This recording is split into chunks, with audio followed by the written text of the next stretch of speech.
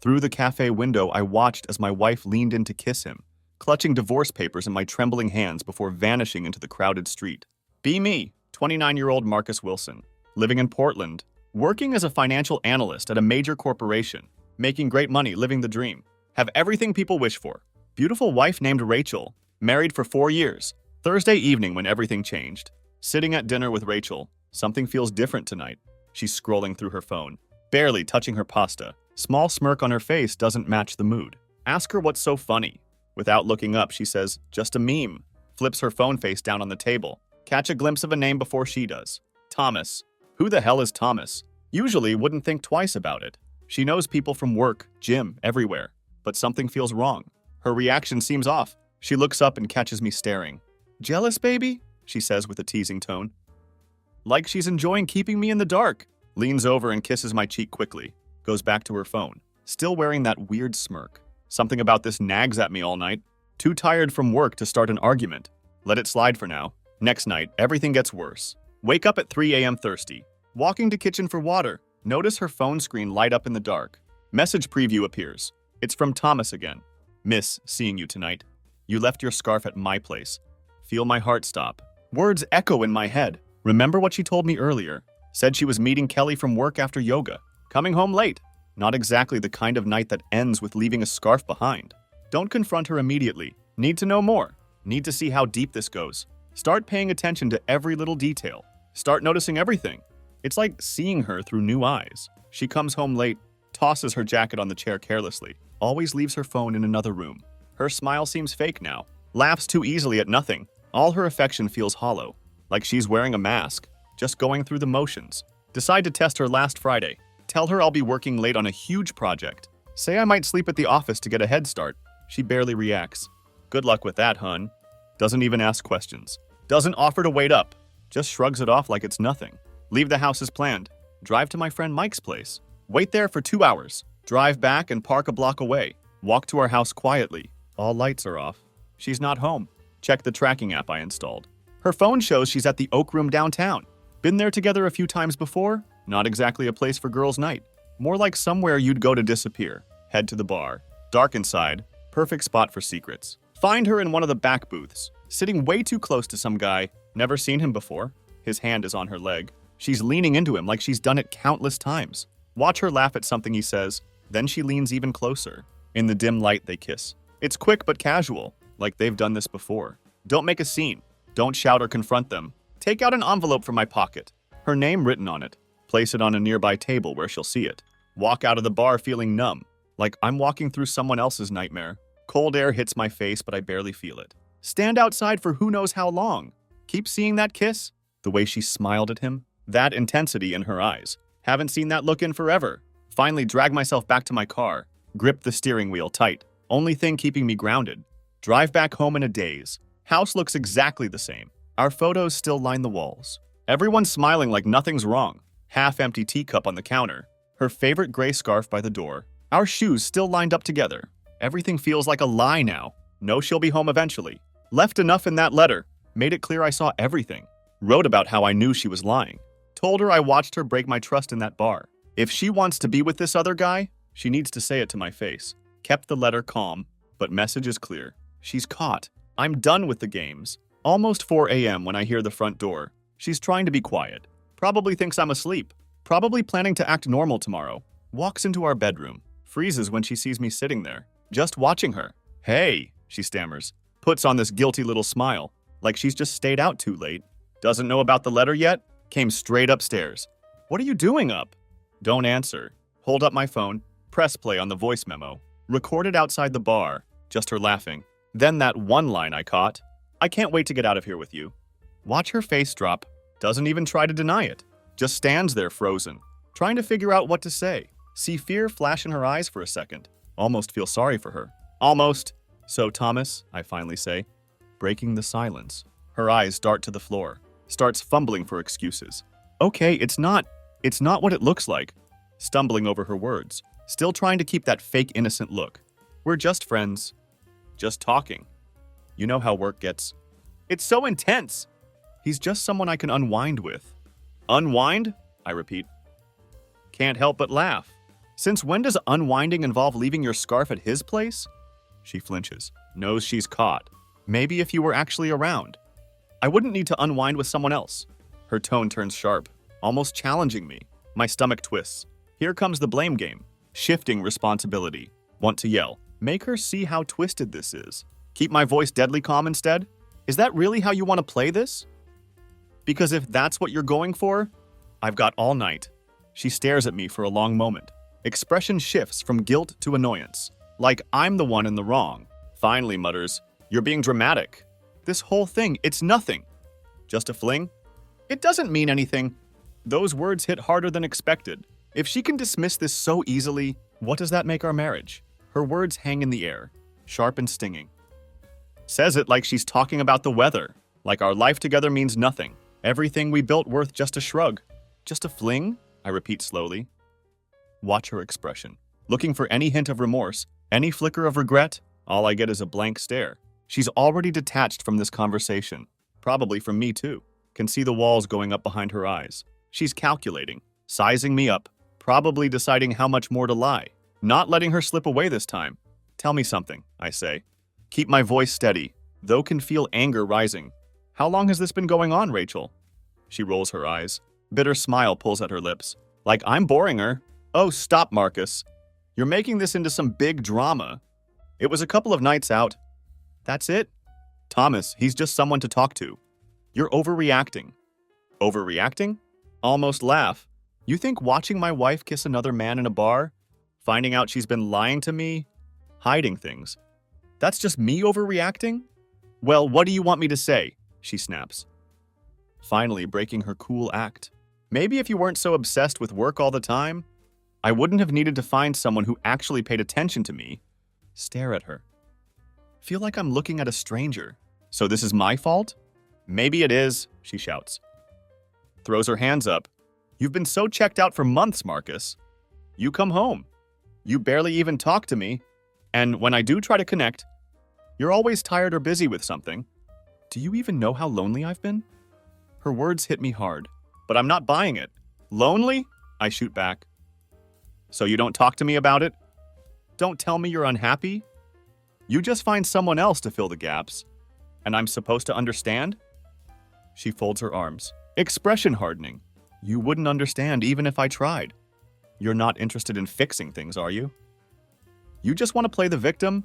Like a switch flips inside her. Any trace of guilt vanishes, starts pacing around the room, throwing out accusations, twisting the narrative, making this somehow about everything I've done wrong. She's not apologizing, not even pretending to regret it. She's rewriting the story, making me the villain. In some bizarre drama where she's the poor, neglected wife, forced to find comfort elsewhere. Sit down. Try to process the storm of accusations. She's hurling my way. Suddenly, it's my fault she'd been driven to this. My fault that she'd lied, snuck around behind my back. In her mind, this isn't a betrayal. It's a cry for help. She almost seems smug, like she's found the perfect justification. Stop, I say quietly. Cut through her rant. You don't get to stand there and blame this all on me, Rachel. I'm done listening to you twist this around. She glares at me. For a second, see something fierce in her eyes. Like she's angry I'm not folding under her words. Keep going. Voice low and steady. I'm willing to take my share of the blame for our problems. Fine, I'll admit I've been working more. Maybe I haven't been as present as I could have been. But none of that gives you an excuse to cheat. To lie? To go behind my back like this? For the first time, she hesitates. Flicker of uncertainty crosses her face. But she buries it quickly. Her lips press into a tight line. You just don't get it, she mutters. Almost to herself, like she's talking to someone who isn't even in the room. Then she turns, heads for the door. Where are you going? I ask. Stand up! She doesn't even look back. To clear my head? You're impossible right now. Then she's gone. Door slams shut behind her. Stand there in the silence she left behind. Listen to her footsteps fade. Feel the weight of her words settle in. She wasn't sorry. Wasn't even close to sorry. She'd flipped the script, twisted the blame, stormed out without a single shred of accountability. Feel my anger simmering, building with every second. That's when I realized something. Something I hadn't before. Rachel isn't the woman I thought she was. Maybe she never had been. Don't sleep that night after she left. Sit there in the silence of our house. Anger morphs into something colder, sharper. Something that demands action. She turned this entire situation on me. twisted every lie, every betrayal, into some desperate plea for my attention, then just walked out like she was wronged. That's the moment I knew. Couldn't just let this slide. If she was going to play games, I'd make sure she'd remember who she was playing against. She comes back just before sunrise, eyes red and exhausted. Can tell she expects a fight, maybe even some kind of apology from me. Don't give her either. Act calm, distant, civil. Don't demand explanations. Don't push her to talk about her night out. Think that throws her off more than any argument. Can see her watching me, waiting for me to snap, or beg her to work things out. But I don't. Just go through the motions. Drink my morning tea, read the news, even make her breakfast. Don't say a word about what happened. She doesn't bring it up either. Guess she thinks her silence means control. If she doesn't acknowledge what she did, she can pretend it's not a big deal. It's strange. Like we both agreed to step into some twisted version of normal, ignoring the reality hanging between us. That whole day I go through my routine, act like nothing's wrong, like I'm not replaying every moment of her betrayal. But beneath the calm, I'm planning. Want her to feel what I felt? Even a fraction of the confusion. The helplessness she put me through. Decide to start with her own tricks. Begin going out late. No explanations. Answer her questions with half-truths. Just seeing some old friends.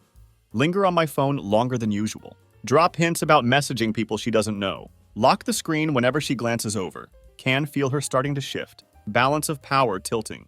Best part is, she doesn't know if she has the right to ask.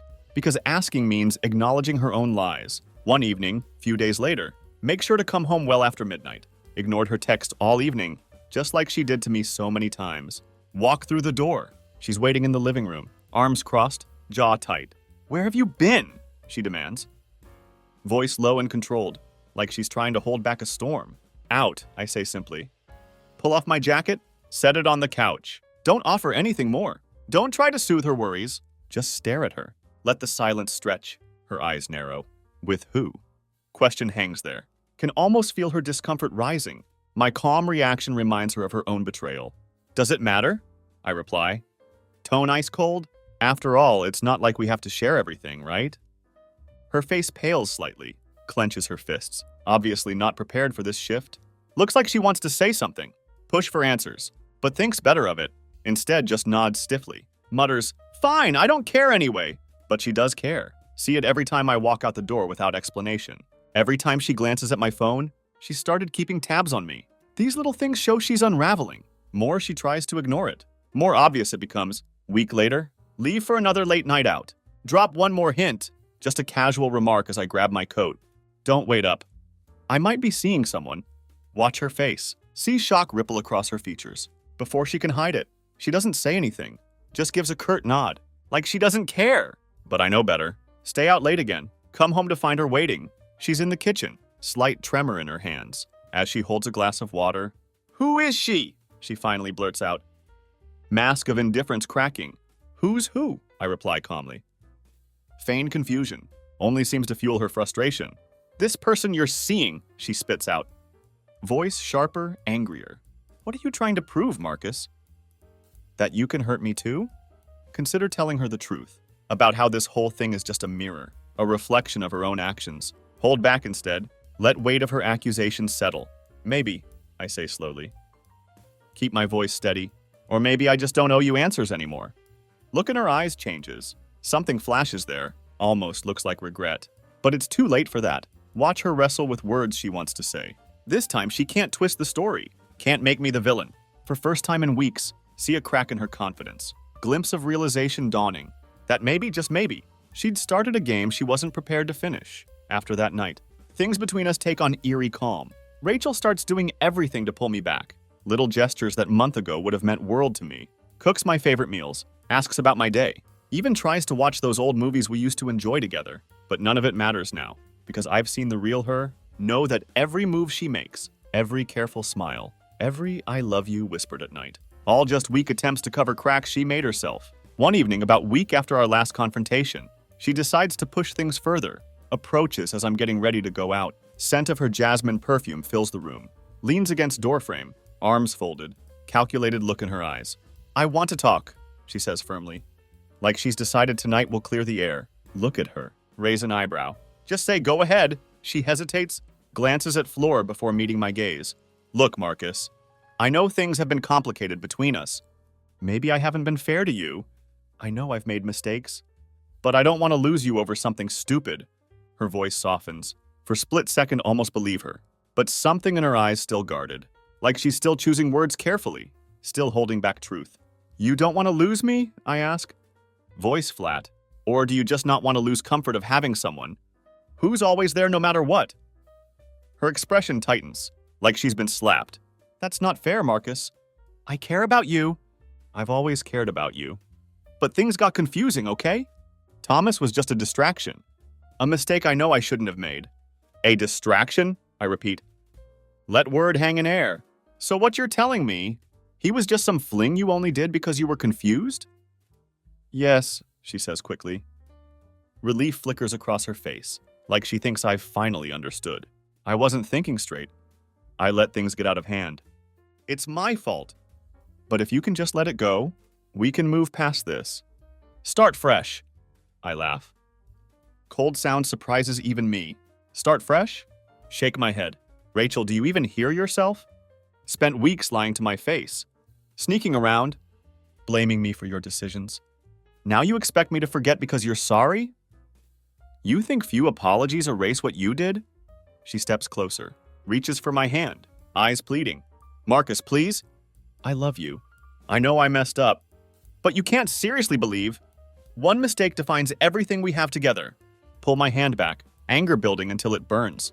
Rachel, you don't even know the half of it. Words come out before I realize. She looks at me, eyes widening. Suspicion darkening her expression. What's that supposed to mean? Silent for a moment. Debating if I should reveal everything, all I've pieced together about her lies. The late nights, the messages she thought she'd hidden so well. Almost want her to feel weight of every step. In this game, she thought she'd mastered. Instead, take a breath. Lean in close enough to see tension in her face. It means that maybe you weren't the only one who decided to unwind somewhere else. Her face blanches, stumbles back slightly, mouth opening and closing, struggling to process my words. Don't elaborate. Just let seed of doubt take root, twisting her confidence. Same way she twisted mine. She tries to cover up her shock. Throw back some cold retort. But her voice falters. You wouldn't. You're just saying that to get under my skin. Am I? I reply. Tilt my head. Give her small knowing smile. Or maybe I just finally realized, if you could go off and find someone new so easily, maybe I could too. She looks like she's been punched. For first time since all this started, she's the one who looks genuinely hurt, like reality of her actions finally hitting her. Opens her mouth to argue, to defend herself, but no words come out. Then just as quickly as hurt flashed in her eyes, it's replaced by something else, cold calculating anger. She straightens, narrows her gaze at me. So that's what this has been about? Getting even? No, Rachel, I reply calmly. This isn't about revenge. This is about finally letting you see that you don't get to decide what's real and what's not. You lost that right moment you lied to my face. She glares at me, biting her lip, trying to keep emotions in check, but I can see her wavering. All the control she thought she had, power she thought she held over me, it's crumbling. For first time, she's the one left with questions, with uncertainties. Without another word, turn and grab my keys. Walk out the door. This time, don't say where I'm going.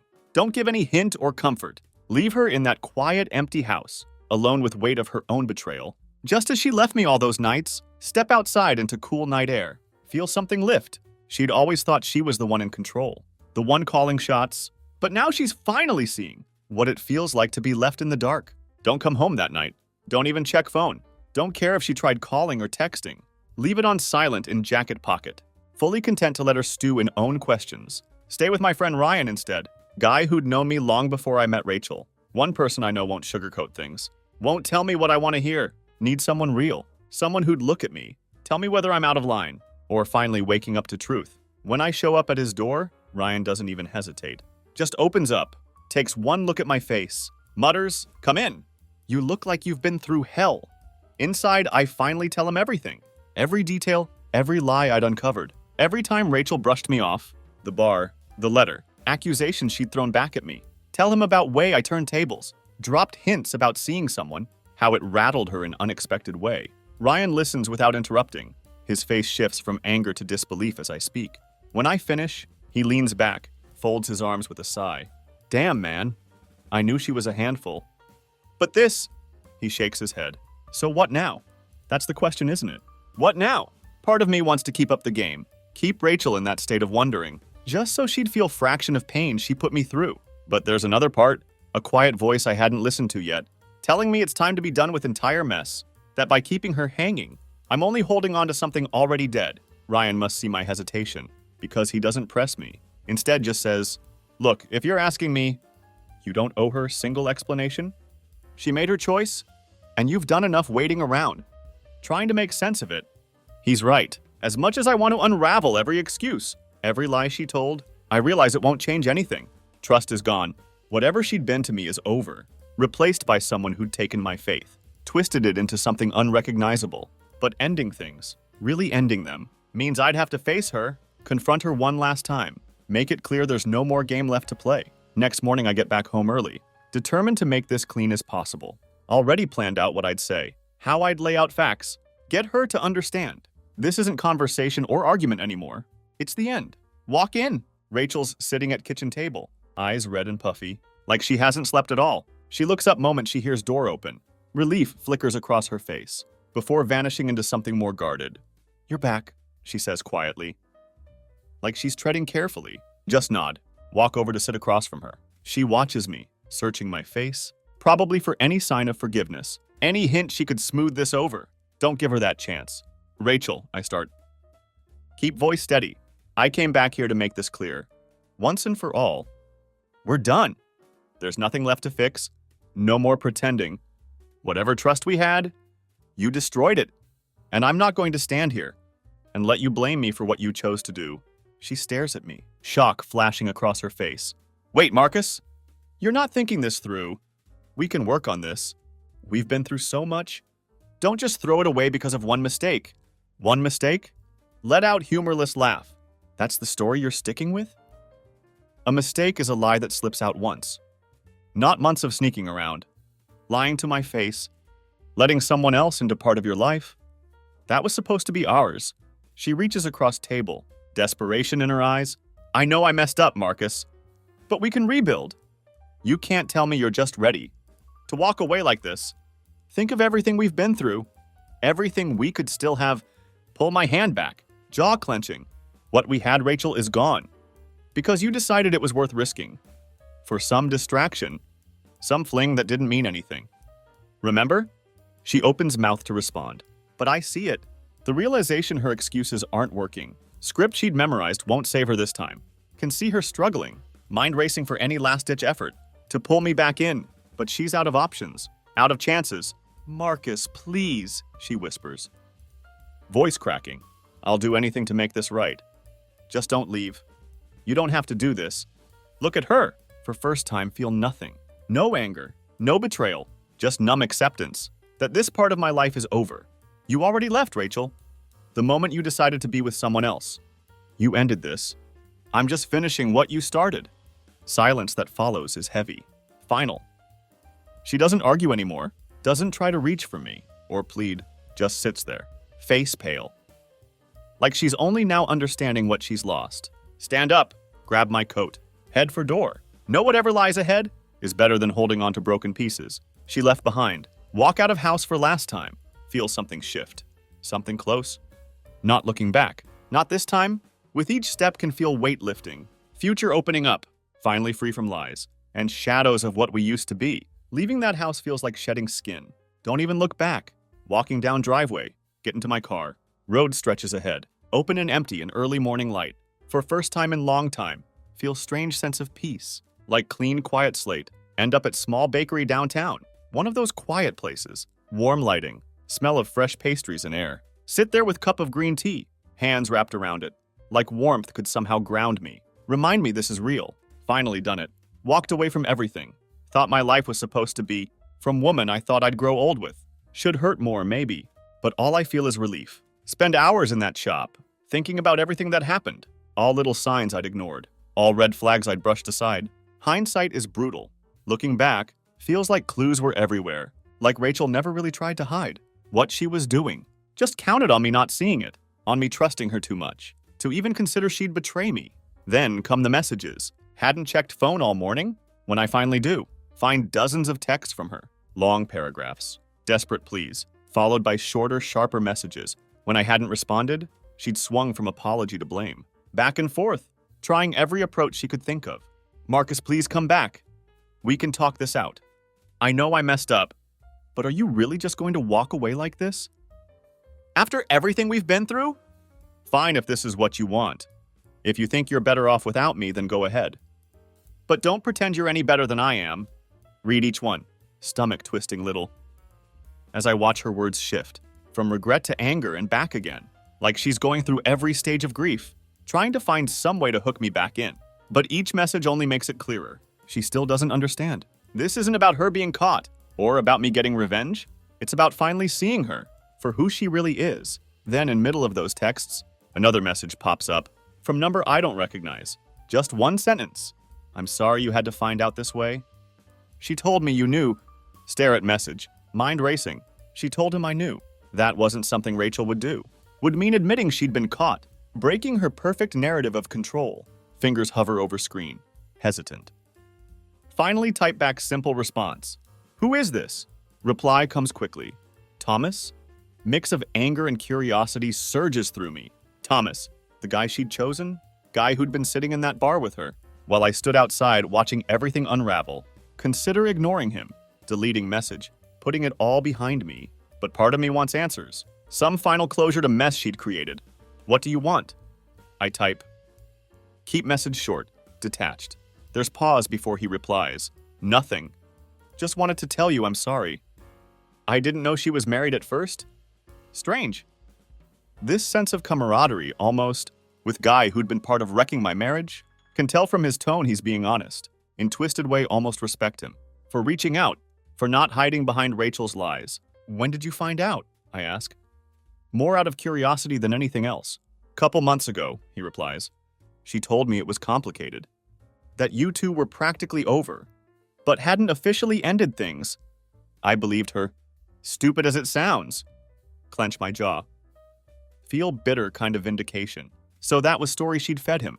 That we were just hanging by thread. That she was practically free. Only formality away from being single. And of course he'd believed her. She was good at that. Turning on charm. Making people see only what she wanted them to see. Well, you know truth now, I reply. We weren't practically over. She lied to both of us. Next message comes slowly, almost hesitant. I broke things off with her a few days ago. I couldn't keep going along with it. Just thought you should know. That stops me in my tracks. She'd been dumped by guys she risked everything for. Probably right around time. She tried to play me with her apologies and half-hearted confessions. Strange sense of justice settles over me. Like karma finally caught up with her, in ways I hadn't even planned. Thanks, I type back simply. Leave it at that. Put phone down. Stare out window. At world moving outside, people hurrying along sidewalks, going about their days, oblivious to everything I'd just gone through. In strange way, that message from Thomas was final piece I needed. Entire story clear now. The lies, the manipulation, the selfishness that she'd never even tried to hide. Take deep breath. Pay for my tea. Grab my coat. Walk out of bakery. Leaving texts, messages, entire mess in past. I'm done. For first time, know that I'm finally truly free of her. And with every step, feel lighter. Ready to rebuild my life. From scratch. Far away from wreckage she'd left behind. Week passes. Strange settling into life. That doesn't revolve around Rachel's moods. Her lies. Her constant presence. My days feel quieter. Clearer. Keep myself busy. Spend more time with friends. Throw myself into work. Even pick up some hobbies I'd neglected over years. Like rediscovering pieces of myself that I'd let fall away bit by bit in my effort to keep her happy. Then one evening, just as I'm unwinding, with book and glass of scotch, there's knock at my door. Not expecting anyone. Small part wonders if it's Ryan. Stopping by to check in. Open door. My stomach drops. There she is. Rachel. Looks disheveled. Tired. Dark circles under eyes. Even her makeup can't hide them. For a second, neither of us speaks. She just stands there, biting lip, glancing around, like she's not sure she came to right place. Marcus, she says finally. Voice barely above whisper. Can I come in? First instinct is to say no. Shut door right in her face. Something stops me? Maybe it's look in her eyes. Maybe just want to hear what she could possibly have left to say. Step back wordlessly. Let her inside. She walks in slowly, taking in place, probably noting subtle changes. Little signs I'm already moving on. Once she's inside, cross arms, lean against wall, keep my distance. What do you want, Rachel? She looks down, takes shaky breath. Before meeting my eyes, I wanted to talk. Just to explain. Let out bitter laugh. Explain? Haven't we been through enough of that already? I thought I made it clear. There's nothing left to explain? She winces at my tone, but doesn't look away. I know, Marcus, but I can't. I can't just let this end without you understanding my side. I messed up, I know I did, but I need you to know. I never meant for it to go this far. Take deep breath, force myself to stay calm. You never meant for it to go this far? Rachel, you didn't just slip up once. You made choice after choice. You lied. You sneaked around, then had nerve to act like this was all my fault. You don't get to come here and make yourself victim now. Her eyes fill with tears. For a moment looks genuinely remorseful. I know, Marcus. I know I don't deserve your forgiveness. But I can't stop thinking about what we had. Everything we shared. I miss you. I miss us. I know you hate me right now. Her voice cracks, takes shaky breath. I don't think I'll ever feel that way about anyone else. Look at her. Weight of her words sinking in. There was time. God, so many times when hearing her say those things would have pulled me right back. Would have made me feel like maybe there was something worth saving. But now it feels empty. Forced. Like she's saying what she thinks will make me stay. Not because it's true. Rachel, I say quietly. I don't hate you, but I don't love you anymore either. Her face pales, takes step back, shoulders slumping. You don't mean that. Shrug. Feel last bit of anger drained from me, replaced by calm acceptance. I do. I meant it when I said it was over. And you know what? I think you knew that too. That's why you came here, isn't it? Because you couldn't stand idea of me moving on without you. She flinches, words hitting harder than expected. Can see realization sinking in. Her understanding that she's lost me for good, maybe for first time. She sees what she'd really done, not just to me, but to herself. For a moment, we stand there in silence. Just two strangers who'd once shared life, now separated by ocean of broken trust and regret. She wipes her eyes, nodding slightly, accepting what she can't change. I guess I was hoping. She trails off. Voice small and defeated. But you're right. I didn't think this through. I just didn't want to believe it was really over. Nod, not unkindly. It is, Rachel. It's been over for a long time. We were just both too afraid to face it. She doesn't argue, doesn't try to fight it anymore. Instead gives me one last lingering look, like she's memorizing my face, then turns and walks to door. Pauses, hand on handle, whispers, "Goodbye, Marcus." "Goodbye, Rachel." And with that, she's gone, leaving me standing alone, in quiet of my home, expected to feel something. Sadness. Relief. Maybe even regret. But all I feel is sense of calm finality. Like last page of book closing, allowing new one to begin. And for first time in months, know I'm ready to turn that page. In days that follow, find myself adjusting to new rhythm, one where Rachel doesn't occupy any space. In my thoughts, feels surreal, like finally waking up from long, exhausting dream. Weight of our past is gone. In its place is clarity I haven't felt in years. Pour myself into work, reconnect with friends, even start going to climbing gym more regularly. Little by little, I'm rebuilding. Then surprising thing happens. Start seeing things differently. All small, seemingly insignificant parts of life take on new meaning. Notice things I'd let slip during years with Rachel. Friendships I'd let go of. Family gatherings I'd skipped because she didn't want to go. Hobbies I'd abandoned just to keep up with her social calendar. Like every sacrifice I'd made for her comes flooding back. Each one reminder of how much of myself I'd lost trying to hold on to something that was already gone. One afternoon, clearing out old boxes in closet, find stack of photos from before Rachel and I ever met. There I am, grinning with my old college friends, rock climbing in Yosemite, celebrating birthdays, road trips with people who knew me before I'd ever shaped myself to fit someone else's expectations. Looking at those pictures, feels strange mixture of nostalgia and anger. Traded so much of that freedom, that joy, just to make relationship work. That was never balanced to begin with. As weeks go by, focus on reconnecting with people who had always been there, people I'd taken for granted, meet up with Ryan more often, go hiking with old college buddy, even catch up with my sister, who'd been gently nudging me to visit for years. Each of them welcomes me back, without hint of resentment, even though I know I hadn't been there for them as much as they'd been there for me. My sister especially doesn't hold back. She'd always been realist, unafraid to tell me truth, even when I didn't want to hear it. One night, sitting on her back porch, she looks over at me, small smile on face. You know I've been waiting for this. Version of you to come back. Raise eyebrow. What do you mean? She shrugs, taking sip of chamomile tea. The Marcus who didn't need someone else. To feel whole. The Marcus who didn't have to sacrifice every bit of himself to make someone else happy. She pauses, glancing at me with that knowing look only sister can give. I didn't recognize you for a while there. You know, you seemed smaller. Like you'd folded yourself up? Just to fit into smaller space? Her words hit hard, sharper than expected. Because I know she's right. I had shrunk myself, chipped away pieces, all to make Rachel feel secure, to avoid conflict, to keep things perfect. But perfection was lie, and that small, folded-up version of myself was just shadow of who I really was. Look out over her yard, quiet sounds of evening settling around us. I think I lost myself, trying to keep her, say it more to myself than her. My sister puts hand on shoulder, gives it reassuring squeeze. But you're here now, she says softly. And that's all that matters. Those words settle something deep inside me. It's true. I am here now, stepping out of Rachel's shadow.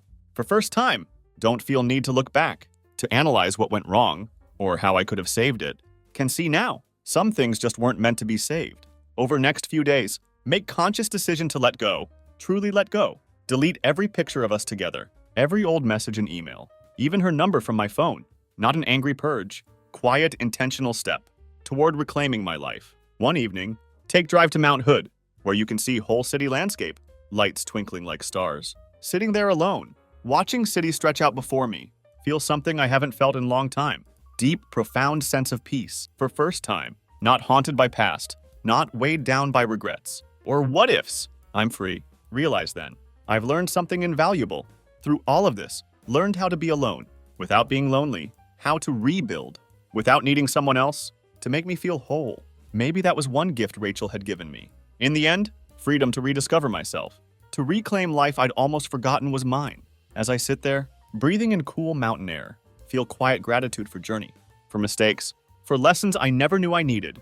And with that realization, close final chapter of that part of life, ready to start something new, something that's truly, fully mine. Months pass. With each one, memories of life with Rachel fade, like distant echo, settled into my new normal, routine that's completely my own. Spend mornings running through Forest Park, evenings reconnecting with old friends, weekends exploring city, discovering places never taken time to appreciate before. Every day feels lighter, freer, like finally steering my own life again. Then one Saturday, on whim, decide to try woodworking class. Been picking up small hobbies here and there, photography, cooking, even bit of gardening, just trying things that feel like they're mine. Woodworking was next on list. Figured couldn't hurt to give it shot. Studio is small, tucked away on Quiet Street, with big windows, rows of wooden pieces on shelves, each one more unique than last. I'm late, typical me. Rush into class, find everyone already at their workstations, focused and quiet. Instructor, middle-aged woman with warm smile, waves me over to empty spot, near back, next to woman with auburn hair, pulled back in messy bun. She glances up as I settle in, gives me quick, polite smile. First time? She asks. Tone light, friendly, nod, chuckling. Is it that obvious? She laughs, genuine, easy laugh. Find myself relaxing. It always is, she says. I'm Hannah. Marcus, I reply. Reach out to shake her sawdust-covered hand. Without even thinking, she grins, raising her messy fingers with laugh. I realize my mistake, chuckling along with her. From there we work side by side, chatting as we fumble through shaping wood. Hannah has this easy energy, calm yet full of life, draws me in without effort, has way of laughing at her own mistakes. That makes me laugh too. Talk about everything, from work to travel, to best ramen spots in city. Conversation flowing, like we'd known each other longer than couple of hours. At end of class, our wooden boxes are far from perfect, slightly uneven edges, but there's something oddly satisfying about creating something with own hands, something that doesn't have to be flawless, to feel meaningful. Hannah seems to feel same way, holding up her misshapen box with proud grin. Looks like 5th grade shop class project, she jokes. Setting it on shelf to dry. Hey, it has character, I say, smiling. Besides, if it can hold stuff, it's success in my book. She laughs. As we leave studio, She turns to me, hesitating for a moment before saying, "There's tea house down street. Does amazing jasmine tea? If you're not in rush, I mean." Pause, surprised by invitation, but genuinely intrigued. Lead the way. Tea house is cozy, filled with warm smell of herbs and fresh baked cookies. Find spot by window. As we sip our drinks, conversation shifts to deeper topics, kind you don't expect to have with stranger. Hannah shares stories about her work as pediatric oncologist, her passion for helping kids, ways she'd fallen into woodworking. As way to unwind, tell her bit about myself, carefully navigating around past with Rachel. Not because I'm hiding it, but because it doesn't feel relevant anymore.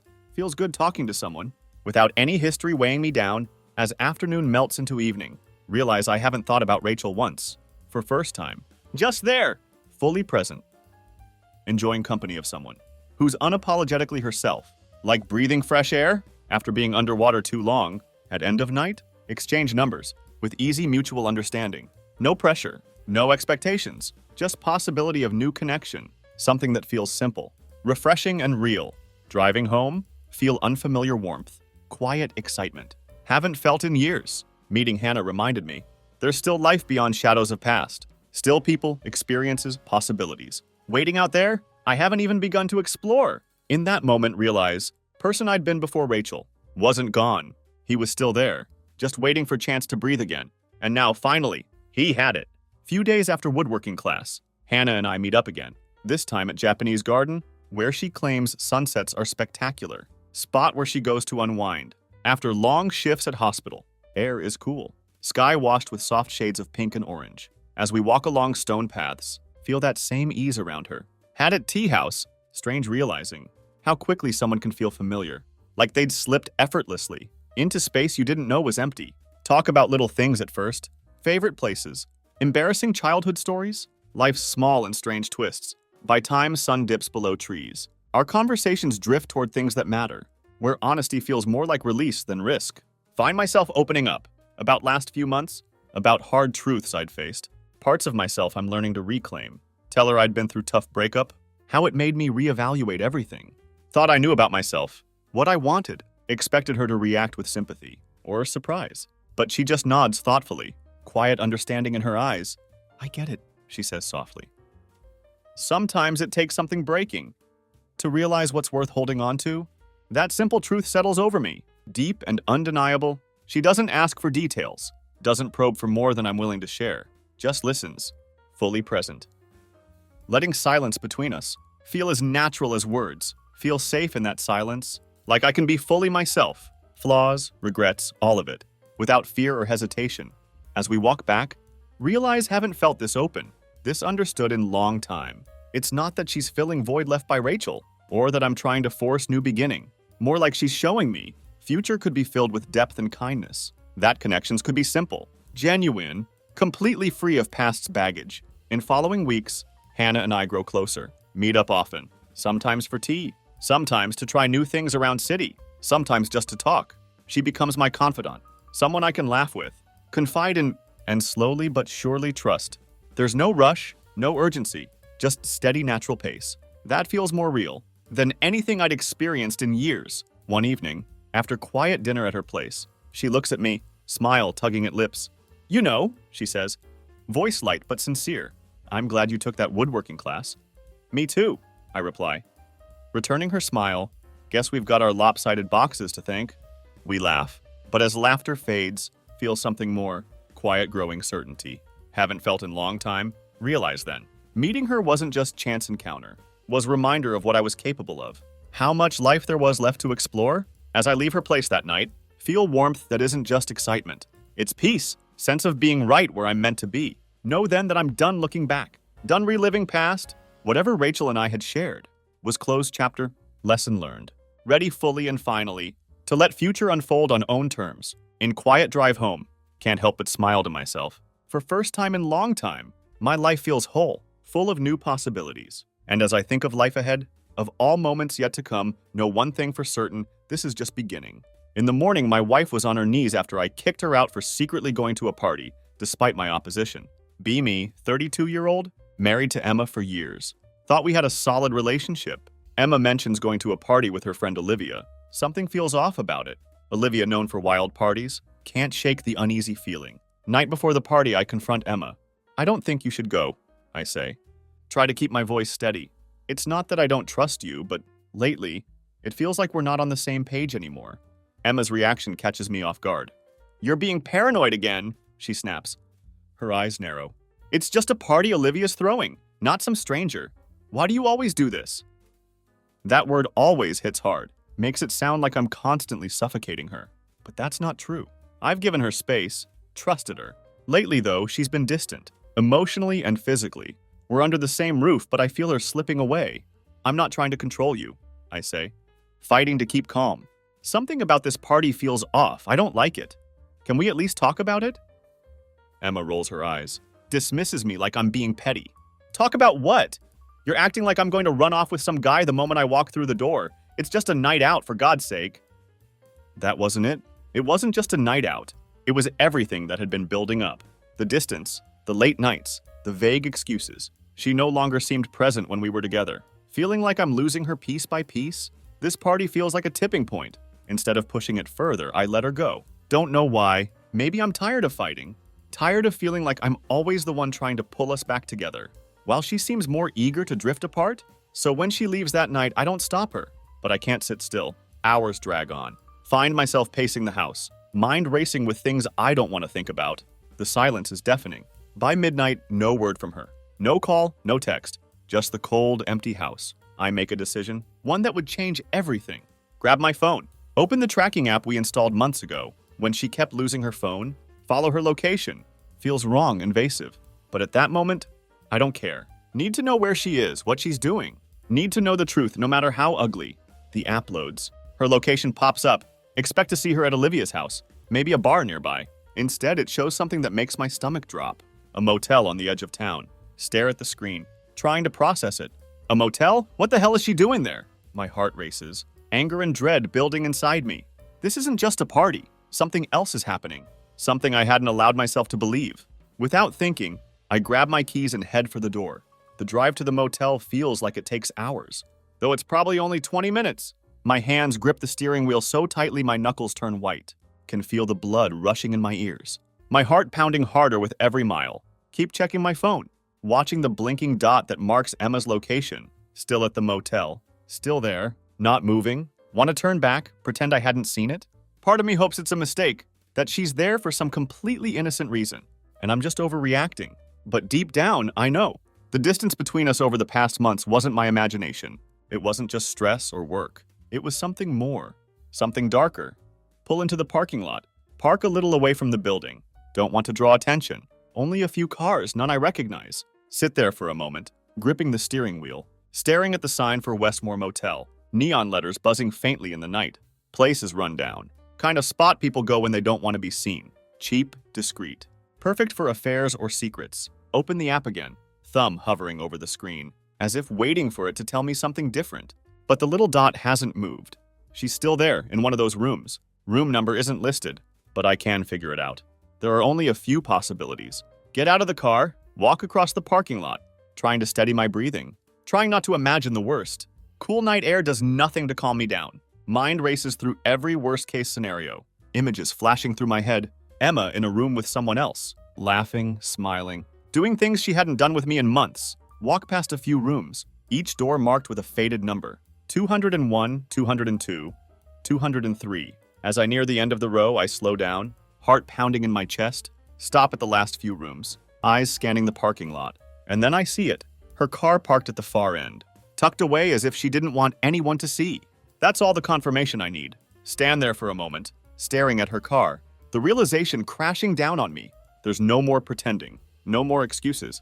She's here in a motel, and there's no good reason for it. The trust we had is shattered, replaced by something I don't want to acknowledge. Walk up to the door of the room closest to her car, fists clenched at my sides. Room 214. The blinds are closed, faint glow of a lamp spilling out from the edges. Hesitate, my breath shallow. Do I really want to know? Do I really want to see what's behind that door? Yes, I have to. Raise my hand to knock, but stop just inches from the door. Instead, I press my ear against it, listening. At first, there's nothing but silence. Then faint voices. Hers laughing softly. A man's voice follows, muffled, but enough to send a surge of rage through me. I don't need to hear more. Without thinking, I bang on the door. Hard. The voices inside stop abruptly. I can hear movement. Shuffling, whispers, panic. My mind is racing. My body shaking with adrenaline. I knock again, louder this time. "Emma, open the door!" I shout. My voice cracking with anger. For a moment, there's nothing but silence. Then the door opens a crack, just enough for me to see her face. She looks pale, shocked, as if she couldn't believe I was standing there. Her hair is messy, her makeup smudged, like she'd been caught in the middle of something. Something she couldn't talk her way out of. "What the hell are you doing here?" she hisses. Her voice low, her eyes darting around, like she's checking if anyone else is watching. I don't care about the scene. "What am I doing here? What are you doing here?" I shot back. Pushing the door open wider, I can see the room now. A bed, rumpled sheets, and a man sitting on the edge, looking equally stunned. He isn't anyone I recognize, just some random guy, exactly as I'd feared. Emma steps out, closing the door behind her, trying to block my view. "This isn't what it looks like," she says, her voice wavering, but her eyes give her away. She's scrambling, desperate to regain control of the situation. I laugh, the sound bitter and cold. "Isn't it? Because from where I'm standing, it looks exactly like what it is. Can't believe this is happening. Can't believe how easily she betrayed me. After everything. After all the chances I had given her." She reaches out, trying to grab my arm. "Let me explain," she pleads. Her voice shaky, but I pull away disgusted. Explain what, Emma?" My voice hard, each word laced with the weight of her betrayal. "You're here in a motel with him," I say. She opens her mouth, but no words come. For the first time, she can't lie her way out of it. And that's when I know it's over. There's nothing left to salvage. Everything between us, everything I had held on to, is shattered. "Do you have any idea what you've done?" I ask. Emma's hand drops to her side, the look on her face shifting from shock to something colder. Defensive? Like she's already calculating her next move. The man inside hasn't bothered to come out. He's still sitting there, probably hoping I'd just leave. Too cowardly to face the damage he'd helped cause. "This isn't how you think it is," Emma says, her voice steadier now, like she's trying to take back control of the situation. "But it's too late. I've already seen enough. Just let me explain, okay? Can we go somewhere and talk?" I shake my head, disbelief and anger churning inside me. "Talk? What is there to talk about, Emma? You're standing in front of a motel room with another man. I've been worried sick, thinking something was wrong with us, and here you are, proving me right." She glances back at the door, her eyes flicking toward the guy inside, then back to me. She's panicking. I can see it, trying to think of how to spin this, how to make it seem like less than what it is. It's not what you think. It's just... things haven't been right between us for a while, and I didn't know how to deal with it. "To clear your head? Is that what you call this?" I interrupt, my voice rising. "I don't need to hear your excuses, Emma. You're caught. Don't insult me by pretending this is anything but what it is." She takes a step toward me, her expression softening, like she thinks she can still fix this, manipulate the situation. "I'm sorry, okay? I messed up. I know I messed up, but let's go somewhere and talk about this. We can figure it out." Figure it out? The words echo in my head, hollow and meaningless. How is there anything left to figure out when the person I thought I knew had been lying to my face for months? I back up, putting more distance between us. "No, Emma, you don't get it. I'm done. There's nothing left to figure out. You made your choice the moment you stepped into that room. You didn't care about us then, and you don't care now." She opens her mouth to say something, but I don't give her the chance. "Was it worth it?" I ask. My voice lower now, not out of anger, but exhaustion. I feel tired, drained from months of carrying the weight of our crumbling relationship alone. Was it worth blowing up everything we had? Because I'm done fighting for someone who already walked away. For a moment, she doesn't say anything. Her eyes drop to the ground, her facade cracking just enough for me to see the guilt underneath. But the guilt isn't for me. It's for herself. She's sorry she got caught. Sorry this isn't playing out the way she'd hoped. "I didn't mean for this to happen," she whispers, her voice breaking just a little. I didn't think it would get this far. I stare at her, incredulous. "Get this far? Emma, you've been lying to me for months. You've been disappearing, making excuses, and I've been sitting at home like an idiot, thinking it was my fault. And now you're telling me you didn't mean for it to get this far? That's all you have to say?" She looks up at me, her eyes pleading. "Please, I don't want this to be the end. We can fix this. I'll end it with him, I swear. I'll make it right." I laugh, but it isn't out of humor. It's the laugh of someone who has finally reached the breaking point. who realized how far beyond saving things have gone. End it with him? It's already over, Emma. The moment you decided to lie, the moment you chose someone else over us, it was done. You don't get to make it right now. The tears start then. Real or fake, I can't tell anymore.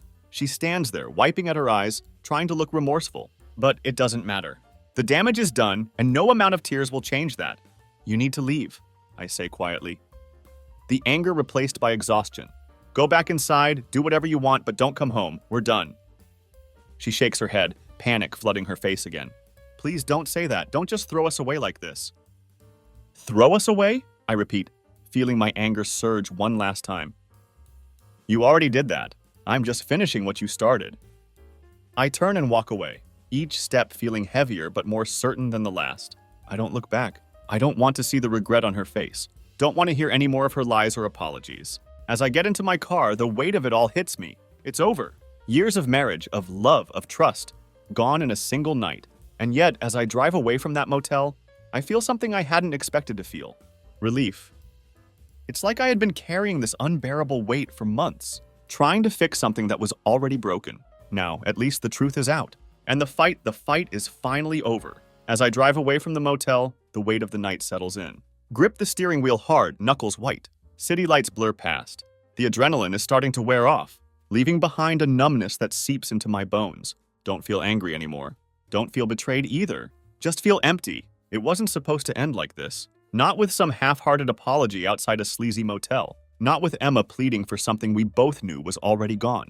I'd spent years believing we could work through anything, that whatever rough patches we hit were temporary. But standing in that parking lot, listening to her lies fall apart one by one, I realized something. The Emma I married wasn't there anymore. Maybe she hadn't been for a long time. Pull into the driveway. The familiar sight of our house brings no comfort. It looks the same, but it feels different. This isn't home anymore. It's just a house, a place where two people had drifted apart, pretending they could hold on to something that had died long before tonight. Sit in the car for a few minutes, staring at the front door, knowing that once I step inside, everything will change. Don't have the energy to face it yet. Not the memories, not the silence. So I just sit there, running through the past few months in my head, replaying every moment where I should have seen the signs. The late nights out with no explanation.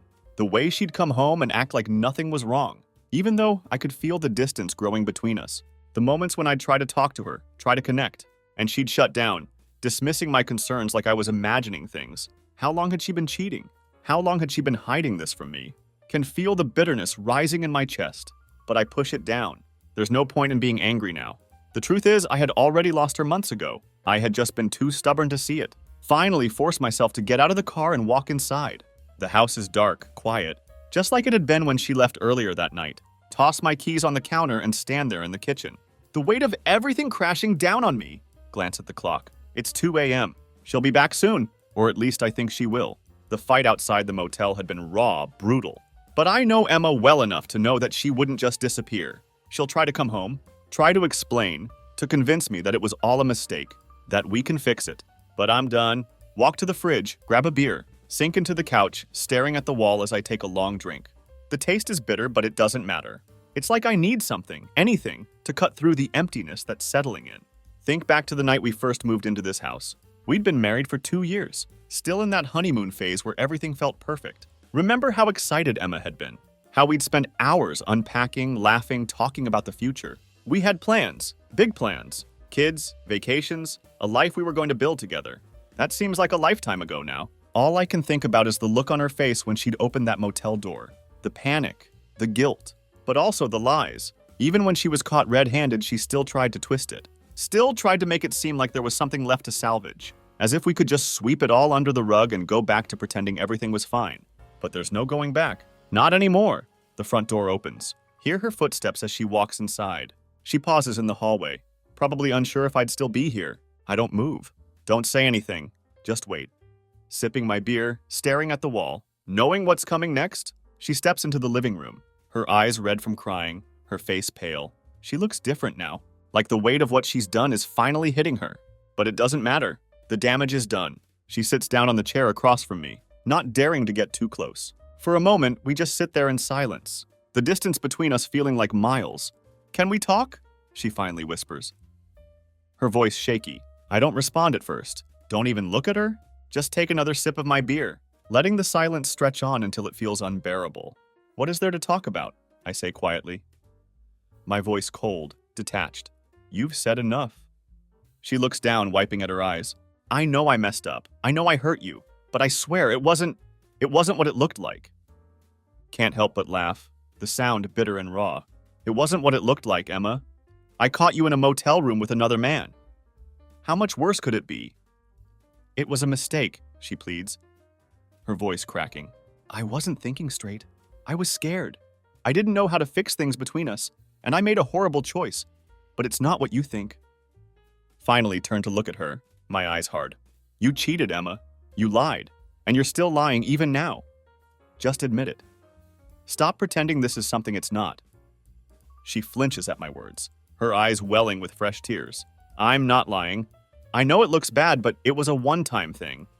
It didn't mean anything. I was lost, and I didn't know how to tell you. I didn't know how to deal with everything. Stare at her, the anger boiling inside me again. But it isn't the explosive kind of anger. It's the cold, settled kind. The kind that makes you realize you're done. It's over, Emma, I say quietly. Setting down my beer.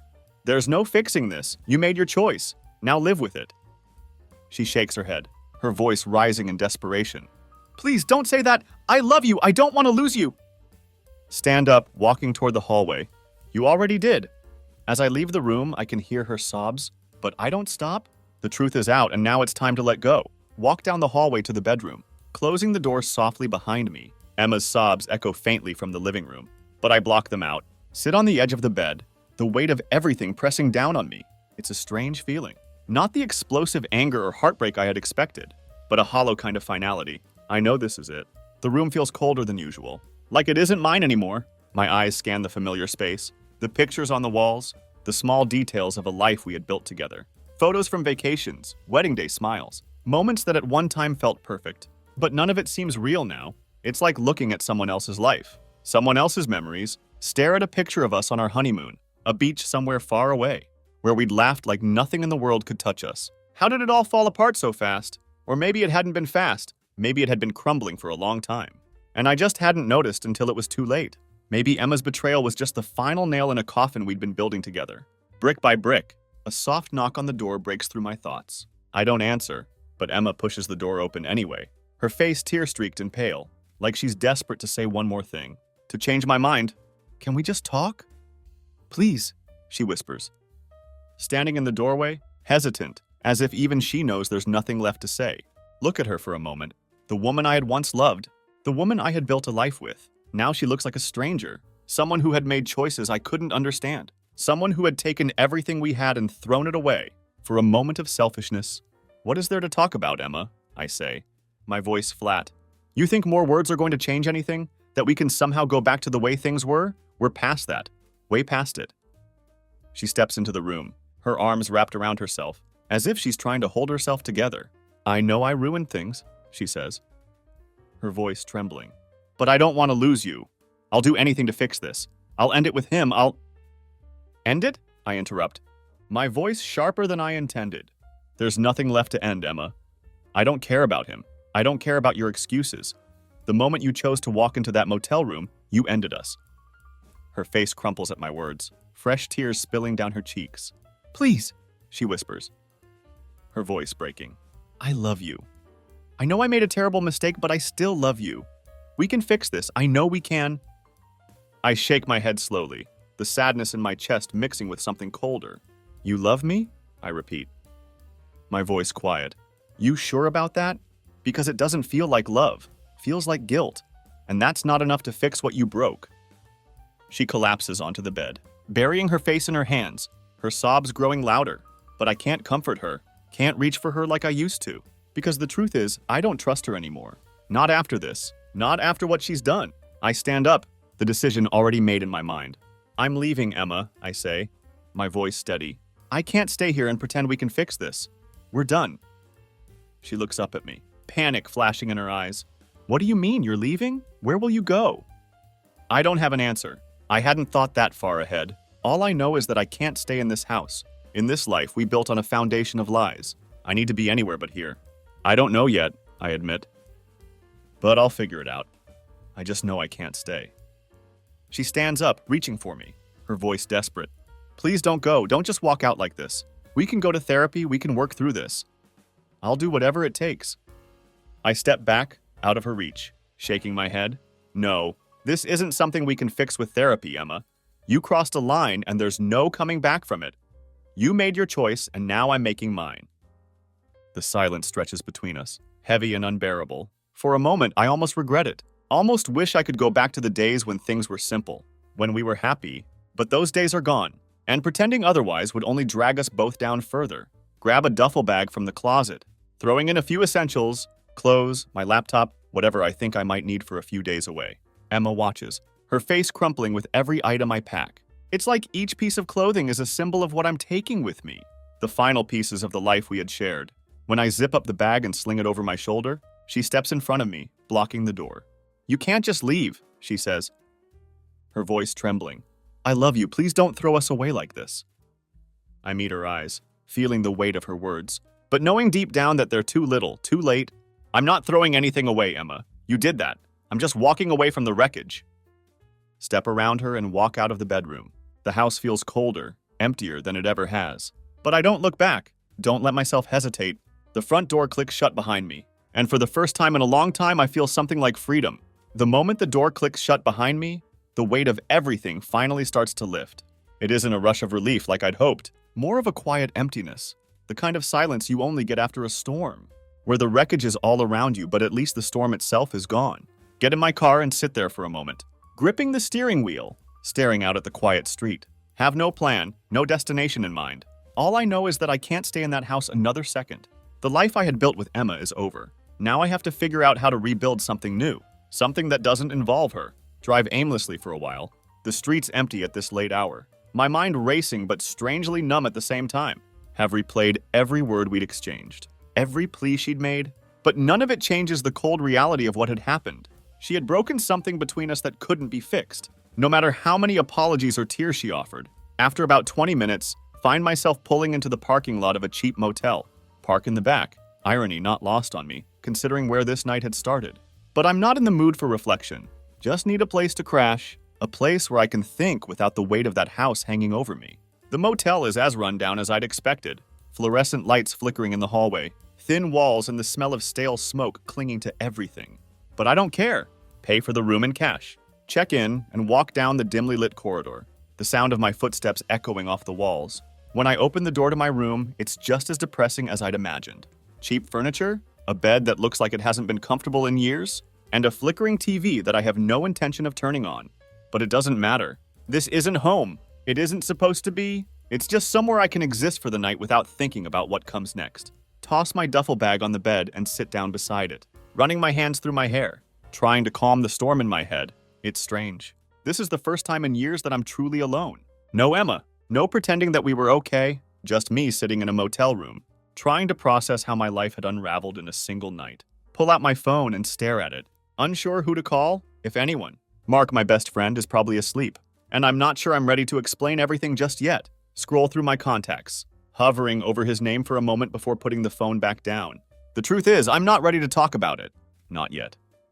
Instead, I lean back on the bed, staring at the ceiling, the silence pressing in around me. My mind wanders back to the argument in the bedroom, the way Emma had pleaded with me to stay, to forgive her, to fix things.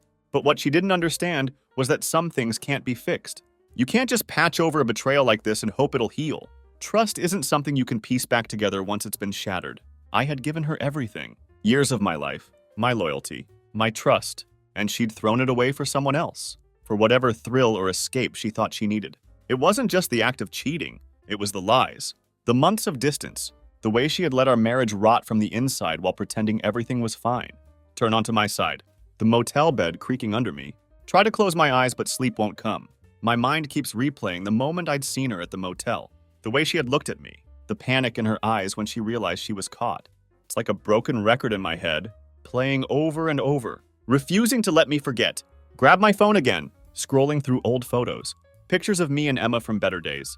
There's one of us on a hike, smiling at the camera, arms around each other, looking like the perfect couple. It's hard to believe that the people in those photos are the same ones who had stood in that bedroom hours ago, tearing each other apart.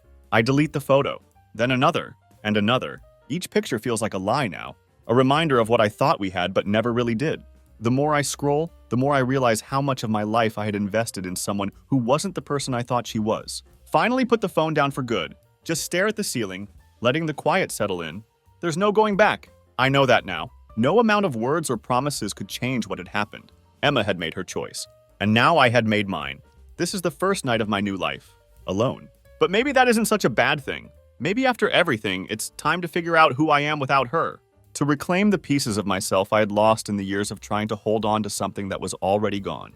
As I drift into a restless sleep, one thought keeps repeating in my mind, it's over. And this time, I'm not scared of what that means. The morning light filters through the thin curtains of the motel room, casting a pale glow over everything.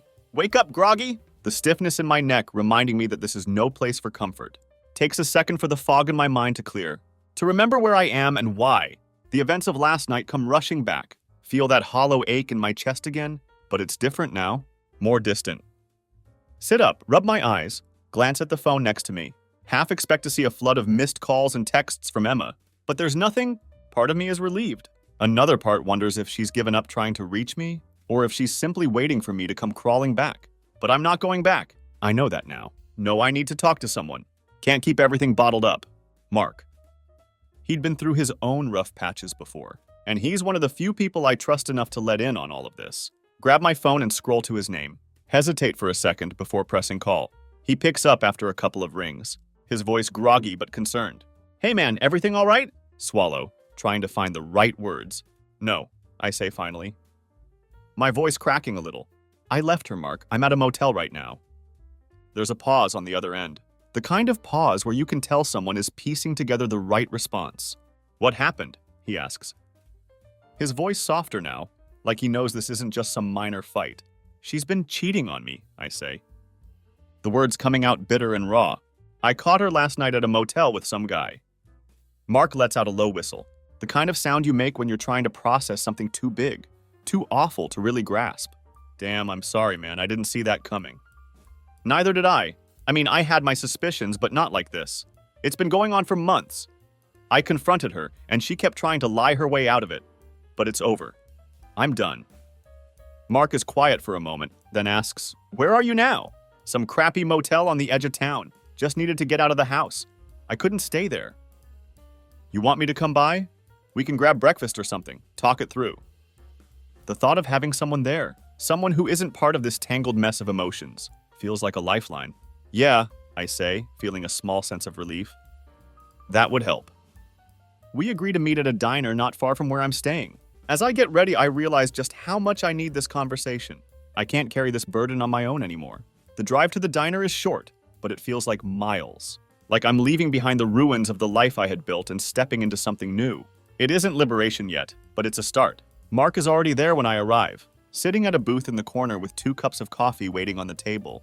He waves when he sees me, his expression one of sympathy and concern. As I sit down, he pushes a cup toward me, knowing I'll need it. So, he says, leaning forward, his hands wrapped around his coffee mug. Tell me everything. And I do. Tell him about the weeks of distance, the growing suspicion, the lies Emma had spun. Tell him about tracking her to the motel, about the confrontation, about the way she tried to twist it even when she was caught. Lay it all out piece by piece, like unloading a weight I'd been carrying for too long. Mark listens quietly, nodding occasionally, his expression grim. When I finish, he leans back, letting out a slow breath. Man, I'm sorry, There's no excuse for what she did, but I'm glad you left. You can't come back from something like that. I nod, taking a sip of the coffee. Yeah, I thought maybe we could fix things, but after last night, there's nothing left to fix. So what's your plan now? He asks, genuinely curious. I hadn't really thought about it. I hadn't had time to. I don't know yet, I admit. I guess I'll have to go back to the house at some point. Figure out the next steps. Divorce, probably. Move out. The words feel foreign, like they don't belong to me yet. Mark gives me a sympathetic look. If you need a place to crash, my couch is always open. You don't need to be alone in that house right now. The offer is tempting, and I know he means it, but something in me wants to face it head on. I need to go back, to see the life I had left behind, if only to make sense of it all. Thanks, I say, managing a small smile. I might take you up on that, but I think I need to go back. Just not yet. We spend the next hour talking, not just about Emma, but about everything. Life, work, the small things that feel normal in a world that suddenly doesn't. It's comforting in a way, knowing that even when your life falls apart, some things stay the same. Mark has a way of making things seem simpler, reminding me that this isn't the end. It's just a really painful chapter. As we finish breakfast and step out into the cool morning air, I realize something. I'm not as alone as I thought. I have friends. I have a life outside of the mess with Emma.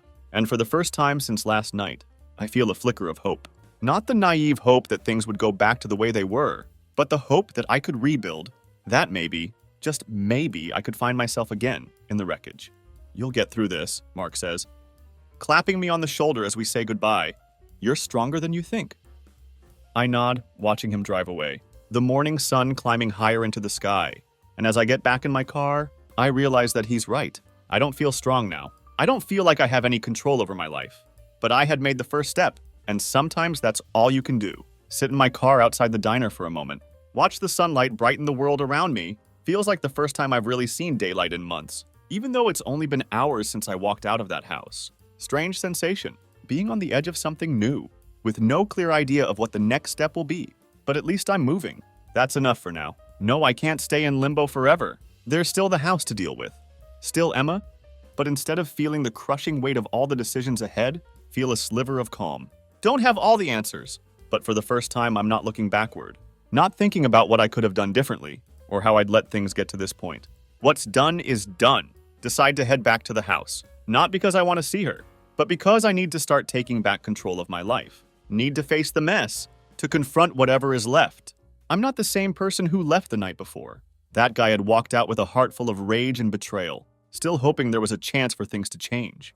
But now I'm just ready to move on. The drive back feels faster than usual, like my mind has shifted into some higher gear, focused on what has to be done. The house comes into view. Our house, though it no longer feels like ours, it feels like a place where two people had lived, but only one had cared about staying. As I pull into the driveway, I see Emma's car still parked out front. Part of me had hoped she would have left by now. But I know better. She isn't the type to disappear. She'll stay, cling to the possibility of us fixing things. But she doesn't understand. There's nothing to fix. Step out of the car. Feeling the weight of what's about to happen, settle in. Walk up to the front door. Take a deep breath before stepping inside. The air in the house is heavy, thick with the tension from the night before. Emma is sitting at the kitchen table, staring at her phone. But she looks up the moment I walk in. Her eyes are swollen, her face pale. You came back, she says quietly. Her voice hopeful but fragile. Don't respond right away. Just stand there looking at her, trying to reconcile the woman in front of me with the woman I had loved for years. But I can't. Too much has happened. I didn't come back for us, I say finally. My voice steady but cold. I came back to get things in order. She looks down, her hands trembling slightly. I know you're angry. I know I messed up, but we can still... No, I interrupt, cutting her off before she can spin any more fantasies. We can't. We're done, Emma. Last night wasn't just a mistake. It was the truth coming out. You've been lying to me for months, and whatever we had, it's gone. I can't forgive that. She blinks, the reality of my words sinking in. Her mouth opens like she's about to say something, but she closes it again, as if she realizes there's nothing left to argue. I can see the pain in her eyes, but I don't feel sorry for her. She had made her choices. So what now? She asks, her voice barely above a whisper. Sit down across from her, feeling oddly calm. We end this. I'll get a lawyer. We'll split the house, the finances, everything. I'll move out as soon as I can find a place. We don't need to drag this out. She looks down again, nodding slowly. I guess I knew this was coming, she says quietly. But I didn't think it would happen like this. Neither did I admit. Though the truth is, I'd known for a while that something was wrong. I just hadn't wanted to believe it. For the next hour, we talk logistics. It's clinical, almost businesslike. Who will keep the house? How we'll divide the money? What steps we'll need to take to get the divorce finalized? Emma tries to be civil, but I can see the cracks in her composure. Every once in a while, she'll glance up at me, her eyes filled with guilt, like she wants to say something that would fix everything, but she never does. There's nothing left to say. When we're done, I stand up, ready to leave. I'd packed what I needed the night before, and I don't want to stay in this house a moment longer than I have to.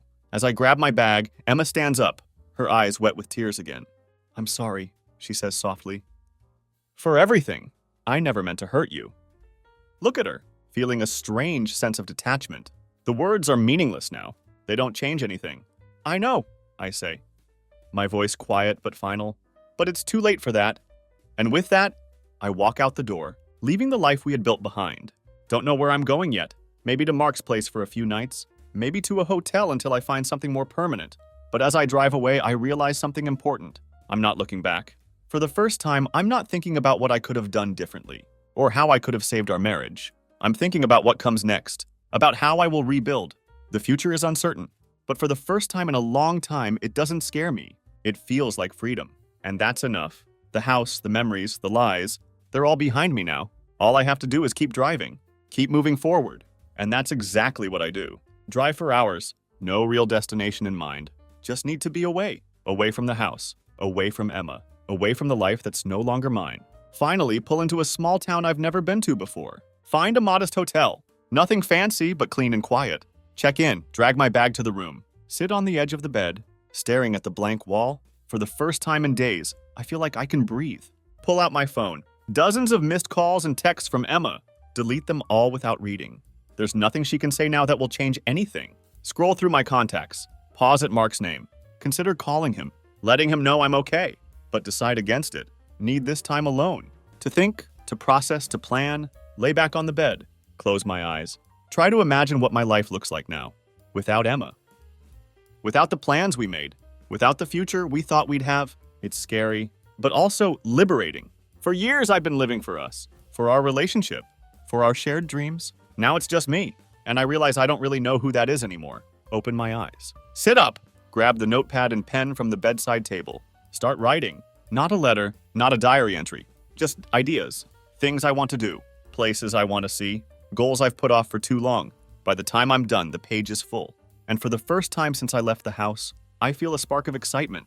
This isn't the end. It's a beginning. A chance to rediscover myself. To build a life that's truly mine. Fold the paper. Tuck it into my wallet. It's a promise to myself. A roadmap to the person I want to become. Get up, walk to the window. The sun is setting, painting the sky in shades of orange and pink. It's beautiful. And I realize I can't remember the last time I really stopped to look at a sunset. Too busy, too stressed, too caught up in a relationship that was falling apart. But not anymore. Now I have time. Time to notice the little things. Time to appreciate moments like this. Pull out my phone again. Open the photos. Scroll past all the pictures of Emma and me. Find one from years ago. Before we met. It's me standing on a mountain peak. Arms raised in triumph. Huge grin on my face. Remember that day. The sense of accomplishment. The pure joy of pushing myself to my limits. That's the guy I want to be again. Set it as my new background. A reminder of who I am. Who I can be. Walk back to the bed. Sit down. Pull out my laptop. Start looking at job listings in this town. And others nearby. Maybe it's time for a fresh start. Somewhere new. Somewhere without memories of Emma around every corner. As I scroll through the listings, feel a sense of possibility I haven't felt in years. The future is wide open. And for the first time in a long time, I'm excited to see where it leads. Close the laptop. Lean back. Take a deep breath. Tomorrow, I'll start making calls. Start putting plans in motion. But for now, for this moment, I'm content. Content to be here, in this quiet room, in this unknown town, at the beginning of a new chapter. My chapter. The pain isn't gone. The betrayal still stings. But it no longer defines me. I'm more than what Emma did, more than the relationship we had. I'm me, and I'm ready to find out exactly what that means. Close my eyes, drift off to sleep. And for the first time in months, my dreams are of the future, not the past. My father impregnated my wife, and I don't know what to do with the child. Is it my brother or my son? Please help me. Be me, Mark Jenkins, 30 years old financial analyst. Finally achieved what I've wanted all my life. Work for large financial company. Stable job, generous salary, everything clearly planned. Career and personal life. Living with girlfriend Emily for 4 years. Cozy apartment in prestigious area. Planning wedding for next summer. Sure, our relationship is perfect. Life seems to be going according to plan, but sometimes life takes unexpected turns. Emily is my support and best friend. Understands me like no one else. Our life together is harmonious, filled with mutual care. Face difficulties together. Always find common solutions. Always dreamed of strong family. With Emily, sure it's possible. Talk about children, plan future, even discuss honeymoon plans. Wake up every morning next to Emily. Feel like the happiest man in the world. Very successful at work. Promoted to senior analyst in last few years. Responsible for important clients. Financial field is my passion. Devote myself completely to work. But never forget about Emily. Try to spend as much time as possible with her. Thinking a lot about proposing lately. We have everything. Love, mutual understanding, plans together. Decide best time would be upcoming trip to coast, where we spent our first vacation together. Imagine proposing on sandy beach, to sound of waves, telling her about my feelings. Giving her wedding ring I've already started choosing, but one evening changes everything. Come home earlier than usual. Work meetings end faster. Decide to give Emily pleasant surprise. Buy her favorite flowers and bottle of wine. Hope to spend quiet evening together. Been a while since we relaxed together due to my work. Today seems perfect moment. Enter apartment. Greeted by unusual silence. Emily usually active. Works from home. Often talks on phone or listens to music. But now everything too calm. Walk into living room. Expect to see her working or resting. What I see is real shock. Emily sitting on couch. But not alone. Man beside her. His hand resting on her shoulder. Emily's head tilted slightly to one side. Like seeking comfort. Recognize man immediately. It's Harry, my adoptive father. Person who raised me from childhood. By my side in most difficult moments. Always supported me in everything. Harry isn't just father to me. He's mentor friend. Person I trust more than anyone. Freeze. Unable to believe my eyes. Mind refuses to accept what I'm seeing. Whole body tenses as if in danger. Heart begins to beat wildly. Not just shock. Blow to everything I knew and believed. They don't notice me right away. Emily saying something quietly to Harry. He's looking at her with warmth in eyes. Warmth I haven't noticed before. Can't understand it. How could people I trust most betray me like this? My girlfriend and adoptive father. Two closest people to me.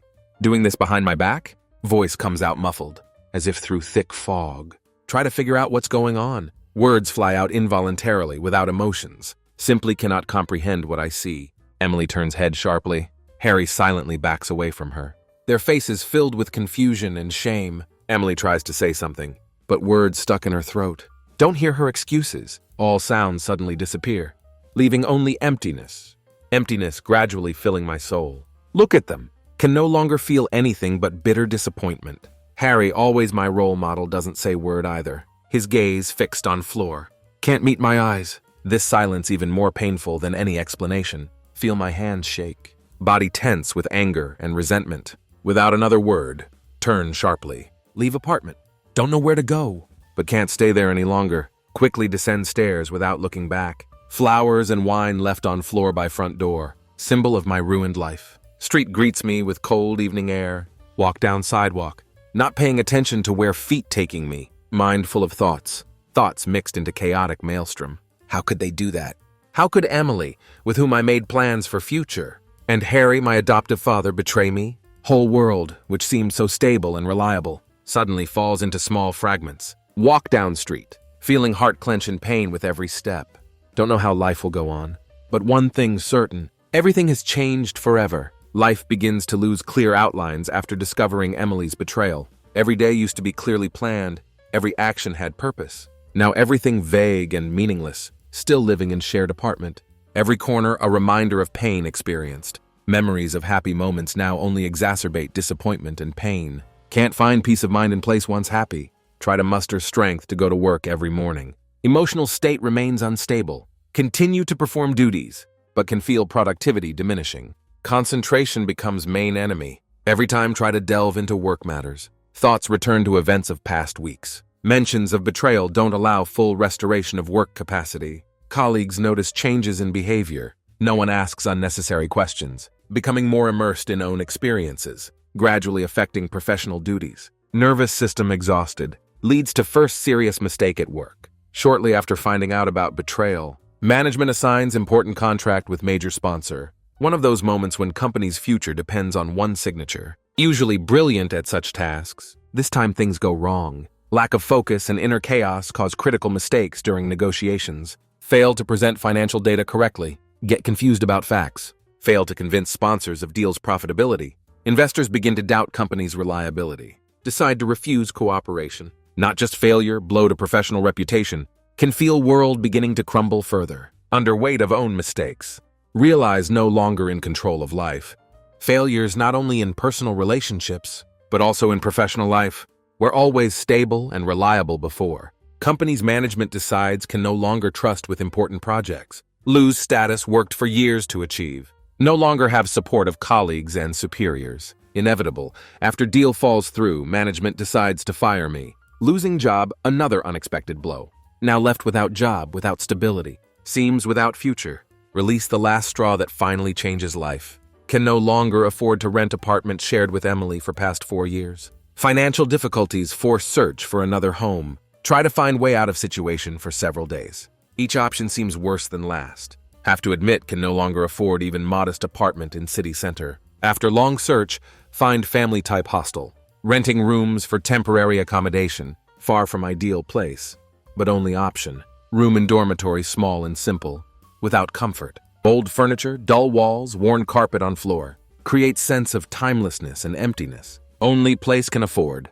Everything brought from former life placed in several small boxes. Only most necessary things. Most of what used to matter has lost meaning. Life in dormitory completely different from what used to. Lack of privacy and constant noise from corridors and neighboring rooms. Prevent finding peace. What depresses most is not physical discomfort, but feeling no longer in control of life. Each day similar to previous. Empty hours in cramped room. Thoughts about past. Fruitless attempts to find way out of situation. All plans for future built over past years now seem distant and unreal. Can feel life slowly falling apart. No longer have goal. Don't know how to move forward. After losing job and home shared with Emily, self-confidence gone.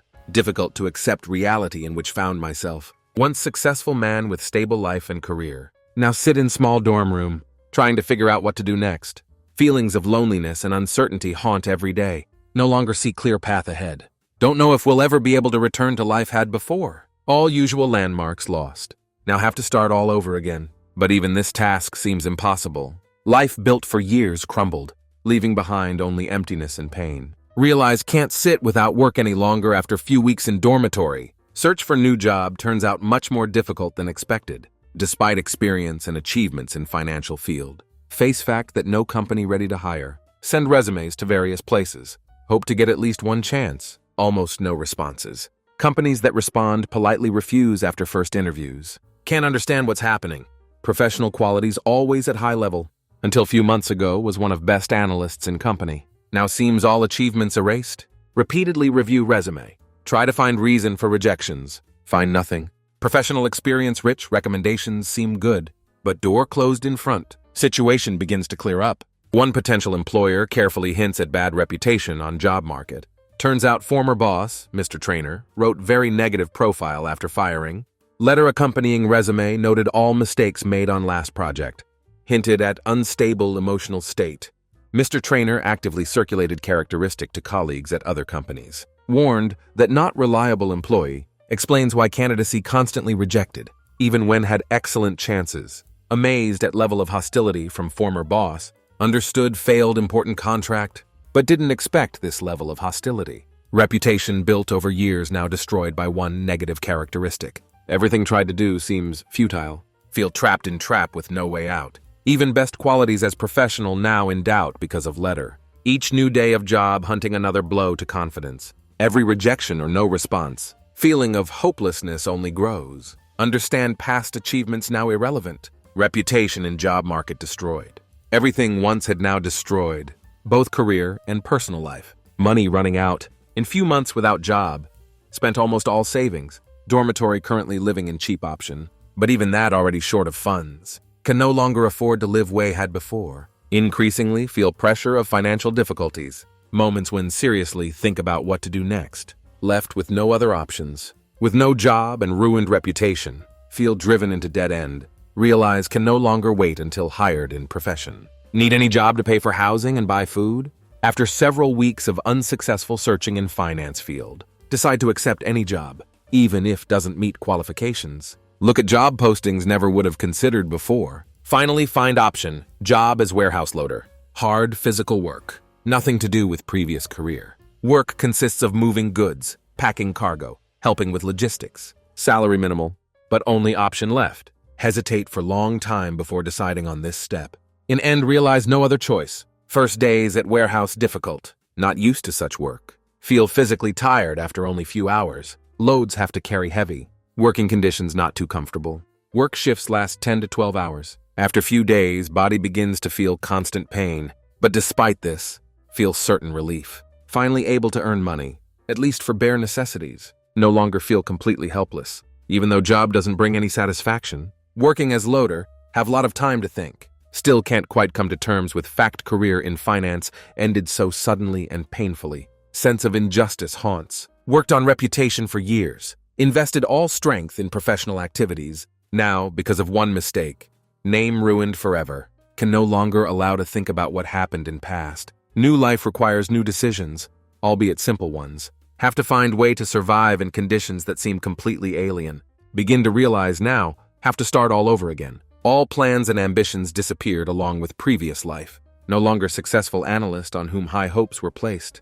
Now just one of many working minimum wage, trying to make ends meet. New life that requires new decisions and new efforts. With each new working day, feel more alienated from life considered own. Physical labor draining, unlike previous career, doesn't give sense of accomplishment or satisfaction. Every warehouse shift a challenge. Return to dorm room completely exhausted. New life limited to work and short hours of rest spent in solitude, aware that past will not return. Now one of those living paycheck to paycheck.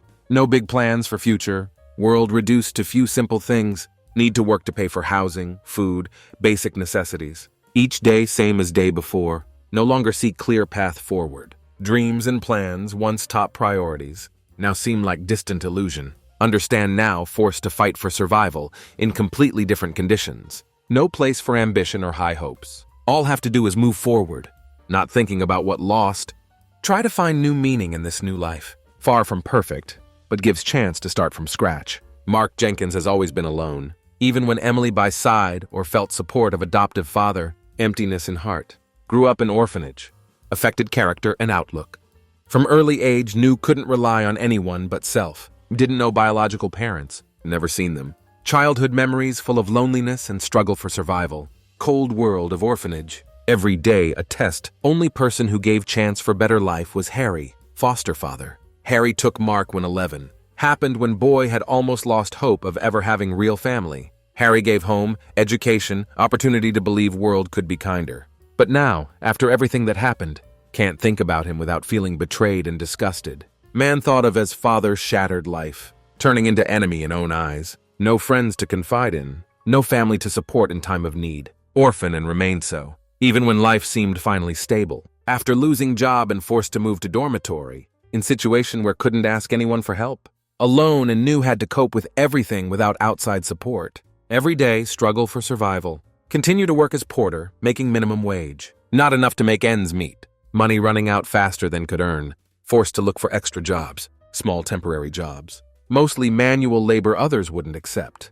Because of low pay or harsh conditions, don't refuse any opportunity. Just to increase income a little. All this time avoid thinking about past. Try to forget Emily.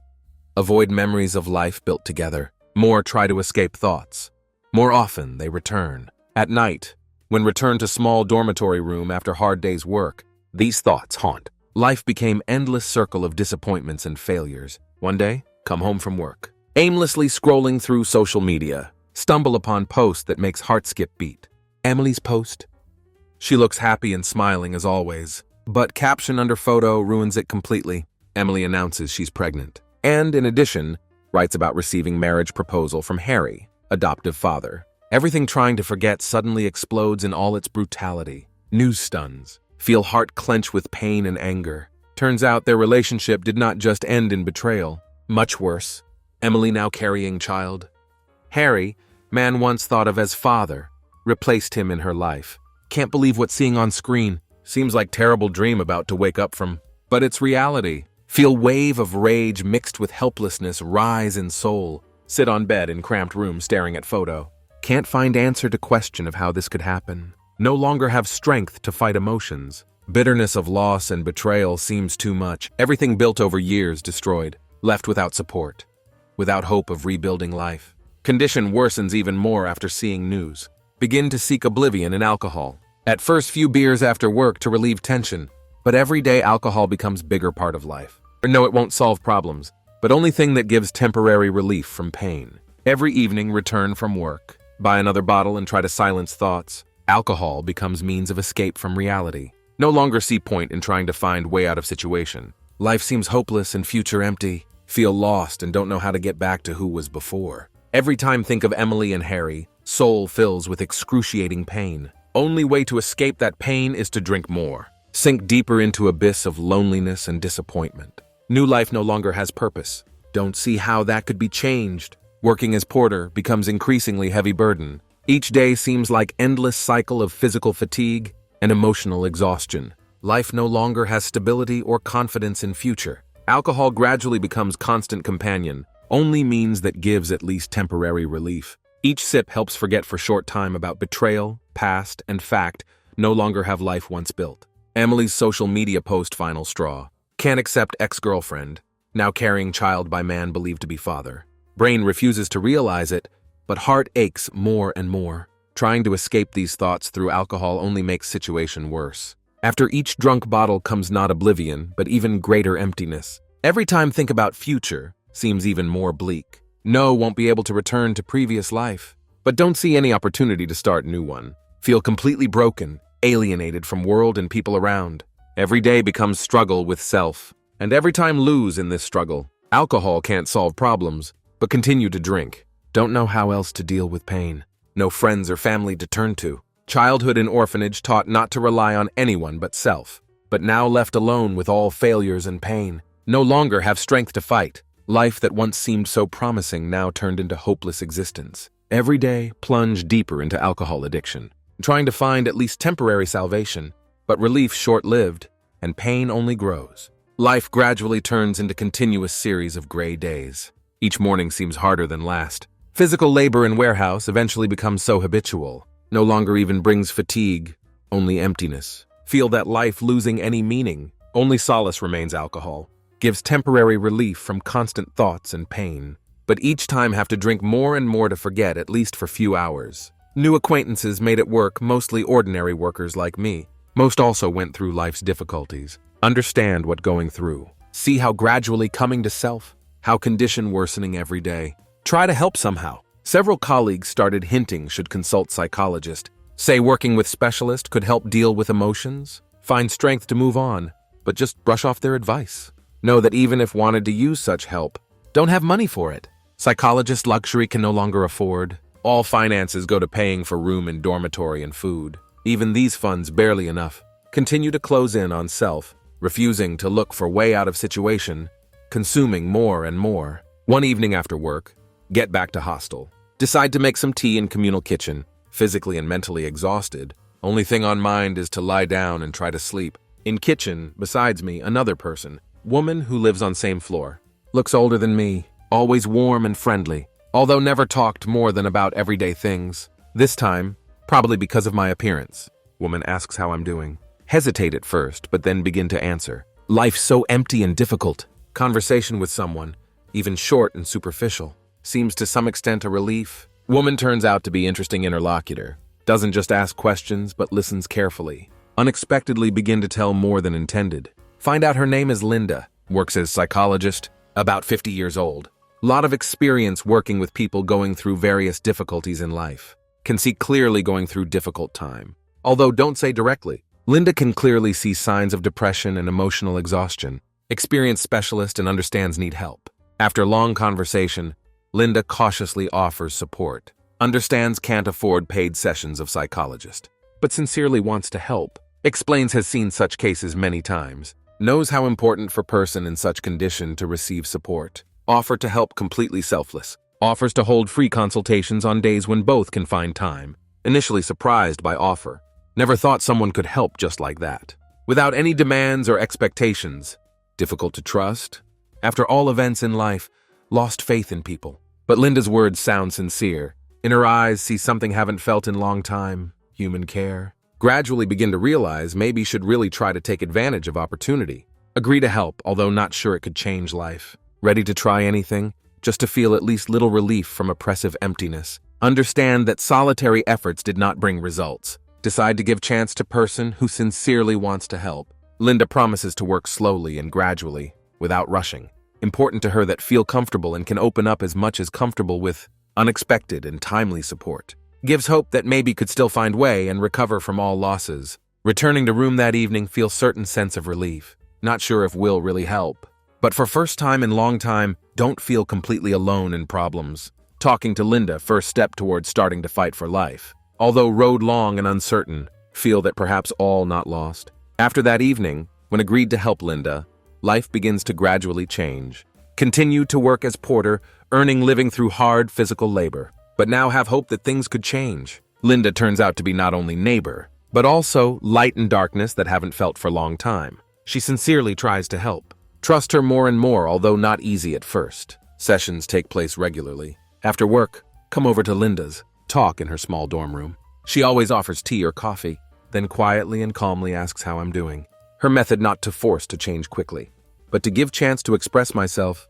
With each new meeting, reveal myself more and more. Begin to talk about things kept to myself for past months. Emily's betrayal, loss of job, ruined career, and loneliness that always haunted me. Linda doesn't rush me. Gives space and time to think about everything that happened. Understand my feelings. Her calm and balanced approach helps find balance. Haven't felt for a long time.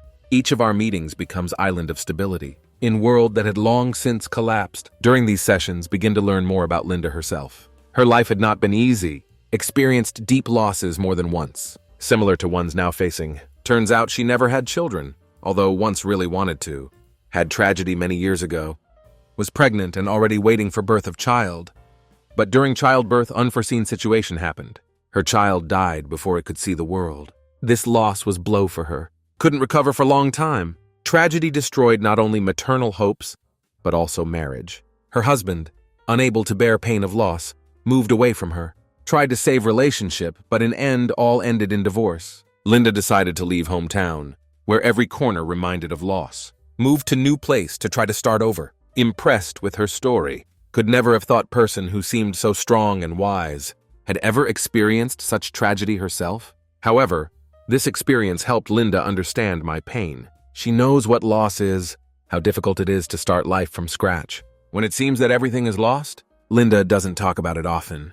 But her eyes and voice as she speaks convey deep sadness. Must have stayed with her for rest of life. This story makes our interaction even more open. No longer feel so alien and alone in my pain. Realize that not only I face losses and disappointments in life, other people also experience similar difficulties. Realize that even after great tragedies, can find strength to live on, even though it seems impossible. Linda becomes for me not just psychologist, but someone much bigger. Person who, without any obligation, shows willingness to support in most difficult moment of life. Her selfless help becomes source of inspiration.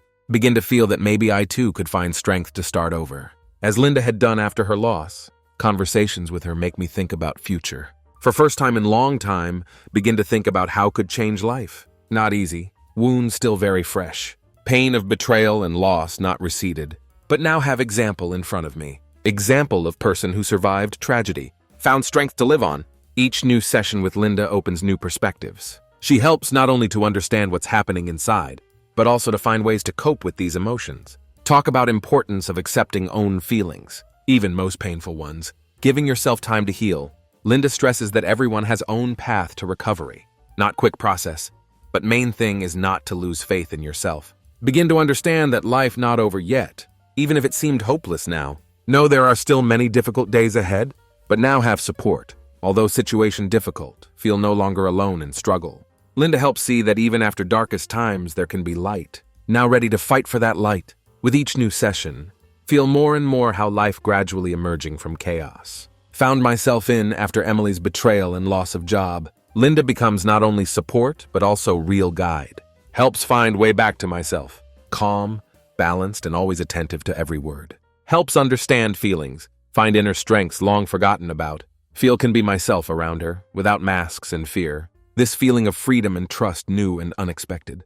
Gradually, meetings become more informal. Don't just talk about my problems. Linda begins to talk more about her life, experiences and losses. Conversations turn into real dialogue. Between two people who shared their life experiences. Feel that Linda not only gives advice, but also makes me feel comfortable around her. This creates special bond between us. Begin to look forward to these meetings.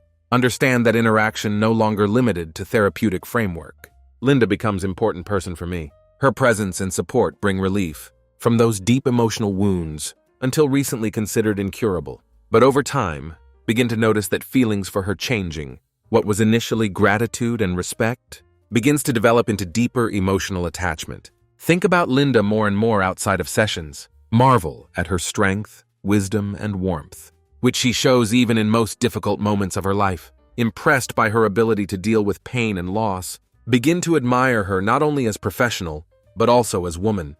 At first try to suppress these feelings, considering them inappropriate, because there's big age difference between us. But every day pay less and less attention to this fact. Understand that it's not important how old we are, but what we feel and how we understand each other. Thoughts of Linda begin to haunt me. Can no longer hide from myself that have fallen in love with her. This feeling becomes real discovery. See nothing wrong with feeling more than just friendly sympathy for her. For me, Linda is the one person who understood me in darkest period of life. Don't want to keep it to myself anymore. But doubts still don't leave me. Know that there are many difficulties in our relationship. First of all, it concerned difference in age, which could cause misunderstanding both in myself and in others. Begin to be cautious about sharing thoughts with colleagues at work. They had long noticed that something had changed in my behavior. Had asked several times about relationship with Linda. Do not hide that regularly visit her for consultations. But over time, words about her began to take on different tone. Spoke of Linda with such warmth and respect. Friends at work quickly realized that feelings went beyond usual psychologist-patient relationship. Some of them took it with disbelief. Repeatedly hinted that such relationship could be problematic. They didn't like age difference. Said I was just looking for replacement for lost Emily, an older woman, to help get through difficult times. One colleague even said it looked like addiction, not love, but dismissed such thoughts. Know very well that feelings are sincere, see nothing wrong with them, despite fact that friends tried to dissuade from further actions. Confident in myself, don't think age difference matters when it comes to true feelings. Linda understands me like no one else could. Her support, care, and wisdom have done more for me than any other relationship in life. Feel willing to be there for her no matter what others say. However, deep down, still hesitant. Understand that Linda might not share my feelings or be ready for such relationship. Our interactions have always been open and honest, but don't know how she would react if confessed feelings. This question bothers more and more. Don't want to risk friendship and trust built over months, but at the same time, can't hold it in any longer. Begin to think about how and when could talk to Linda about feelings. Do not want to take hasty steps. Understand that have to be careful, but every time see her heart beats faster. No, can't ignore what feeling anymore. In end, decide that there's no point in hiding feelings. Want to be honest with myself and with Linda. Decision final. No matter how she reacts, have to tell her truth. Our relationship became so important. Can no longer go on living without revealing true feelings. Although there's risk of losing this closeness. Know that have to try. Life, which had just begun to gain clarity thanks to sessions with Linda, suddenly plunges back into chaos. One day, get home from work. While checking email, see new message. At first appears to be ordinary spam. Sender anonymous text of letter begins with words initially want to ignore. But when eyes catch on to content, feel heart start to beat faster. Cold sweat covers palms. Message claims that Linda, woman been seeing for several months, actually my biological mother. At first dismiss idea as absurd, but letter contains some evidence that stuns me. There are dates, names, facts never discussed with her, but which coincide with own story. Describes circumstances that correspond to what know about birth and life in orphanage. Message isn't long, but contains enough details to throw me off balance. Learn that Linda was forced to leave child due to difficult life circumstances, and this was biggest loss of her life. Letter contains information that might have seemed fabricated, if it weren't for fact that only knew some of these details from very limited sources. In addition, letter mentions medical documents never seen, but which, according to author, confirmed family connection. At first simply cannot believe what read. Look at letter several times, trying to find logical explanation as to why someone would send such information. Maybe it was joke or someone's evil intention, but more I think, more details begin to come together. Feelings for Linda, our relationship, deep connection felt from beginning. Now look completely different. Sit in small room, overcome with terror and confusion, thoughts quickly jumbled in head. Don't know how to react to this news. Everything felt for Linda now seems wrong and distorted. How could fall in love with person who may be mother? And why did Linda never tell if it was true? World, which had just begun to take on new meaning, falls apart again. Heart beating fast and mind can't stop. Try to figure out what to do next, but there are no answers. Can't go to Linda and ask directly because fear and shame closing in. Feel betrayed, but at same time can't blame her, because not sure it's true. Only emptiness and uncertainty remain, which consume thoughts. In state of absolute helplessness, do what had long become usual reaction to pain. Go on binge. For week, completely shut off from rest of world. Alcohol becomes only way to forget, only possibility to escape from this unbearable reality. Do not go to work. Do not answer calls of friends and do not open door. Room where live turns into closed capsule, where there are only me and alcoholic oblivion. Each day merges with previous one. No longer see point in fighting. Everything built was destroyed. Feelings for Linda now seem perverted. And she herself, person who hid truth from me. But worst thing is that cannot find answer. Don't know how to verify this information. And not even sure if want to. Can't imagine meeting Linda after learning about possible family connection. Alcohol helps to dull pain and fear for a while. But when effective alcohol wears off, everything comes back with new force. Don't know how to handle this situation. Feel as if life has lost all meaning. All plans, all hopes that had just begun to be born. Now crossed out by one anonymous message. Binge last week. Stop leaving room even to eat or chat with neighbors. Life turns into endless cycle of self-destruction, where each day like last. Don't even try to find explanation or verify truth of what read. Inner chaos and pain of realization of possible family connection with Linda completely paralyze me. No one knows what's going on. Do not open door and do not come into contact with outside world. Friends at work try to contact several times, but without success. Phone remains switched off. Mail piles up with new messages that don't even look at. World around no longer matters. All that remains is endless immersion in alcohol and attempts to escape from this terrible truth. See no way out. Cannot imagine how could live on with what learned. True or not, it doesn't matter. Because it's knowledge of possible connection with Linda that destroys from inside. Feel lost, devastated, and completely broken. And now only companion remains alcohol. Spend week on nonstop binge. Isolate self from whole world. Losing all sense of time and reality. After receiving anonymous letter suggesting Linda could be biological mother, completely confused. News turned world upside down, leaving only pain and confusion.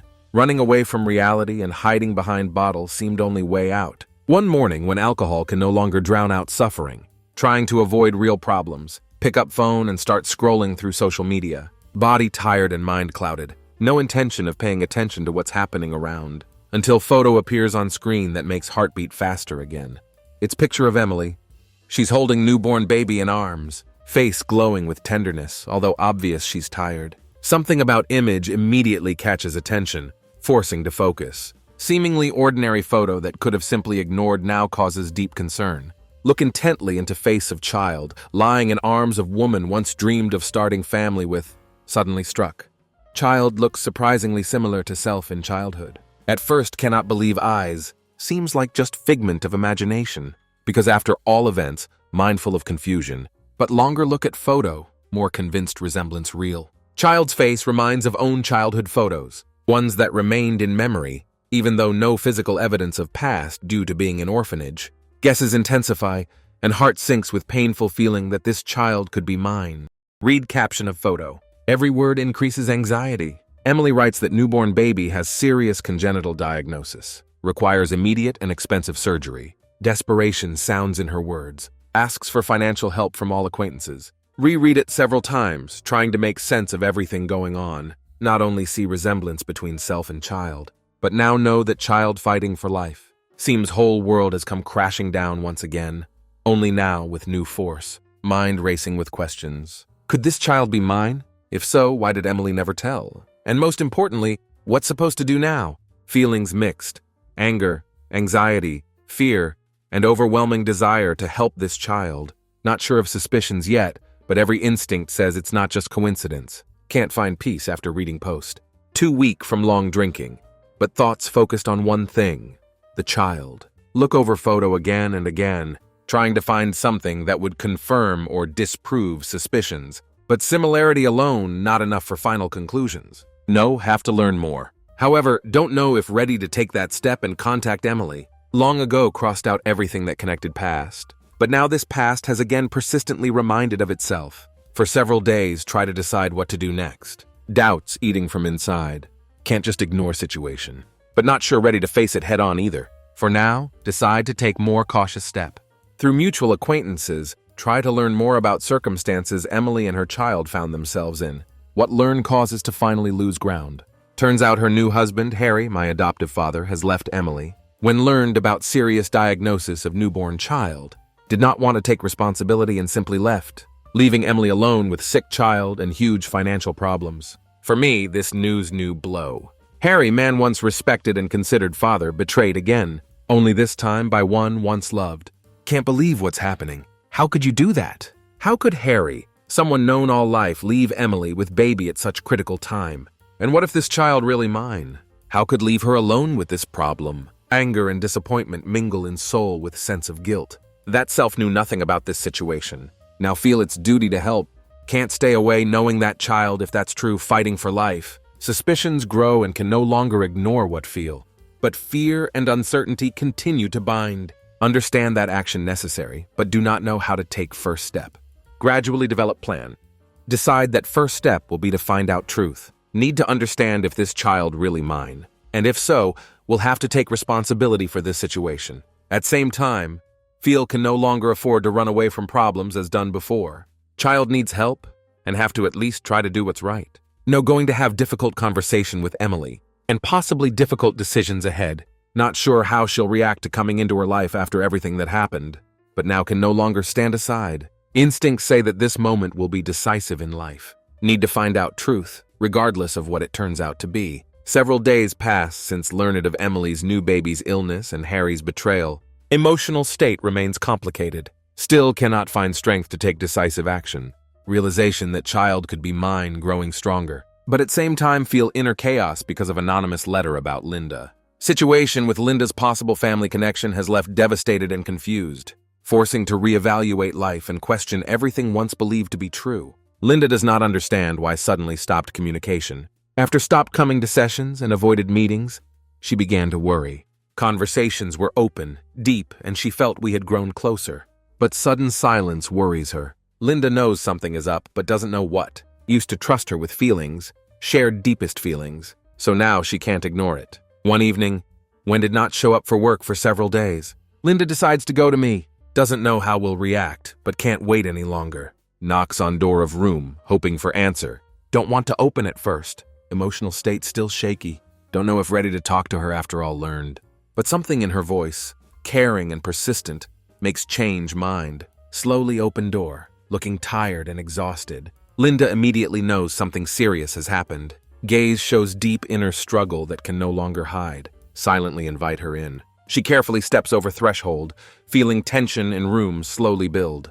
Room dimly lit, full of sense of suffocation and hopelessness. Linda watches carefully, not wanting to pressure. Knows need to decide for self when and how to share what's bothering. Sit on bed, holding phone in hands, and direct gaze to screen. After short pause, say quietly that there's something she needs to see. Show her same email that changed life. Linda doesn't understand what it's talking about at first until she starts reading.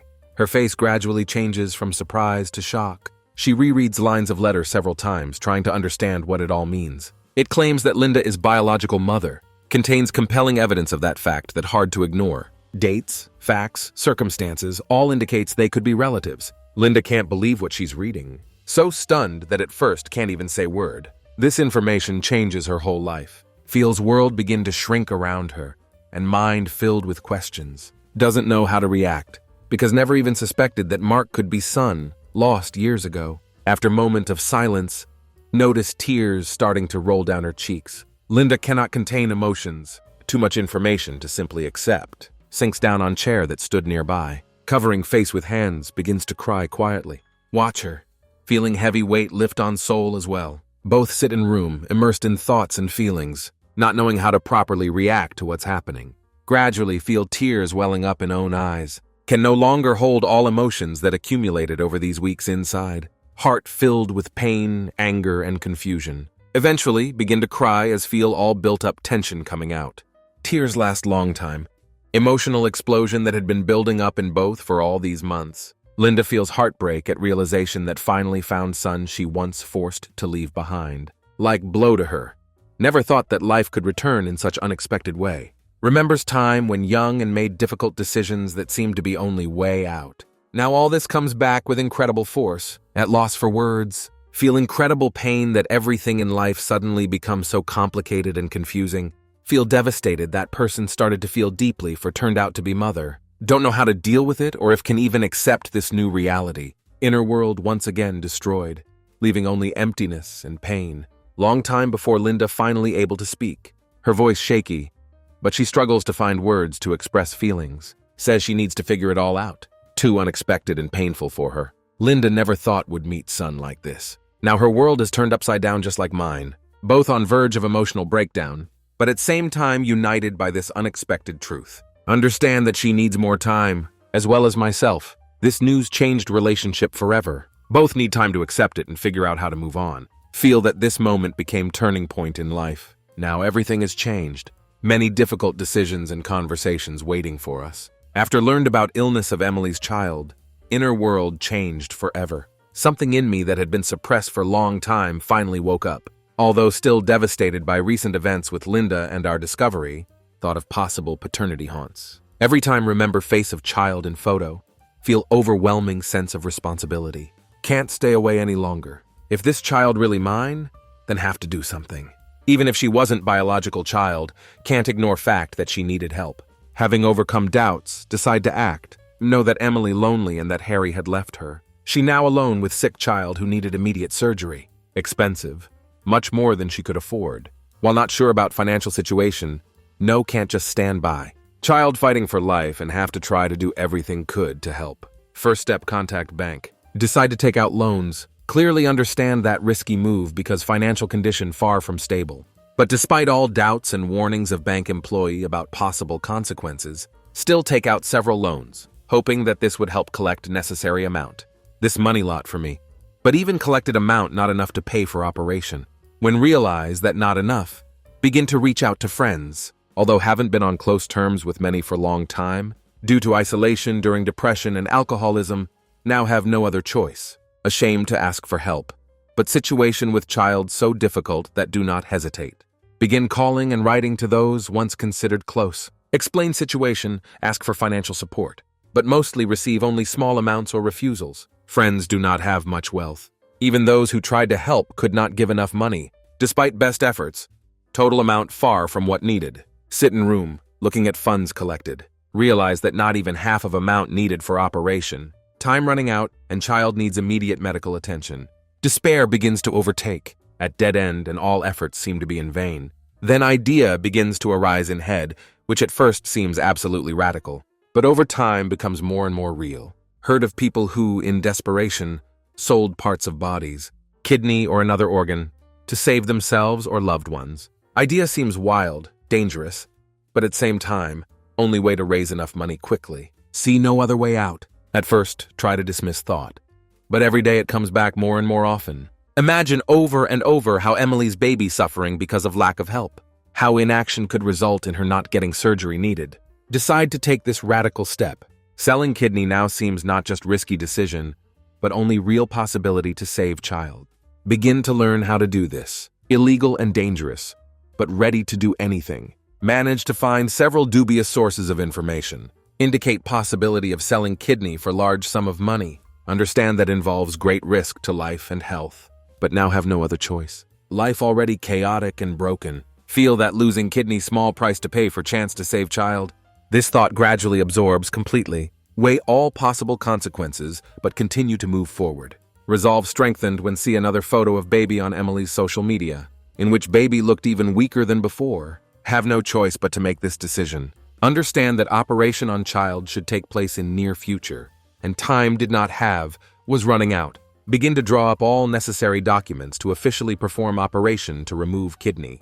Don't care what happened after that. All could think about was saving life of little child who could have been mine. Decision final. Mark, now facing important moment in life. Does not know what will happen next, but ready for all consequences. Plan risky and almost hopeless, but can't stand by and let child die for lack of funds. Selling kidney seems like only way out.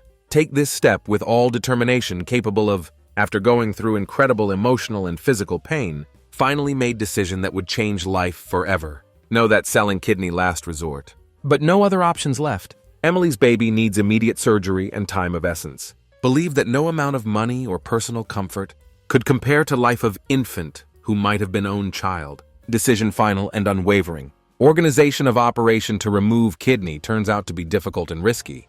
Turn to illegal structures. Process fills with new fear. But no can't turn back. Ready for anything, just to collect necessary amount to save child's life. Although situation frightening, feel certain determination that cannot be shaken. Everything once planned for future put on back burner. Now only goal to raise enough money to give child chance of survival. Day of operation arrives. Can feel everything inside tightening with fear. Doctors who agreed to perform operation are professionals, but aware that all happening within shadow market. Try not to think about what could go wrong. For me, main thing is one thing. Result will get, no will lose part of myself, both physically and mentally, but ready for this sacrifice. Operation successful, but recovery process after it difficult. Feel severe pain, constant weakness, and discomfort. Body struggling with effects of surgery, mind trying to adjust to what had done. Each day of recovery seems like endless ordeal. However, satisfied that sacrifice not in vain, money received from sale of kidney almost enough to fully cover cost of child's surgery. After several weeks in hospital, although weakened, still relieved, no longer hesitate or procrastinate. After discharge, immediately contact bank, transferring all money managed to collect to account of fund that collected funds for child surgery. Transfer amount anonymously, not wanting to disclose name. Doesn't matter if Emily found out who saved her baby. All that matters is that child would now have chance at life. When money arrives in account, feel huge weight lifted from shoulders, have done all could, and now trying to recover both physically and mentally. Life changed but feel calmer. Knowing have done best. Few days after contribution, see new post from Emily on social media. Didn't expect it, but find myself on her page again. Emily writes about how her baby now has chance at life. Thanks to huge anonymous donation. Her words full of emotions. Thanked everyone who supported her in difficult times, but expressed special thanks to unknown person who donated necessary amount to save her child's life. Read her words and feel small smile appear on face. Needed no thanks. But knowing sacrifice had saved life was best reward. Emily couldn't imagine who had helped her, and it didn't matter. Didn't do it for her, but for baby. Now that operation was possible, finally felt some peace in soul. Emily went on to write about how hard it was to deal with situation on own after Harry left her, and how unknown savior became her guardian angel. She overwhelmed with gratitude, wrote that she would never forget this gesture. Her child finally got chance at life. Thanks to someone who chose to stay in shadows, no longer looking at her page. Know that journey with Emily over and no need to go back to past. Had fulfilled duty. Now try to focus on own life, which still remained uncertain. Relationship with Linda, adoptive and at same time biological mother, remained difficult. Now have to find way to build new relationship with her. Life will never be same again. Lost a lot, both physically and emotionally. But at same time, gained something important. Sacrifice difficult, but gave new meaning. No longer feel helpless. No longer feel emptiness that tormented after all losses. Finally able to feel had purpose in life, even though very difficult. Know had made right choice. After everything been through, know that many challenges ahead, but now ready to face them. Decision to help child changed forever. Feel that now can start building life anew, with new values and new vision for future. Some time has passed since made anonymous contribution to child surgery. Physical condition slowly improved, although remain weak after operation. After everything that happened, feel certain inner balance, although know that new challenges waiting ahead. No longer try to go back to past. Accept fact that relationship with Emily long over. Now only hope that victim had saved child who needed help. No longer follow her life on social media or try to find out how things going. Satisfied that had done duty. Now try to find own way. However, past still finds way to come back into life. One day, one of mutual acquaintances, whom had not spoken to for long time, calls. At first surprised and didn't even want to answer call. But something makes pick up phone. In short conversation, acquaintance says that Emily found out, who was anonymous person who donated money for operation. News stuns. Never thought it would be known. Did not seek recognition, but now everything has changed. Acquaintance explains that someone had told Emily about what was up to. She shocked to learn that ex-lover had sold kidney to save their child. Feel mixture of emotions, from surprise to anxiety. Had never expected victim to become known. Now don't know what to expect from Emily. Afraid of her reaction, because not ready for another emotional test. Few days later, Emily finds Mark herself. She calls and asks to meet. Hesitate at first. not knowing what to do, but her voice full of emotion. Feel can't refuse. Agree to meet in park. We're used to like to walk together. This place always reminded of calmer time, when relationships still full of hope for future. When arrive at meeting, find Emily looking emotionally drained but incredibly grateful at same time. Her eyes full of tears as she approaches. Before can say word, she wraps arms around, pulling close. Feel her hands tremble. And self-feel wave of emotions that had been trying to keep inside for a long time.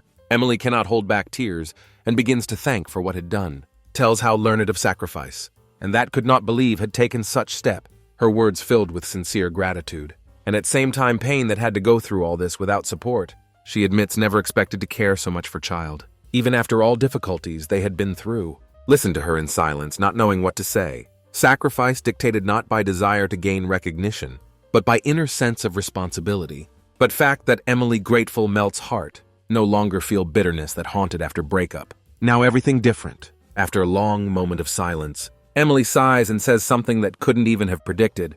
She admits that child really mine. In that moment, everything that seemed confusing and painful suddenly makes new sense. Stunned, mind cannot immediately comprehend these words. Emily explains that she was afraid to tell truth at first, because relationship had ended on such bad note, and she didn't want to make life any more difficult.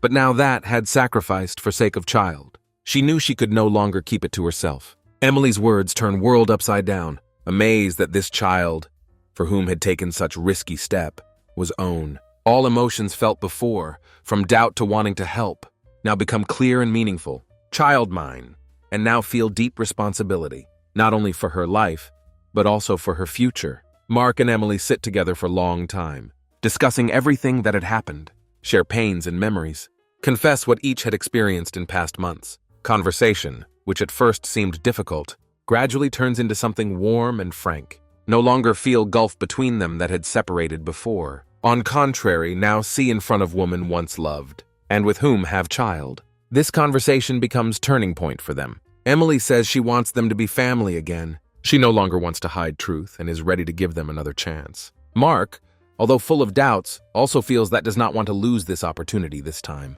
Now knows that not only has duty to child, but also second chance at happy life with Emily. Mark and Emily decide to start over. Their baby now safe after successful operation, and they both ready to build new life. Although there are still many challenges in their path, Mark feels that they will be able to overcome them together. Past no longer has power over them. Now before them is future full of hope and new possibilities. Life that Mark thought was lost, now being restored. Found strength to forgive, accept, and love again. And now that knows that child is his, ready to become real father, devoted and caring. Finally, he and Emily able to find way back to each other. And now their family has new chance at happiness. Mark knows can't move on until resolves last difficult part of life. Relationship with Linda. After found out she was biological mother, world turned upside down.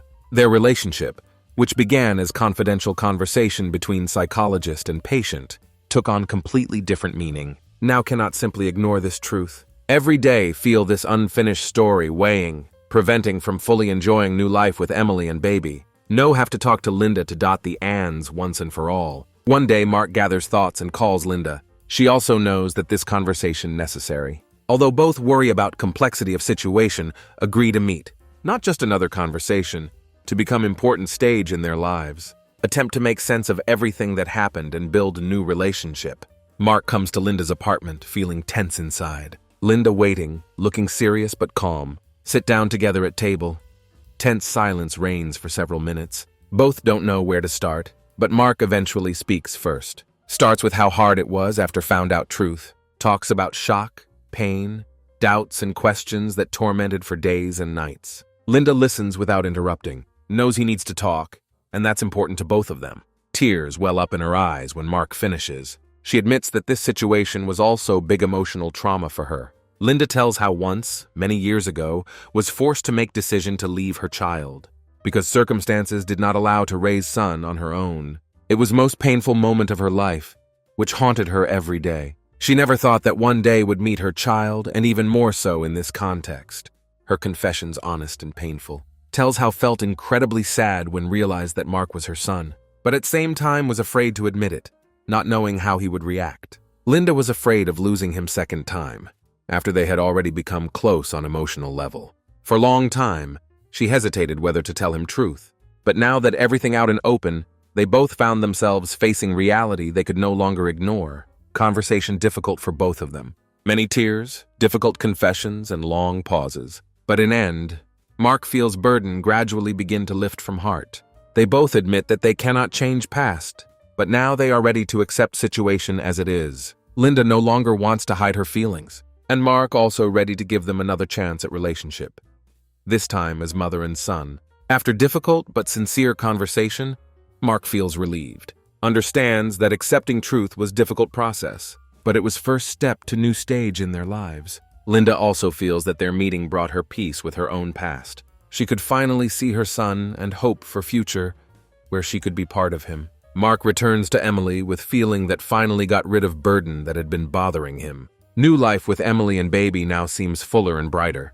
They are finally able to create family they always dreamed of, even if there were obstacles in their way. Time passes, and Mark feels that life gradually becoming more stable. Child for whom he made such great sacrifice recovering from operation and growing stronger every day. Mark is happy father, and now that he knows truth about his paternity, feels even more connected to baby. Together with Emily, they finally found harmony that allowed them to move forward. But story did not end there. Linda now part of their lives as well. Mark invited her into their family, and she began seeing her grandson. At first, it was unusual for everyone, but with each new visit, Linda felt that she was gradually beginning to get what she had been deprived of for years. Opportunity to be mother and grandmother. She helped Emily with child, supported them, and it brought her joy. Mark also began to see Linda in new light. No longer saw her as stranger, but now saw her as his mother, albeit one with long history of pain. Their relationship not easy, but they both worked to restore it and rebuild it. Mark understood that past could not be changed, but now they had opportunity to build new future. Over time, their relationship became stronger. Linda was there for them in most difficult moments, continued to support Mark and Emily. She often spent time with her grandson, helped take care of him. Each of their meetings brought joy and warm memories. Mark's life finally gained meaning and stability. He was happy with Emily, loved his child, glad that his family was finally united, no longer felt emptiness that haunted him before. Instead, he felt deeply satisfied that he now had everything he had longed for. Loving family and opportunity to build better future. Mark was no longer alone.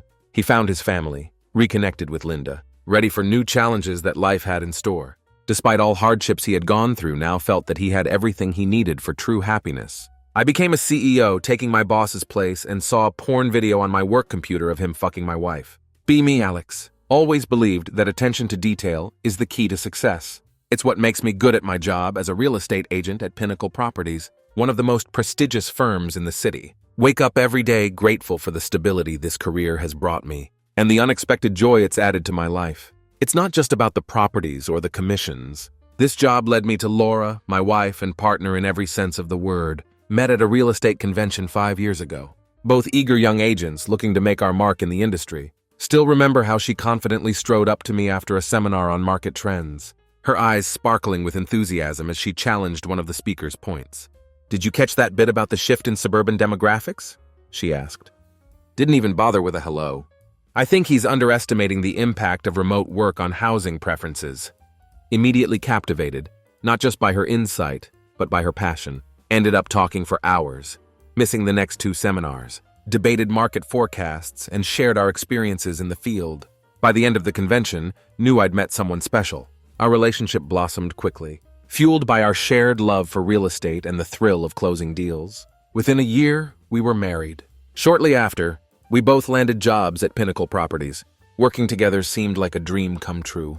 Could carpool to work, share lunch breaks, understand each other's daily struggles intimately. Life settled into a comfortable rhythm that I cherished. Weekdays filled with property viewings, client meetings, and paperwork. Took pride in my meticulous approach, always ensuring every detail was perfect before presenting a property to a client. Laura matched my dedication, her natural charm and sharp negotiation skills complementing my more analytical approach. Evenings and weekends were our time to unwind. Often pick up my guitar, a hobby I'd cultivated since college. Soothing sounds of acoustic melodies would fill our cozy apartment. Laura would prepare dinner, an incredible cook, always experimenting with new recipes that filled our home with tantalizing aromas. "Alex, come taste this sauce," she'd call from the kitchen. Set aside my guitar. the strings still humming. These moments of domestic bliss, simple as they were, meant the world to me. We'd sit at our small dining table sharing stories about our day, laughing over the eccentricities of clients and planning our future together. Our colleagues at Pinnacle often remarked on how well we worked together, both as a couple and as professionals. Known for our ability to tag-team difficult clients, Laura's people skills softening them up and my attention to detail sealing the deal. Our boss, Mr. Thompson, frequently held us up as an example of ideal teamwork. If every pair of agents worked like Alex and Laura, he'd say during staff meetings, we'd dominate the entire real estate market in no time. These compliments always filled me with a sense of pride and accomplishment. Laura and I had built something special, both in our personal lives and our careers. We were the power couple of Pinnacle Properties, respected by our peers and trusted by our clients. As I reflect on these past few years, struck by how seamlessly Laura and I have woven our lives together, our shared passion for real estate isn't just a job. It's the foundation upon which we've built our relationship. Every successful deal, every satisfied client feels like a shared victory, strengthening our bond. Looking ahead, I see nothing but potential. Laura and I have been discussing the possibility of starting our own agency someday. Leveraging the experience and connections we've made at Pinnacle, it's an exciting prospect, one that we often discuss late into the night. Our voices hushed but filled with enthusiasm as we plan our future. For now, though, I'm content with where we are. We have a good life, a strong marriage, and careers we both love. As I fall asleep each night with Laura by my side, I feel a deep sense of gratitude for the path that led me here. The world of real estate might be fast-paced and sometimes cutthroat, but with Laura, I've found my home. Little do I know that this foundation I've built my life upon is about to be shaken to its very core. But for now, in this moment, life is good, and I'm happy. The first cracks in my perfect world appeared so subtly that I almost missed them. Started with small changes in Laura's behavior. Changes that, in retrospect, should have set off alarm bells. At the time, dismissed as nothing more than the natural ebb and flow of a busy life, Laura began working later, often not coming home until well after dark. At first, didn't think much of it. Real estate can be demanding. Sometimes you have to put in extra hours to close a big deal. I'd experienced those late nights myself, so I understood. "Just wrapping up some paperwork, honey," she'd say when I called to check on her. "Don't wait up." Trusted her completely. Why wouldn't I? We'd built our life on a foundation of honesty and shared dreams. The thought that she might be lying never crossed my mind. But as the late nights became more frequent, couldn't help but notice other changes. Our evening conversations grew shorter, Laura often retreating to her phone, smiling at messages I couldn't see. "Work stuff," she'd explain dismissively when I asked. And again I believed her. After all, we were in the same business. I knew how demanding it could be. Yet it was more than just the late nights and the distraction. There was a subtle shift in the air between us, an almost imperceptible cooling of the warmth we'd always shared. Laura's kisses became perfunctory, her embraces brief and somehow hollow. The passionate discussions about real estate trends and future plans that once filled our evenings grew scarce. Tried to rationalize it. We were both busy, climbing the corporate ladder at Pinnacle Properties. Success often comes at a price, I told myself. But the nagging feeling that something wasn't right persisted, gnawing at the edges of my consciousness. Then came the day that changed everything. The day I saw Laura's hairpin in my boss's office. It was a Tuesday afternoon. Had a meeting scheduled with Mr. Thompson to discuss a new development project. Knocked on his office door, but there was no answer. Assuming he was running late, decided to wait inside. As I settled into one of the chairs facing his desk, something caught my eye. There, nestled among the papers and files, was a familiar glint of silver. My heart skipped a beat as I leaned closer, hoping I was mistaken. But there was no doubt. It was Laura's hairpin. This wasn't just any hairpin. It was a distinctive piece, an antique silver clip adorned with a small pearl. Had belonged to Laura's grandmother. She wore it every day, considering it her lucky charm. I remembered her putting it on that very morning, securing her blonde hair in a neat bun before we left for work. The sight of it in Mr. Thompson's office sent a chill down my spine. What was Laura's most prized possession doing here? My mind raced with possibilities, each more unsettling than the last.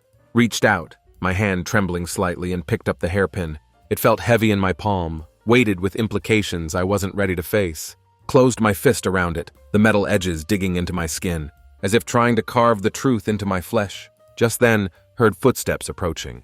In a panic, shoved the hairpin into my pocket and tried to compose myself. Mr. Thompson entered, all smiles and apologies for being late. Went through the meeting in a daze, my thoughts a whirlwind of questions and doubts. That evening, watched Laura as she prepared for bed, my eyes fixed on her hair.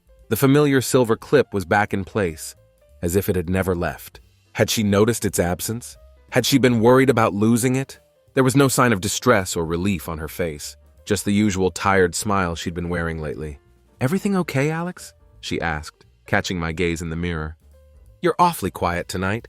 Forced a smile. "Just tired," I lied, the words tasting bitter on my tongue. "Big day at work." She nodded, accepting my explanation without question. As she slipped into bed beside me, felt a distance between us that seemed insurmountable. The warmth of her body next to mine, once a source of comfort, now felt like a cruel deception. Sleep eluded me that night. Lay awake, replaying every interaction between Laura and Mr. Thompson that I could remember. Had there been lingering glances I'd missed? Touches that lasted a fraction too long? Jokes that held hidden meanings? As the first light of dawn crept through our bedroom window, made a decision. Couldn't confront Laura or Mr. Thompson without more evidence. Needed to be sure before I risked destroying everything we'd built. And so began my covert investigation. At work, started paying closer attention to Laura's movements, noting when she disappeared for long periods or came back from lunch later than usual. Listened more carefully to office gossip, hoping to catch a stray comment that might confirm my suspicions. But it was like trying to catch smoke with my bare hands. The more I looked, the less I seemed to see. Laura's behavior at the office was impeccable. Professional, friendly, but never crossing any lines that I could detect.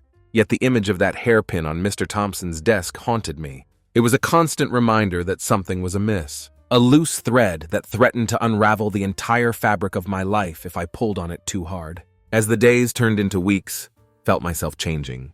The easygoing, trusting Alex was replaced by a hypervigilant, suspicious version of myself that I hardly recognized.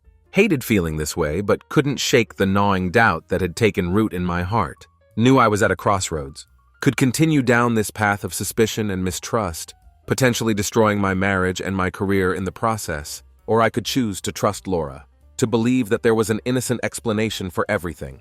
But as I stood at this juncture, torn between trust and doubt, couldn't help but feel that regardless of which path I chose, nothing would ever be the same again.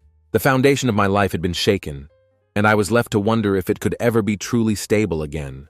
The weight of suspicion is a heavy burden to bear. As days turned into weeks, found myself constantly on edge, analyzing every word, every gesture, every absence. The man I once was, trusting, open-hearted, seemed like a distant memory. In his place stood someone I barely recognized, vigilant, paranoid, and increasingly isolated.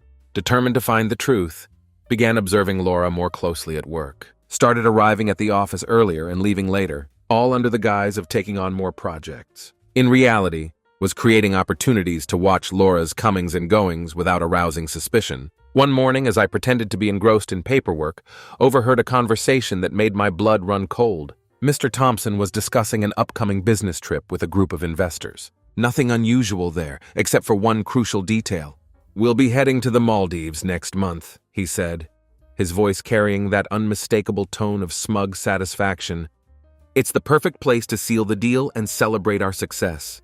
Under normal circumstances, this wouldn't have caught my attention. But as one of the investors asked about the details, Mr. Thompson dropped a bombshell. "Oh, and Laura will be joining us. Her expertise will be invaluable in closing this deal." Felt as if all the air had been sucked out of the room. Laura? On a trip to the Maldives with Mr. Thompson? My mind raced with questions. Why hadn't she mentioned this to me? And more importantly, why would our boss choose Laura over other, more senior employees for such an important trip? Tried to rationalize it. Laura was good at her job. Exceptional, even. It made sense that Mr. Thompson would want her expertise on such a crucial deal. But a nagging voice in the back of my mind whispered that there might be more to it than that. Over the next few days, found myself listening in on more conversations, always on high alert for any mention of the Maldives trip. What I heard only deepened my suspicions. "Lucky Laura," overheard one of our colleagues say during a coffee break. "A week in paradise while the rest of us are stuck here in the city." "Well, you know how it is," another replied with a knowing smirk. "Some people just have a way of getting ahead." The implication was clear, and it made my stomach churn. Were these just jealous colleagues spreading gossip? Or was there truth to their insinuations? Wanted desperately to confront Laura, to demand answers. But every time I worked up the courage, found myself hesitating. What if I was wrong? What if this was all just a terrible misunderstanding? The thought of accusing her without concrete evidence filled me with dread. So instead, turned my attention to Mr. Thompson. Started paying closer attention to his interactions with Laura. Noticed small things. The way his eyes lingered on her during meetings. How he always seemed to find reasons to stop by her desk. The inside jokes they shared that left me feeling like an outsider. One afternoon, decided to take a risk. Under the pretense of discussing a client, casually brought up the Maldives trip to Mr. Thompson. "I heard about the big investor meeting coming up," I said, trying to keep my voice neutral. "Sounds like an amazing opportunity." Mr. Thompson's face lit up. "Oh, it's going to be spectacular, Alex. This could be the biggest deal Pinnacle Properties has ever seen." Nodded, then added as casually as I could manage, "And I hear Laura's going to be part of the team. That must be exciting for her." For a split second, saw something flicker across Mr. Thompson's face. Surprise? Guilt? But it was gone so quickly I couldn't be sure. "Ah, yes," he said, his tone suddenly more guarded. "Laura's expertise will be crucial for this deal. We're lucky to have her on the team." The conversation moved on to other topics, but my mind was reeling. There was something off about Mr. Thompson's reaction, something that didn't sit right with me. As I left his office, felt a mix of emotions, anger, confusion, and a deep, gnawing fear that my worst suspicions might be true. That evening, arrived home later than usual, my mind still churning with the day's events. Laura was already there, curled up on the couch with her laptop. "Hey," she said, looking up as I entered. "I was starting to worry. Everything okay?" Forced a smile. "Just a busy day at the office. How about you? Anything new?" Watched her carefully as I asked, searching for any sign of discomfort or evasion, but Laura just shrugged. Same old," she replied, turning her attention back to her laptop. "You know how it is." I did know, or at least I thought I did. But now, standing in our living room, looking at the woman I had promised to love and trust for the rest of my life, I wasn't sure I knew anything anymore. As I headed to the shower, hoping the hot water would wash away some of my anxiety, a new resolve formed in my mind. Couldn't go on like this, caught in a limbo of suspicion and doubt. Needed answers, and I was going to get them, one way or another. Little did I know. My determination to uncover the truth was about to lead me down a path that would change everything. The foundations of my life, my marriage, my career, my very sense of self, were about to be shaken to the core. And as I stood on the precipice of this unknown future, I couldn't help but wonder, was I ready for the truth no matter how painful it might be? The tension in our home had become palpable, a thick, invisible fog that seemed to seep into every corner. Tonight, as I stepped through the front door, the silence hit me like a physical force. The warm, inviting atmosphere that once greeted me after a long day at work had been replaced by a cold, sterile emptiness. Found Laura in the kitchen, half-heartedly stirring a pot on the stove. The aroma that filled the air was a far cry from the tantalizing scents that used to emanate from her culinary creations. As I approached, could see that she was reheating last night's pasta, a meal that had been mediocre the first time around. "Hey," I said, trying to keep my voice light. "How was your day?" Laura turned, offering a smile that didn't quite reach her eyes. "Oh, you know, the usual," she replied, her tone flat. "Dinner will be ready in a few minutes." Nodded, watching as she mechanically stirred the pasta. This scene was so different from our earlier days, when she would excitedly tell me about a new recipe she was trying or ask about my day with genuine interest. Now it felt like we were just going through the motions. Two actors poorly playing the roles of a happily married couple. As we sat down to eat, the silence between us stretched uncomfortably. Twirled the pasta around my fork, noticing how the noodles had become mushy and the sauce had separated, leaving an oily sheen on the surface. It was a far cry from the delicious meals Laura once lovingly prepared. Took a bite, the bland taste matching the colorless atmosphere surrounding us. Despite its lackluster flavor, forced myself to swallow and mumbled, "It's good, thanks." Laura glanced up, a flicker of something. Surprise? Disappointment? Crossing her face. "You don't have to pretend, Alex," she said softly. "I know it's not great. I just didn't have the energy to cook something new tonight." Wanted to reassure her, to say it didn't matter, but the words stuck in my throat. Instead, just nodded and continued eating, each tasteless bite a reminder of how far we'd drifted apart. As we ate in silence, could feel the weight of unspoken words pressing down on us. Laura's eyes darted around the room, never quite meeting mine. Her fork pushed the pasta around her plate more than it delivered food to her mouth. The tension was unbearable, like a rubber band stretched to its limit, ready to snap at any moment. Finally, Laura broke the silence. "Is everything okay, Alex?" she asked, her voice barely above a whisper. "You've been different lately, distant." The irony of her words wasn't lost on me. Had to suppress a bitter laugh. Me, distant? When she was the one staying late at work, the one whose smiles were reserved for her phone screen rather than for me? Set my fork down, the clatter against the plate sounding unnaturally loud in our quiet kitchen. "I could ask you the same thing, Laura," I replied, struggling to keep my voice steady. She looked up, her eyes wide with surprise. Or was it fear? "What do you mean?" Took a deep breath, knowing that my next words could change everything. "I've noticed changes, Laura. The late nights at work, the constant messages on your phone, the way you've been pulling away from me, and then there's the Maldives trip." Laura's face paled, her fork clattering to her plate. "How did you know about that?" she asked, her voice barely audible. "So it's true then?" I pressed, feeling a surge of anger and hurt. "You were going to go on a trip with Mr. Thompson and not even tell me?" Laura's eyes darted away, focusing on a point somewhere over my shoulder. "It's not what you think, Alex. It's a business trip, that's all. I was going to tell you, I didn't know how." Scoffed, pushing my plate away. "A business trip to the Maldives with our boss? Come on, Laura, do you really expect me to believe that?" She stood up abruptly, her chair scraping against the floor. "What exactly are you accusing me of, Alex?" Her voice had taken on a defensive edge. "I don't know, Laura. You tell me. What am I supposed to think when my wife is sneaking around planning secret trips with her boss?" Laura's eyes flashed with anger. "I'm not sneaking around. It's work, Alex. You know how important this deal is for the company. Mr. Thompson chose me because of my skills, not because of whatever it is you're implying." Stood up too, my hands clenched at my sides. "And what about the hairpin? Your grandmother's hairpin that I found in his office?" For a moment, Laura looked genuinely confused. Then, realization dawned on her face, quickly replaced by a mask of indifference. "I must have dropped it when I was in a meeting with him. It doesn't mean anything." We stood there, on opposite sides of the table, the remains of our cold, tasteless dinner between us. A fitting metaphor for the state of our relationship.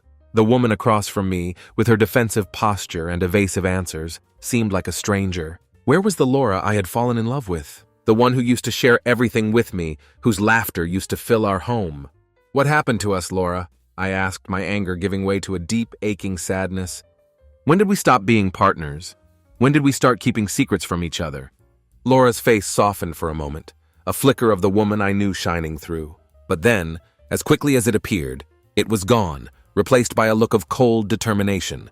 "Maybe," she said, her voice low and controlled. "We've both changed, Alex. Maybe we want different things now." Her words hit me like a physical blow. Stumbled back, gripping the edge of the table for support. "What are you saying, Laura?" She sighed, running a hand through her hair. "I'm saying that maybe we need to take a step back, reassess things. I think I need some space." The world seemed to tilt on its axis. Space? After everything we'd been through, everything we'd built together, she wanted space? "I'm going to stay with my mother in Philadelphia for a while," Laura continued, not meeting my eyes. "I think it'll be good for both of us to have some time to think." Watched, feeling numb, as she walked out of the kitchen. A few minutes later, heard the sound of a suitcase being dragged across the floor, then the front door opening and closing. And just like that, I was alone in our apartment, surrounded by the remnants of a life I thought was unshakable. The half-eaten plates of cold pasta sat on the table, a testament to the conversation that had just upended my world. As the reality of what had just happened began to sink in, slumped back into my chair, my head in my hands. How had we gotten here? And more importantly, where did we go from here? The confrontation I had been both dreading and longing for had finally happened. But instead of providing clarity, it had left me with more questions than answers. As the night stretched on, sat there in the silent kitchen, wondering if this was the beginning of the end, or if there was still hope for us to find our way back to each other. The days following Laura's departure blurred together in a haze of confusion and pain. Our apartment, once a haven of shared dreams and laughter, now felt cavernous and empty. Every corner held a memory, each one a bittersweet reminder of what we'd had and what we might have lost. One evening, as I sat on my couch, found myself absently twisting my wedding ring. The smooth gold band that had once felt like a comforting presence now seemed to mock me with its promises of forever. Slipped it off, holding it up to the light. The inscription inside caught my eye. Forever and always, A and J. A bitter laugh escaped my lips. Forever and always. How naive we'd been. Just then, a knock at the door startled me out of my reverie. Quickly slid the ring back on. A reflex action that surprised even me. Opening the door, found my friend and colleague, Mike, standing there with a concerned look on his face. "Hey, Alex," he said, his eyes scanning my disheveled appearance. "Thought you might want some company. And maybe a drink?" Nodded, grateful for the distraction, as Mike made his way to the kitchen to grab some beers, caught sight of myself in the hallway mirror. The man staring back at me was a stranger, unshaven, eyes hollow, a shell of my former self. We settled on the couch, the TV murmuring in the background. Mike, bless him, didn't push for conversation. He just sat there, a solid presence offering silent support. As the evening wore on, felt the need to eat something. Hadn't had a proper meal since Laura left. Opening the fridge, found the container of her bland pasta, the last meal we'd shared before everything fell apart. Brought it to the living room, popping the lid off. The smell that wafted up was far from appetizing. Mike wrinkled his nose. "What is that? It smells off?" Stared at the congealed mass of noodles and separated sauce. It was a fitting metaphor for my marriage. What was once nourishing had turned sour and unpalatable. "It's nothing," I muttered. "Just some leftover pasta." Mike reached for the container. "Look, man, whatever that is, it's not fit for consumption anymore. Let me throw it out for you." Something inside me snapped. All the pain, confusion, and anger of the past few days came rushing to the surface. Without thinking, grabbed the container from Mike's hands and strode to the window. "You want to throw it out?" I yelled, my voice cracking with emotion. "Fine, let's throw it out!" With that, flung the entire container out the open window. Mike jumped up, shock written all over his face. "Alex, what the hell, man?" We both rushed to the window, looking down at the sidewalk below. The container had burst open on impact, splattering its contents across the pavement. A couple of passers-by jumped back, staring up at our window in confusion and anger. As the reality of what I'd just done sank in, felt my knees give way, slumped to the floor, my back against the wall, and buried my face in my hands. "I'm sorry," I mumbled, more to myself than to Mike. "I'm so sorry." Mike sat down beside me, placing a hand on my shoulder. "It's okay, Alex. It's going to be okay." But would it? As I sat there on the floor of my apartment, the smell of spoiled pasta drifting up from the street below, I wasn't so sure. The man I'd been, the happily married, successful real estate agent, seemed like a distant memory. In his place was this broken, angry person I hardly recognized. "She's gone, Mike," I finally said, my voice barely above a whisper. "Laura's gone, and I don't know if she's coming back." Mike squeezed my shoulder. "Give it time, Alex. These things, they're complicated. You and Laura, you've been through a lot together. That doesn't just disappear overnight." Nodded, wanting to believe him, but finding it hard to summon any hope. The weight of my wedding ring felt heavier than ever, a constant reminder of promises made and potentially broken. As Mike helped me clean up and made sure I was okay before leaving, couldn't shake the feeling that this was just the beginning of a long, painful journey. The confrontation with Laura had left me with more questions than answers, and the path forward was shrouded in uncertainty. That night, as I lay in our too-large bed, staring at the empty space beside me, realized that the real challenge was just beginning. It wasn't just about uncovering the truth anymore. It was about figuring out who I was without Laura, and whether the foundation we'd built our life on was strong enough to withstand this storm. As I drifted off into a fitful sleep, one thought kept circling in my mind. Where do we go from here? And more importantly, would Laura and I be walking that path together? Or had we already started down separate roads? Weeks passed since Laura's departure, each day a battle to maintain normalcy. Throw myself into work, hoping the familiar grind will distract from personal chaos. Pinnacle Properties offers no refuge from my troubles. Weekly team meeting, Laura's empty chair a stark reminder of the void in my life. Mr. Thompson swaggers in, confidence grating against my dejected state.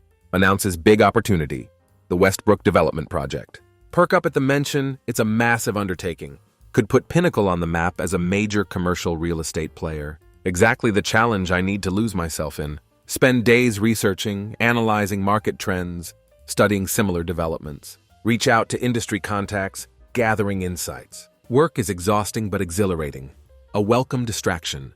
Develop comprehensive strategy for Westbrook deal. Innovative mixed-use concept could set our proposal apart. Excitement builds as I prepare to present to Mr. Thompson. Hope this could be my professional lifeline. Enter his office for scheduled meeting, immediately sense something's off. Mr. Thompson barely looks up, his usual warmth replaced by cool detachment. "Ah, Alex," he says dismissively. "What can I do for you?" Thrown off but press on, launch into my presentation. Outline the mixed-use concept, explain potential benefits. As I speak, feel passion reigniting, momentarily forgetting personal troubles. Finish pitch. Mr. Thompson's reaction deflates me. Instead of enthusiasm, he nods impassively. "Interesting ideas, Alex, but we're going in a different direction." Gut punch feeling as he outlines his new strategy. It's my idea, barely modified, presented as his own. Sit there, stunned as he talks. Notice Laura's hairpin still on his desk, mocking me. Meeting ends with me assigned a minor role, far below my usual responsibility. Leave office reeling, ideas stolen and sidelined on biggest deal of the year. Following weeks, watch helplessly as Mr. Thompson presents my strategy. Investors impressed, praising his vision and creativity. Each compliment twists the knife deeper. Overhear him in break room, boasting about his sudden inspiration. Grip coffee mug, knuckles white with anger. Unfairness overwhelming, personal and professional life both in shambles. Find myself increasingly marginalized as project progresses. Opinions dismissed, contributions overlooked. Become a ghost in the halls of Pinnacle Properties. Parallels between personal and professional life painfully clear. Laura's absence and career slipping away, twin voids growing larger. Late one evening, alone in the office, reach a crossroads. Continue being trampled or take a stand? Stare at photo of Laura and me, make a decision. Can't control my marriage, but can take charge of my career. Begin formulating plan? Maybe time to look elsewhere?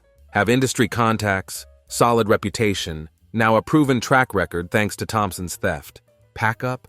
Feeling hope for first time in weeks? Road ahead difficult, but finally have direction. Pause at Pinnacle logo, once my second home, now feels like a cage.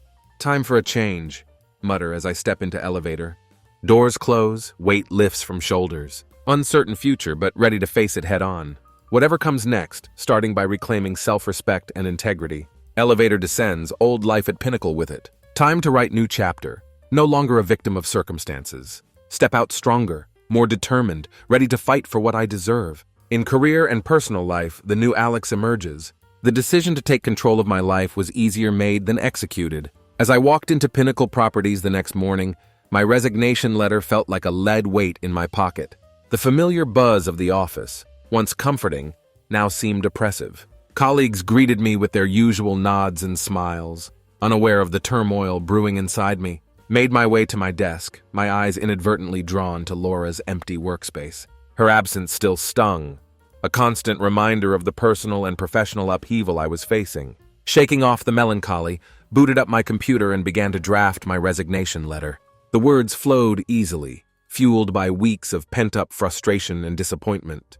Outlined my reasons for leaving, careful to remain professional while making it clear that I felt my contributions were no longer valued.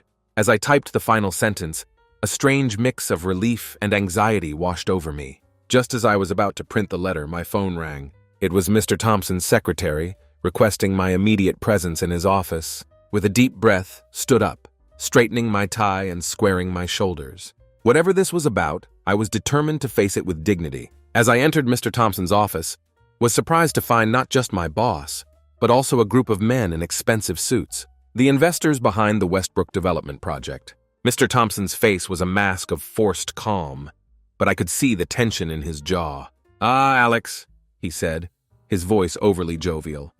"Perfect timing. We were just discussing the Westbrook project, and these gentlemen had some questions I thought you might be able to answer." Nodded, confused but ready to engage. As the investors began to ask detailed questions about the project's strategy, found myself automatically slipping into the role I knew best. The dedicated, knowledgeable real estate agent explained the nuances of the mixed-use concept, the market research that supported our approach, and the potential long-term benefits for both the investors and the community. As I spoke, noticed the investors exchanging impressed glances. Mr. Thompson, on the other hand, looked increasingly uncomfortable. When I finished my impromptu presentation, one of the investors turned to Mr. Thompson with a puzzled expression. "Tom," he said, "this is excellent work, but it seems quite different from what you presented to us last week. Have there been significant changes to the strategy?" Mr. Thompson's face paled. "Well, you see," he stammered, clearly caught off guard. In that moment, saw an opportunity, not just to reclaim my work, but to stand up for myself and my principles. Taking a deep breath, decided to take a risk. "Actually, gentlemen," I said, my heart pounding but my voice steady, "the strategy I just outlined is the original proposal I developed for this project. It seems there may have been some miscommunication about its origin." The room fell silent. The investors looked between me and Mr. Thompson, their expressions a mix of confusion and dawning realization. Mr. Thompson's face had turned an alarming shade of red. "Alex," he hissed, "I think you're mistaken. Perhaps we should discuss this in private." But one of the investors cut him off. "Is this true, Tom? Did you present someone else's work as your own?" The tension in the room was palpable. Stood my ground, meeting Mr. Thompson's furious gaze with a calm determination I didn't entirely feel. For a moment, thought he might deny it, might try to discredit me. But as he looked around the room, seeing the suspicion on the investors' faces, his shoulders sagged in defeat. "I may have borrowed some of Alex's ideas," he admitted reluctantly. "But the final presentation was a team effort." "It doesn't sound like much of a team effort to me," another investor interjected. He turned to me, his expression serious. "Alex, was this your work or not?" Took a deep breath. This was it, the moment of truth. "Yes, sir," I said firmly. "The strategy, the research, the projections, they were all part of my original proposal for the Westbrook project." The room erupted in a flurry of angry voices. The investors demanded explanations, their trust in Mr. Thompson clearly shaken. As the chaos unfolded, felt a strange sense of calm settle over me. Whatever happened next, I had stood up for myself and my work. As the meeting dissolved into heated discussions about the future of the project and Mr. Thompson's leadership, quietly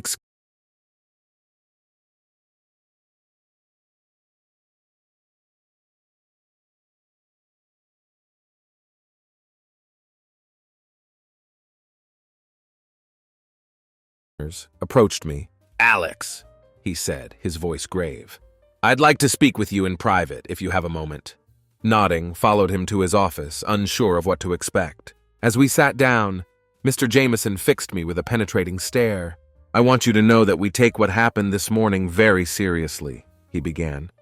"Mr. Thompson's actions are completely unacceptable and do not reflect the values of Pinnacle Properties." Nodded, waiting for him to continue. "We'd like to offer you Mr. Thompson's position," he said, catching me completely off guard. "Your work on the Westbrook project was exemplary, and your integrity in bringing this situation to light is exactly the kind of leadership we need." For a moment, was speechless. This was more than I could have hoped for, a vindication of my work and a recognition of my value to the company. But as the initial shock wore off, found myself hesitating. "I appreciate the offer, Mr. Jameson," I said slowly, "but I need some time to think about it. Recent events, both personal and professional, have given me a lot to consider." Mr. Jameson nodded understandingly. "Of course, take the time you need, but know that we value you here, Alex. We'd hate to lose you." As I left his office, my mind was reeling. The day had taken a turn I never could have anticipated. My work had been recognized, my integrity rewarded, and a new opportunity lay before me. Yet as I packed up my things to head home, couldn't shake the feeling that something was still missing. Stepping out of the elevator into the lobby, was so lost in thought that I almost collided with someone entering the building. Looking up to apologize, I froze. It was Laura. She looked as shocked to see me as I was to see her. For a moment, we just stood there, the air between us thick with unspoken words and lingering hurt. "Alex," she said finally, her voice soft, I heard what happened with Mr. Thompson and the project." Nodded, unsure of what to say. The professional triumph of the morning seemed insignificant in the face of our personal turmoil. "I'm proud of you," Laura continued, her eyes meeting mine, "for standing up for yourself, for your work. It's one of the things I've always admired about you." Her words hit me like a physical force. In that moment, all the anger, hurt, and confusion of the past weeks came rushing back, but along with it came a flood of memories. The good times, the laughter, the love we had shared. "Laura," I began, but she held up a hand, stopping me. "I know we have a lot to talk about," she said, "a lot to work through, but seeing you today, hearing what you did, it reminded me of the man I fell in love with, the man I still love." My heart raced at her words. Was this a chance at reconciliation? Or just another complication in an already complex situation? As we stood there in the lobby, the bustle of the workday continuing around us, realized that this was another crossroads. The professional challenges I had faced were just the beginning. Now, I had to decide if I was ready to fight for my marriage with the same determination I had shown in fighting for my career. Looking into Laura's eyes, seeing the mix of hope and uncertainty there, knew that whatever came next would be the true test. The climax of our conflict was yet to come, but for the first time in weeks, I felt ready to face it head-on. "We do have a lot to talk about," I agreed, my voice steadier than I felt. "Maybe we could start with dinner tonight?" Laura's smile, small but genuine, was like a ray of sunlight breaking through storm clouds. "I'd like that," she said softly. As we made plans to meet later, couldn't help but feel a glimmer of hope. The road ahead would be difficult, full of hard conversations and painful truths. But as I watched Laura walk away, knew that the fight, for my career, for my marriage, for the life I wanted, was far from over. And this time I was ready for it. The weeks following my confrontation with Mr. Thompson and unexpected encounter with Laura were a whirlwind of change. My promotion to Mr. Thompson's former position brought new challenges and responsibilities, but also a sense of vindication. The Westbrook Development Project, now under my direct supervision, was progressing smoothly, with the investors expressing renewed confidence in Pinnacle Properties. As I settled into my new role, couldn't help but reflect on the journey that had brought me here. The betrayal, both personal and professional, that I had experienced had pushed me to my limits. But it had also forced me to confront my own strengths and weaknesses, to fight for what I believed in. One quiet evening, as I was reviewing surveillance footage from my new office, a security measure I had implemented after the incident with Mr. Thompson, stumbled upon something that made my blood run cold. There, on the grainy video, I saw Laura entering Mr. Thompson's office late one night, weeks before our confrontation. They embraced in a way that left no doubt about the nature of their relationship. The revelation hit me like a physical blow. All this time, I had been holding on to hope, believing that there might have been a misunderstanding, that we could work things out. But seeing the evidence of her betrayal with my own eyes shattered that illusion. Sat in my darkened office, the surveillance footage still playing on my computer screen, feeling a strange mix of pain and clarity. It was as if the final piece of a puzzle had fallen into place, bringing the whole picture into sharp focus. The next morning, called my lawyer and instructed him to draw up divorce papers. It was time to face the truth and move forward, no matter how painful it might be. A few days later, Laura reached out, asking to meet. Despite the turmoil in my heart, I agreed. We arranged to meet at a small park near our old apartment, a place that held many happy memories for us. As I approached our usual bench, saw Laura already seated, her blonde hair catching the late afternoon sunlight. For a moment, was struck by her beauty, remembering all the reasons I had fallen in love with her. But then the image from the surveillance footage flashed in my mind, stealing my resolve. "Alex," Laura said, standing as I approached. Her voice was soft, tinged with a mixture of hope and apprehension. "Thank you for meeting me." Nodded, taking a seat beside her. We sat in silence for a moment, the weight of unspoken words hanging between us. "I've been doing a lot of thinking," Laura began, her hands fidgeting in her lap. "About us, about everything that's happened. I know I hurt you, Alex. I know I made mistakes. But I believe we can work through this. We've been through so much together." As she spoke, found myself studying her face, searching for signs of the woman I had loved, the woman I thought I knew. But all I could see was the image from that surveillance footage, playing on a loop in my mind. "Laura," I interrupted gently. "I've been doing a lot of thinking too." Stood up, needing to move, to put some physical distance between us. Laura watched me, confusion and concern etched on her face. "I thought we could work things out too," I continued, my voice steady despite the turmoil in my heart. I wanted to believe that what we had was strong enough to overcome anything, but trailed off, unsure how to proceed. "How do you tell someone that you've seen irrefutable proof of their betrayal?" Laura stood up, moving towards me. "But what, Alex? Whatever it is, we can face it together. I love you. I want to make this work. Her words, once so precious to me, now rang hollow. Took a deep breath, steeling myself for what I had to do next. "I saw the surveillance footage, Laura," I said quietly. She froze, her face paling. What footage?" "From my office. I saw you with Mr. Thompson. I saw everything." The color drained from Laura's face as the implications of my words sank in. She opened her mouth to speak, then closed it again, seemingly at a loss for words, turned away, unable to bear the sight of her distress despite everything. My eyes fell on a glint of metal on the ground, my wedding ring. I hadn't even realized I'd been fidgeting with it, let alone that I'd dropped it. Laura followed my gaze, her eyes widening as she spotted the ring. In a sudden movement, she dropped to her knees, reaching for the discarded symbol of our marriage. "Alex, please!" she pleaded, her voice thick with emotion. "We can fix this! Let me show you that we can make this work!" She picked up the ring, holding it out to me like an offering, a promise of redemption. For a moment, I was tempted. The memory of our happier days, of the love we had shared, pulled at my heart. Laura began to slide the ring onto my finger, her touch achingly familiar. But as the cool metal touched my skin, reality came crashing back, jerked my hand away abruptly, the ring falling back to the ground with a soft thud. "No, Laura," I said, my voice firm despite the pain in my chest. "We can't fix this. Some things, once broken, can't be put back together." Reaching into my jacket pocket, pulled out the envelope containing the divorce papers. Laura's eyes widened as she recognized what it was, her face crumpling in despair. "I'm sorry, Laura," I said, holding out the envelope, "but this is how it has to be." Laura stood slowly, her legs shaky. She reached for the envelope with trembling hands, tears streaming down her face. "Alex, please," she whispered. "Don't do this. I love you. I made a mistake, a terrible mistake, but I love you." Felt my resolve wavering, the urge to comfort her, to try one more time, nearly overwhelming.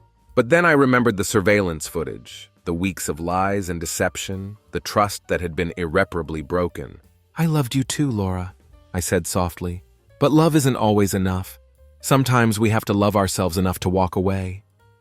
With those words, turned and walked away, leaving Laura standing there with the divorce papers in her hands. Each step felt like it was tearing me apart, but I knew it was necessary. It was time to close this chapter of my life and begin anew. As I reached the edge of the park, paused, looking back one last time. Laura was still standing where I'd left her, the envelope clutched to her chest, her figure small and lonely in the fading light. For a moment I almost turned back. But then I straightened my shoulders and continued on my way. The coming days and weeks wouldn't be easy. There would be paperwork to file, assets to divide, and a life to rebuild. But as I walked away from the park, away from Laura and the life we had shared, I felt a strange sense of peace settling over me. I had faced betrayal, both personal and professional, and come out stronger. I had fought for my principles, for my work, and for my self-respect. And now, I was choosing to fight for my future. A future that, while uncertain, held the promise of new beginnings. As I reached my car, caught sight of my reflection in the window. The man looking back at me wasn't the same one who had discovered his wife's hairpin in his boss's office all those weeks ago. This man was stronger, wiser, and ready to face whatever challenges lay ahead. Got into my car and started the engine, the hustle and bustle of the city fading into the background as I drove. The road ahead was long and uncertain, but for the first time in months, I felt ready to face it. The betrayal that had nearly broken me had also been the catalyst for my transformation. As I navigated the city streets, heading towards my new apartment and my new life, I realized that sometimes it's only when we lose everything that we're free to become who we're truly meant to be. The sun was setting as I pulled into my new neighborhood, casting long shadows across the unfamiliar streets. As I parked and made my way to my apartment, felt a mix of emotions, sadness for what I had lost, but also excitement for what lay ahead. Stepping into my new home, was struck by the emptiness, the blank canvas that lay before me. But rather than feeling lonely, felt a surge of possibility. This space, this life, was mine to shape as I saw fit. Walked to the window, looking out at the city skyline. Somewhere out there, Laura was probably reading through the divorce papers. Mr. Thompson was facing the consequences of his actions. And life at Pinnacle Properties was continuing without me at the helm. But here, in this moment, none of that mattered. I had weathered the storm of betrayal and come out the other side. The path forward wouldn't be easy, but I was ready for the journey. As the last rays of sunlight faded from the sky, made a promise to myself. No matter what challenges lay ahead, I would face them with the same courage and integrity that had brought me through this ordeal. The betrayal that had nearly broken me had instead become the foundation for a stronger, more authentic version of myself. And with that thought, turned away from the window and began to unpack, ready to write the next chapter of my life. A chapter defined not by betrayal, but by resilience, growth, and the endless possibilities that come with new beginnings. I realized that my wife was cheating on me when I took FaceTime on her phone and saw her naked lover with roses. Me, 34 years old, started on my birthday, not expecting much, just quiet dinner with Sarah. Maybe bottle of wine and lazy movie night. Not in honeymoon phase anymore, but things seemed stable. Or so I thought. Walk through door that evening, arms loaded with takeout from our favorite place. Trying to make night special. Got her favorite wine. Even got those spicy tuna rolls she rarely lets herself have. House eerily quiet when I come in. Strange because she always has music or TV on. Even for mundane stuff like folding laundry. Call out Sarah, you home? Expecting her usual sarcastic comment about me being late. Nothing. Head upstairs thinking maybe she's getting ready. Door to bedroom cracked open. About to push it when I hear something. Freezes me mid-step. Laughter. Sharp, almost familiar. Like it belonged to someone else. A Sarah I didn't know. Heart rate shoots up. Palms instantly sweaty. Instinct tells me something isn't right. Curiosity pushes me forward. Nudge door wider. My world tilts. There she is. Lounging on bed in robe I bought for our anniversary. Phone propped up on pillow. FaceTiming some guy. Robe barely holding on. More for decoration than function. Scene feels surreal. Like stumbled into someone else's life. She hasn't noticed me yet. Guy's voice comes through phone. I'll see you this weekend, babe. We can pick up where we left off last time. My stomach lurches. Where we left off last time. She smiles. Real smile. Kind she hasn't given me in ages. Of course, I've been thinking about you all day. Her voice sickly sweet. Tone she used to say for me. Back when we first started dating. Before everything got mechanical. Don't even realize I'm standing there like statue. Until her eyes flick up to mine. Color drains from her face. She fumbles to grab phone. Too late. I've already seen everything. Mike, it's not what it looks like. Her voice trembling. Panic in her eyes betrays her. Can see gears spinning. Trying to come up with ridiculous excuse. The fact she even tries to spin this is insulting. Who the hell is that? My voice low. Not even sure if want to hear answer. Her lips part like she's going to speak. Nothing comes out. Just silence. That silence louder than any explanation. No explosive confrontation. No screaming. No throwing things. Just stand there staring at her. Trying to make sense of pieces of life I thought we had. She's frozen. Still gripping phone like lifeline to her secret world. Turn around. Walk out.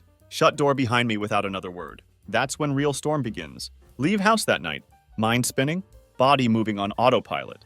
Don't remember grabbing car keys. Don't remember how long I drove. Somehow end up at David's place. Must have looked like I'd seen ghost. His face goes serious immediately. What happened? He asks. Pulls me inside before I can speak. Sit down on his couch. Still gripping steering wheel in my mind. Replaying scene of Sarah sprawled on our bed. Talking to some guy like I don't exist. Tell David everything. The FaceTime call. The robe. The way her face changed when she saw me. Can barely get words out. Voice cracking from weight of it all. He sits across from me. Silent. Absorbing everything. When I finally finish, he leans forward. Face mixture of shock and anger. So what are you going to do? You confronted her, right? No, I mutter. Just walked out. He blinks like he didn't hear right. You just left? What was I supposed to do, David? Start yelling? Throw stuff? Feels like nightmare. Don't even know who she is anymore. David doesn't answer right away. Rubs his face, clearly trying to figure out what to say. But there's nothing that would fix this. Nothing could take away image of her. Calling someone else babe, while sitting in same bed we'd shared for years. Next few days are blur. Avoid going home as much as possible. Crash on David's couch. Come up with excuses to stay late at work. But eventually have to go back. House feels like stranger's place now. Cold. Quiet. Half expect Sarah to try smoothing things over. Maybe some lame attempt at apology. Open door. First thing I see is note on counter. Mike, we need to talk. I'm not going to let you ignore me forever. Stare at note. Feel blood boil. Talk. She acts like I'm one avoiding her. After what she'd done. Crumple paper. Throw it in trash. We don't need to talk. Nothing she could say would make this better. Except that wasn't true. Did want answers. That evening, finally, confront her. She comes home like nothing happened. Heels clicking on hardwood floor. Hair perfect as usual. Fake smile plastered on face. Makes my skin crawl. Stand in kitchen as she casually pours water. Who was that guy? She pauses, hand frozen mid-pour, slowly sets glass down, turns to face me. Think I see flicker of guilt in her eyes, gone as quick as it appeared. It's not what you think, she says. Voice controlled, like she practiced this 100 times. He's just a friend. Let out bitter laugh. Sound harsh even to my own ears. A friend? That's what you call it now? You were practically undressing for him over FaceTime. Her face tightens. Lips press into thin line. Mike, you don't understand? No, Sarah, interrupt her. My patience running thin. I understand perfectly. You're lying to me? Have been for God knows how long? She steps closer, eyes narrowing. Don't try to twist this. You haven't exactly been the perfect husband either. My jaw clenches. Are you seriously trying to blame me for this right now? Her voice gets louder, sharp like she wants to cut me with it. You haven't been around? Always at work or with your stupid friends. What did you expect? I was lonely.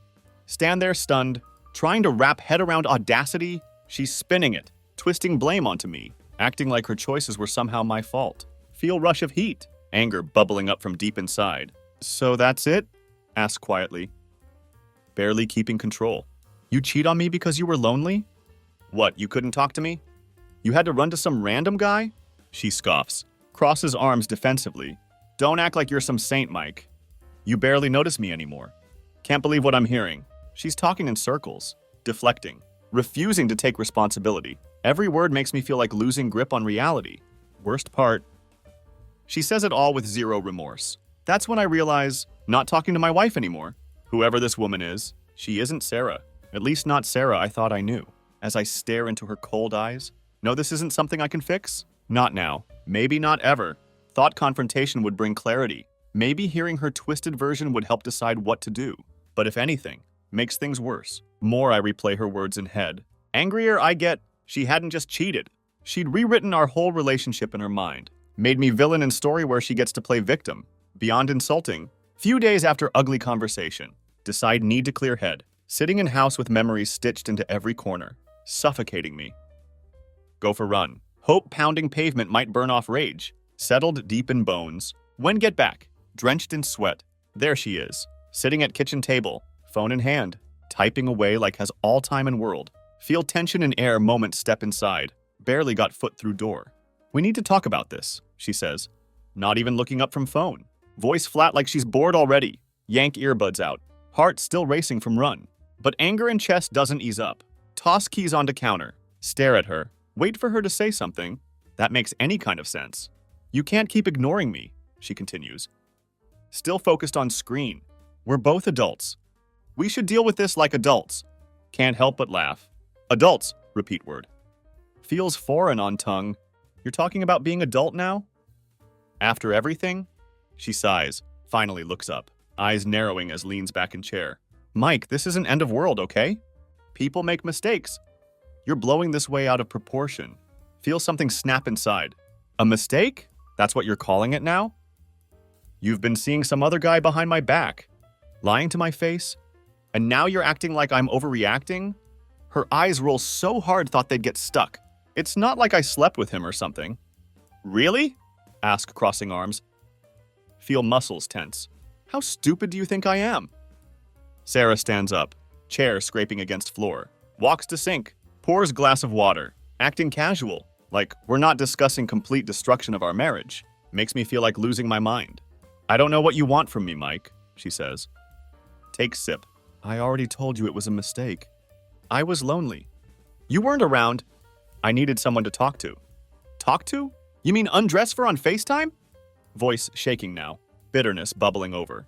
God, you're so dramatic, she snaps. Finally turns to face me fully. If you're so miserable, then maybe we shouldn't even be doing this anymore. For a moment, just stare at her. Woman standing in front of me. Not woman I thought I'd married. This isn't some fight we're going to patch up. Not something we'd laugh about years from now. This is ugly, raw truth staring me in face. She doesn't give damn about what she'd done, not even pretending to be sorry. What do you mean doing this? Ask quietly. Try to keep voice steady. Her eyes meet mine. For first time, see something flicker there. Something cold. Calculating. She leans against counter, crosses arms. Maybe we should just end it, Mike. You clearly don't trust me. I'm tired of having to defend myself. Over something that was honestly your fault to begin with. Feel like been punched in gut. My fault? Repeat in disbelief. Her lips curl into slight smirk. Like just figured out how to win this twisted game. Yeah, you've been emotionally checked out for months. You think I didn't notice? All those late nights? All those hours spent with your friends or working? You left me alone in this marriage. You did this. Can't believe what hearing. She just flipped entire narrative, putting blame squarely on me for her betrayal. Stand there, heart pounding, struggling to find right words. But none come. All can think about how utterly detached she seems. Like this isn't our life she's talking about, but some minor inconvenience. She's finally tired of dealing with, wow, whisper. Shaking head. You really don't care, do you? She doesn't flinch. Look, Mike, maybe it's time we both admit this isn't working anymore. Maybe we're not meant to be together. Words hang in air between us like fog. Part of me knows she's right. This isn't working? We're not meant to be together. Not like this. But hearing her say it so casually, like talking about canceling gym membership, makes skin crawl. Don't respond. Don't have energy. Instead, grab coat from back of chair. Head for door. Where are you going? She asks. Voice sharp. Turn back just for second. To clear my head? Try not to invite your friend over while I'm gone. Slam door behind me. When leave house that night. Not sure where going. All know is need to get away from her. From toxic energy in that house, every word Sarah said still buzzing in head. This isn't working.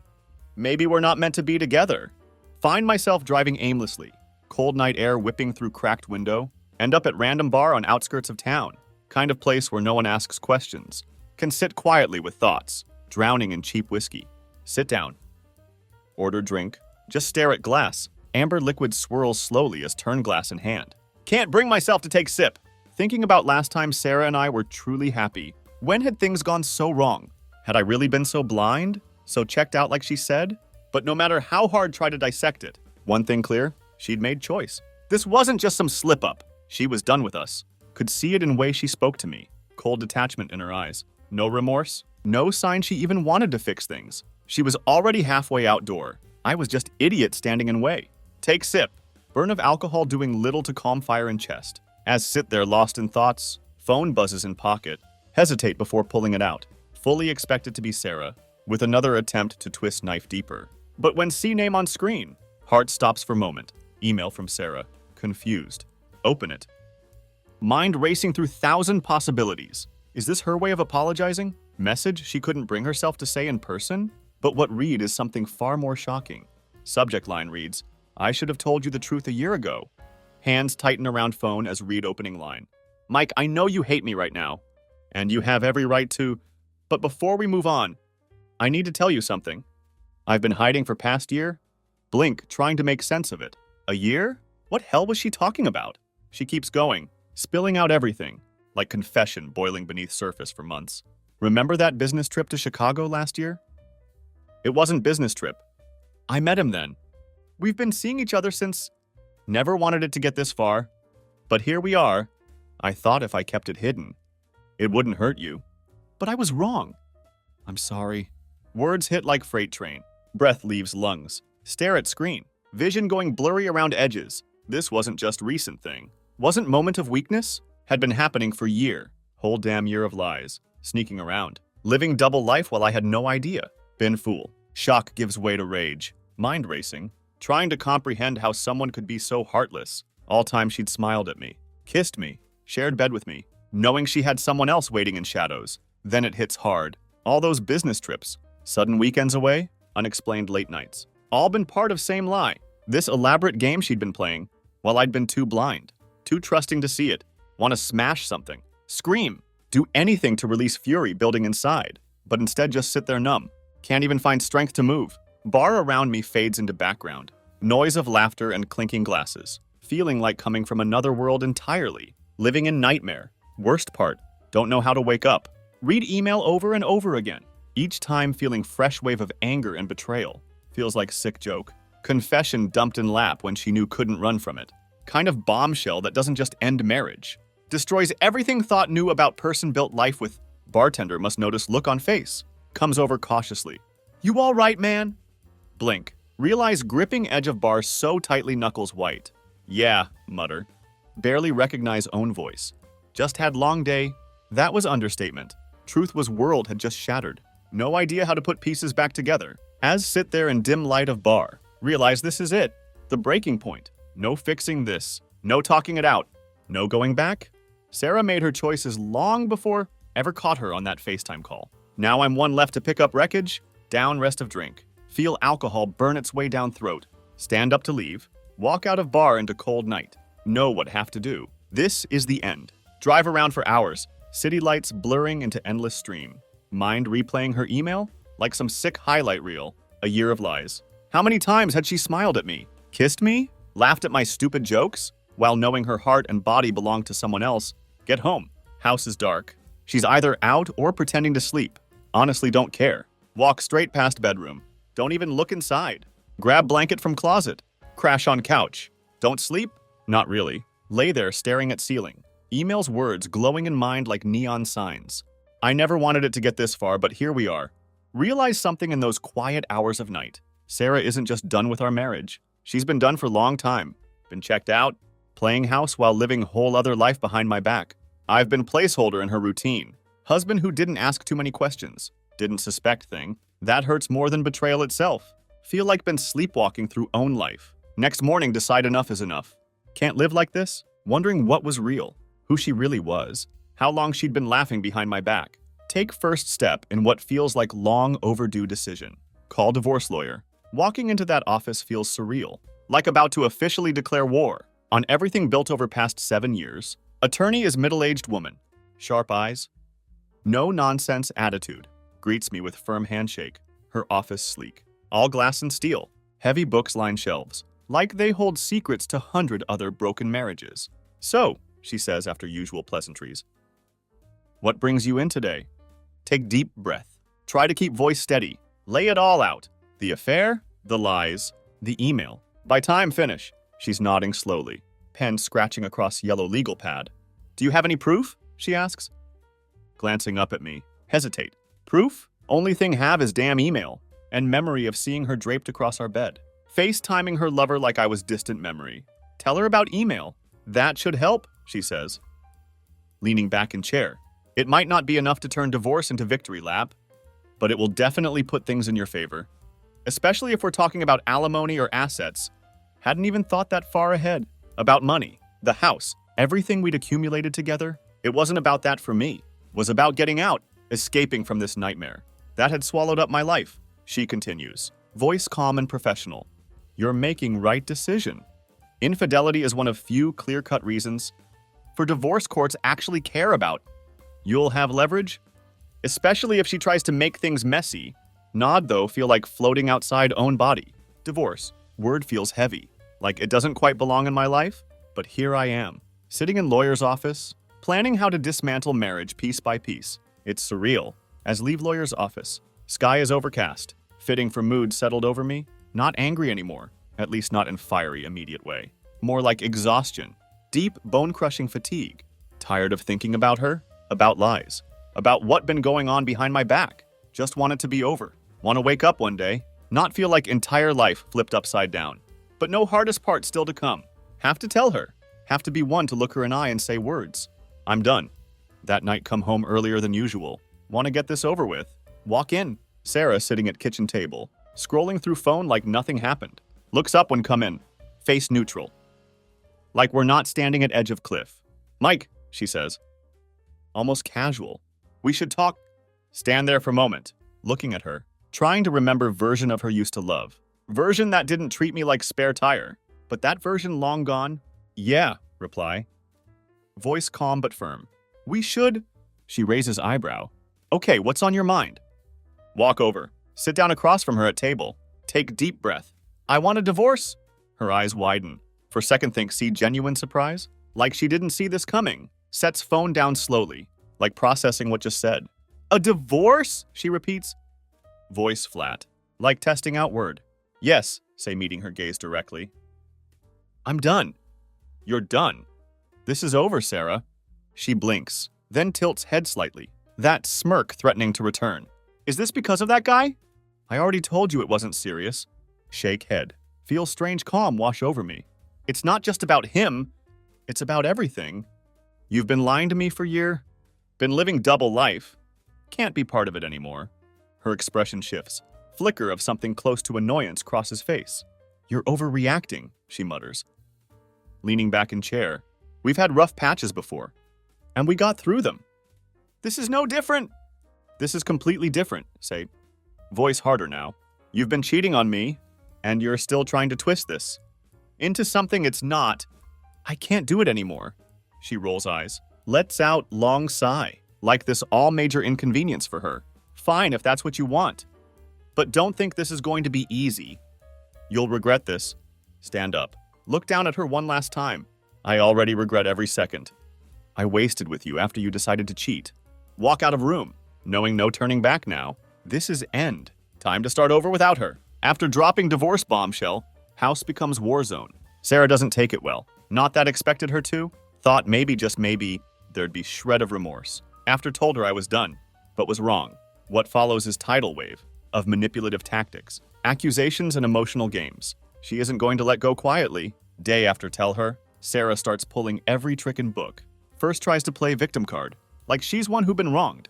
That morning come down for coffee. There she is, sitting at kitchen table. Red puffy eyes, not sure if real or staged. At this point don't care anymore. Mike, she says. Voice hoarse like been crying all night. I don't want to lose you. We can work through this. I know I messed up, but I'm willing to go to therapy. Do whatever it takes. We can fix this. Stare at her. Feel knot of frustration tighten in chest. Therapy now? After year of lies and betrayal? Time for therapy passed. Moment she started seeing that guy behind my back. Sarah, it's too late for that. Try to keep voice steady. You've been living lie for a year. You didn't just make mistake. You built whole other life. I can't trust you anymore. She sniffles, wipes at eyes. I didn't mean to hurt you. I was lost, okay? I made stupid choices. But it doesn't have to end like this. We've been through too much together. To just throw it all away? Hearing her try to plead case. Almost painful. Maybe part of me wanted her to beg, to show that she cared. But it all feels hollow now. Every word sounds like she's performing. Trying to figure out what would get me to cave. Lean against counter, feeling drained. It's already over. You've made your choices. And I've made mine. Her face hardens. Vulnerability she was putting on melts away in an instant. True self comes roaring back. One who lied to my face for months. So that's it? You're just going to walk away? You think you're saint in all this? She stands up from table, voice rising. You weren't perfect either, Mike. You're always at work. Never home. Always too busy for me? What was I supposed to do? Sit around waiting for you to notice I exist?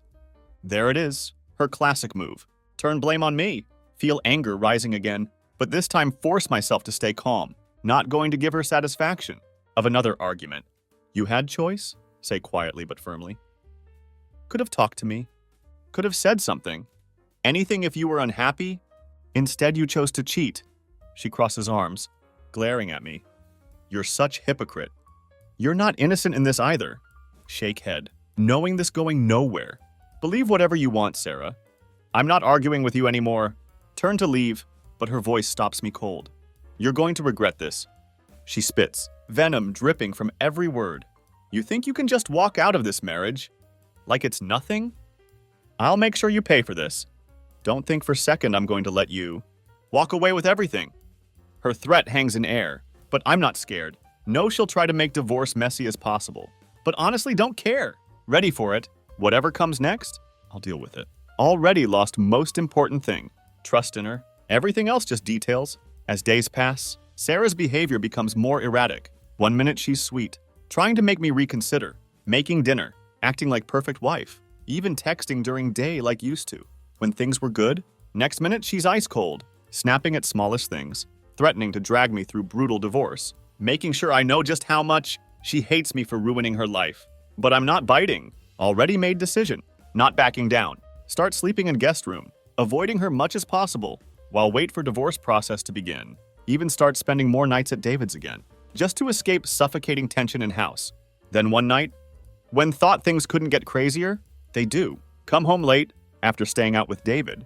Trying to clear head, avoid minefield that was my home. Walk in, notice something off immediately. House too quiet, almost eerie. Head upstairs, figuring Sarah asleep. That's when see it. Bedroom door cracked open. Inside, Sarah sitting on bed, FaceTiming someone. Not just anyone. Him. Same guy from first time caught her. One she'd been seeing for a year behind my back. She hasn't even bothered to stop. After everything, after all lies, arguments, promises. Here she is, still doing same thing. Sitting in same spot. She'd been in first time saw her with him. Can't believe it. Hands clench into fists. Stand in doorway. Staring at her. Not saying word. She doesn't even notice at first. Too wrapped up in conversation. Then eyes flick up. When sees me standing there, she freezes. Guy's voice still coming through phone. Some stupid joke he's telling. That made her giggle. But now her smile drops. Replaced by panic? Mike, she stammers. Quickly lowering phone. I wasn't... You never stopped, did you? Say and barely whisper. Filled with disbelief and disgust, she doesn't answer. Doesn't have to. Her silence all need to hear. Turn around without another word. Walk downstairs. Outdoor. This time not coming back. Walking out of house that night feels different. Not just escape from suffocating tension, or another attempt to clear head. This time it's final. Nothing left to salvage. Nothing left to talk about. Caught her red-handed again. Last shred of doubt about leaving her gone. Drive around in silence for a while. Mind strangely calm despite everything. No more guessing. No more worrying about what she might be hiding. Now no truth in all its ugly detail. Sets me free in way hadn't expected. Weight that been pressing down for months. Suddenly lifted. Replaced by cold clarity. No more room for sadness. No more room for rage. Just brutal reality. Sarah had never really cared. Been holding on to idea of her. Not reality. End up at hotel. Cheap.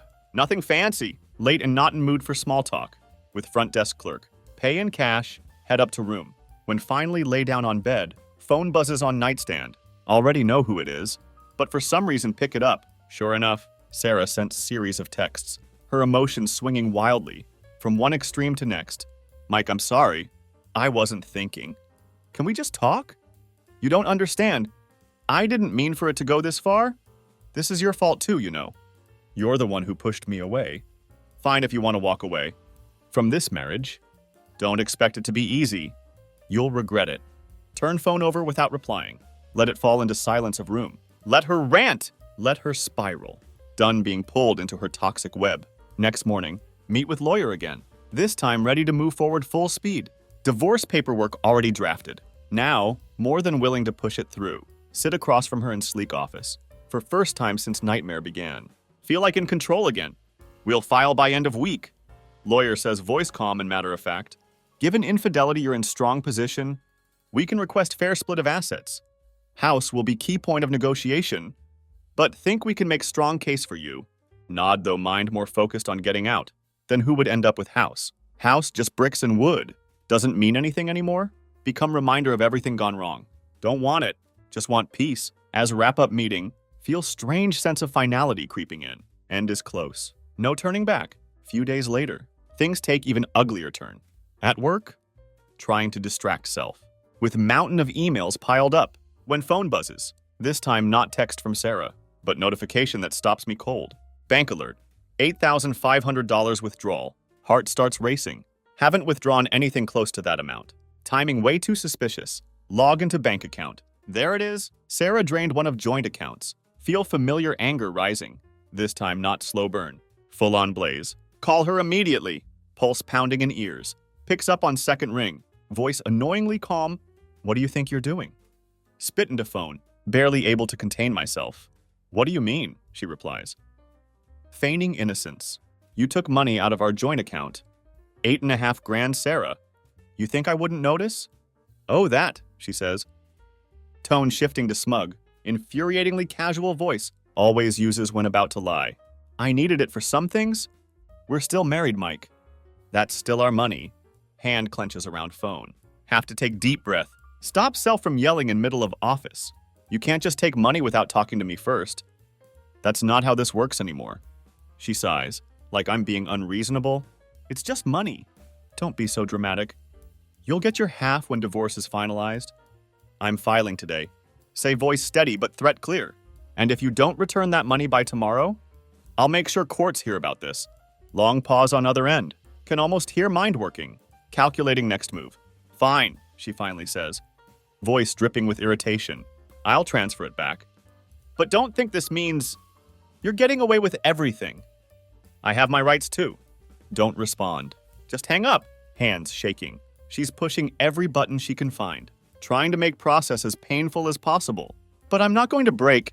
Not now. Not after everything. True to her word for once, Sarah transfers money back next day. But by then, already filed divorce papers. No more playing nice. No more pretending things could be civil between us. Gloves are off. Few days after paperwork submitted, Sarah shows up at house. While packing last of my things, hadn't planned on being there when she came by. But she has knack for showing up when least want her around. She walks in like still owns place, heels clicking on hardwood floor. So this is it? She asks, leaning against doorframe, watching me pack. You're really leaving? Don't even look up. You made sure of that. She sighs, fake exaggerated sound. It didn't have to be this way, Mike. Zip up last bag, turn to face her. Yes, it did. You made your choices. Now I'm making mine. She rolls eyes, pushes off doorframe, steps closer. You'll regret this, she says. Voice low, almost whisper. You'll miss me. Shake head, staring her down. No, I won't. For first time in months. No, it's true. Nothing left to miss. As walk out of house for last time, leaving her standing there alone, feels strange sense of freedom. Not happiness. Not yet, but first step. Last chapter of life with Sarah closed. Ready to start new one. One that doesn't include her lies, her manipulation, her betrayal. For first time in long time, I'm free. Thought hardest part was behind me. After left Sarah standing alone in house. Her threats and smugness fading into background. Divorce was in motion. Done with her games. Finally reclaimed piece of myself. That had been buried under months of lies. Ready to close that chapter for good. But then email came. Exactly year after filed for divorce. Right when starting to feel like rebuilding life. Moved into new apartment. Place that didn't have her ghost lurking in every corner. Thrown myself into work. Spent more time with friends. Even started dating casually. Just small steps back into world. Without her shadow over me. Hadn't heard from Sarah in months. Last time we'd spoken was in lawyer's office. Finalizing divorce. She'd signed papers with same detached expression. Always wore. Like none of this really mattered to her. Figured that was it. But then see her name pop up in inbox. Late at night. Long after should have been asleep. Mindlessly scrolling through phone. When notification buzzes. First almost don't open it. Part of me thinks just another attempt at manipulation. Something designed to pull me back into toxic orbit. But curiosity gets best of me. Subject line makes heart skip beat. I should have told you truth a year ago. Chest tightens as click on message. What could she possibly have to say? After everything, what more was there to confess? Start reading. Mike, I know this is probably last thing. You want to hear from me, and you have every reason to hate me. After everything that happened, I don't expect you to forgive me, but there's something I need to tell you. It's been weighing on me for past year, and I can't keep it to myself any longer. I should have told you truth long time ago, but I was too much of coward. Feel pulse quicken. Strange chill runs down spine. Keep reading. Stomach sinking deeper with each word. When we started growing apart, I was already seeing someone else. You know that part, obviously. But what you don't know is that it wasn't just some fling. He was someone I had been seeing. Long before I even told you I was unhappy. Remember that trip I took to Chicago for supposed work conference? That was lie. I wasn't there for work. I was there with him. That's where it all started. We've been seeing each other since then. For over a year, I lied to you every single day, stare at screen, feel air leave lungs, known she was cheating. But hearing her lay it out so coldly, so methodically, makes it feel like fresh wound. Whole year I'd been living in fantasy, while she'd been living double life, but worse part still to come. There's something else I need to confess. Something I've been avoiding telling you, because I didn't want to deal with consequences. But you deserve to know truth. I'm pregnant. And it's his, blink, eyes frozen on words. Pregnant. And it wasn't mine. Of course it wasn't. Hadn't touched her in months before divorce. She must have known for a while, maybe even when we were still married, yet she said nothing. Imagine her going through our daily routine, smiling at me, knowing all along she was carrying someone else's child. Hands shake as continue reading. I didn't tell you because I didn't want to hurt you more than I already had, but now I realized keeping this from you was just another way I failed. To take responsibility, you deserve to know whole truth. Even if it's coming year too late. Rest of email full of usual Sarah nonsense. Hollow apologies. Excuses about how she didn't mean For it to happen this way, how she hoped I could find it in myself? To move on. She wrote like this was just another minor detail. In wreckage of our marriage, something I could just shrug off and forget about.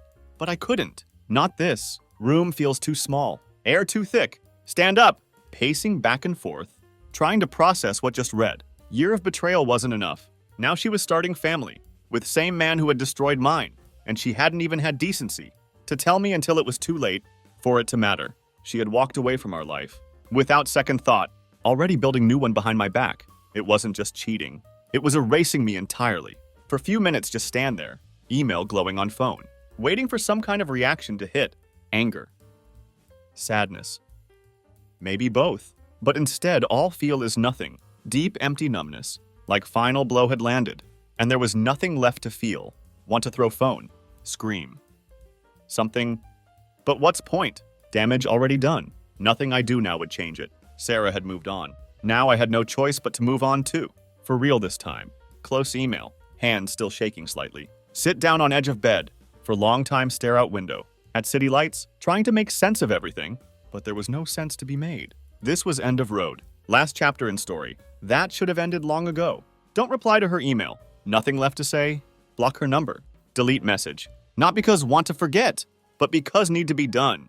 Completely done. If one thing learned from this whole nightmare, sometimes you don't get closure. Sometimes people who hurt you don't get what they deserve. Sometimes only way to heal is to walk away, even when there are still 1,000 questions left unanswered. So that's what I did, and for first time in long time, I felt free. My wife chose a lover over our marriage, not knowing about my secret $1 million fortune, and now she's paying the price. Be me, successful businessman, sitting in my office on a regular Tuesday afternoon, working on multi-million-dollar deal. Phone starts buzzing. Ignored at first, too focused on work. 3 missed calls from unknown number.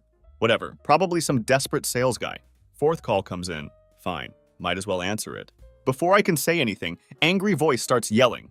You better tell Evelyn to stop playing games with me, man, or this is going to end badly. Freeze instantly. Evelyn? My Evelyn. My wife of 25 years. Who the hell is this? I demand. Can feel the heat rising in my chest. Silence on the other end. Guy realizes he fucked up. Wait, this isn't Blake? No, it's not. Who's Blake and why are you calling about my wife? Longer pause, more calculated this time. I think I've said enough. Click. Hangs up. My pulse is racing. But not how you'd expect. I'm not some emotional wreck ready to explode. Mind becomes razor sharp. This is what I do best. Reading between the lines. Something very wrong is happening. But I'm not about to lose my cool. 25 years of marriage. Not going to throw accusations based on one phone call. Going to handle this like I handle everything in business. Methodically. Grab my blanket. Tell my assistant I have an emergency. Drive straight home. House is quiet. Evelyn's not home yet. Perfect. Time to do some digging.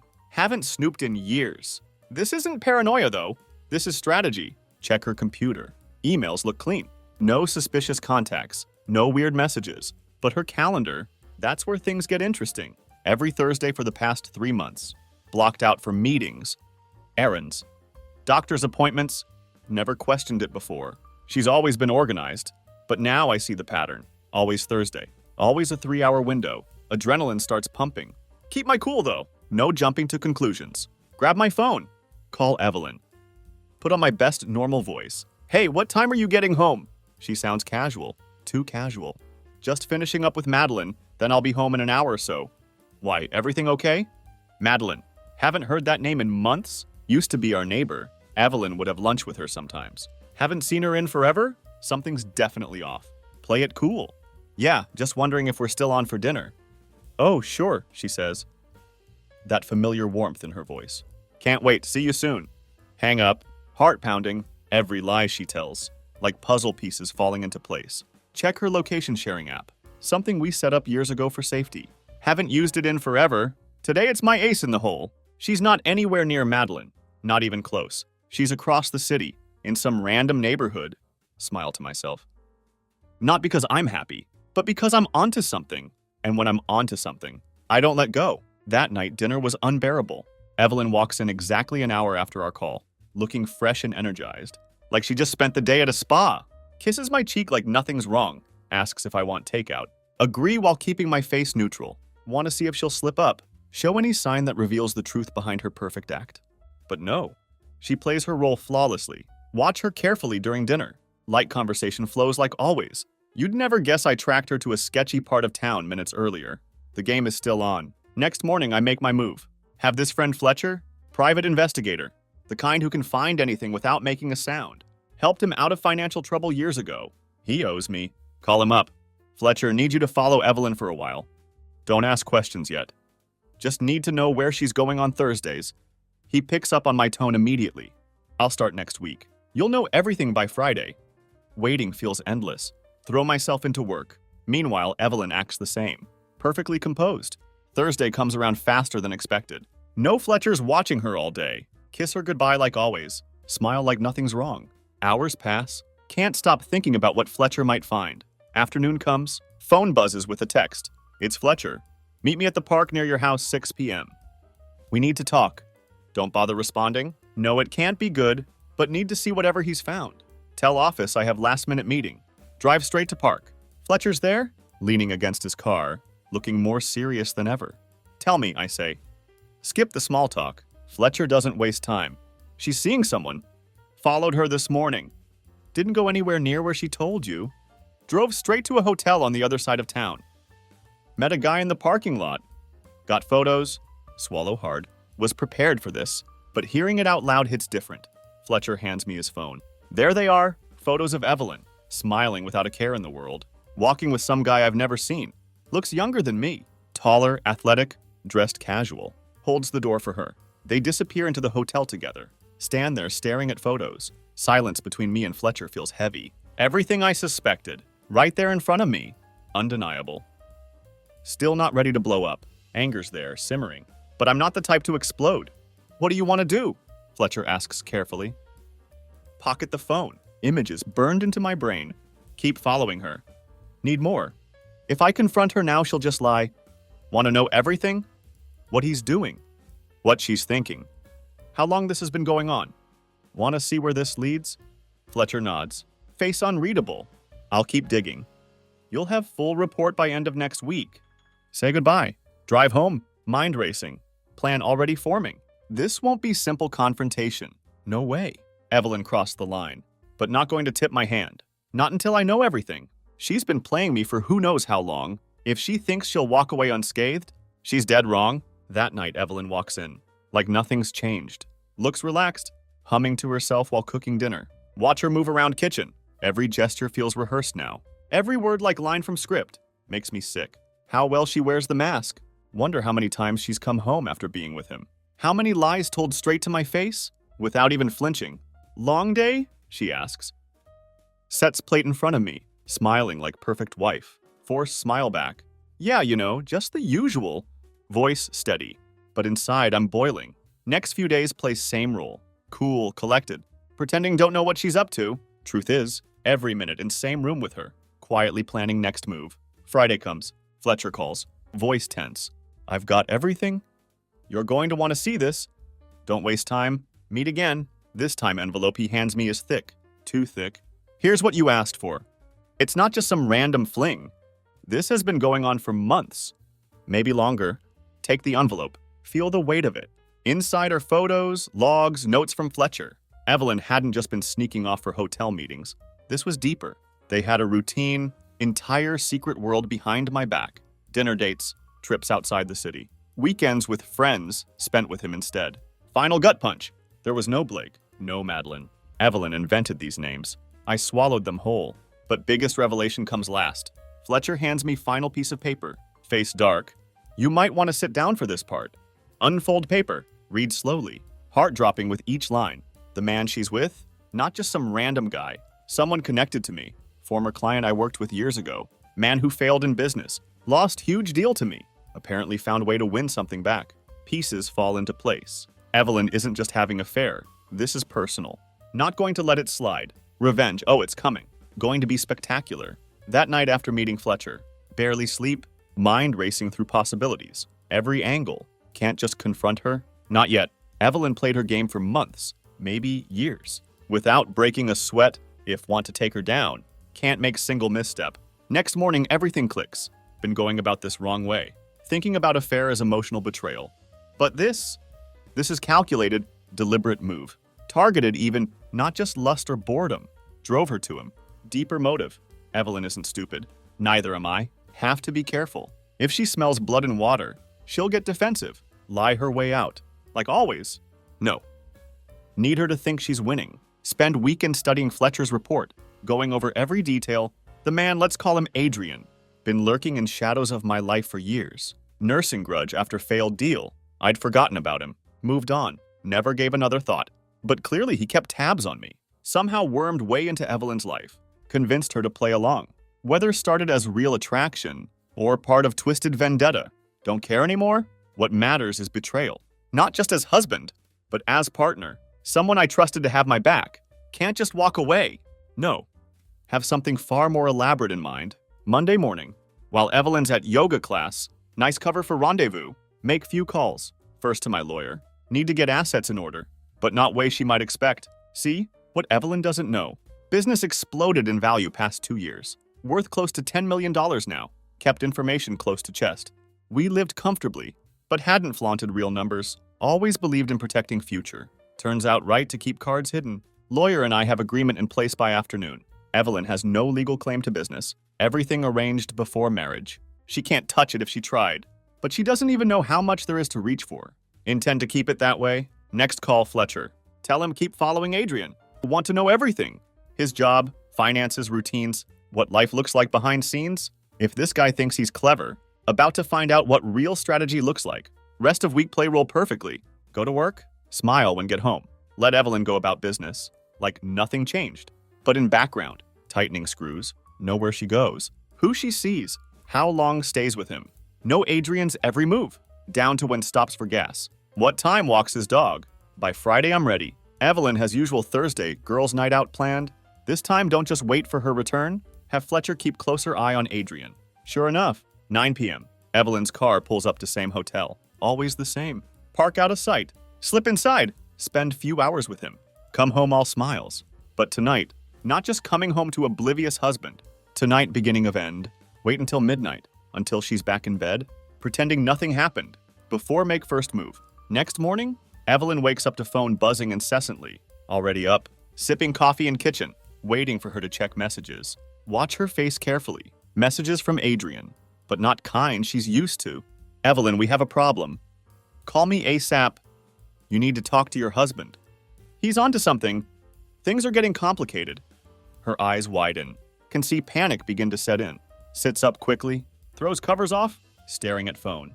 Like it just exploded in hands. She thinks has everything under control. But grip on perfect little double life. Slipping fast. Walk into bedroom. Holding coffee. Lean against doorframe. Can see wheels turning in her head. Mind scrambling to figure out how to fix this. She looks up. Forces smile. One of those fake tight-lipped ones. Screaming, I'm hiding something. Morning, she says. Voice too cheerful.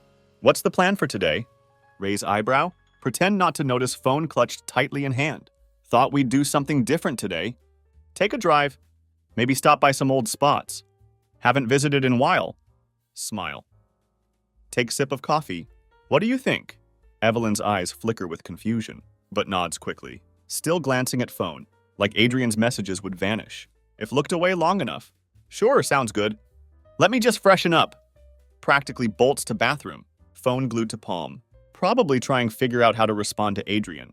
Without tipping me off. Little does she know, already tipped him off. Night before. Had little chat with Adrian myself. Nothing aggressive.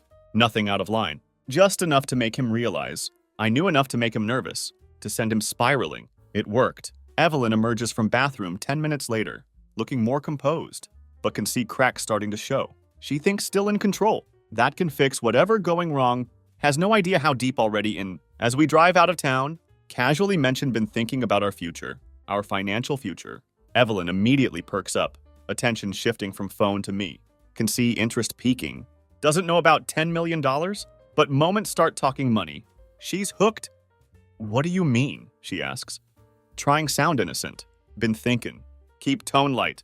We've worked hard for years. Might be time start planning what comes next. Retirement, traveling, maybe some new investments. Evelyn smiles, but something calculating in her eyes. She doesn't know how much I have, but soon going to think she knows. That's when real fun begins. Evelyn, always good at hiding intentions. But when comes to money, can't mask excitement. See her eyes light up. Way haven't seen in years. Know she's hooked. Keep talking, feeding just enough information. Reel her in. Tell her business doing pretty well. Been making smart investments. Lot of potential for growth. She plays part perfectly, feigning mild curiosity, while trying not show how desperate to know real numbers. I'm glad to hear things are going well. Her voice sweet, but eyes betraying her. I've been thinking about our future too. We've been working so hard. Would be nice to enjoy fruits of it. Don't you think? Have to hold back laugh. She has no idea. Exactly. Nod. Think we're at point where can really start thinking what's next. In fact, been looking into few properties, out of state, something little more remote. Maybe even vacation home. You'd like that, wouldn't you? Her reaction immediate. Vacation home? Tries sound casual. Fails hide interest. That sounds amazing. Where were you thinking? Somewhere peaceful. Glance at her. See how far can push it. Maybe in mountains. Quiet place where could just get away. No distractions. No one to bother us. Her smile falters for split second, but quickly recovers. Can almost see her calculating implications. Wondering if dropping hints about a fare, but plays along. Like seasoned actress she is. That sounds perfect. Voice little too bright. You know after all these years. We deserve something like that. I've always wanted place to escape to. Escape. She has no idea how fitting that word is. Entire time, keep thinking about Adrian. How probably freaking out after my subtle messages. Scrambling figure out what I know. What Evelyn hadn't told him. Want him nervous? Want him slip up? Just like she would. Soon enough, they'd both be way over their heads. Later that night, while Evelyn's in shower, more likely texting Adrian under guise of self-care routine. Sit down. Put final piece of plan in motion. First, contact lawyer again, making sure all assets safely locked away, completely untouchable. No matter what Evelyn tries to do, money hidden, business ironclad, she's not getting single penny. But want her think there's fortune, just waiting for her greedy hands. Have to make bait irresistible. Call Fletcher next. Need you start keeping eye on Evelyn's accounts. Specifically any big transactions. If she's planning to make move, she'll start moving money around soon. When she does, wanna know. Fletcher agrees. Shouldn't take long if she's planning something. Hang up, feeling grim satisfaction settle in chest. Wheels turning. Evelyn has no clue walking straight into trap. Idea of her plotting with Adrian behind my back. Thinking going to walk away with half my life. Makes irony even sweeter. Next few days, watch Evelyn more closely than ever. She's careful. Texting only when thinks I'm not looking. Keeping phone face down on counter. Leaving room to take calls. Smile at me across table. Same fake warmth in eyes. Smile back. Playing part as oblivious, loving husband. Then comes Thursday. Evelyn slips out of house like usual. Wearing one of her girls' night out outfits. Little too fancy for just dinner with friends. Don't say anything. Just kiss her goodbye. Tell her have fun. Wait for her to leave. Moment door closes. Grab keys. Follow her. This time don't need Fletcher's help. Want to see it myself? Trail her from distance. Watching as drives across town. Completely unaware I'm right behind. Heart pounding but not from anger. Not yet. This is strategy. Every step of way, I'm in control. She pulls into same hotel as always. Her routine never changing. Almost insulting how little bothers to cover tracks. Thinking I'm too clueless to catch on. Park block away. Close enough to see, far enough not to be noticed. Sure enough, Adrian shows up minutes later. Walks into hotel. Same smug confidence. Imagined he had when stole my business deal years ago. But tonight, he's not one in control. Wait what feels like hours.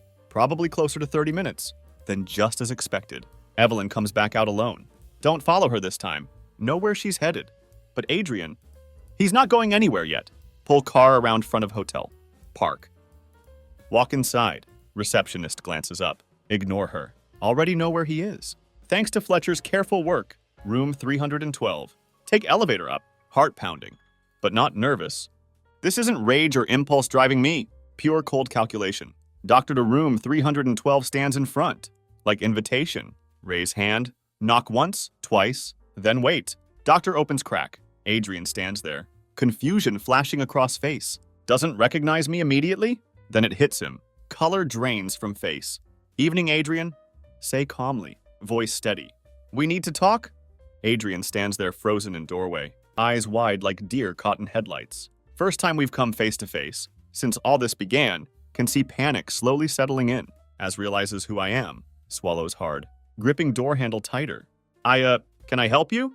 Voice wavers, not as confident as man, who been sneaking around behind my back for months. Smile but doesn't reach eyes. Help me? Not quite. But think it's time you and I had conversation. Don't you? Adrian hesitates, eyes flickering down hallway, like planning to make run for it, but knows better. Nowhere to go. Look, I don't want any trouble. If this is about... Oh, this is absolutely about Evelyn.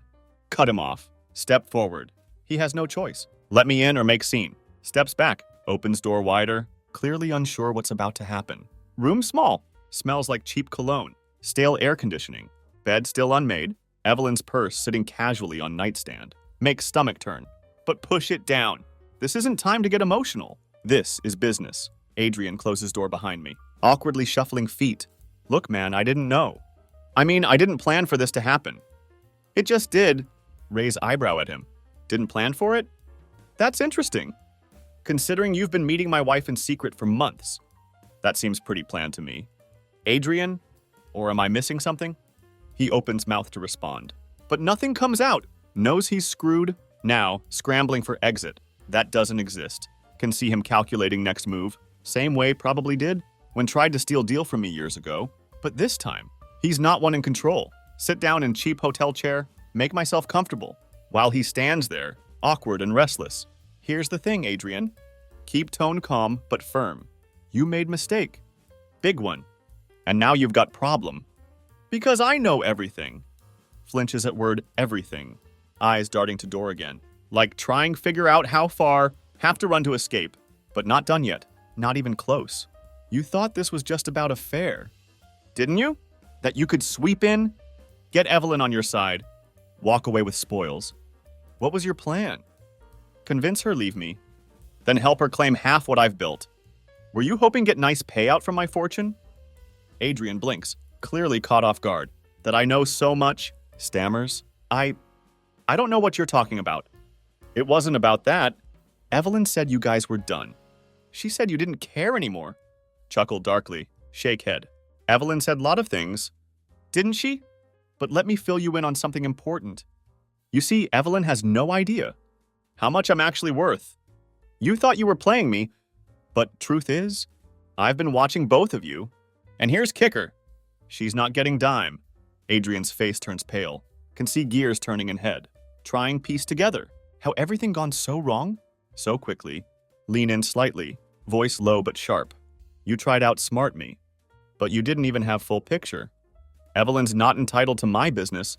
It's ironclad. Locked down. She can try take whatever she wants. But million she's dreaming of. She'll never see it. And neither will you. Adrian swallows hard. Confidence evaporating by second. Look, man, Evelyn didn't tell me anything about money. I didn't even know. Cut him off again. Stand up. Make sure tower over him. I don't care what she told you. What matters now is how this ends. You thought could slip into my life. Take what wasn't yours. Walk away clean. But here's thing. You're not walking away from this? Adrian's eyes widen. Takes step back. Bumps into nightstand behind him. What do you want? Voice small now. No trace of arrogance. Probably had when first met Evelyn. Let silence hang in air for a moment. Before speak again. Voice cold and calculated. What I want is for you to disappear. Walk away. Leave Evelyn in mess she's made. Don't look back. You've already lost. Best thing can do for yourself is cut losses. Get out before things get worse. Adrian's mouth opens and closes, trying to find words. Can't string sentence together. Looks like man who just heard life is over, which in many ways it is. Here's what's going to happen. Step even closer. You're going to end whatever this is with Evelyn. No more meetings. No more secret texts. Nothing? You're going to tell her it's over. You're going to disappear from both our lives. If I see you again, if you even think about coming near her or me, I will ruin you. Financially, professionally, personally, you've already lost once. Don't make me do it again. Adrian stares at me, face mixture of fear and disbelief. Nods slowly, like body responding before brain catches up. Okay, mutters. I'll end it. I'll walk away, smile. But isn't kind smile. Good. Because if you don't, trust me when I say, next time we meet, won't just be conversation. With that, turn and walk out, leave Adrian standing there, in stunned silence. Dr. Click shut behind me. Feel surge of satisfaction rise in chest. He's done, shaken to core, fully aware of position he put himself in. But Evelyn, she's next, wasn't finished yet. Adrian only beginning. Get back in car. Sit there moment, thinking about how proceed with Evelyn. Have all evidence needed.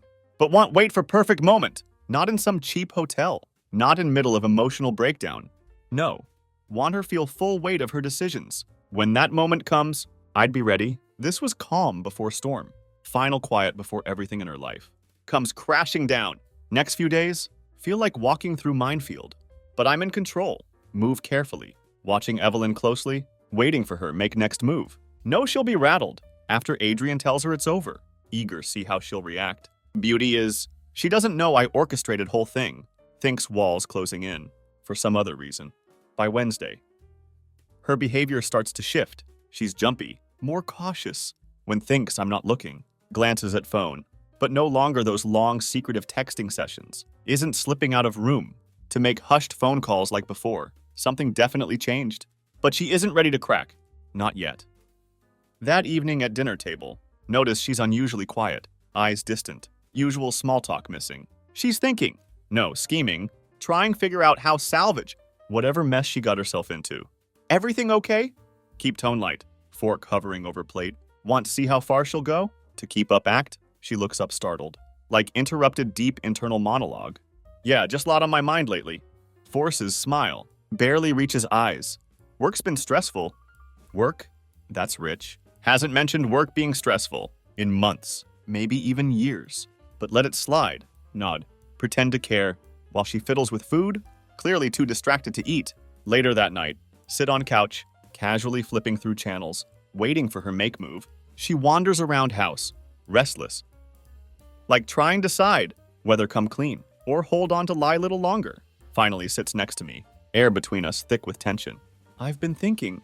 Starts. Voice softer than usual. About us. About the future?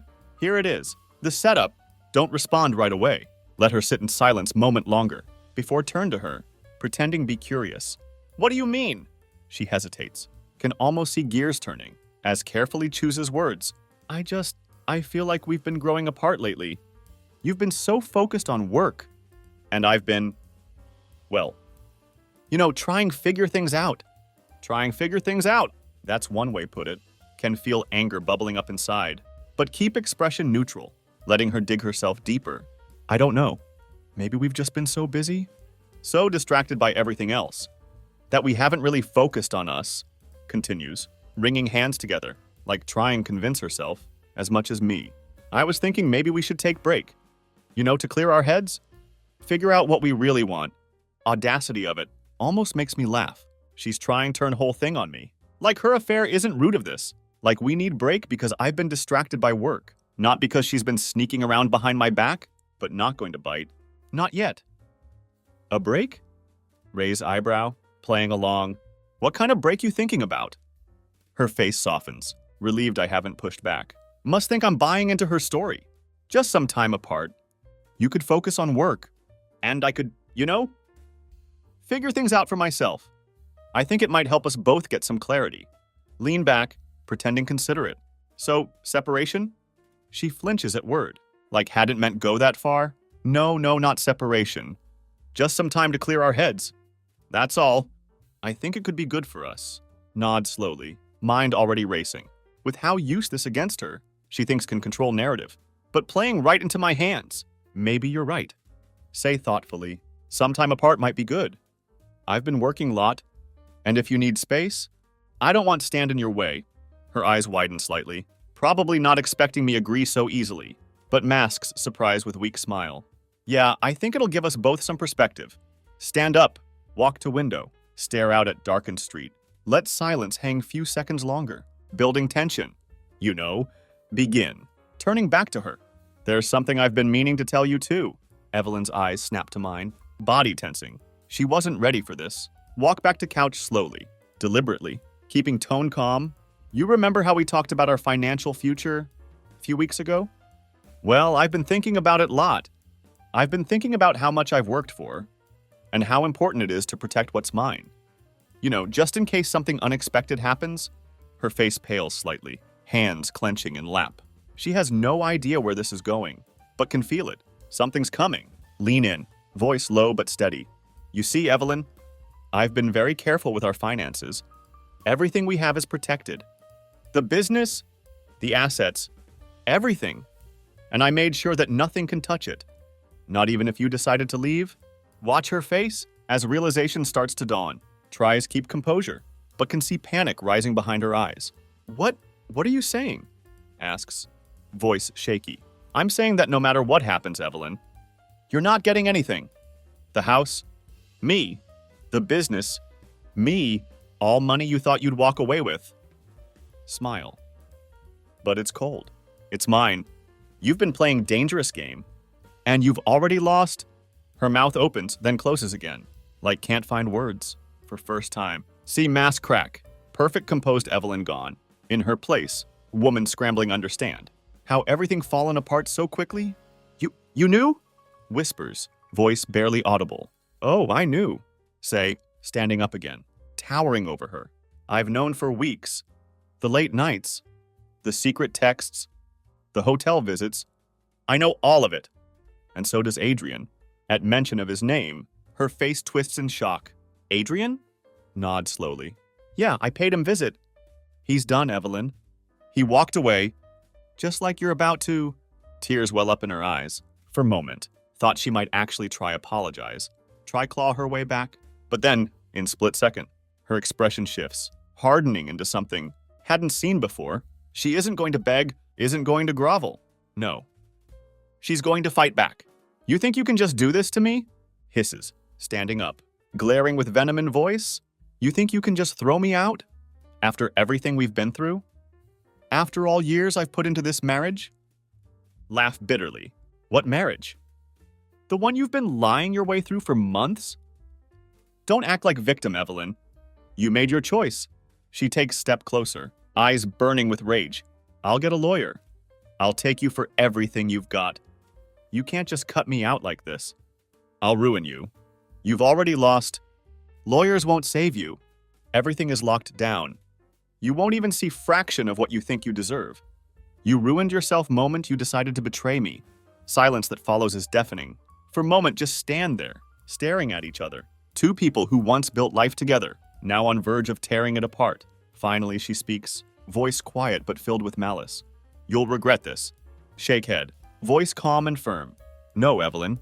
You will. Next morning, Evelyn is gone. Packed small bag, left note on counter. Short to point. No apologies, just pure venom. You're going to regret this. This isn't over. Smile to myself. Fight exactly what expected.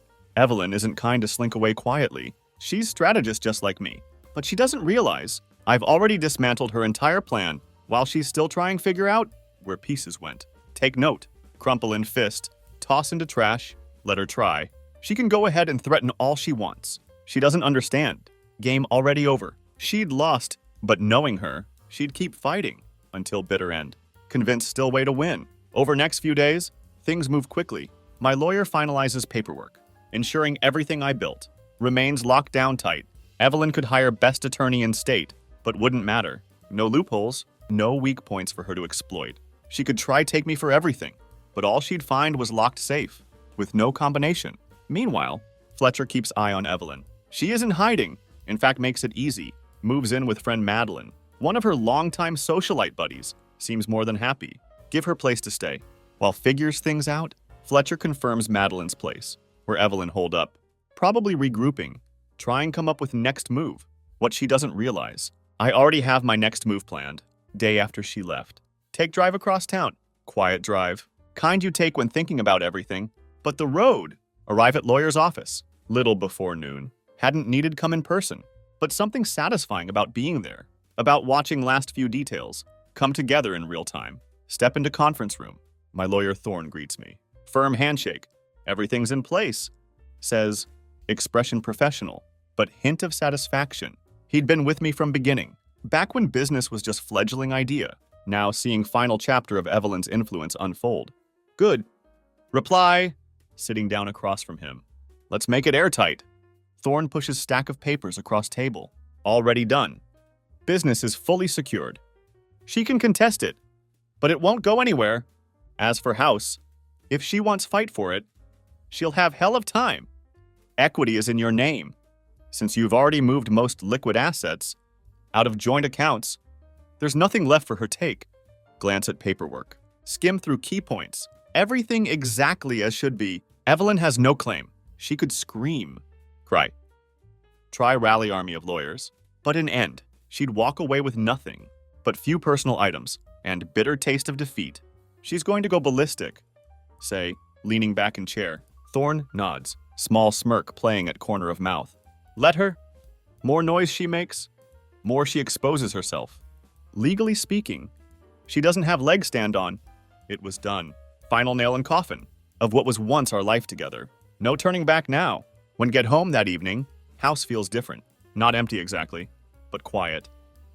In a way that's unsettling, Evelyn's presence, her energy, all been stripped away. Sit in living room, staring at walls, letting silence wrap around me like blanket. Part of me feels relief, freedom even, but another part feels something darker, something more complex. This wasn't how I'd ever imagined life would turn out. After 27 years of marriage, wasn't just losing wife, losing partner, co-conspirator. Someone who had once been in step with me. Now that person become my enemy, but couldn't dwell on that. This was life I'd chosen now. Evelyn made her choices. I'd made mine. Time to move on. Next morning, things start unravel for her, faster than expected. Begins with phone call, sipping morning coffee. When phone buzzes, it's Fletcher, voice urgent but not panicked. Been keeping tabs on Evelyn like you asked? And something interesting just came up. You're not going to believe this. Go on. Say, already intrigued. She's been trying reach Adrian, but he's not responding. In fact, he seems have vanished. Did some digging. Turns out Adrian's been in more financial trouble than we realized. He skipped town, probably ran out of cash, maybe hiding from creditors. Either way, he's left Evelyn high and dry. Can't help but laugh. Poetic justice too perfect. Evelyn's supposed knight in shining armor. Bolted moment things got difficult. She thought had escape route, backup plan. But instead, stranded all alone. Serves her right. Say, setting down coffee. Let her see what feels like to be abandoned. But Fletcher isn't done. There's more. Don't know how, but Madeline, Evelyn's friend, is in on it too. She's been pushing Evelyn file for divorce, but seems like they were both banking on Adrian helping them out financially. With him gone, their plan falling apart. They're scrambling. Lean back in chair, slow grin spreading across face. This better than could have imagined. Evelyn losing control. People she thought would support her, turning out be just as unreliable as she was. Hang up phone, sit there moment, letting it all sink in. Satisfaction of watching her life crumble is real, but so is finality of it. Evelyn chosen this path. Now she paying price. I'd taken everything she thought could count on. In return, left with nothing but wreckage of her own decisions. 2 days later, get call been waiting for. It's Evelyn. Can we talk? Asks, voice strained, barely holding it together. Don't reply right away. Let silence stretch between us, letting her feel weight of what she asking, then finally speak. Sure. Say, voice calm, steady, but not sure there's much left to say. Agree to meet at house. She doesn't have many options left. She knows it. When she arrives, already waiting in living room, glass of whiskey in hand, she walks in, looking tired, worn down, nothing like confident, manipulative woman. Confronted weeks ago, now she desperate. She sits down across from me, eyes searching mine, for something, anything, that would give her advantage, but nothing left for her to find. I've made mistakes. Starts, voice trembling. I know that, but you can't just leave me with nothing. After everything we've been through? Everything we've been through? Repeat, leaning forward, voice sharp. Evelyn, moment you decided to betray me, you lost any claim to life we built together. I've protected what's mine. You're not getting a single piece of it. Her face twists with frustration. I loved you, says, voice breaking, but you shut me out. You made me feel invisible. Shake head, staring her down. Don't blame me for your choices. You could have talked to me. You could have fought for us. But instead you lied. You cheated. Did it for months without second thought?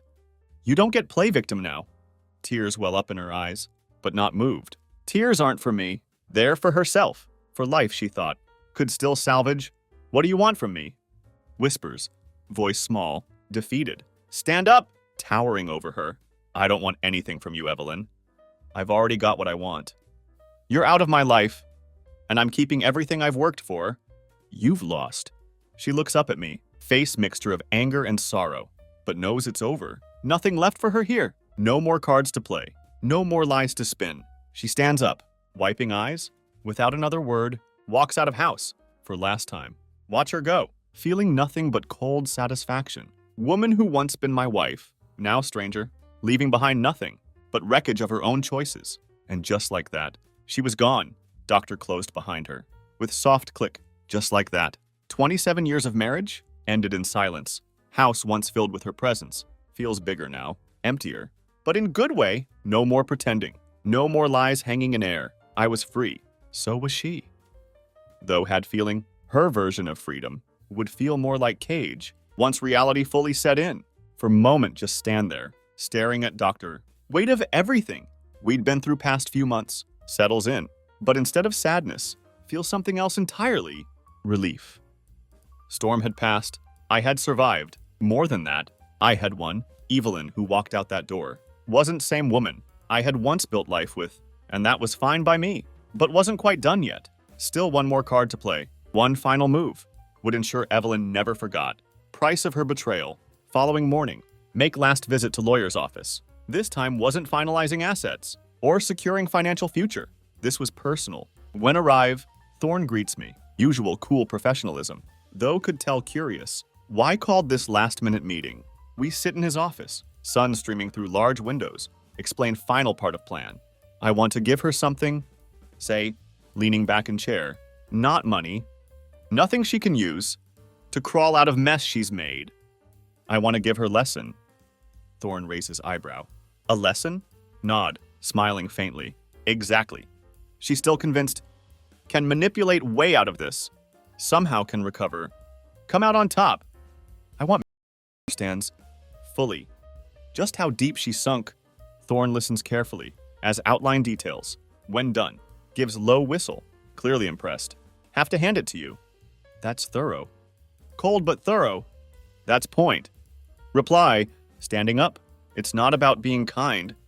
About making sure she understands consequences of her choices. Next few days go by quietly. Go back to work. Focus on future. Wait for final part of plan to unfold. No intention dragging things out. No long-winded battle in court. No drawn-out negotiations. Evelyn would receive her gift soon enough. Once she did, that would be end of it. Day comes sooner than expected. Get text from Thorne. Just before noon on Friday. Simple to point. Delivered? Smile.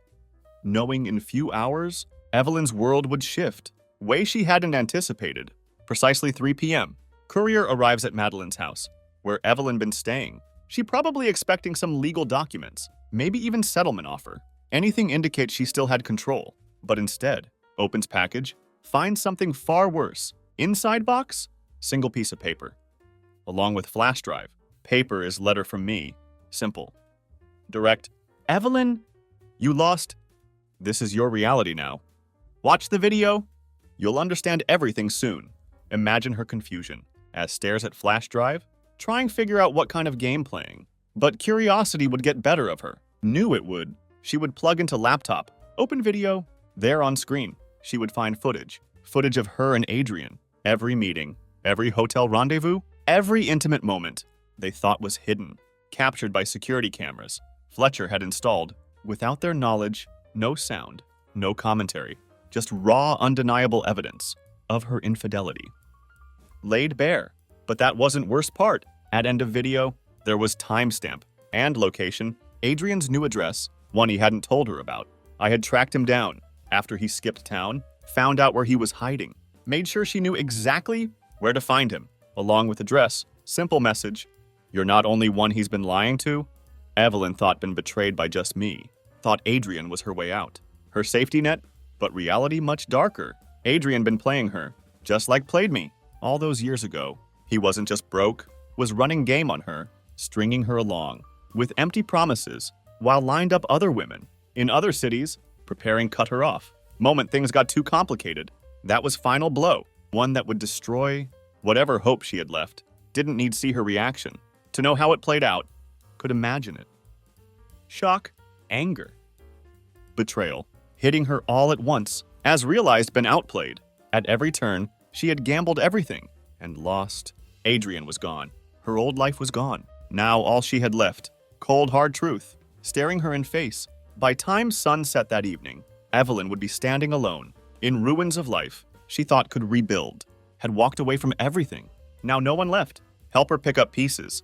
Next morning, wake up to quiet house, peaceful. Still, for first time in months, feel sense of calm wash over me. Pour myself, cup of coffee, walk out to patio, sit down in early morning light. Weight of everything happened. Still there, but lighter now, easier to bear. Evelyn out of my life. Chapter been dragging me down. Finally closed. Learned something from all this? Not just about Evelyn, or Adrian, or betrayal, but about myself. About what willing to fight for. What willing to let go of. Not angry anymore. Not even bitter. In end realized, real victory wasn't in revenge. Wasn't in watching Evelyn's world fall apart, though there was satisfaction in that. Real victory was in walking away, knowing I had survived, knowing I had won, but more importantly, knowing I was finally free. And that in end was all I ever really needed. Game was over and I had won. My wife secretly went to a party with men, and in the morning I put her things out even though she begged me to let her in. Be me, 32-year-old Alex, living what seems like the perfect life. Married to Sarah for 7 years. Financially stable, nice house, good job. Everything looks great on the surface. Last Friday, shit hits the fan. Sarah casually mentions she's going to a party. Party I specifically told her I wasn't okay with. She's holding car keys, doesn't even ask my opinion. I'm going whether you like it or not, she says. First flicker of doubt sparks in my mind. Try to tell myself it's nothing. Maybe she just needs space. Then I see the dress. Tight black, way too short. Paired with heels I haven't seen in years. This isn't about catching up with friends. It's about something else entirely. She doesn't even kiss me goodbye. Just a quick, don't wait up, and she's gone. Spend the rest of the evening pacing the house like an idiot. Something gnawing at me. A deep, dark pit in my stomach. Around midnight, start going over every conversation we've had. Replaying seemingly insignificant moments in my mind. Was she distant lately? Yeah, maybe a little. Less affectionate? Sure. Every time I'd ask where she was, stories felt too clean, too rehearsed. Clock reads 1:30 a.m. No texts, no updates, just silence. Do something I promised myself I'd never do. Open our shared phone plan.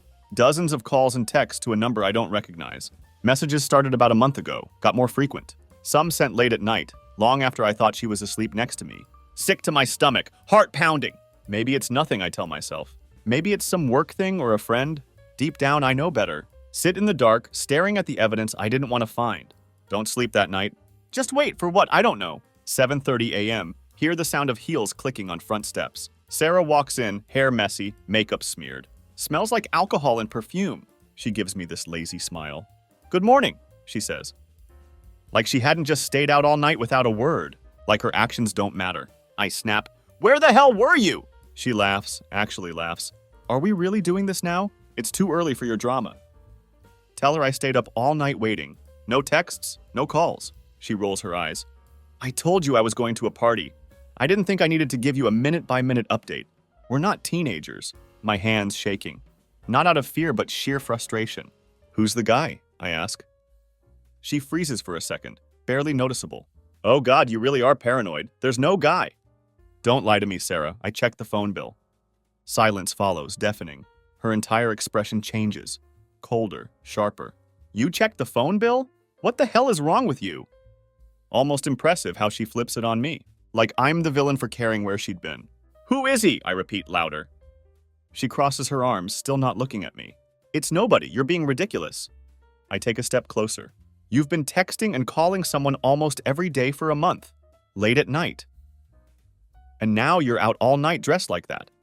You think I'm supposed to believe it's nothing? She loses her composure. It's none of your business, she says through gritted teeth. You don't own me. There it is, that final admission. She doesn't deny it anymore. Just makes it clear she doesn't care what I think. I stand there, numb, staring at the woman I thought I knew. No shouting, no dramatic argument, no tears. Just this cold, quiet realization. The person standing in front of me has changed. Or maybe she'd always been this way, and I'm just now seeing it. She turns on her heel and walks towards the bedroom. I'm going to sleep, she says over her shoulder. Like that's the end of the conversation. Like everything is suddenly fine. But it's not. Nothing is fine. She disappears into the bedroom. Door clicks shut behind her. Sound echoes, leaving a strange emptiness in the room. I collapse back onto the couch, mind racing. A month, at least a month. She'd been talking to someone else late at night, while I was sleeping in the next room. What was I supposed to do with that? My thoughts spiral. Every memory of the past few weeks unraveling in real time. The nights she stayed out late claiming she was with her friend Lisa. The new gym routine. The random work dinners she never used to have. I missed all the signs. Or maybe I just didn't want to see them. Feel my phone vibrate in my pocket. For a moment, I think it might be her, texting some half-baked excuse or apology from the other room. But when I check, it's a notification from our phone plan app. My heart drops. I hadn't turned off the alert for that number, the one she'd been calling. A new message had just come through. At 7:48 a.m., she hadn't even been in the house for 20 minutes, and she was already talking to him. I click on the number. A name pops up on the screen. Tom. Not a work contact, not some random friend, but Tom, a guy I don't know, with a number I'd never seen. I can't breathe. My hands are shaking as I open the call log. 46 calls in the past 2 weeks. Dozens of text messages. All late at night, all while she was supposedly too tired to talk. There's no denying it now. This is real. It's not just paranoia anymore. Sarah has been seeing someone else. I hear movement from the bedroom. The door opens slightly and she peeks out, her face calm like nothing had happened. Are you seriously still on this? She asks. Her tone flat, almost bored. I look up at her, phone still in hand. I know it's him, I say quietly. Tom, that's his name, isn't it? For a second, she doesn't react. Then with a small shrug, she says, yeah, so what? Like it's the most natural thing in the world. Like she just admitted to forgetting to pick up milk from the store. Yeah, so what? That's when everything inside me snaps. I'm not even angry at that point. I'm past anger, past hurt. It's something else now. Numbness, cold, clear numbness. How long? I ask, my voice hollow. Sarah rolls her eyes like I'm being ridiculous for asking. I don't know, a few months maybe? She leans against the doorframe. Completely unfazed. Does it really matter? My mind can't comprehend her words. Does it really matter? How could she stand there acting like it's no big deal? My world is falling apart, and she can't even be bothered to look guilty. I stand up slowly. You've been seeing him for months, lying to me, going behind my back, and you're standing here asking if it matters? She crosses her arms, annoyed. I didn't lie to you, I just didn't tell you everything. Her voice has this edge to it, like I'm the unreasonable one for feeling betrayed. You've been so controlling lately, always questioning me, so yeah, I needed space. And Tom, he gets it. He doesn't suffocate me like you do. My mind is reeling. Controlling? Suffocating? Is that how she justifies this to herself? Space? I laugh, but it's not a real laugh. It's bitter, hollow. You needed space, so you ran to another guy? You cheated because I cared about where you were? Sarah tilts her head, her expression bored. Like she's over this entire conversation. Oh, don't be so dramatic. We didn't even sleep together until last week, if that's what you're really upset about. The casual way she says it like it's nothing makes my stomach turn. Last week? I repeat, the words barely registering. My entire body feels cold. Yeah, it just happened. But if you'd stop overreacting, you'd see that it's not a big deal. We've been drifting apart for a while now, and you know it. She says it like it's some simple fact, like I'm supposed to just accept it and move on. I can barely look at her. She's not the woman I thought she was. Not anymore. Maybe she never had been. I turn away, staring out the window. The room feels too small, too suffocating. I can't stand to be in the same space as her. Get out, I say quietly, my voice barely above a whisper. Sarah's eyes widen, caught off guard for the first time. What? I said get out, I repeat louder this time, turning to face her. I don't care where you go, just leave. Now. For a moment, she looks like she might argue, but then without another word, she grabs her purse from the counter. Slipping on her shoes like this is just another ordinary morning. Fine, she says, brushing past me towards the door. I'll go, but don't expect me to come crawling back. You did this to yourself. And with that, she walks out, slamming the door behind her. The house falls into silence again. But this time it's different. This time the silence feels final, like something has broken that can never be fixed. The sound of the door slamming echoes through the house, leaving a ringing in my ears. I stand there, still staring at the spot where Sarah had been just moments before. The empty space somehow feeling heavier than her presence. It's strange. After months of feeling like she was slipping away, The house now feels suffocating without her. I don't even know how long I stand there, just frozen. My mind blank except for one thought looping over and over. She's gone, she's really gone.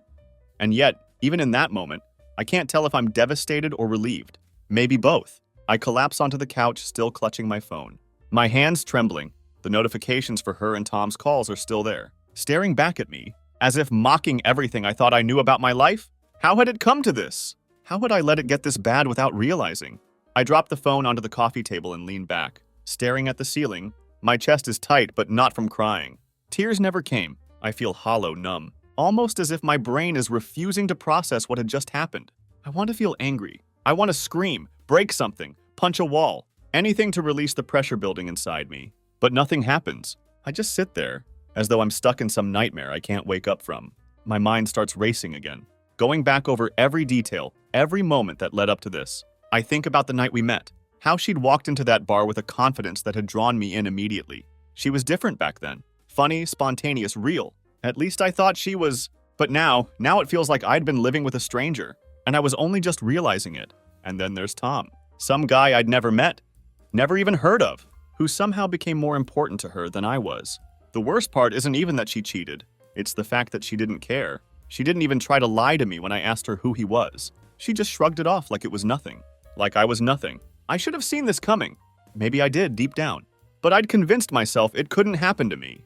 That we were stronger than this. That I was stronger than this. But clearly I was wrong. Sarah had been slipping away for months, and I'd been too blind to notice, or too stupid to accept it. The last few conversations we had play in my head, like some twisted highlight reel, all the little moments where I'd asked if something was wrong, and she'd brushed me off. I remember the time she came home late. The nights she turned away from me in bed, claiming she was tired. The nights when I could feel her slipping away inch by inch. But I hadn't done a damn thing about it, because I didn't want to seem paranoid. And now it's too late. She's gone. And I'm left here in this empty house, with nothing but the weight of her absence. The reality of it all starts to settle in. She isn't just gone for the day. She isn't coming back. This isn't some fight we can fix with a few apologies and promises to do better. This is it, the end of us. And as much as I want to believe otherwise, I know there's no coming back from this. Not after what she'd said. Not after what she'd done. A cold wave of clarity washes over me. The weight of the situation finally hits me. Sarah isn't just some confused woman looking for a way out of a rough patch. She had chosen this. She had decided that Tom was worth more than everything we built. And the way she had looked at me with that cold indifference. I know this isn't something she regrets. She's done with me.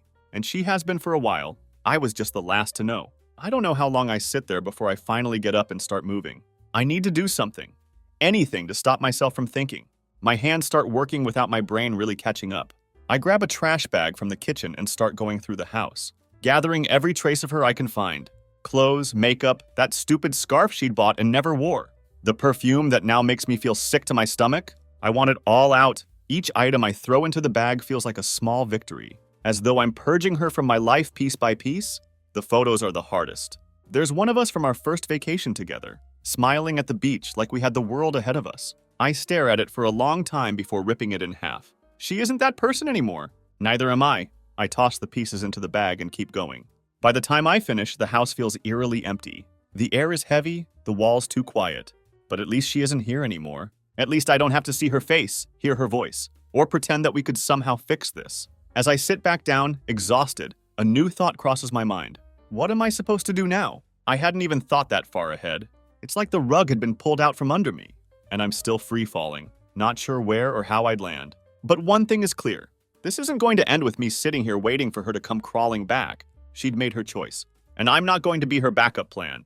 Not anymore. She thought she could just walk out of my life and leave me shattered, but I'm not going to give her the satisfaction. I have no idea what comes next. Divorce maybe? Confronting Tom? The thought crosses my mind. But what good would that do? What am I going to do? Ask him why he ruined my life? No, I need to figure out how to move forward. How to rebuild after everything has been torn apart. I don't have all the answers yet, but one thing is for sure. This is the beginning of the end for Sarah and me, and for the first time, I realize that maybe, just maybe, that isn't the worst thing in the world.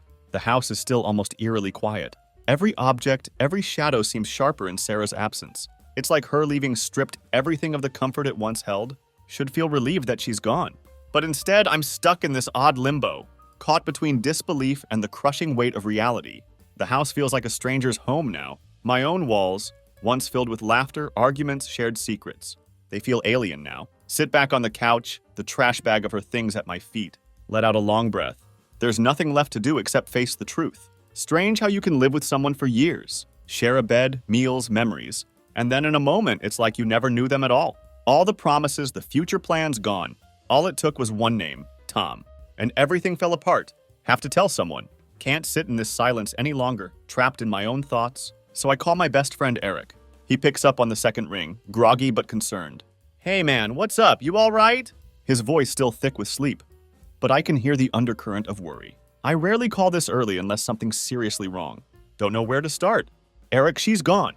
There's a long pause on the other end. Wait, what do you mean gone? Like she left? She's been seeing someone, some guy named Tom. It's been going on for months, apparently. She admitted it this morning like it was no big deal. She walked out. Can hear the anger starting to creep into my voice, the numbness giving way to something darker. Eric curses under his breath. Jesus, man, I don't even know what to say. I'm so sorry. Yeah, well, sorry doesn't change anything, my voice cracks. Betraying the flood of emotions that had been building inside me all night. She doesn't even care, Eric. She didn't even try to explain. It was like I didn't matter anymore, like I never did. Man, I can't believe this. She seems so into you. I mean, sure, things have been tense, but I never thought she'd do something like this. His words are filled with genuine disbelief, but they aren't helping. Yeah, well, she did. And now she's gone. I let out a bitter laugh. Just like that. Eric's quiet for a moment, then he asks, "What are you going to do now?" The question hits me like a punch. What am I going to do? I hadn't thought that far ahead. All I know is that I can't just sit there and wallow in the mess she'd left behind. I don't know yet. Divorce, I guess. I mean, what else is there to do? It's not like I can just forgive her. Are you sure about that? Eric's voice is hesitant.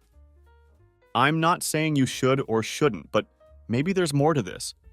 Have you guys really talked? I clench my jaw, trying to keep the frustration in check. There's nothing to talk about, Eric. She cheated. She's been lying to me for months. What's there to even say after that? I get it, man. I'm just saying sometimes people make mistakes. Stupid, awful mistakes. But that doesn't mean it's over if you don't want it to be. His words sting, but not in the way he probably thought. They don't hurt because they're true. They hurt because they're the final nail in the coffin of the person I used to love. She isn't apologizing because she's sorry. She's apologizing because she got caught. I lean forward, my eyes locking onto the phone. You didn't do this because we were distant. You did this because you wanted to. You wanted something else, something different. And instead of working on us, you decided to throw everything away. Eric sighs on the other end, probably realizing this isn't the time to push. All right, I hear you. But whatever you decide, just don't make any rash decisions right now. Let things settle a bit. I don't answer. I don't know how to. I just feel lost. Like everything I thought I knew about my life had been ripped away in a matter of hours. After a few more awkward exchanges, I hang up and toss my phone onto the couch. That's when I notice something. Sarah had left her laptop on the kitchen counter. It's half open, the screen dark. My heart starts pounding. I don't want to snoop. Hell, I already hate myself for checking the phone bill. But something tells me there's more. More that I'm not seeing. Walk over, hands shaky, and flip the screen open. The laptop whirs to life and her desktop pops up. No password. Sarah had never been one for security. For some reason, that feels like the final insult. So careless. So confident that I'd never dig deeper. She probably thought I'd be too much of a coward to look. Open her browser and go straight to her emails. I'm not proud of it, but at this point, pride doesn't matter. I need to know what else she's hiding. Scrolling through her inbox, it doesn't take long to find him. A thread of emails between her and Tom going back for weeks. Flirty, casual, full of inside jokes I don't understand, as if they had their own secret world. But then I hit one email and it feels like the floor dropped out from under me. Subject, last weekend was amazing. I click on it, dreading what I might see. And there it is in plain text. Plans to meet up at a hotel. Details about how great their time together had been. Even a damn photo of them together, smiling, happy. She looks radiant in a way I hadn't seen in months. And it isn't just a casual fling. They'd been planning things, future weekends, trips. My head spins, and I grip the edge of the counter to steady myself. It isn't just some drunken mistake, some one-time thing. She'd been actively building a life with this guy, while still living in our home, still pretending to be my wife. I slam the laptop shut, unable to look at it anymore. The betrayal runs deeper than I thought. It isn't just about a physical affair. It's emotional. She had checked out of our marriage long before I even realized, And worse, she doesn't care. She'd left me in the dark, living a double life without a second thought. The anger surges again, but this time it's mixed with a deep, gnawing sadness. She had chosen him over me, over everything we built, and now I'm left with the pieces. I stare at the closed laptop, my mind racing with 100 different thoughts, none of them leading anywhere good. I could feel the weight of the next decision pressing down on me, but no answer seems right. For the first time, I truly understand the phrase, the point of no return. I had just crossed it. Don't know how long I stood there staring at that closed laptop, like it was some kind of bomb about to go off. The photo of Sarah and Tom burned into my mind. Felt like a knife twisting deeper with every passing second. She isn't just having an affair. She's happy. She looks at him the way she used to look at me, with that smile that made her eyes light up. It's like I'm looking at a version of her that had been long gone from my life, only to find out she'd been saving it for someone else. The shock turns into this cold, bitter numbness. My body moves on autopilot as I grab my jacket from the chair and head for the door. Can't stay in that house any longer. Not with the reminders of her scattered everywhere. I needed air, space to think, something to keep me from sinking into the flood of emotions that threatened to drown me. Walk down the street not really knowing where I'm going. It doesn't matter. I just need to keep moving. The cool breeze slaps my face, but it isn't enough to clear my head. Every step I take feels like a step further from my old life, and deeper into the unknown. But one thing is clear. There's no going back now. Pull out my phone, staring at it like it's some foreign object. Part of me wants to call her, demand answers, scream at her for what she'd done. But what's the point? She'd already told me everything I needed to know, even without saying it directly. Her choice had been made, and I wasn't part of it. Instead, I opened my contacts and scrolled down to a number I hadn't dialed in years. My lawyers. The sight of it sends a chill through me. Divorce. It's such a cold, sterile word, but now it's becoming my reality. I hesitate, my thumb hovering over the call button. Once I make that call, there would be no more pretending. No more hoping that maybe this was just a phase, that we could somehow patch things up. But then I remember the emails, the hotel, the plans she had made with Tom. She isn't just cheating. She's already mapping out a future without me, a future where I'm just a footnote in her past. The anger surges back, stronger this time. I hit the call button before I can second-guess myself. The line rings twice before a familiar voice picks up. Hey Alex, it's been a while, what's going on? Hearing my lawyer's voice makes the decision feel even more real, but I force myself to speak. David, I need your help. It's about Sarah, I need to file for divorce. There's a pause on the other end. I'm sorry to hear that. Are you sure about this? You know it's not something to rush into. I'm sure, I say, my voice steadier than I feel. She's been cheating on me for months. I found out everything this morning. There's no saving this. David doesn't push any further. All right, let's meet in my office tomorrow and we'll go over the details. I'll need to get some information from you, but we can get the process started. Yeah, tomorrow works. I end the call quickly before the weight of what I'd just done can sink in fully. I stand there on the sidewalk, the phone still clutched in my hand, feeling a strange mix of relief and grief. I had just set something in motion that would officially end my marriage. And I don't know whether to be proud of myself for finally taking action, or sick to my stomach for giving up on 7 years of my life. I keep walking, the streets empty, my thoughts running wild. Memories of Sarah flash through my mind uninvited, like ghosts from a life that no longer existed. I think of the day we moved into our house, how we picked out the paint colors together, arguing about whether the living room should be blue or green. I think about our first Christmas, how we spent hours untangling Christmas lights, laughing like idiots when half of them didn't work. Feels like a lifetime ago, but it wasn't. It was the same Sarah, the same life. Just before the lies, before Tom. I end up in a small park not far from our house. The bench creaks under my weight as I sit down, staring at the playground across from me. A little girl is laughing as she swings back and forth, her father pushing her gently, smiling like the happiest man in the world. For a moment, I wonder what that man's life is really like. Is he living in bliss? Or is he like me on the edge of something he couldn't see coming? The thought makes my chest tighten. I'd once been like him, hadn't I? Blissfully unaware, thinking I had it all figured out. Sarah and I had been happy once. We had plans. But those plans had been shattered long before today. I just hadn't realized how far gone things were until it was too late. Sitting there, I have this sinking realization.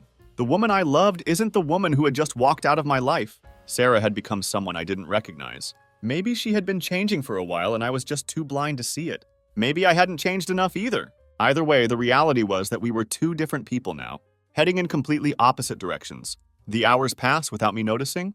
The sun starts to set, casting long shadows across the park. And yet I still don't have the energy to go home. Home, The word doesn't even feel right anymore. The house might have 4 walls, a roof, and all my things, but it isn't home. Not without the life I thought I'd have. Finally, I stand up and start the slow walk back. As I approach the house, something catches my eye. The trash bag I'd packed with Sarah's things is still sitting by the front door, where I'd left it. I pick it up, the weight of it feeling strangely satisfying.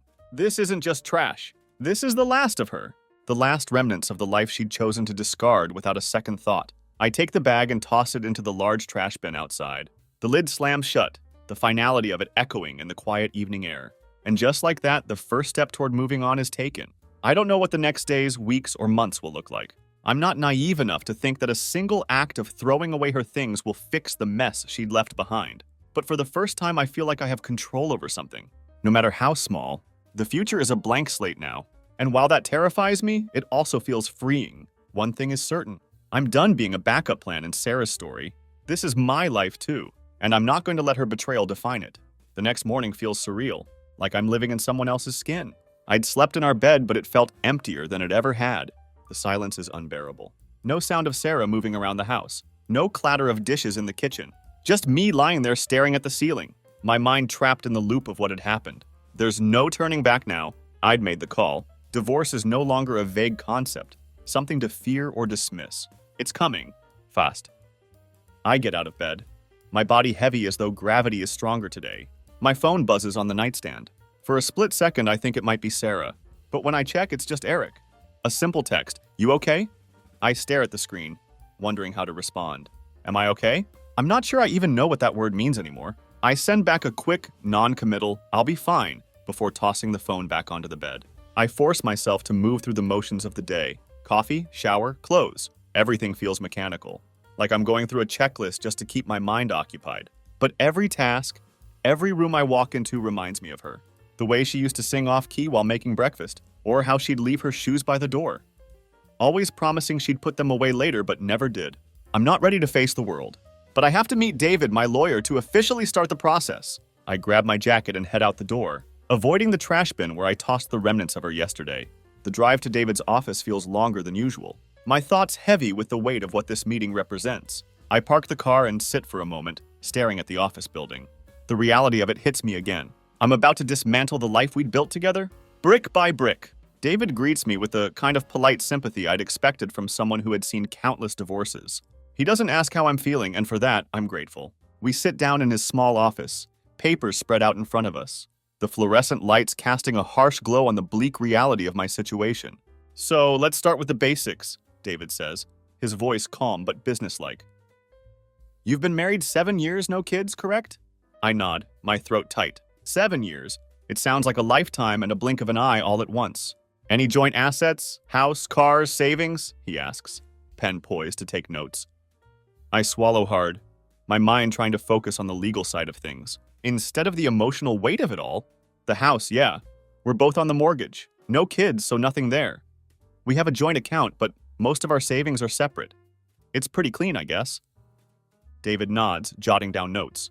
Good, that makes things easier. Given the circumstances, we can move through this fairly quickly. Do you want to go for an uncontested divorce if Sarah's agreeable? We can avoid dragging this out in court. An uncontested divorce. The idea of it being so clinical, so detached from the rawness of the betrayal makes me sick. But what other option is there? I can't fight her for something she doesn't even want. Yeah, uncontested, I just want it over with. David glances at me, his expression softening a little. I get that. It's the quickest way to move on. Move on. Those words hang in the air, hollow and impossible to grasp. How am I supposed to move on when every corner of my life still has her fingerprints all over it? As we wrap up the meeting, I sign the preliminary paperwork and shake David's hand. I'll get this filed today, he says. You'll probably hear from her lawyer soon, but don't worry, we'll handle everything. I nod, thanking him, and walk out of the office feeling even more drained than when I had arrived. The legal part is done, or at least set in motion, but the emotional fallout is just beginning. Back in the car, I sit for a moment, staring at the steering wheel, trying to make sense of what I'd just done. I'm officially starting the process of ending my marriage. But instead of feeling relief, I feel like I'd ripped out a piece of myself and handed it over to be filed away in some cold legal document. I drive aimlessly for a while, letting the roads take me wherever they want. Eventually, I end up at the one place I never thought I'd go, Lisa's house. Yeah, that Lisa. The one Sarah had claimed to be with on all those nights she was really with Tom. Something inside me, some twisted need for answers, pushes me to her door. I knock twice, my heart pounding in my chest. Lisa opens the door, her eyes widening in surprise when she sees me. "Oh, hey Alex, what are you doing here?" I don't bother with pleasantries. I need to know, how long have you known about Tom? Her face shifts, guilt flickering across her features for a brief second. Before she tries to cover it up with a forced smile, "Alex, I'm not sure what you're—" "Don't!" My voice comes out sharper than I intended, but I don't care. "Don't lie to me. You've been covering for her, haven't you? Every time she said she was with you, she was with him. How long, Lisa?" She looks down, biting her lip, the truth too heavy to hide now. "A few months, maybe more. I don't know the exact timeline." The confirmation hits like a gut punch, even though I'd known it all along. "And you didn't think to say anything? Not once? You just stood by while she lied to me over and over?" Lisa shifts uncomfortably, her voice dropping to a whisper. "Look, Alex, it wasn't my place. Sarah is my friend. I didn't want to get involved in whatever was going on between you two." "That's it?" I ask, incredulous. "You didn't want to get involved? You were involved. You helped her lie." "I'm sorry, okay?" She snaps back, her eyes flashing with defensiveness. I didn't know what else to do. Sarah was unhappy, and I didn't think it was my place to ruin things for her. Or for you. Ruin things? As if things hadn't already been ruined by Sarah's betrayal? I shake my head, disgusted. "Thanks for nothing, Lisa." I turn and walk away before she can say another word, leaving her standing there, speechless. My heart is pounding, my hands clenched into fists at my sides. The truth now fully exposed doesn't bring me the clarity I'd hoped for. It just leaves me feeling hollow. The betrayal isn't just from Sarah. It's from everyone who had stood by and watched while she destroyed what we had, all without a word. The people who knew the truth but said nothing. The people who let me live in the dark. As I drive away from Lisa's house, I realize something. I'm done searching for answers. I have all of them now, and none of them make me feel any better. The only thing left to do is pick up the pieces and figure out how to rebuild my life without her. And for the first time since this whole nightmare began, I know exactly where to start. By the time I get back to the house, the sun is starting to set, casting long shadows across the front yard. Everything feels different now. Lighter maybe, or maybe it's just that the numbness has finally settled in fully, like a thick fog that blurs the sharp edges of the pain. I step inside and close the door behind me, letting the quiet wrap around me. It's a different kind of silence now, not the suffocating kind, but the kind that comes when a decision has finally been made. The weight of Sarah's betrayal, Lisa's complicity, and the divorce is still there. But now it feels like a burden I'm beginning to understand how to accept. I walk into the living room and stare at the spot where Sarah had stood that morning, looking at me with that cold indifference. It's like the memory of her lingers there, but it doesn't sting as much as it had before. I'm done chasing ghosts, done trying to make sense of things that have none. The phone buzzes in my pocket again. I almost don't check it, expecting more empty messages or offers of half-hearted sympathy. But when I pull it out, the screen shows a text from Sarah. "Can we talk?" I stare at the words, feeling a strange mix of emotions surge through me. Part of me wants to throw the phone across the room, to ignore her like she'd ignored me for months. But another part of me, perhaps the part that still holds on to the idea that some things deserve closure, can't let it go. I need to hear what she has to say, if only to finally put this entire chapter behind me. I don't text back. Instead, I grab my keys and drive. I know where she is, probably staying at Tom's or hiding out somewhere. But if she wants to talk, she can meet me at the place where it all started to go wrong. The drive is short, and before I know it, I'm parked in front of the coffee shop, where Sarah and I had had our first real date. It feels cruelly ironic that this would be the place where everything ended. But somehow it feels fitting too. A circle closing. I don't wait long before her car pulls up. She gets out slowly, looking around nervously before spotting me through the glass. She walks in, her face pale like she isn't sure what to expect. I'm not either. Sarah slides into the chair across from me, her eyes searching mine for something. Maybe forgiveness, maybe understanding. She doesn't deserve either. "Alex," she starts, her voice softer than it had been in months. "I'm sorry." I don't say anything. I just sit there, waiting for her to explain. Sorry isn't enough. It never would be. She sighs, running a hand through her hair. "I know I messed up. I know I hurt you. I didn't mean for things to get this far." The words sound rehearsed, as if she had been practicing them in the mirror before coming here. They're hollow, empty. "You didn't mean for it to get this far?" I repeat, my voice calm but cold. "Sarah, you didn't just mess up. You lied to me. You cheated on me for months. You didn't even care enough to hide it anymore. You didn't care enough to try. Her eyes dropped to the table, guilt flashing across her face. It wasn't supposed to be like this. Tom, it wasn't serious at first. I didn't even know what I was doing. I felt trapped, Alex. I felt disconnected from us, from you. There it is, the justification I'd been expecting. The excuse that was supposed to make it all make sense. But it doesn't. Nothing she says could undo what she'd done. You felt disconnected, so you ran off with someone else? I ask, my voice steady, almost numb.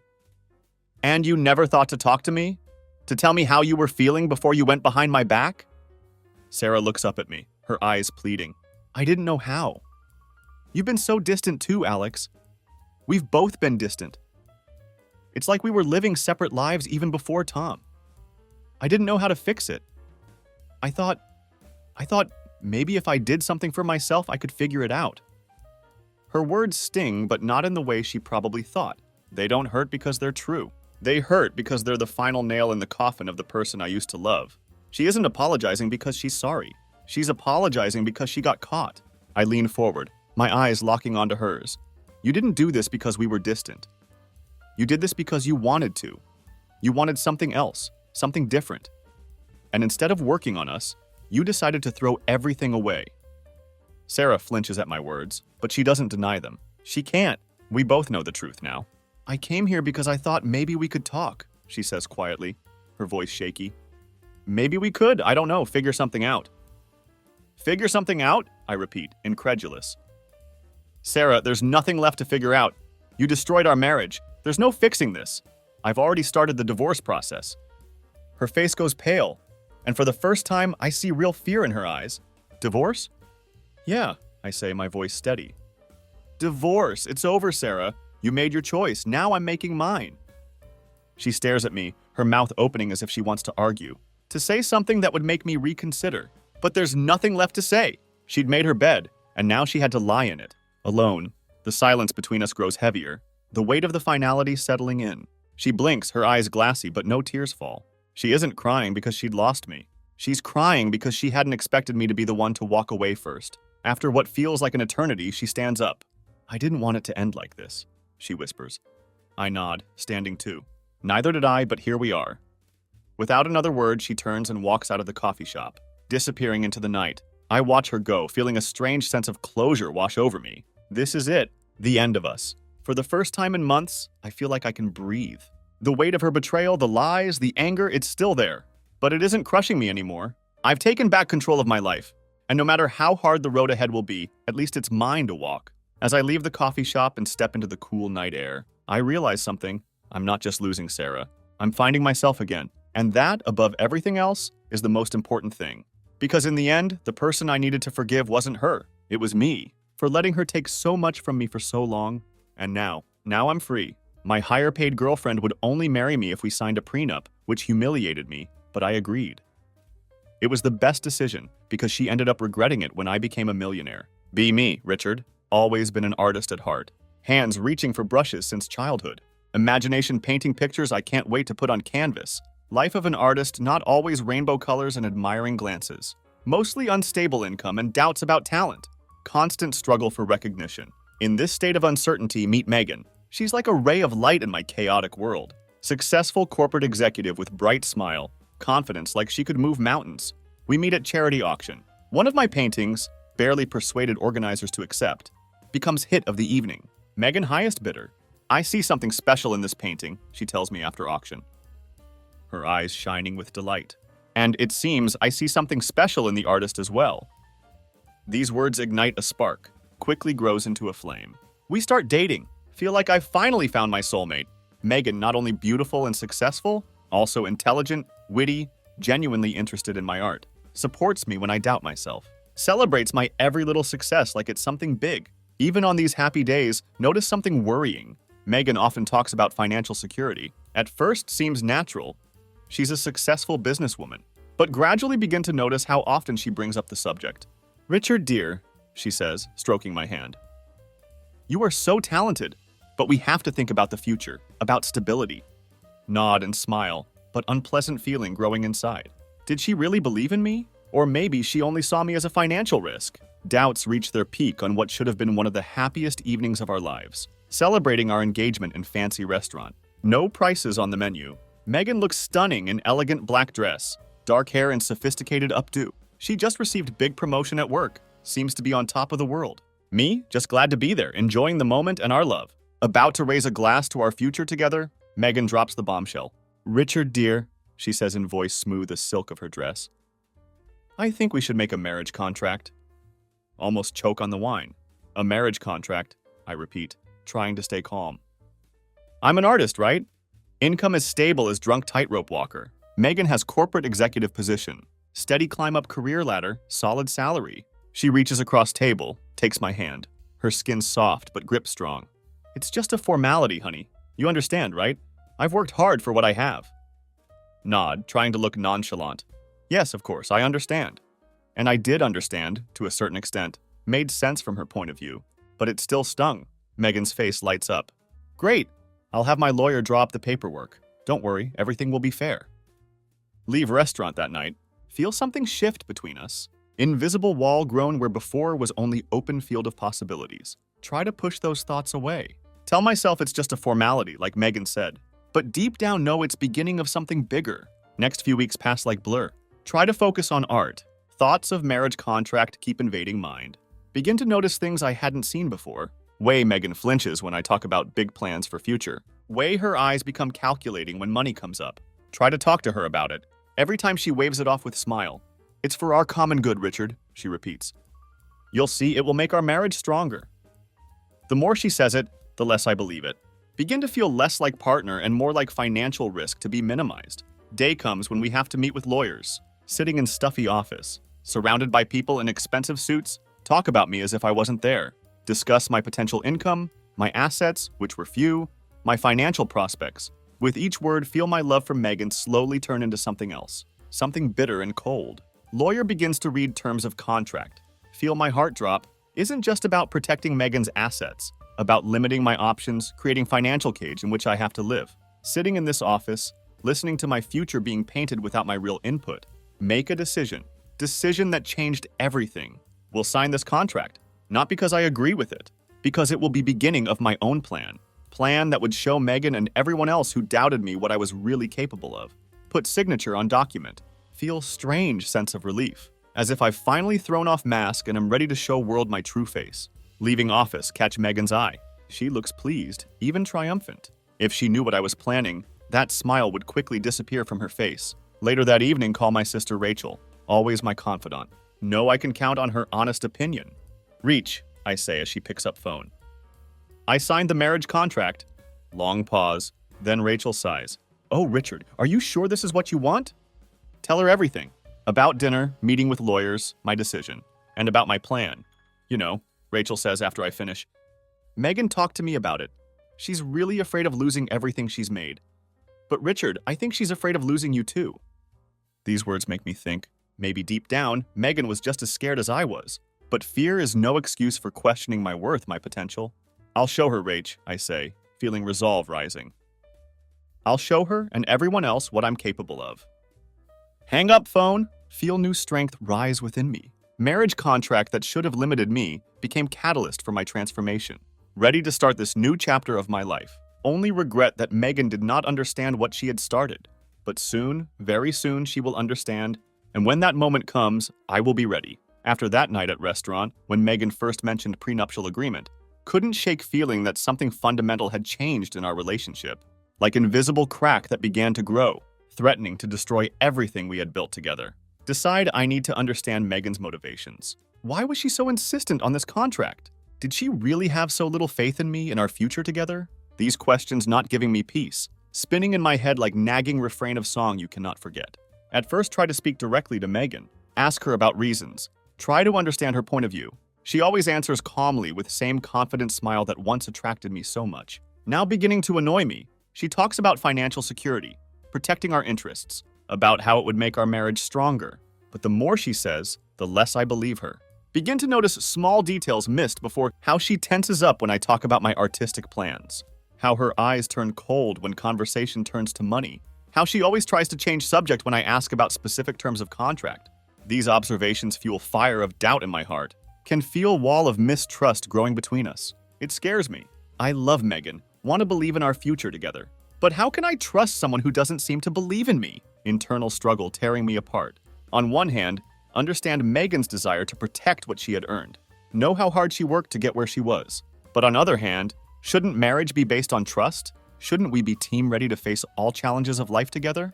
These thoughts not giving me peace. Spend sleepless nights staring at ceiling, trying to figure out where we went wrong. When did trust and love turn into suspicions and financial calculations? Eventually decide I need to know truth. Want to see terms of contract? Understand what exactly I'm agreeing to. Decision not easy for me. Part of me afraid of what I might find out. But other part, one that always pushed me forward in art, insists I have right to know. Day comes when I finally see details of marriage contract. Like blow to breath. Conditions much tougher than could have imagined. Not just protecting Megan's assets, actually limiting my future financial options. According to contract, any significant financial success on my part would have to be considered separately from our joint assets. Sit in lawyer's office looking at these papers. Feel my heart slowly turn to stone. Not just about money, about trust, about faith in me, about our shared dream. Suddenly clear that Megan did not believe in this dream as I did. Later, when I tell my sister Rachel about all of this, she shares something that makes me look at situation from different angle. Turns out Megan was looking to her for advice on contract. Rachel tells me Megan afraid of losing everything she had earned. But not only that, also afraid her success might become source of tension between us. This information gets me thinking, perhaps Megan did not act out of pure selfishness, but out of fear. Fear of losing what she built. Fear of ruining our relationship over money. But didn't she understand that it was her actions that were destroying what was between us? Can feel tension between us growing. Our conversations become shorter, less sincere. We both avoid subject of marriage contract, but it hangs between us like invisible obstacle. Can see Megan looking at me with mixture of anxiety and hope, as if waiting for me to do or say something that would allay her fears. But I couldn't. Not now. When my own fears and doubts filled my heart, at nights when Megan sleeps next to me, lie awake thinking about our future. Imagine life where my every success would be overshadowed by shadow of this contract, where each painting sold, each successful exhibition, will not be cause for joint joy, but potential source of conflict. And it breaks my heart. Start spending more time in my studio, immersing myself in work, trying to escape reality of our crumbling relationship. My paintings become darker, more restless. They reflect storm raging in my soul. Megan notices changes in me, can see it in her eyes. She tries to reach out to me, smooth situation. But her every gesture, every word now seems insincere to me, colored by shadow of that accursed contract. One evening, sitting at dinner in complete silence, realize I can no longer live like this. Can't keep pretending everything is fine when everything inside me screaming with pain and frustration. Look across table at Megan. See woman I loved, but who doesn't seem to believe in me way she once did. At that moment, make a decision. Decision that will change everything. Decide to sign this contract. Not because I agree with it, because it will be beginning of my own plan. Plan that would show Megan and everyone else who doubted me what I was really capable of. This moment becomes turning point in our history. Moment I decide to take control of my life and my future. Although I don't yet know where it would lead me. Feel that it's beginning of something new and powerful. Later that night, speak to Rachel again. She listens without interrupting when I pour out my fears, my anger, my frustration. Then she says something that stays with me for a long time. Richard, sometimes our biggest obstacles become our biggest opportunities. Maybe this is your chance to show the world, and yourself, what you're really capable of. These words burn into my soul, become spark that ignites fire of determination in my heart. Realize that marriage contract that was supposed to limit me could actually be catalyst for my transformation. From that moment on, begin to look at situation differently. Every clause of contract, every limitation becomes challenge for me. Decide that I would turn this document, created out of fear and mistrust, into testimony of my success and strength. Next day, wake up with new energy, feel new strength, new determination being born in me, ready to start this new chapter of my life. Only regret that Megan did not understand what she had started. But soon, very soon, she will understand. And when that moment comes, I will be ready to show her, the world, and myself, that I've always been more than just financial risk, that I was artist, creator, forced to be reckoned with, and with that in mind, set to work, ready to turn my pain and frustration into greatest masterpiece of my life. Signing the marriage contract was moment of awakening for me. Turning point when I realized I could no longer live in shadow of Megan's doubts. Every line of that document, every limitation and warning, like blow to my dignity, But instead of breaking down, felt something new awaken in me.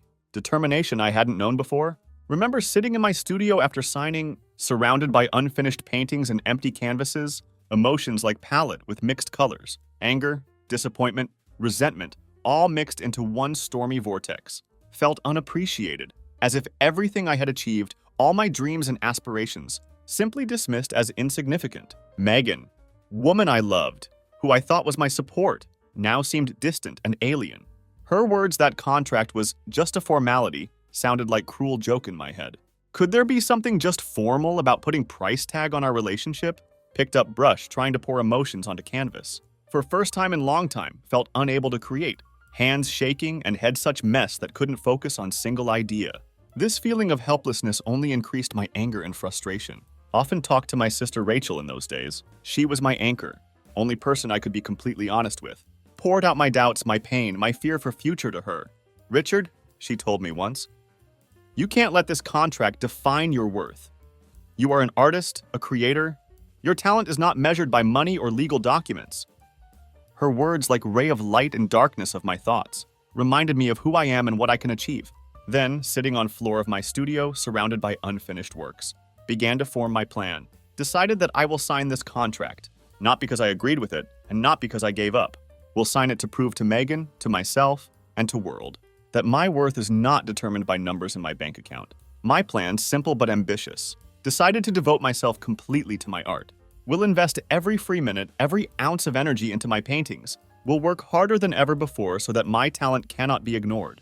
Started looking for new opportunities, new exhibitions, new contacts in art world. Spent sleepless nights perfecting technique, experimenting with new styles and themes. My art became reflection of my inner struggle. Strong, emotional, provocative.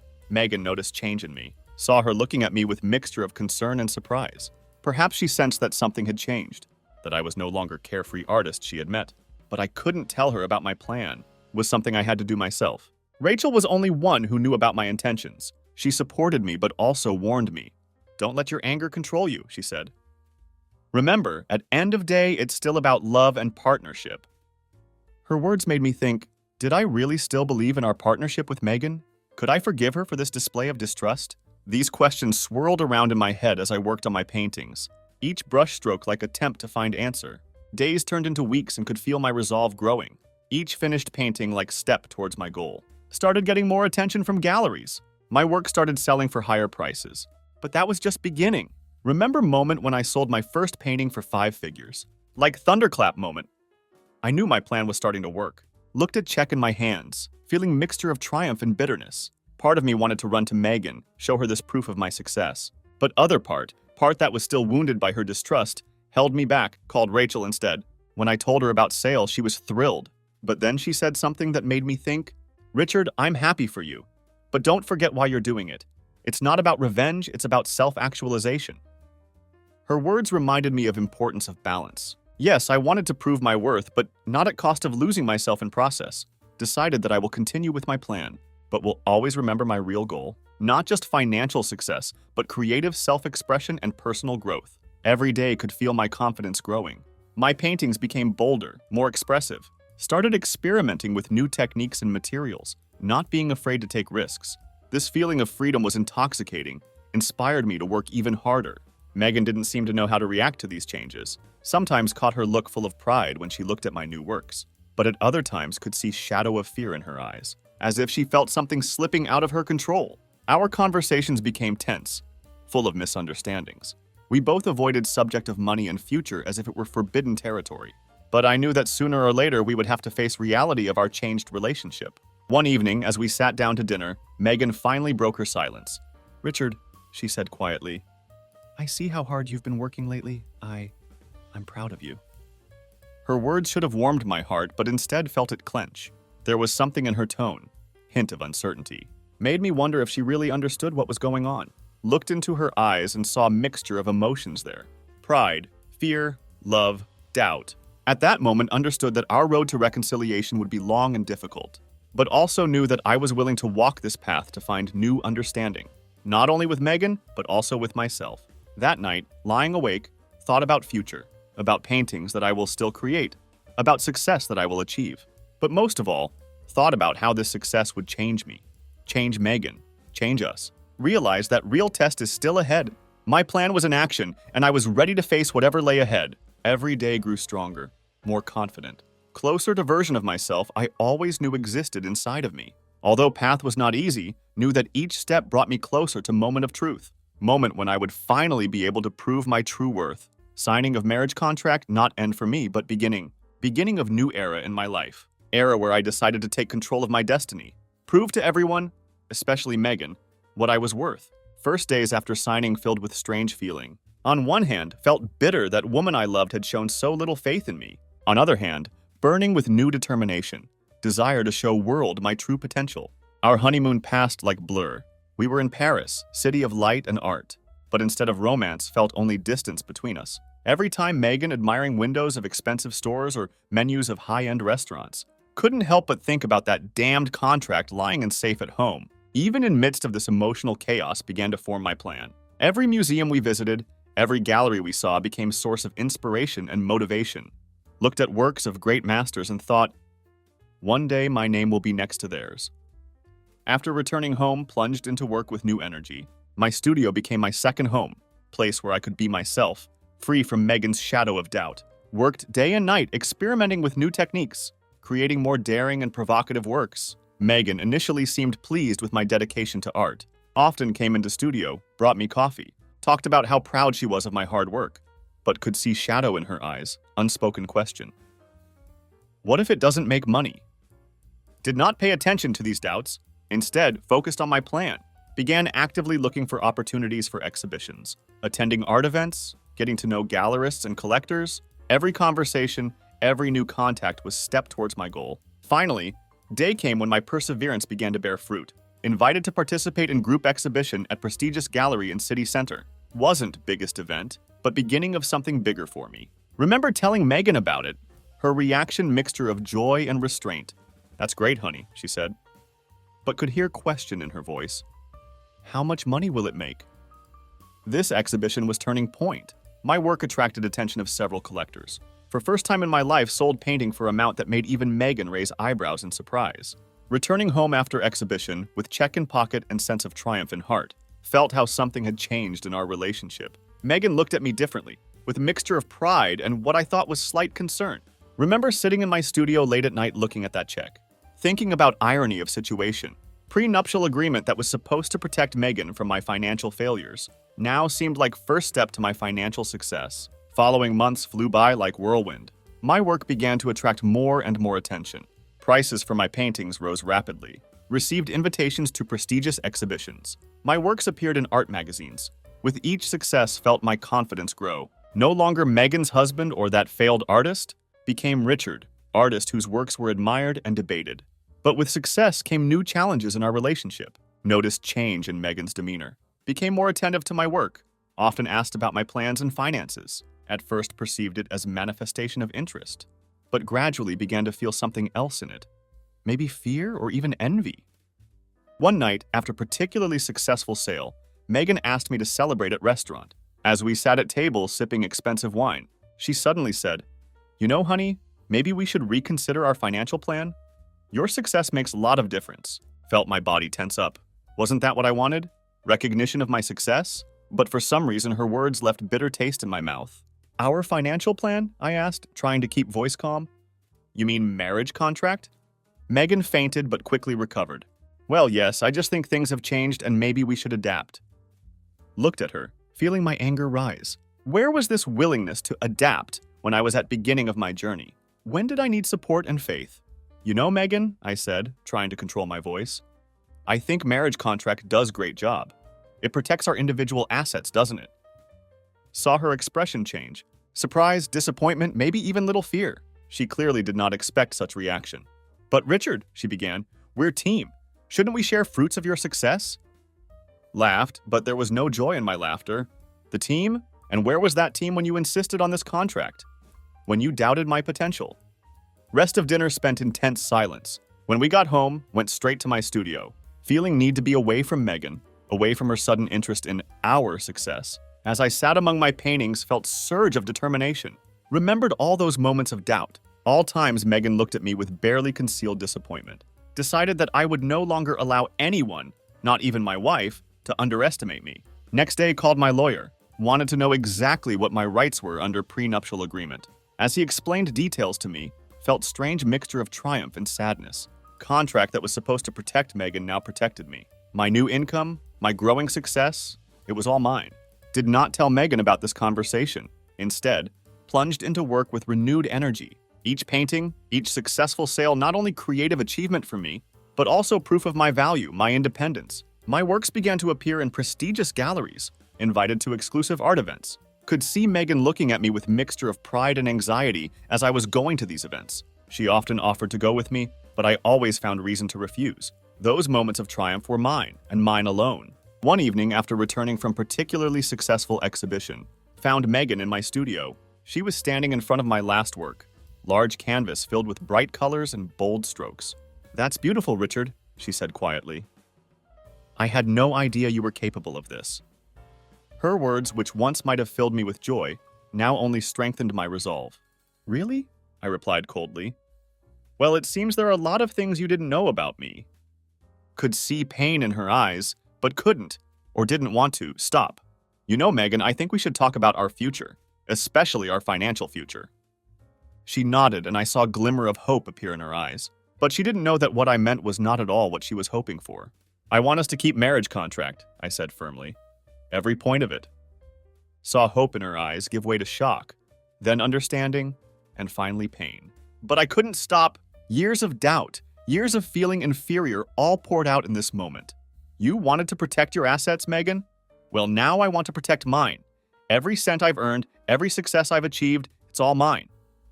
Megan looking at me and could see tears filling her eyes. "But Richard," she whispered, "I thought we were team." Laughed, but there was no joy in my laughter. "The team? No, Megan. You made choice when you insisted on this contract. Now it's time to live with consequences of that choice." As I watched her walk out of my studio, shoulders slumped. Felt strange mixture of triumph and sadness. Achieved what I wanted.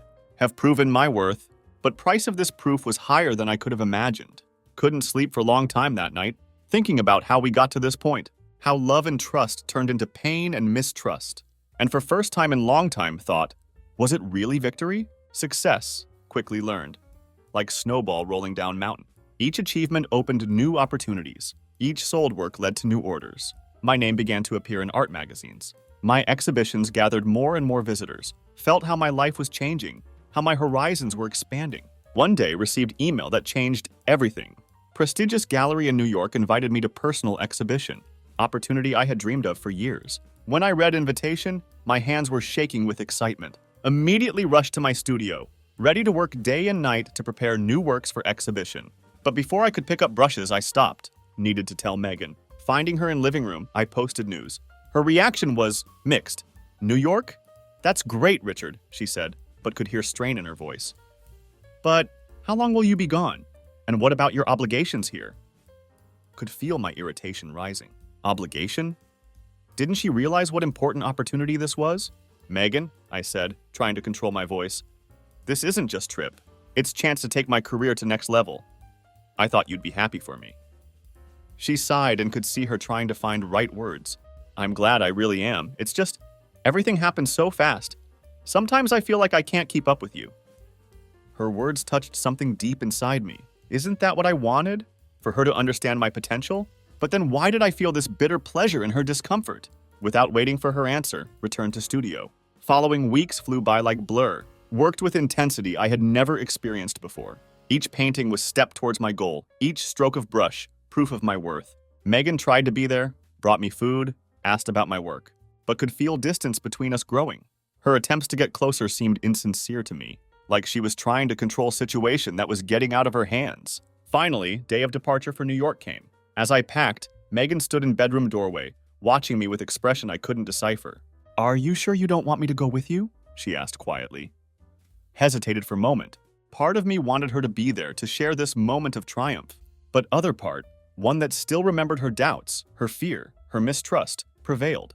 "No," I replied, trying to soften my words with smile. "This is my work, my exhibition. I have to do it myself." Could see pain in her eyes, but couldn't, or didn't want to, change anything. This was my moment, and I wasn't going to share it with anyone. New York greeted me with whirlwind of energy and opportunity. Exhibition was incredible success. Critics admired depth and emotionality of my works. Collectors competed for right to purchase my paintings. On last evening of exhibition, when I was standing among crowd of admirers and buyers, man approached me whom I immediately recognized as one of most influential art dealers in the world. "Your works are extraordinary," he said, shaking my hand. "I would like to discuss possibility of representing you internationally." My mind spinning with possibilities, this offer opened up. International exhibitions, even greater success, even greater recognition. Everything I dreamed of was right in front of me, but then thought about Megan, about our life at home. Will our relationship be able to withstand this? Do I want them to last? Back at hotel, sat for a long time looking at my phone. Knew I had to call Megan, tell her about success of exhibition, about offer from art dealer, but something held me back. Instead, called my sister Rachel. She was always my closest friend, only person I could trust completely. "Rich, it's unbelievable!" she exclaimed when I told her everything. "I'm so proud of you, but how did Megan take news?" Fell silent. I haven't told her yet," I finally admitted. Long pause. "Richard," Rachel said softly, "what's going on between you two?" And here I couldn't stand it. All emotions I'd been holding back for months burst out. Told her about marriage contract, how it had changed how I felt about Megan, about my determination to prove my worth. Rachel listened in silence and then said something that made me think, "Rich, you've been so focused on proving your worth to Megan that you may have forgotten your value to yourself, and maybe value of your relationship." Her words struck me. Have I become so obsessed with proving something to Megan that I've forgotten what we once had in common? Next day, returned home. Megan met me at airport, and I saw a mixture of joy and fear in her eyes. She looked tired, as if she hadn't slept all those days while I was gone. "How was exhibition?" she asked as we drove home. Took deep breath. "Moment of truth has arrived." "Unbelievable," I replied. "And I was offered contract for international representation." Saw her tense up, but then she forced herself to smile. That's great, Richard. I knew you were capable of great things." Her words should have filled me with joy, but instead, all I felt was emptiness. Where was that faith when I needed it so much? Why did she suddenly believe in me now that I was successful? At home, immediately went to my studio. Standing among my paintings felt strange alienation. These works, which brought me such success, suddenly seemed alien. They were born out of pain, out of desire to prove something. But were they true reflection of me? Late that night, when I finally went to sleep, Megan came back to me in bed. "Richard," she whispered, "I'm so proud of you. And I want you to know that I've always believed in you." Lay there in silence, not knowing what to say. Could she really not understand how her actions affected me? Was it an attempt to fix something that could not be fixed? Next few days passed in strange state of limbo. Was working on new paintings, preparing for upcoming exhibitions. Megan tried to be there, was interested in my work, offered help. But I felt that something fundamentally changed in our relationship. One evening, as we sat down to dinner, Megan finally broke her silence. "Richard," she said softly, "I think we need to talk about our future, about our marriage contract." Felt my body tense up. Here it is. Moment I was waiting for and dreading at same time. "What exactly do you want to discuss?" I asked, trying to keep my tone neutral. Megan took deep breath.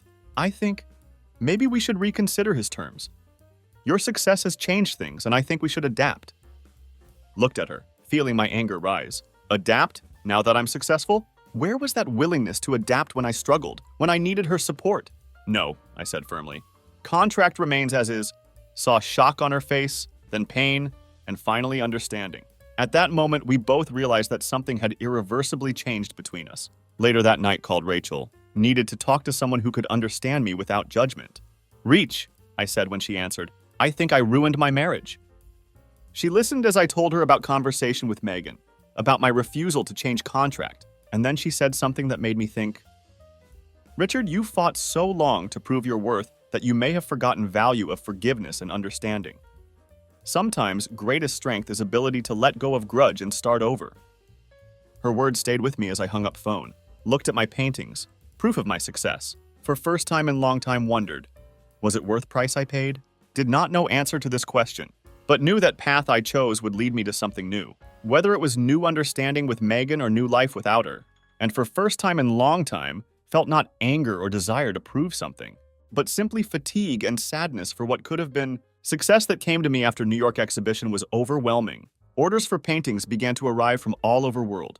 Prices for my works increased every day. Started receiving invitations to prestigious art events, interviews for leading magazines and TV programs. My name has become synonymous with innovation in modern art.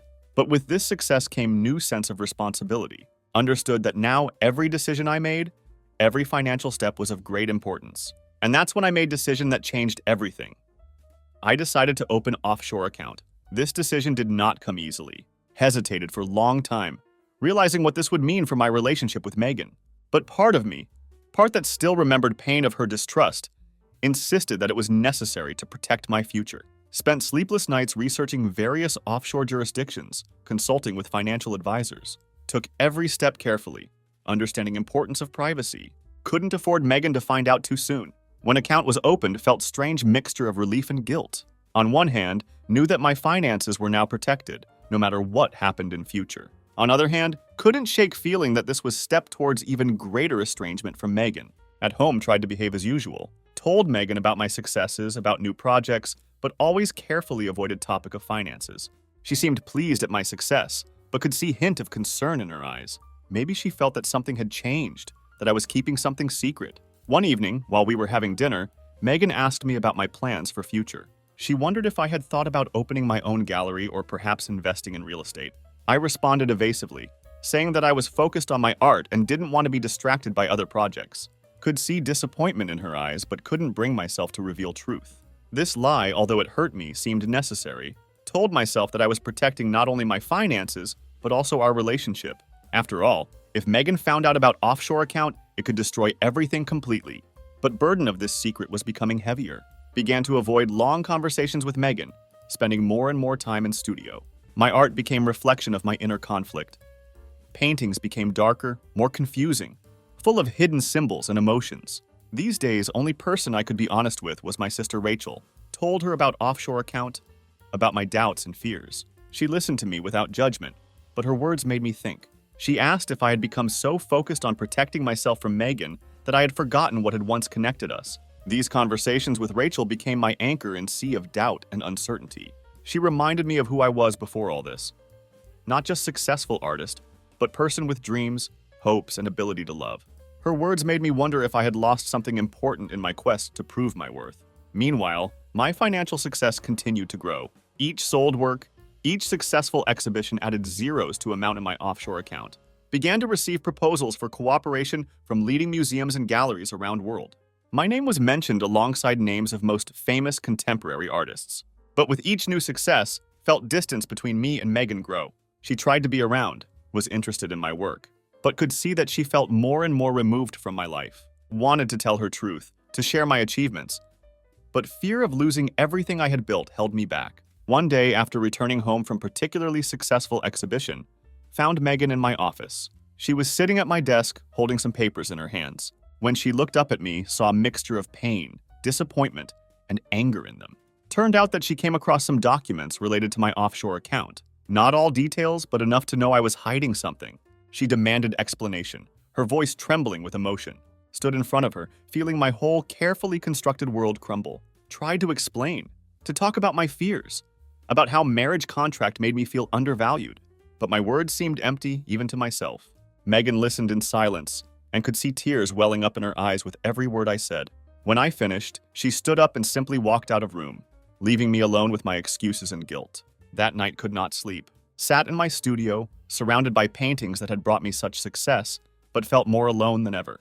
Looked at my work and wondered, was it all worth price I paid? Next morning, Megan told me she needed time to think. She packed her suitcase and went to her parents. I was left alone in our big house, feeling walls pressing down on me. Desperate, called Rachel. When I told her what had happened, she was silent for a long time. And then she said something that made me think. She reminded me of how I used to talk about art as a way of revealing truth. How I wanted to show world as it really is through my paintings. She asked if I had forgotten this truth in my life. Her words struck me to core. Suddenly realized that in my desire to prove my worth, to protect myself, I had lost something much more important. Honesty with myself and with person I loved. Spent next few days thinking, looked at my paintings, trying to see in them not only proof of my success, but also reflection of my inner path. Saw in them my fear, my anger, my need for recognition, but also saw in them glimpses of hope, love, aspiration for something greater. Realized that I was at crossroads. Could have continued on path I had chosen, path of financial success and emotional isolation, or could try to find new path, one of honesty, vulnerability, and true partnership.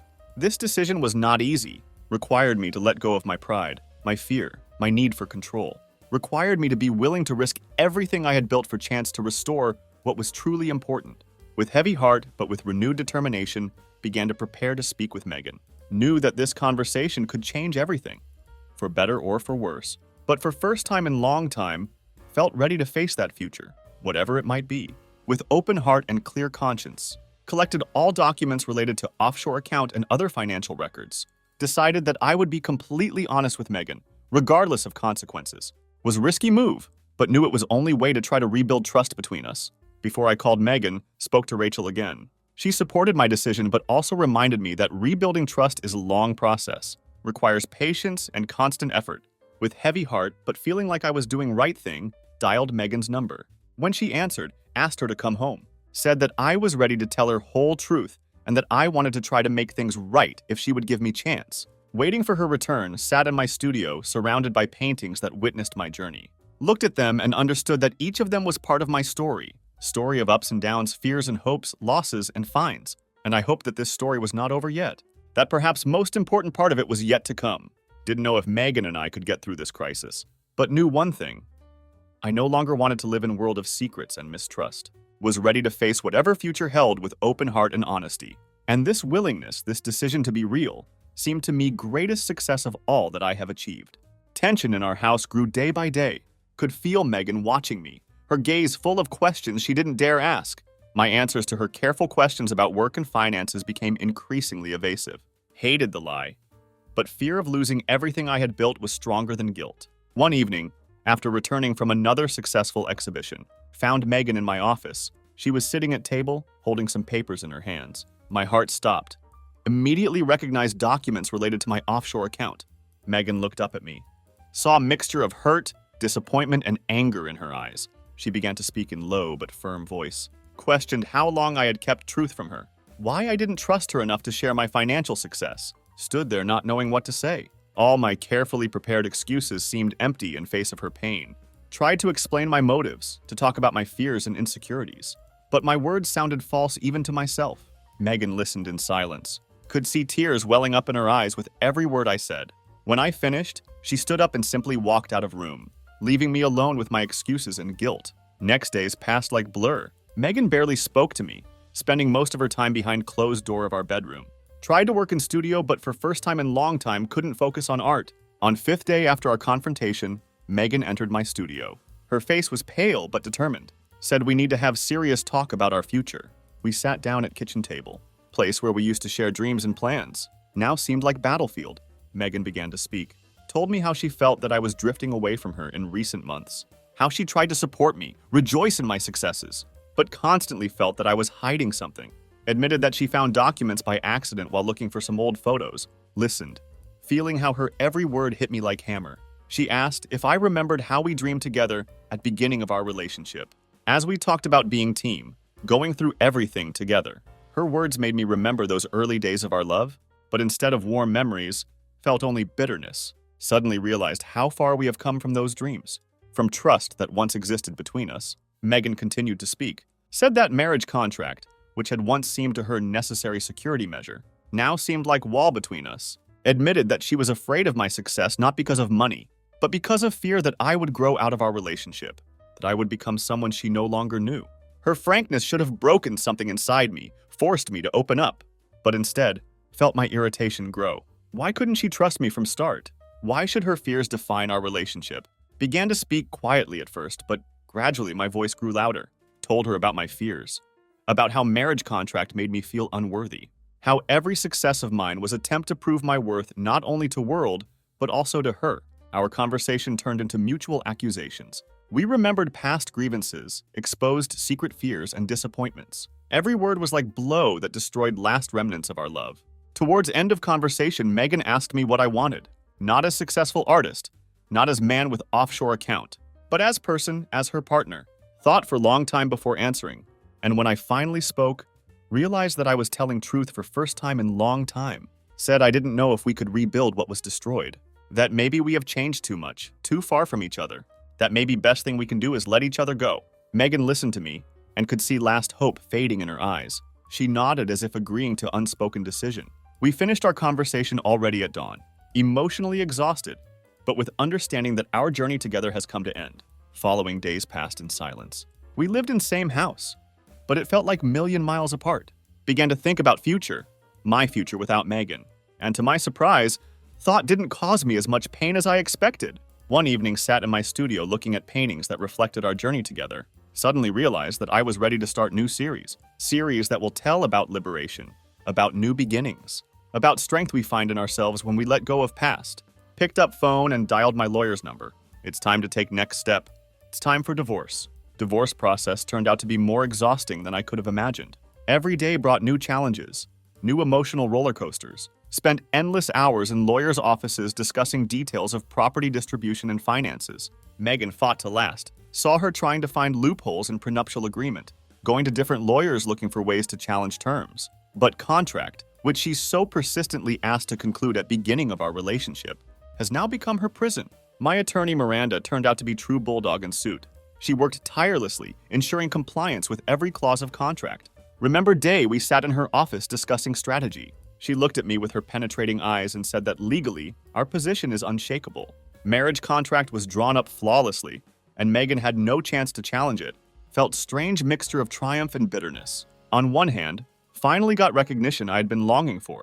My financial success, my achievements, all of that was now protected. On other hand, couldn't help but think about irony of situation. Document that was supposed to protect Megan has now become instrument of her financial ruin. Sessions in court were particularly difficult. Saw Megan sitting on other side of room, her face pale and tense. She looked at me with mixture of anger and disbelief, as if she still couldn't believe that this was actually happening. As judge announced his decision, confirming terms of prenuptial agreement, heard Megan take sharp intake of breath. That was moment she finally knew it was over, that all her attempts were in vain. After meeting, Megan approached me. Her voice shook with emotion as she asked if this was really what I wanted. Was it all worth it? Looked her in eyes and answered that it was not matter of wishes. This is question of justice. She set rules of game, and now she has to live by them. Saw her face change as full understanding of situation dawned on her. She suddenly seemed smaller, more vulnerable.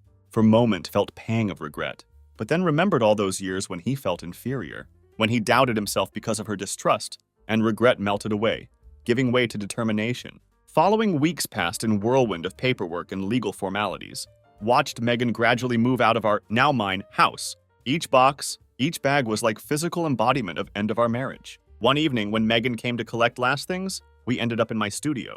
She stood surrounded by my paintings, her gaze wandering over canvases. That brought me such success and at same time became reason for our breakup. Megan turned to me and said quietly that she always knew I was talented, that she is proud of my success, even if it sounds strange now. Listened to her, feeling something tighten in my chest. For a moment wondered if it was possible to turn everything back, but then remembered all those times when she doubted me and moment passed.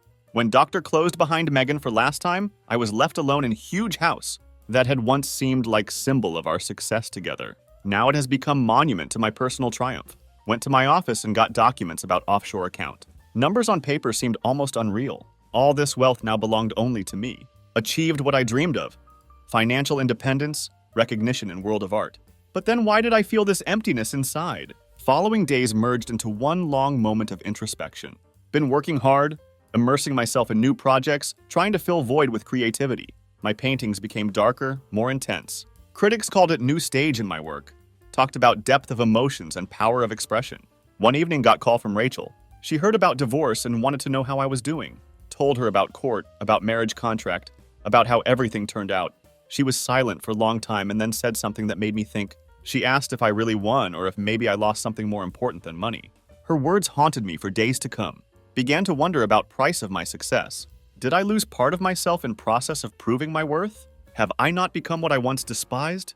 But then remembered all those moments of doubt. All those times Megan looked at me with barely concealed disappointment and realized that I cannot regret my decisions. I fought for myself, for my dignity, for my right to be appreciated. With this thought, returned to work with renewed energy. Decided that I would use my success not only for myself, but also to support other artists who may now be feeling same way I felt at beginning of my journey. Founded fund to support young talents, organized series of exhibitions for beginners. My experience, my story, became source of inspiration for many. Began to receive letters from people thanking me for showing them possibility of success, even in face of doubt and disbelief.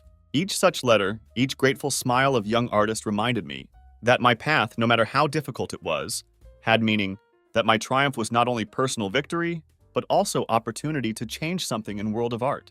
And although sometimes, late at night, when I sat alone in my studio, still felt twinge of loneliness, knew I had made right choice. I defended my value, my dignity, and now, finally free of doubts and limitations, I could fully reveal my potential. My last project, series of paintings that reflected my journey, from insecure artist to successful artist, became sensation in art world. Critics called it powerful study of human nature and price of success. At opening of exhibition, stood in front of one of paintings, depicting broken marriage contract against background of bright sunrise. Symbolism was obvious. End of one stage of life and beginning of new, brighter future. Suddenly felt someone's gaze on me, turned around to see Megan. She was standing at other end of gallery, looking at me with expression I couldn't decipher. Our eyes met for a moment and saw a mixture of emotions in her gaze. Pity, understanding, maybe even little pride. She did not approach me, just nodded and left. And at that moment realized that I was finally free. Free from need to prove my worth. Free from shadow of doubt that had haunted me for so long. Turned back to my painting, feeling wave of emotion wash over me. It was not just victory in financial or legal sense. It was victory over one's fears, over one's doubts. Victory that allowed me to become what I always dreamed of being. Free, successful, and finally, confident in my worth artist. 2 years passed like one day. Sitting in my new studio surrounded by canvases reflecting my journey of transformation. Sun setting behind horizon, flooding room with warm orange light. Preparing for opening of my biggest solo exhibition to take place next day. Suddenly, my gaze stops on small painting in corner of studio. Portrait of Megan that I drew early in our relationship. Had almost forgotten about its existence. Now it seemed to be calling me, reminding me of everything that had happened. Move closer, staring at familiar features. Megan's eyes in picture looking at me with mixture of love and fear? How could I have missed this before? Perhaps she was always afraid of losing control, of losing herself in our relationship. And me, I was so focused on proving my worth that I failed to see her fears. This moment of realization makes me reflect on lessons I have learned over years. First and most important, true value not measured by money or success, measured by ability to stay true to yourself, even when whole world doubts you. Second lesson was about trust. Learned that trust not something that can be demanded or bought. It is fragile thing that must be built day by day, decision by decision. And when it crashes, shards can injure both of them. Third lesson was about strength. True power, not about dominating or controlling. It's about ability to let go, forgive, and move on. Thoughts interrupted by phone ringing. It's Rachel, calling to wish me luck at tomorrow's show, but can hear note of concern in her voice. Richard, she says after pause, there is something you should know before exhibition. My heart skips beat. What could be so important? Rachel takes deep breath and continues, says that she met Megan by chance few days ago, and what she found out made me rethink everything. Turns out Megan was pregnant when we broke up. She found out about it after we signed divorce papers, and she decided not to tell me anything. Feel ground go away from under my feet. Do I have child? Child I didn't know existed for 2 years? Rachel continues to speak, but her words come to me as if through fog. Megan didn't want to complicate situation. She was afraid I would think she was trying to manipulate me, and she decided to raise child herself. When Rachel finishes her story, sit in silence for a long time, trying to process what I heard. All my beliefs, all my ideas about justice and victory suddenly seem empty and insignificant. Spend sleepless night thinking about what to do next. Do I have right to interfere in Megan and baby's life now, after everything that has happened? Will I be able to be good father? Given all bitterness and resentment of past, morning finds me still in thought. In few hours, my exhibition is to open. Culmination of everything I had achieved over years. But now it seems so insignificant compared to news of baby. Make decision, maybe not smartest, but only one that seems right at time. Take my car keys and drive to address Rachel had given me. Park near small cozy house. Sit in car for long time, not daring to get out. Finally, gathering all my courage, go to door and ring bell. Doctor opens and I see Megan. She looks different, softer, calmer. Then notice little girl peeking out from behind her feet. My daughter, our daughter. Megan doesn't look surprised to see me. Perhaps she was waiting for this moment as much as I was. She steps back silently, inviting me inside. Take step forward, knowing that this moment would change everything. Again, but this time, ready to face change with open heart. When doctor closes behind me, realize that life had prepared another lesson for me.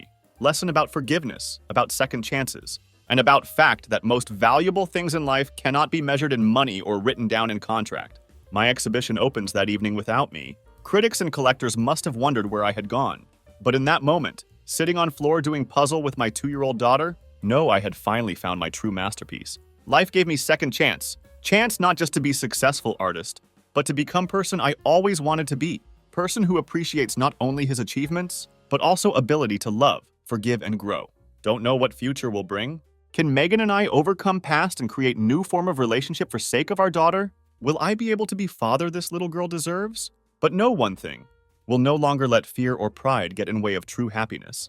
Because now understand that most valuable contract is not one signed on paper, but one we conclude with our hearts. When returned to my studio that evening, look at paintings prepared for exhibition with new perspective.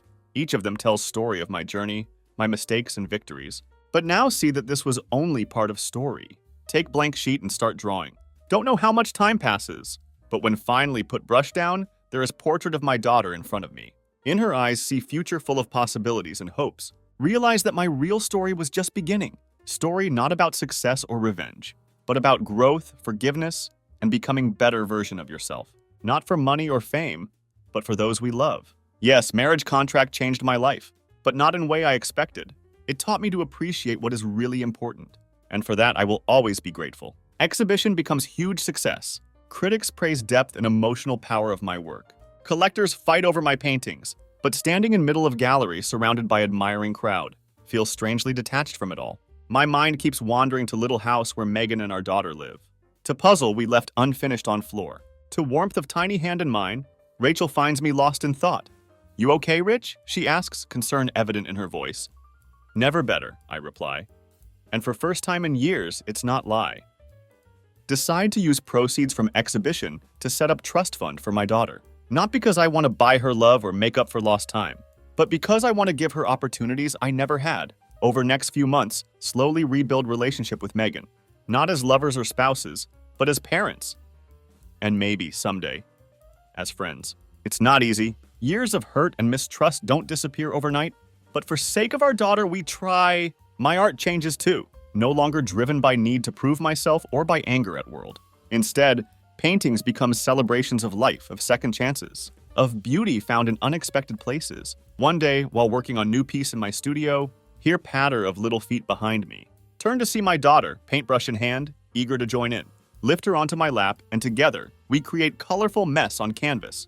Looking at our joint creation, mess of colors and shapes, suddenly see clearest representation of my journey.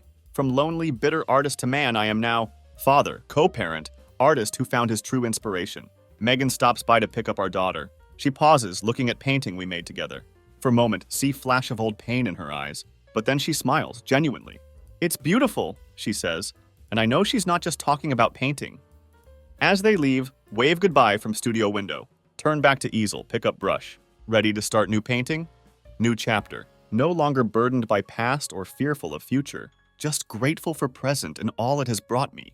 Realize that true masterpiece of my life. Not any painting hanging in gallery, but this messy, complicated, beautiful life I'm living, with all its unexpected twists and turns. Marriage contract that once seemed like chain, became key that unlocked door to self-discovery. To understanding what truly matters, know there will be more challenges ahead, raising child, navigating co-parenting with Megan, balancing art career with family life, but no longer afraid of these challenges, because now understand that life's real value, not in contracts or bank accounts or even in artistic acclaim, but in moments of connection, of growth, of love, as I start work on new painting, one that will capture all I've learned. Feel sense of peace I've never known before? Richard, the bitter, vengeful artist, is gone. In his place stands Richard the father, the friend, the man who learned to truly see. And for first time in my life, I'm excited to see what future holds not because of what I might achieve, but because of who I might become. I found out that my wife had cheated on me at a party I didn't let her attend. But she justified herself by saying that she was high.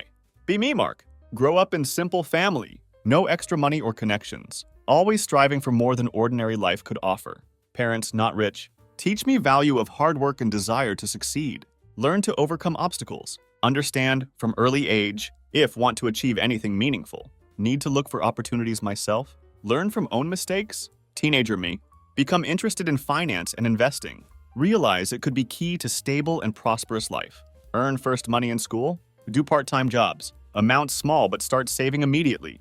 Plan first investments. Don't understand much about markets at first? Fascinated by stories of people changing lives through smart investments. Reading books on investing becomes my passion. Immerse myself in every new source of information. Try to understand complex strategies. Want to find a way to not only make money, but make it work for me. Aim for financial independence someday. Start small. Invest modest savings in shares of promising company. Surprisingly successful decision. Feel chosen path is right. First successes in investments give confidence. Continue developing in this direction. Each new profit increases desire to learn. Improve skills. Investments begin generating stable income. Main goal not just to make money. Create foundation for future without financial problems. Enter college. Financial success begins to grow. Make plans for future. Dream of starting own family and providing for them. Meet Lara in college. Attracted at first sight by her confidence, beauty, intelligence. Casual meeting turns into more communication. Relationship grows quickly. Fall in love. Feel connected by deep understanding and respect. Relationship becomes stronger. Propose to Lara after some time. She agrees to become my wife. One of happiest moments in my life. Relationship strengthens after wedding. Life seems ideal. Both passionate about work and making plans for future together. Son is born. Feel like happiest person in world. Becoming father incredibly important event. Ready to do everything to ensure his future. Daughter born years later. Completes our family. Brings even more joy and happiness into our lives. Grateful to have Lara and 2 beautiful children. Become reason for my existence. Live in good house. Have everything needed to be happy. Seems nothing could destroy our harmony. Even in strongest relationships, difficulties sometimes arise. Our happiness together, no exception. One feature of our relationship. Decide to try swinging with Lara. Believe it would help diversify family life. Maintain passion. Young, full of energy. Looking for new ways to make marriage more interesting. Discuss move very cautiously at first. Lara seems enthusiastically supportive of idea. Sure, it would help us become even closer. Strengthen our feelings for each other. First meeting with other couple. Remember how nervous I was, but also full of anticipation. Beginning of new stage in our lives. Full of hope it would bring us joy. Swinging starts great. Spend lots of time together. Have fun and get new emotions. Lara looks amazing. Proud to share this experience with her. Over time, notice something changing in relationship. Return home after meetings. Feel something strange growing inside. Internal tension can't explain. Sensations become more intrusive. Realize exchange of partners putting pressure on beliefs. Fun at first, but start questioning what I really want. Notice Lara becoming increasingly attracted to other partners. Try to be open. Begin to feel jealous and doubtful every time she laughs with someone else. Feel heart swell. Don't understand why it's happening. Realize swinging no longer brings joy. On contrary, tearing soul apart. Begin to seek solace in thoughts. Realize it contradicts inner values. With each new experience, realize more and more. Not the path I want to continue. Decide to talk to Lara. No, it won't be easy conversation, but necessary. Collect all thoughts. Try to explain how much worried about swinging. Why don't want to continue? Lara listens. Reacts much more emotionally than expected. Unhappy with my decision. Agrees to end relationship half-heartedly. Understand it became serious problem for her. From that moment, our relationship begins to change. Her dissatisfaction becomes one of first serious disagreements in our lives. Tension begins to grow. Notice Lara becoming more withdrawn. Every morning when we get up, feel something uncertain in air. Conversations become shorter. Begin to avoid topics that used to make us laugh and feel joy. Realize this could be beginning of deeper crisis in our family. Continue to hope we could get back to what we had. Often remember those happy moments. When we laughed and supported each other, want to return that old harmony. Realize it would require more than just desire. Realize difficult decisions needed to be made. Perhaps difficult process to restore our connection. Every time, meet with children. See how happy they are. Give strength to continue to fight for family. Begin to look for ways to improve relationship. Dream that we would once again become team capable of overcoming any difficulties. Realize we needed to see specialist. Discuss our feelings and find solutions. Suggest family therapy to Lara. Hope it would help us communicate better and rebuild trust. She agrees, but notice her consent more forced than sincere. Sessions with therapists are challenge. Each session requires us to be strong enough to talk about how we really felt. Remember, in one of these meetings, Lara expresses resentment and disappointment that I could not maintain lifestyle she liked. Very painful moment for me. Always wanted to be good husband and make her happy. Try to explain my feelings, but words could not always convey all nuances of our emotions. Every time discuss swinging. Feel tension building in our conversation. Can't understand why Lara can't see. For me, this is no longer pleasure. Has become source of pain. Despite difficulties, continue to hope we could find common ground. Return to those times when we were happy. Still believe love and understanding could overcome any obstacle. But sometimes feels like we're moving in different directions. With each new conversation with Lara, become more and more aware our vision of future diverged. Try to find balance between what I wanted and what she wanted. But not easy task. Over time, begin to notice Lara spending more time outside home, sharing thoughts and feelings less and less. Warning sign for me? Realize perhaps we're missing connection that once held us together. Soon, when begin to notice her avoidance of communication, thought creeps inside that something is wrong. Misunderstanding and lack of open dialogue begin to take their toll. Become increasingly aware that time had come for us to make serious decisions. Know that in order to continue to move forward, need to find ways to express our true feelings and desires. Begin to think about how important it is to be honest. With both myself and Lara, even if it is painful, our life, which once seemed perfect, now reminded us that relationships require constant work and effort. Begin to feel that our paths were diverging. With each new day, this thought became more and more persistent. With each new morning, when wake up next to Lara, feel that in our house there was no longer that atmosphere of love and understanding that once reigned. Begin to think that perhaps we have become victims of our own decisions, and this situation can no longer go back. This period was perhaps one of the most difficult in my life. Even though Lara outwardly agreed with my refusal to meet with swingers, she was clearly unhappy with this decision. Over time, this dissatisfaction grew into something more cold irritation and detachment that she could no longer hide. Every day the tension between us grew, lived under the same roof, but seemed that she was in some other world in which I no longer had a place.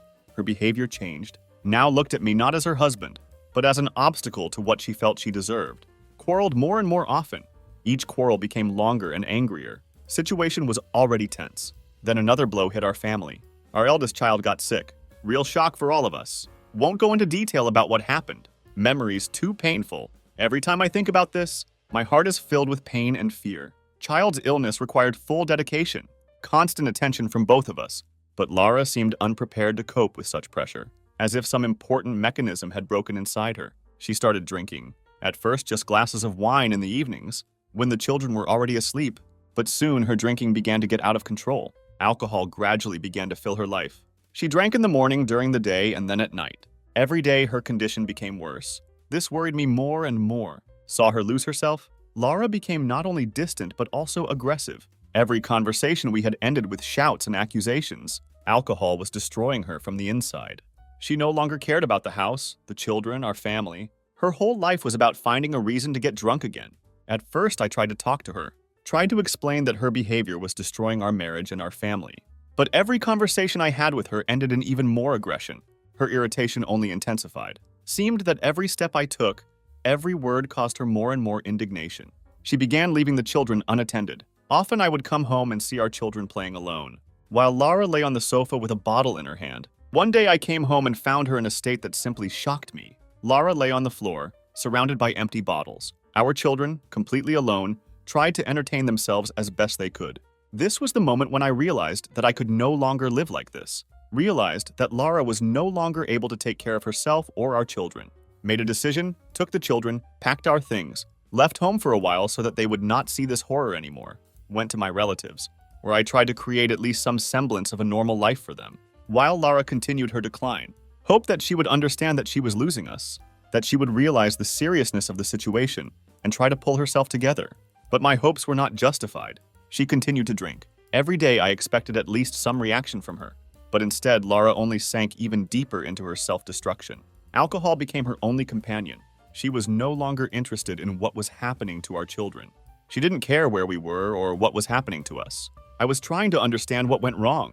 Why the woman with whom I once built a family suddenly decided to give up everything for a bottle. But I never found an answer. It was as if we were on different banks of the same river, and every day this river became wider. I could not afford to remain indifferent, because we could no longer live in this atmosphere of constant fear and tension. Every morning I woke up with the thought that something terrible might happen, that Lara would get drunk again and forget about the children. My children and I lived in constant anticipation of something bad. I saw how they suffered, how they were afraid of their mother, who was no longer the one who took care of them. One day I realized that I could no longer ignore it.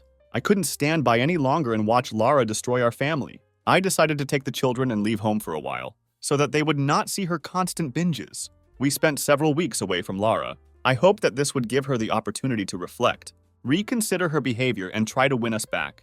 But time passed, and Lara did not try to change anything. She continued to drink and showed no desire to improve the situation. This was another blow for me, because I realized that Lara is no longer the one with whom I once made plans for the future. She no longer cared about our family, seemed to have completely forgotten about her children. She didn't care where we were, who we were with, or how we were coping without her. Alcohol completely consumed her life, and she left no room for anyone else. With every week spent away from home, I realized that our marriage could no longer be saved. Lara made her choice, and that choice did not include me and our children. I realized that it would only get worse, and I had to make a decision about how to live further. One day, when I left home with the children for sports training, Lara's best friend, EMA, called me. In her voice, I immediately heard that she wanted to tell me something important and alarming, capable of radically changing my perception of what was happening in our lives. EMA began to talk about my wife's dirty deeds, which Lara, being drunk, disheveled just a couple of days ago. With every new detail, I felt my heart clench with pain and betrayal, and dark thoughts flashed through my head about how all this could be happening under my nose. EMA opened my eyes to the fact that on the days when I was away for work, my wife did not take care of the children, but mindlessly spent time in the company of new men. Lara ignored all the needs and concerns of her family, as if she had no obligations to us. She spent every night with new acquaintances, indulging in entertainment and alcohol, without even thinking about what was happening in our house. EMA shared horrific details that made me disbelieve that this was happening to my wife, who had always seemed like a caring mother. With each new line, EMA recalled the times when Lara, being drunk, left our children alone at home. They were only 3 and 4 years old at the time, which made the incident even more shocking. They were left alone with the dangers that surrounded them, and had no opportunity to call me or ask for help.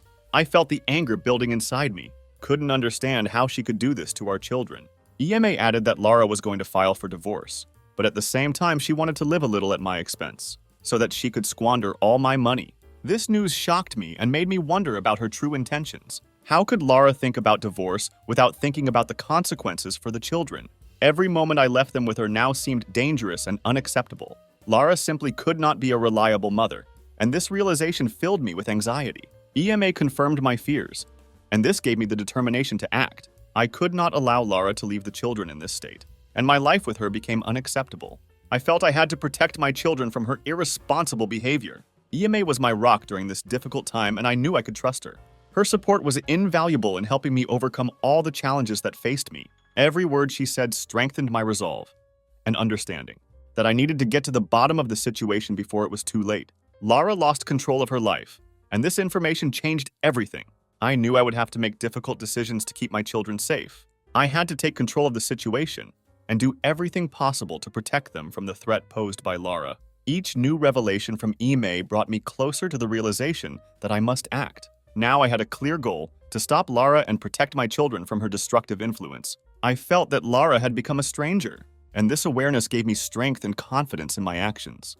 With every step I took, I got closer to my goal, and with every revelation, I realized the importance of my decisions. Now everything depended only on me, and I could not allow Lara to ruin the lives of my children.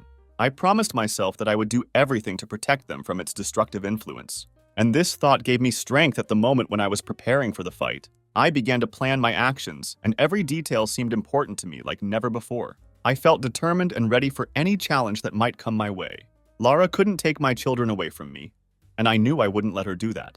I was ready to fight for my family and my future, and with every minute I spent thinking about it, I became more and more confident in my actions. This fight was necessary, and I could not stop, because every second counts when it comes to the safety of my children. I believed that I could bring justice, and with that faith in my heart, I stepped forward, ready for what lay ahead. Each new step brought me closer to success, and I knew that I could handle any obstacles that came my way. I felt that together with EMA we could cope with any threat, and this gave me hope for a better future for my children.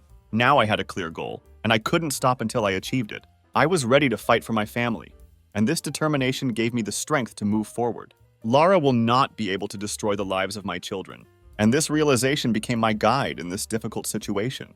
I knew that I had to act quickly and effectively to not give Lara a chance, because her behavior was becoming more and more unpredictable. With this thought in mind, I began to move forward, determined and ready for any challenges that might await me along the way. Each new revelation in this story emphasized how important it was to protect my children from a mother who had become a threat. I was determined and ready for action, because this fight was not only for me, but also for the future of my children. With this thought, I continued to move forward, confident that I could cope with any difficulty. Each new action brought me closer to success, and I knew that this was just the beginning of my struggle. As I continued to develop my plans, realized that every step required utmost care and careful preparation. Couldn't let Lara know my intentions. Carefully collected information about her actions and habits, trying to understand when she would be most vulnerable. Every time I picked up the children from kindergarten, talked with their teachers to find out how often Lara appeared there and how she behaved when she met. EMA helped me by sharing her observations, finding ways to help me through the process. Her support important not only emotionally, but also practically, as she knew how to interact with others. Began to build support network of friends and acquaintances who were willing to help me along this difficult path. Each new acquaintance increased my confidence, realized that I was not alone in my efforts. Every time I saw my children, my heart filled with pride. Knew that I was doing this for their sake. Every day I became more and more determined, ready to confront Lara. Couldn't let her take control of my children's lives, destroy what I had built for them. With every step, moved closer to my goal, obtaining legal protection and providing my children with stable and safe environment. Wasn't just about getting rid of Lara, was about taking back control of my life and lives of my children. Understood that upcoming struggle would be difficult, but I had no choice, had to do it. Every time I thought about my children, felt sense of determination, knew that I could not allow Lara to continue to ruin their lives, wanted them to grow up in healthy and supportive environment, free from toxic influence of their mother. Each meeting with EMA gave me new ideas and strategies. She suggested different approaches on how I could protect my children, wrote everything down so I wouldn't miss single detail. She also reminded me how important it is not to lose myself in this process, to remain calm and clear-headed. Understood that emotions could cloud the mind. This could play cruel joke in upcoming struggle. Every new discovery I made about Lara only made me more determined to stop her. Began to keep diary in which I recorded all her actions, as if I was collecting evidence against her. These recordings became kind of refuge for me, where I could throw out my emotions and maintain sober view of what was happening. Every day was step towards preparing for future full of unknowns, but I was not going to give up. Felt that I was becoming more and more master of my destiny. This inspired me. My life with Lara was just dark episode that I was going to leave behind. Every day I moved further and further away from old life, which did not bring me happiness. Knew there were difficult times ahead, but it was necessary evil on way to better future. Every step I took brought me closer to my goal. Could no longer remain in shadow of her manipulations. With each new decision, felt myself gaining strength and confidence that once seemed unattainable. Now I was ready for everything that awaited me along this path. Knew that despite fears and doubts, to act means to live. This was my life and I was going to take control of it. With every new breath, felt myself being reborn. This gave me strength to move on. Was no longer the one who hides from difficulties. Became the one who fights them. This fight was not only for me, but also for future of my children. Knew that along this path I could not do without support.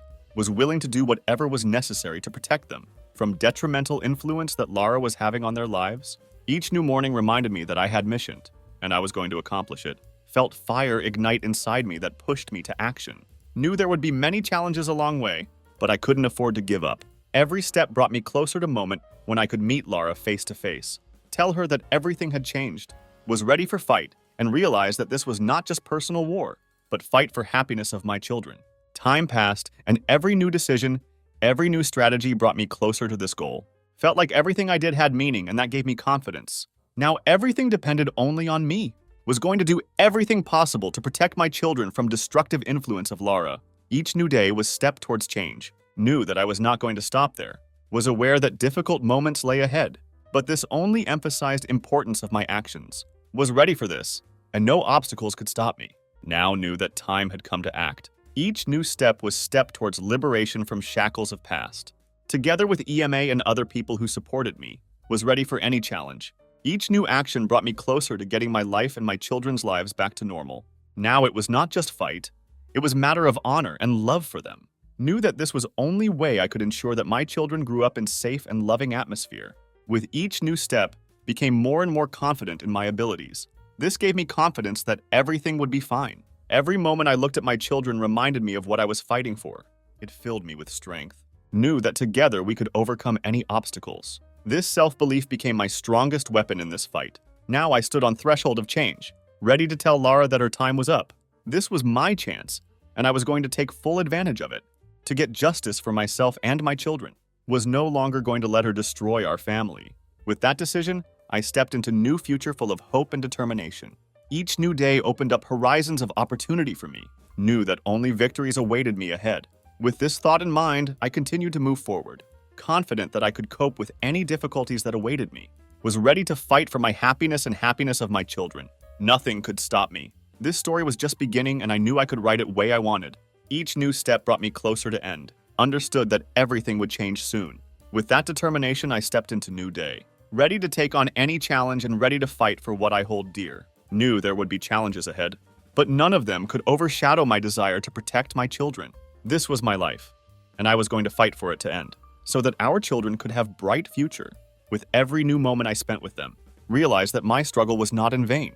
Was determined to change my life and lives of my children for better. This feeling filled me with energy, felt hope looming on horizon. With every new step I took closer to realizing it, was ready for any challenges that lay ahead. This gave me confidence. Each new day was step towards freedom. Knew that this path would be difficult, but important. EMA was by my side and supported me in every step of our revenge plan. Our conversations became real strategy sessions, where we worked through every aspect of upcoming actions. First, we discussed how Lara hated living with me, how she was unhappy with my presence. Emma, with her indescribable charisma, gave confidence and convinced that all this was not just trifles. She reported that this made it difficult for her to invite her lovers, of whom she said there were about 14, into house. Every word she said fueled my anger, reminding me of how I was deceived, how I did everything possible to save my family. Now I understood that Lara, without thinking about consequences, was tearing apart what was basis of our life. These conversations gradually turned into something more, into crystallization of our plan, which, as it seemed to me, was only way out. Facts we collected left no doubt. We had to act decisively and quickly. We understood that it was necessary to collect evidence of her infidelities. In order to achieve justice, it was not just desire for revenge, but realization that my silence would no longer be accepted.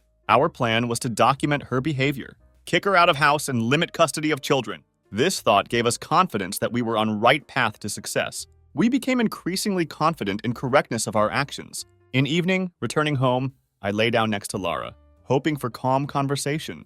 But silence that reigned in room was soon broken by her hysterical scream. She started yelling at me as if I was cause of all her troubles. Every word she said reminded me that she did not intend to change her behavior, that she was not going to think about her actions. Her anger was so intense that she threatened to call police. At that moment, I realized that all my attempts to explain the situation would lead to nothing. It was completely unexpected. When she pressed call button, I was left in complete shock, not knowing how to react. Lara was sure that her actions would not have consequences, did not suspect that I was recording our conversation so that I would have evidence. When police arrived, their confidence and straightforwardness filled room. I felt something crack inside me. Among them was detective with well-groomed beard and stern look, who immediately took command. He entered room with decisive step. His presence inspired fear and uncertainty about future. Officers began asking questions, felt atmosphere becoming increasingly tense. While Lara continued her hysterics, I tried to collect my thoughts, realizing that situation was not developing in my favor. Remembered how thoughts swirled in my head, that she would not be able to escape responsibility. However, when they approached me and handcuffed me, felt my throat constrict with excitement and panic. My heart was beating so hard that it seemed like everyone could hear it. We ended up at police station. There, among hard chairs and cold walls, I felt helpless. Walls were painted pale blue. Neon lights shone so that every corner seemed even more gloomy and inhospitable. Police walked back and forth, whispering to each other. I was in center of this world which had no place for me. Duty officer gave me cold look, as if I were last criminal who could tarnish their honor. Watched one of officers write down my details. Felt all hope drain from me. At that moment, I was sat on hard chair. Tried to understand how all this could happen. Felt that every breath was becoming more difficult. Seemed that everything around me was slowing down. Gradually, Detective approached me. His serious expression indicated that he was determined. He introduced himself and began asking questions about what happened. Every word he said sounded like sentence. Knew that I had to be careful not to harm myself even more. Explained to him situation. Everything I knew about Lara and her constant betrayals, but knew that more convincing arguments were needed to regain my freedom. And so, gathering my strength, I invited him to listen to recording of our conversation with Lara. He hoped that this might change course of things. His expression said that he did not believe me, but seeing my determination, he agreed to listen. With bated breath, I watched as he turned on recording. At that moment, everything inside me became quiet. Every word Lara said, every insult, every tone of her voice filled space around us, returning me to moment when I felt betrayal. Saw his face gradually changing. It gave me hope that I had almost lost. As he began to listen, his expression became increasingly tense. Understood that this was not just conversation, but chance to prove that I was right. As if by magic, her words turned against her. Felt situation begin to become clearer. Every new accusation she made against me now sounded like nail in her own coffin. Longer he listened, more I felt my confidence begin to return, as if all facts I had collected lined up into clear picture. Watched as his eyebrows furrowed and his lips pursed into displeased grimace. Detective realized that I was not just victim, but person ready to fight for my rights. Felt that this was turning point. In end, Detective uncuffed me and put them on Lara. That was real triumph for me. Couldn't help but smile when I saw her lost in shock and not understanding what was happening. Her eyes widened in surprise. Although I was relieved, I realized that there were still many difficulties ahead. At that moment, I realized that everything she did was now resulting in her own problems. This situation was lesson for me. Hoped that she would begin to think about her actions. Now that she had spent night in police station, knew that this was only beginning of our journey to justice. Watched as she was taken to another office. Realized that all this time my life was under control, which now belonged to me. EMA, who was waiting for me outside duty station, greeted me with relieved face. Her support was important at this moment. We exchanged glances full of understanding and determination. Every step we took brought us closer to our goal. I was determined to do everything to protect my children. Now I had opportunity to take back control of my life, protect my children from harm. Knew this fight wouldn't be easy, but now I had evidence I could use. With Ema's support, I knew I could overcome any challenges that might come our way. This revenge was not just act of revenge, but need to protect family and restore justice. Felt there was still a lot of work ahead, but I had hope that never left me. This situation should have taught Lara that her actions would not go without consequences. Now I needed to focus on next steps to achieve ultimate success in this endeavor. As I watched Lara being taken away, knew this story was just beginning, and fight for truth would be long one. With every day that passed, realized more and more that life was changing. I was not going to stop there. Found strength in myself that I did not know I had. This strength was now directed towards new goal, restoration of justice. Felt that I had found my calling. This gave me confidence in future. After night at station, my wife was given temporary ban on approaching me. Lara left site and went to EMA, who agreed to shelter her in her house. During week that Lara was with friend, she spent significant amount of money on shopping. EMA reported that Lara had literally used up all funds from our joint account. When general account was empty, Lara moved on to funds that I had accumulated in my personal account. Seemed to her that money would never run out. She continued to spend on her thoughtless life. According to EMA's stories, Lara behaved extremely immoderately, drinking to point where she lost control of herself. She not only spent money, but also became too involved in parties that lasted for long hours. EMA added that Lara sometimes returned home in state that could not be called sober. Her behavior became increasingly eccentric. She was completely unprepared for criticism. Fortunately, EMA had opportunity to record conversations with Lara. These notes were soon in my hands. I listened to each one carefully. Couldn't believe how irresponsible Lara was. In one of her recordings, Lara openly complained about life. She talked about how hard it was for her and how much she hated her responsibilities. I listened to her words each time more and more indignantly. Every word she said sounded like blow to me. I knew that she did not use her money to take care of children, but for entertainment and new connections. She spoke openly about her plans and how she intended to continue spending. These recordings became increasingly convincing evidence of her behavior. I realized that this was only part of what she was doing in my absence. I began to realize that all of Lara's actions were only making situation worse, and I needed to act. Recordings contained not only her complaints, but also discussions with other men. Lara openly shared details of her intimate life, which only strengthened my resolve. I understood that these words were not just confessions. They were proof that Lara was unable to care for children. She left them unattended while she went about her business. Evidence I collected gave me strength to take further steps. I realized that it was time to act. I had to do everything necessary to protect children, create safe environment for them. This situation required me to be completely determined and clear in my actions. I had to be prepared for anything that could happen. My plan gradually took concrete shape. I decided exactly how to use these notes to achieve my goals. Every step required precision and caution. I didn't want to make any mistakes that could hurt my children. Whole situation reminded me of how important support is. I was grateful to EMA for her help. She was not only my ally, but also true friend. Throughout this story, I was aware that I needed to weigh every decision carefully. I knew that every step could affect future of my children. My thoughts revolved around how to protect my children from further suffering. I was determined and ready to take whatever action was necessary.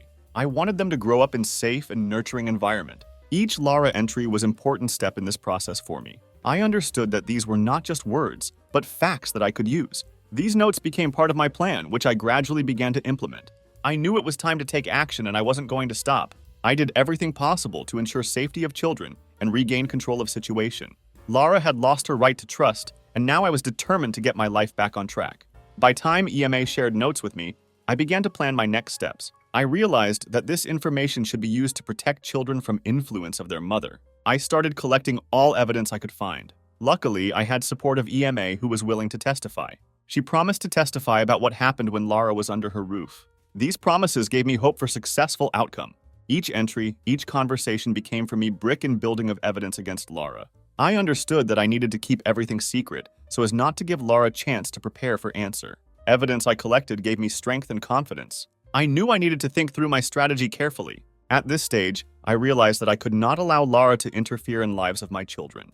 I had to be determined and persistent. Lara lost opportunity to be part of their lives, and I was aware of this. I was going to do whatever it took to take back control and give them stable future. Lara's recordings became my tools in this fight. I knew they could change course of events. My focus was on creating safe space for children. I was preparing to stand up for their interests. I understood that this struggle was not only mine, but also for sake of their future. I was willing to go to end to ensure their happiness and peace of mind. Every minute of waiting gave me opportunity to better prepare for upcoming actions. These memories and notes became source of inspiration for me. I knew I couldn't let Lara ruin what I had built for my children. I understood that every decision made must be balanced and justified. Now that I had proof of her behavior, I felt confident. I was preparing to meet with a lawyer to discuss my next steps. These steps were necessary to ensure safety of children and protect their interests. I knew it wouldn't be easy, but I was determined to do my best. Every moment became important. Step towards new life for my children. I had to act to regain control of situation. I knew it was time to start a new chapter where Lara would have no power. I understood that this was not only my desire, but also necessity. My children deserved better life, and I was willing to fight for it. I looked to future with hope, knowing that I had strength and means to achieve my goals. Every note, every detail I collected became an important part of this story for me. I was ready to take responsibility for my children and secure their future. Now is time to act. I was going to use all my resources and strength to protect what was dear to me. I was determined and nothing could stop me. Every step brought me closer to my goal, and I knew I could do it. I understood that there would be many difficulties ahead, but I was ready for anything. This was my life, and I was going to do everything to make my children happy. I was no longer going to put up with Lara's irresponsible behavior. I took responsibility for my actions and for future of my children. Every decision I made became part of my plan. I knew I now had everything I needed to make right choice. Collected notes gave me understanding of how deeply Lara was immersed in her life, divorced from reality. I listened to her words and they were like sharp blades piercing my soul. Every detail of her revelations showed that she completely ignored our obligations. She didn't want to hear about children, what future held for them, or how she should behave. Recordings confirmed that Lara did not understand consequences of her actions. She didn't think about what she left behind when she chose her path. I realized that now I had opportunity to change everything. This was my determination, and I was going to use it to fullest. Lara has lost her right to trust, and now it's time to defend interests of children.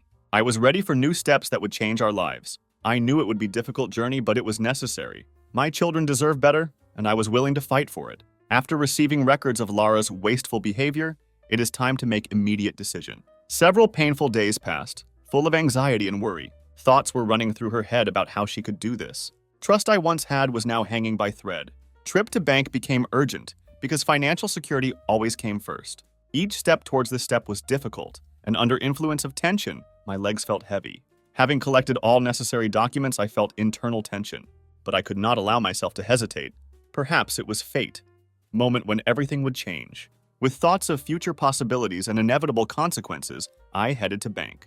Already within its walls, I felt tension growing. I had to act without hesitation and follow my intuition.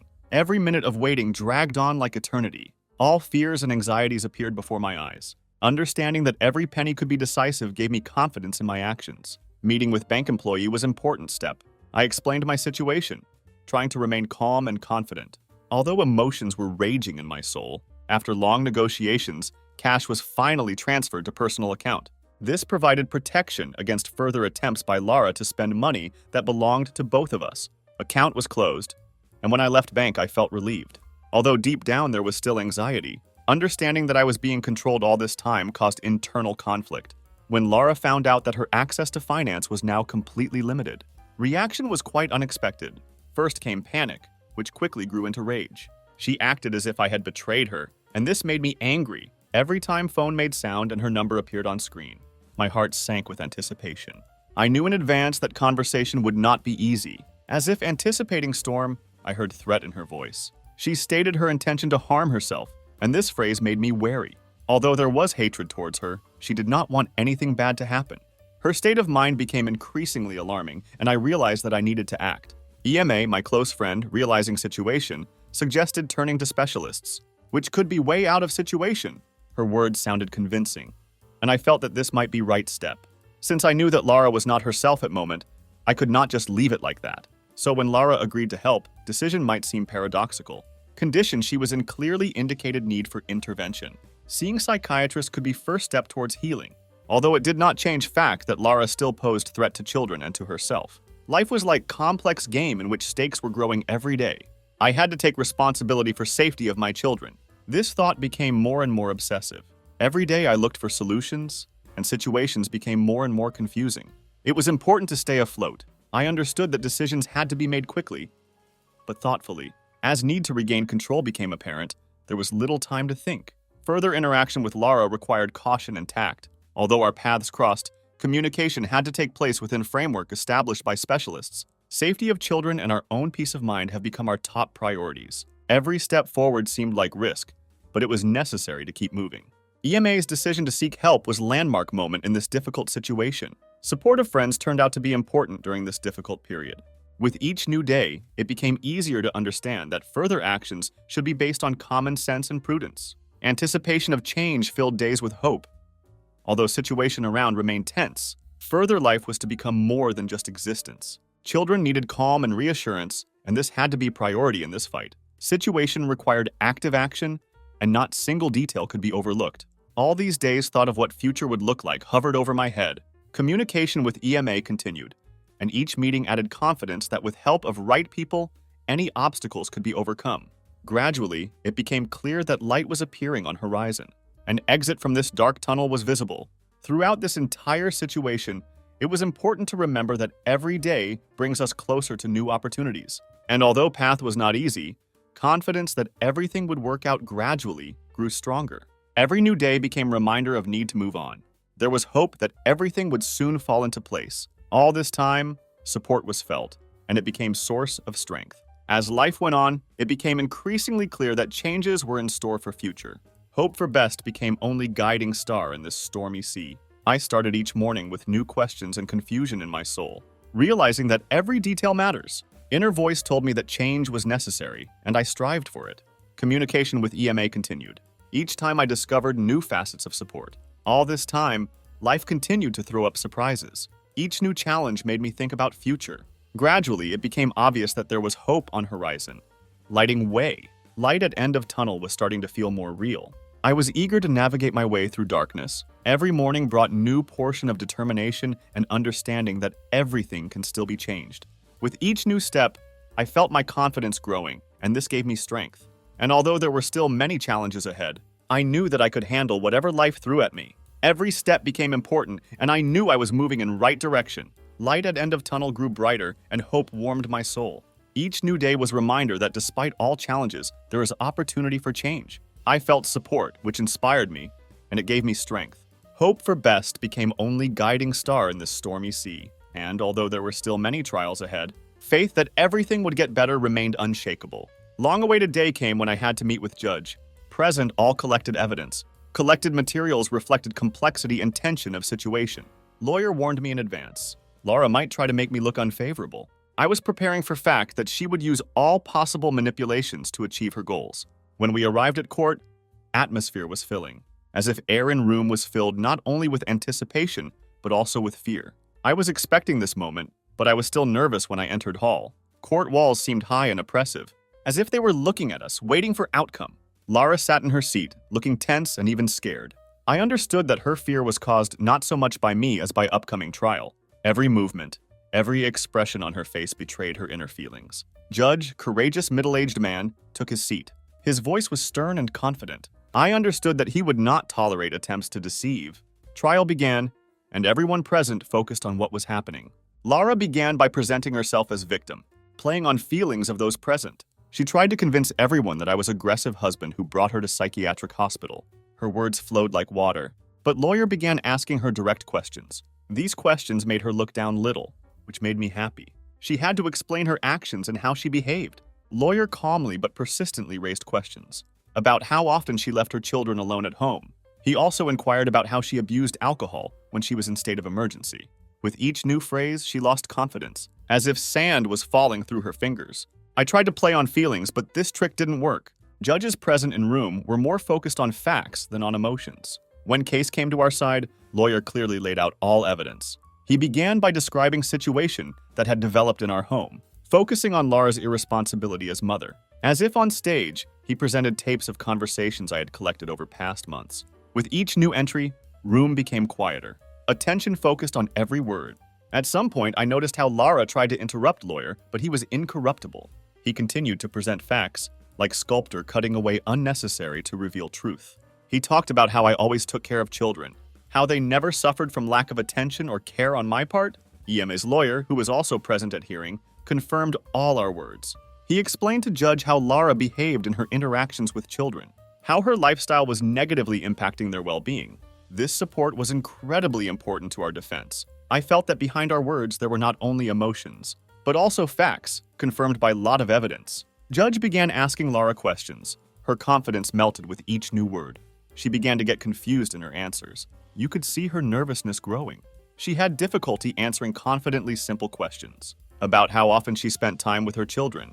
Judge was patient, asking more and more questions, but instead of clear answers from Lara, lame excuses were heard. Lawyer then submitted documents confirming her financial fraud. Documents showed expenses that Lara made during time she was in hospital.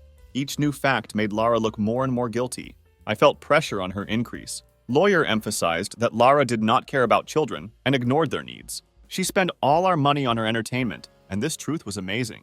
When EMA took stand, her testimony became a defining moment. She spoke clearly about how Lara spent her time. Her habits and behavior were ignored while she left her children unattended. Every word she said emphasized terrible things that were happening in our family. I could see how it impressed Judge. At this point, it became clear to me, witnesses supporting our version of events were essential to success of case. When moment came for Lara to perform again, she was clearly confused. It was difficult for her to clearly answer Judge's questions. Judge asked her how she was going to take care of her children. If she couldn't control her actions, Lara began to speak, but her words made no impression. I remember Judge shaking his head, emphasizing that her answers were unconvincing. When time came to announce decision, my heart was pounding in my chest. Judge began to speak, and I knew that every word he said would be decisive for future of our family. He noted that all facts and evidence indicate that Lara poses threat to children. Judge stressed that their well-being must be priority. I felt hope rise within me as he said, I am deciding that father will have sole custody of children. These words seemed to break tension that had been building up all this time. I felt relieved, and Lara turned pale, not expecting such decision. Judge also noted that she would not be able to approach us without special permission. This gave me additional confidence that I could now protect children. Moment I left courtroom, my soul felt lighter. I understood that there was new life ahead, full of hope. I knew this decision was just beginning, but it meant that now I could take care of children as needed. Together with EMA, we were able to achieve justice. I felt that all efforts were not in vain. With every step I took with children, I felt like we were moving in right direction. This legal battle was challenge for all of us, but in end I was ready for new challenges. I knew we had opportunity to create future free of fear and stress. That gave me strength. Main thing now is to provide children with safety and support they deserve. Trial was an important milestone in our lives, and I was determined not to miss this opportunity. I wanted to create reliable home for children, where they can grow and develop, where only joy and care await them. This court decision gave me hope that every day we will only be closer to each other. I knew we had a lot of work ahead of us, but now I was confident that we could do it. Trial represented new life for me and my children. I was ready for change. Every new day became a step towards leaving all bad things behind. I kept thinking about how important it is to provide stability and protection for children. This thought gave me confidence, and I was ready for any challenge. We have begun a new chapter full of hopes and expectations. Every day it became more and more clear that we could get through this together. I understood that I could not afford to give up, because now we have chance for better future. Trial was over, but for us life was just beginning. Now I knew that my efforts and determination were not in vain. I was ready to protect my children and create happy childhood for them. This experience taught me to be strong, and I looked forward to future with confidence. I didn't know what awaited us ahead, but I knew one thing. We could handle it. Every day I felt my family becoming more united. We were on the right track, and that gave me strength. Now I knew that we had each other, and that's what mattered. These changes were beginning of new life full of possibilities. I was ready for change, and there were only good times ahead.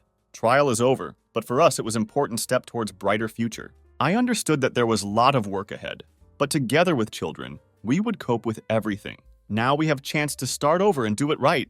Each new day became opportunity for growth and development. I was full of hope, and it gave me confidence. We were going to move forward, and I was ready for it. Every step was step towards better future. I felt it with all my heart. Trial was test of our strength, but we came out stronger. I knew we had a lot of good things ahead of us, and this was just beginning. Now that everything was over, I was ready to create happy life for children. This experience became an important stage in our lives. I understood that this was only beginning of new path. I knew best was yet to come, and I was determined to do best for my children. This new life was waiting for us, and I was ready for its arrival. It's been 5 years since new chapter in my life began. These years have changed everything for better. Now life was filled with bright moments and happy days that were full of light and hope. EMA took important place in our lives, was able to replace mother my children lacked. She showed herself to be caring and loving figure, which made it possible to create atmosphere of comfort and warmth in our home.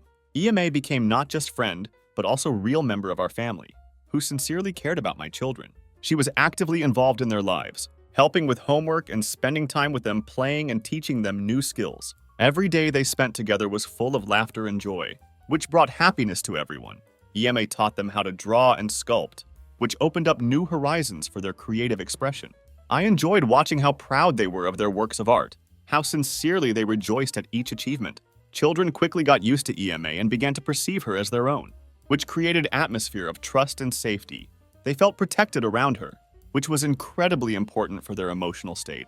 EMA cared for them as if they were her own. This made them feel loved. Every morning began with smiles and cheerful laughter, which creates pleasant atmosphere in our home. We spent a lot of time together on family nights and outings, which strengthened our bond. These moments brought us closer together. I realized how important it was to have such support nearby. We went on picnics, played in park, and had barbecues in our yard, where children ran and played happily. Every time I saw them laugh and be happy, my heart filled with pride and happiness. EMA also helped me become a better version of myself by teaching me to be more open and trust people. With her help, I realized that it is possible to move on. Despite past losses and difficulties, she was there when I most needed it, supported me, and gave me confidence in my abilities. Every time I had doubts, EMA found right words to lift my spirits, inspire me to new achievements. We overcame difficulties together, supporting each other in most difficult moments, which only strengthened our relationship. This new life was a real gift after all trials I had to endure. Now I had family based on love and mutual understanding. This was the most valuable thing in my life. I felt like we were creating something unique that connected us to each other and made us stronger. Every year, our relationship only became stronger. I was proud that I was able to provide my children with a safe and loving environment in which to grow and thrive. EMA played a key role in this, and I was extremely grateful for her support and love. We did a lot of family trips, attended various events, and even traveled together, which gave us a lot of bright emotions. Each new experience filled our lives with bright colors and left pleasant memories. We laughed together and enjoyed every moment, which allowed us to strengthen our relationship. I could now look to the future with hope and confidence, knowing that we are all in this together. It was time of new beginnings and happiness that we created together. Despite all difficulties, I felt that despite past challenges, life continues to be enjoyable. We have many amazing moments ahead of us. EMA became not only loyal friend, but also part of our new family. This was incredibly important for me and children. With her, I knew that my children would be happy. That was most important thing for me. Every day I confirmed to myself that I made right choice. This filled my life with meaning. Bright prospects became reality. In this new world, we were together, creating our own history. This new life was full of hope and joy. I knew that future awaited us with open arms. Since EMA came into our lives, everything has changed. I looked forward with anticipation, realizing that together we can overcome any difficulties. I felt happy, and that was most important thing. Each new day brought new opportunities for happiness and joy. These moments were priceless, and I knew I wanted to continue building our life with EMA and kids. We created our happiness together, and it was an incredible gift. These 5 years were full of unforgettable moments that will remain in our memories forever. I could not imagine my life without EMA and children, who became meaning of life for me. Every day we got closer, and that was most important thing. I knew that even brighter moments were ahead of us. This inspired me to move on. This new life was full of discoveries. I looked forward to future with joy, knowing that we were together. I followed my wife, who went to a secret party. I caught her dancing with another man, but she justified herself by explaining that I was impotent, and it made me cry. Be me, 32-year-old Alex, living what seems like the perfect life. Successful financial analyst, making bank. Married to Sarah, thought we had it all. One night, Sarah doesn't come home. Sitting there like an idiot watching the clock. Midnight passes, then 1 a.m., 2 a.m. No texts, no calls, just silence. Sarah said she was going to a party. Need to blow off steam or whatever. Fine, I guess. But by 3 a.m., my mind's racing. You know that feeling when something's wrong? Yeah, that was me. Told myself she was probably with friends. Maybe had too much to drink. They're looking out for her, right? But my gut says otherwise. Try calling her at 3:45 a.m. Straight to voicemail. Send a text. Sarah, where are you? Left on red. Clock keeps ticking. Minutes feel like hours. Head's playing tricks on me. Flashes of her laughing with some stranger. Images I don't want to believe. Sun creeps through the blinds. Anger hits me like a truck. Not just worried anymore. I'm pissed. She thinks she can stay out all night. Like I don't even exist? Remember how she left? Little black dress saying she needed a break. Tired of putting up with my issues. Stings, man. By issues, she meant my performance problems. One time, just once, things didn't work in bed. Suddenly, I'm the problem. She never let me forget it. Always throwing little jabs. Maybe you're not feeling it. But God forbid we actually talk about it. No, Sarah was above communication. Just put on her fake smile. Go out with friends. Act like nothing's wrong. By 9 a.m., I'm done waiting. Grab my keys and leave. Not gonna sit there like an idiot anymore. Call my buddy Mike. Lives near where the party was. Hey man, did Sarah crash at your place? Long pause on the other end. Nah man, haven't seen her. Thought you guys were together. That's when I knew. No more pretending. Something's going on. By noon, I check her location. She forgot to turn it off. Amateur move. She's not with friends. Not at any after party. She's at some random apartment complex. Other side of town. Hands shaking as I pull up outside. Don't even have a plan. What am I gonna do? Confront her? Call her out? Honestly, I don't know. Anger keeps me going. Feel like I'm on autopilot. Need to know the truth. Finally see her walk out around 12:30. It all comes crashing down. Same black dress, hair messed up, makeup smudged. She looks guilty. No, she looks satisfied. Like someone who just had a night they won't forget. Worst part? She's not alone. Some tall, clean-cut douchebag right behind her, zipping up his jacket like he owns the world. They don't even notice me across the street. Sarah smiles up at him. That same smile she used to give me. He kisses her right there in broad daylight. I freeze. Chest tightens. Part of me wants to storm over. Tear this guy apart. Scream until my throat bleeds. But I don't. Just sit there, gripping the steering wheel so hard my knuckles go white. Watch her get in his car and drive off. Just like that. Go home in a daze. Brain spinning in every direction. Questions. Anger. Humiliation. All hit me at once. How long has this been going on? Did she think I wouldn't notice? Is this her idea of dealing with our problems? I don't text her. Don't call her. I ghost her. Let her wonder where I am for a change. Evening rolls around. Phone buzzes. Sarah with a flurry of texts. Hey, where are you? Are you okay? Babe, I'm sorry I should have come home last night. Please just talk to me. I don't respond. Sit there staring at her messages, feeling the weight of every lie she told me, every excuse, every half-truth. Every time she made me feel like the broken one. Now she's playing the victim, acting like she just got lost in the moment. Next morning, she shows up at the house, tears pounding on the door, begging me to let her explain. That's when I decide, this isn't going to end quietly. Sarah's at the door, mascara streaked down her cheeks, looking like she'd spent hours crying, pounding on it again. Alex, please just open the door, let me explain. Explain? Is there really anything left to explain? I'm not ready to deal with her, but I'm also done hiding behind walls. Open the door just a crack. Enough to see her standing there. Same black dress she left in. Same one I saw her wearing when she walked out of that guy's apartment. Seeing her like that, all disheveled and pathetic, doesn't make me feel sorry for her. It makes me furious. Explain what? I ask coldly. Step aside to let her in. She flinches at my tone, walks past me, wiping her eyes, stands in the living room, wringing her hands like some nervous schoolgirl. But there's no pity left in me. Not after what I saw. Not after that kiss. Alex, it's not what you think, she starts. Voice trembling. I almost laugh at how cliché she sounds. Shut the door behind her. Lean against it. Cross my arms. Wait for her to drop whatever excuse she thinks will fix this. Not what I think, I repeat. Voice low. So you didn't spend the night with some random guy, Sarah? Because I'm pretty sure I watched you leave his apartment this morning. Pretty sure I saw him kiss you right before you got in his car. But please enlighten me. Tell me what I think happened because I'm dying to hear it. She opens her mouth. No words come out at first. Eyes widen in shock. Clearly hadn't expected me to know. Alex, she starts. Stepping closer. I was drunk, okay? I wasn't thinking straight. It just happened.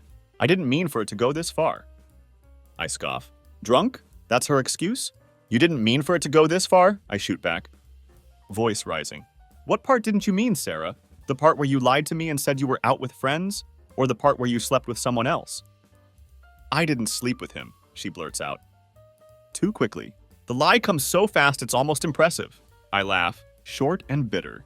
Really? Because I don't believe a fucking word of it. Sarah starts pacing, running her fingers through her hair, like she's searching for the right angle, the perfect twist to sell me on. It was a mistake, she mutters. Voice breaking. I was just so frustrated with everything. With you, with us. You don't even see how hard this has been for me. And there it was again. Me. My fault, she turned it around, making it about how she was suffering. I can feel my pulse in my temples. Stare at her. Try to process how she has the audacity to make this about her. So this is my fault? I ask. Keep my voice as steady as I can. Because I couldn't fix things between us fast enough? Because I had some issues in bed? Sarah stops pacing. For a moment, I think she might actually admit it, but instead she sighs, playing the victim as perfectly as ever. You don't understand? She whispers. I've been trying, Alex. I've been trying to hold it together, but you've been so distant. And it's not just about that. It's everything. You've been pushing me away for months. I can't believe what I'm hearing. Pushing her away? I was the one who sat there night after night, trying to talk to her, trying to figure out what was wrong. She was the one who brushed me off, told me I was too sensitive, or that I was overthinking things. And now she's standing here, blaming me for her screwing around with some guy. You've got to be kidding me, I say through clenched teeth. You think I'm distant? You've been sneaking around, lying to my face, and now you're going to sit here and tell me it's because of something I did? She doesn't answer right away, just stands there, shaking, looking like she's about to crumble. I almost feel sorry for her again, almost fall for it. But then I remember that kiss, the way she smiled at him like I never existed. How long, Sarah? I asked quietly. Question slipping out before I can stop myself. How long has this been going on? Her face goes pale. She doesn't answer, doesn't deny it. And that silence, that was all I needed. She had no excuse, no story to make it go away. Alex, she stammers, but I cut her off. You're done, I say. Stepping forward, you're done lying. You're done twisting this around to make yourself the victim. I want the truth. How long, Sarah? She looks down at the floor, hands shaking. A few months, she finally whispers. Barely audible. It started a few months ago. I feel my stomach drop. A few months? Months of coming home to her. Months of pretending everything was fine while she was off with someone else. My hands ball into fists, but I force myself to stay calm. Losing it now wouldn't fix anything. I need to keep my head clear. Get out, I say, voice cold. Alex, please, she starts. But I'm not having it. I said get out, I shout, pointing to the door. Go be with him if that's what you want, but don't stand here and pretend this is my fault. We're done, Sarah. Sarah's face crumples. For a second, I think she might fight back. Argue? Try to worm her way out of it. But instead, she nods. Defeated? She grabs her purse, shoulders slumped. Without another word, she leaves. Doctor clicks shut behind her. And just like that, the silence returns. But it's not over. Not by a long shot. The moment she leaves, I feel a strange sense of relief. For the first time in months, the house is quiet. For once, I'm not anxiously waiting for her to walk through the door. It's over. Or at least it feels like it. I sit down on the couch, stare at the spot she had been standing just minutes ago. Hard to believe how quickly everything came crashing down. One night, just one, and it had all unraveled. I tell myself I don't care that she's gone, that I'm better off without her. I don't need to hear any more lies, any more excuses. I cut her out, just like she had cut me out of her life for months. I ghosted her, just as she ghosted me emotionally. I thought it was fitting, but ghosting someone isn't as satisfying as it seems. After the anger wears off, there's just emptiness. The adrenaline that had been keeping me upright was fading, leaving me drained. I opened my phone. Look at the texts she'd sent earlier, all of them unread. Desperate, pleading messages. Alex, we need to talk. Please just answer me. I'm sorry, I know I screwed up. Let's work through this. I miss you. Where are you? Every message makes my stomach twist. It's all so fake. She doesn't miss me. She misses the control. The safety of knowing she had me wrapped around her finger while she lived a double life. The more I read, the angrier I get. But something deeper is lurking under that anger. Something I don't want to admit yet. The sadness. The kind that creeps in once the rage burns out. The kind that reminds you that the person you loved just threw everything away. Like it was nothing. By the next evening, I hadn't responded to her once. And honestly, I didn't plan to. But life has a way of throwing curveballs at you. Just when you think you're in control. It's around 7 p.m. when my phone buzzes again. This time it's not a text. It's a call from her. I stare at the screen. Watch her name light up. I almost ignore it. Almost. But curiosity gets the better of me. I want to hear what she has to say this time. I answer, keeping my voice cold and distant. What? Her voice is a mess of tears and frantic breathing on the other end. Alex, please, I just need to see you. Just once. We need to talk face to face. I'm begging you. I stay silent for a moment, listening to her sob. It's pathetic. Or maybe it would have been if part of me didn't still feel something for her. That's the worst part. After everything she'd done, I still cared. It was stupid, but it was true. There's nothing to talk about, I finally say. Voice flat. You made your choice, Sarah. Now live with it. I know, she cries. But I just need to explain. Please, Alex, I can't. She stops, choking on her words, then blurts out something that catches me off guard. I'll leave him. I'll cut him off. He meant nothing, I swear. I freeze, trying to process what she's saying. Leave him? Now? Suddenly, after months of sneaking around, she's ready to drop this guy like he was nothing? Is she serious? Or is this just another manipulation? Another move in her game? You should have thought about that before you slept with him, I shoot back. Harsher than I intended. It wasn't like that, she screams through the phone. Voice cracking. I'm sorry, you don't understand. It was a mistake. I was angry. I felt trapped. You don't know how hard it's been for me, how lonely I've been. I clench my jaw. There it was again. The same old song and dance. It wasn't her fault. It was never her fault. Always someone else. Always me. She was the victim in her mind. And I was the villain. I don't care how hard it's been for you, I snap. Pacing the living room now. You didn't care how hard it's been for me. I was here, Sarah. I was trying. But you just checked out. You didn't even try to work through it. You found someone else instead. That's not fair, she cries. Voice shaking. I didn't plan for it to happen. It wasn't supposed to go this far. It was just... I don't know. I was confused. He was just there. Just there. Like that somehow made it better. My hand tightens around the phone. So what? You think you can come back now? Forget it ever happened? I ask. Trying to keep my voice steady. That's not how this works. There's silence on the other end, but I can still hear her breathing. Shallow and erratic. When she finally speaks again, her voice is soft, almost pleading. Alex, I love you. I made a mistake, but I love you. Don't throw this away because of one night. One night? I almost laugh again, the bitterness boiling up inside me. This wasn't about one night. This was about the months of lies, the betrayal, the gaslighting. It was about the fact that she had looked me in the eye every day, pretended everything was fine, all while sneaking around with someone else. How could she even say the words, I love you, with a straight face? You don't love me, I say quietly but firmly. You love the idea of me. You love the safety, the comfort. But if you really loved me, you wouldn't have done this. You wouldn't have looked at me like I didn't exist while you were off with him.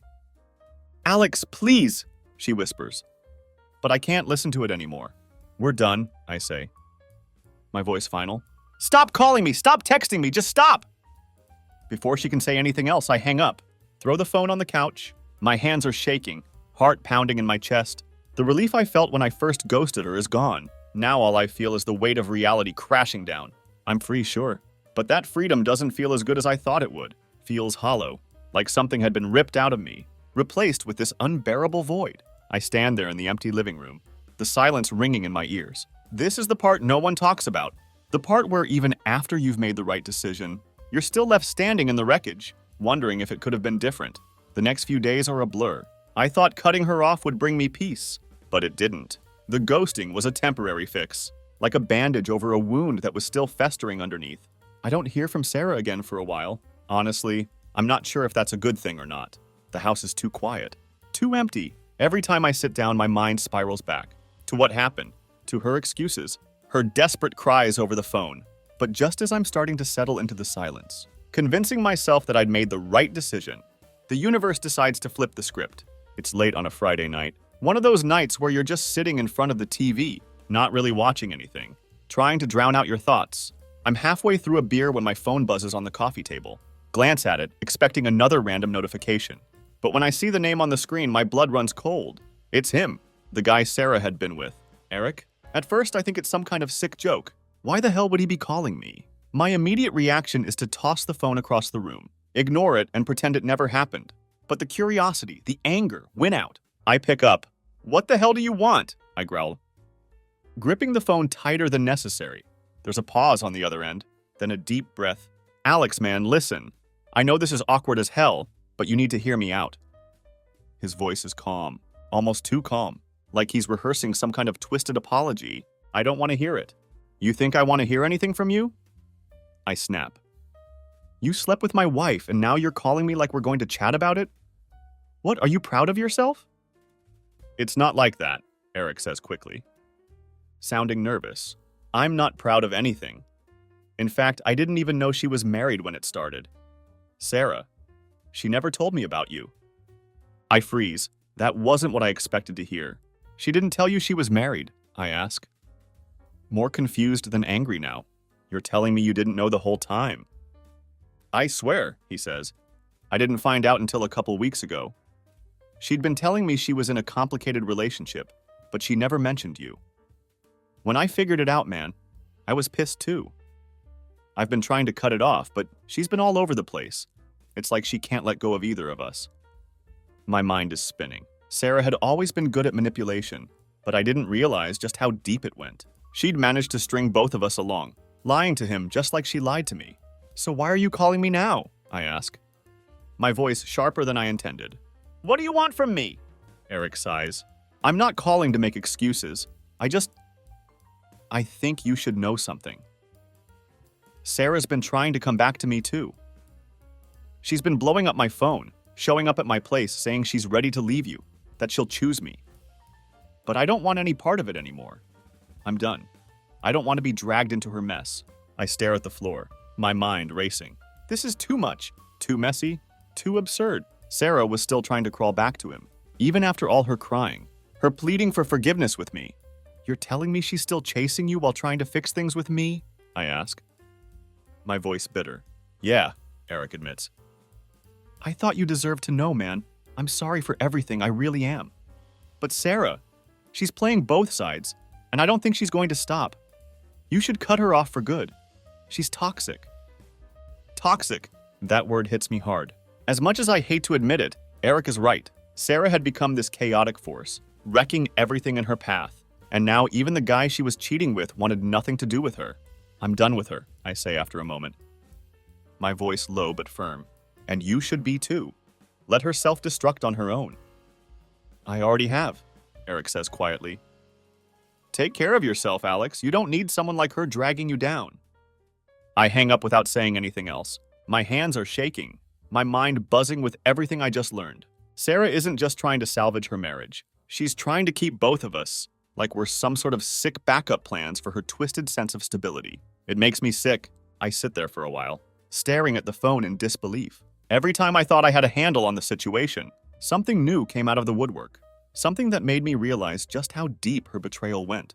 This isn't just about cheating. It isn't just about one mistake or one night. Sarah is a liar, a manipulator, and I had been blind to it for far too long.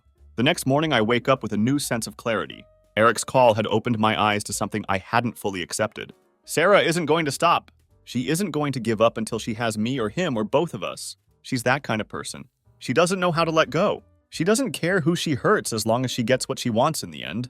But this time, I'm not going to let her win. I pick up my phone and text her.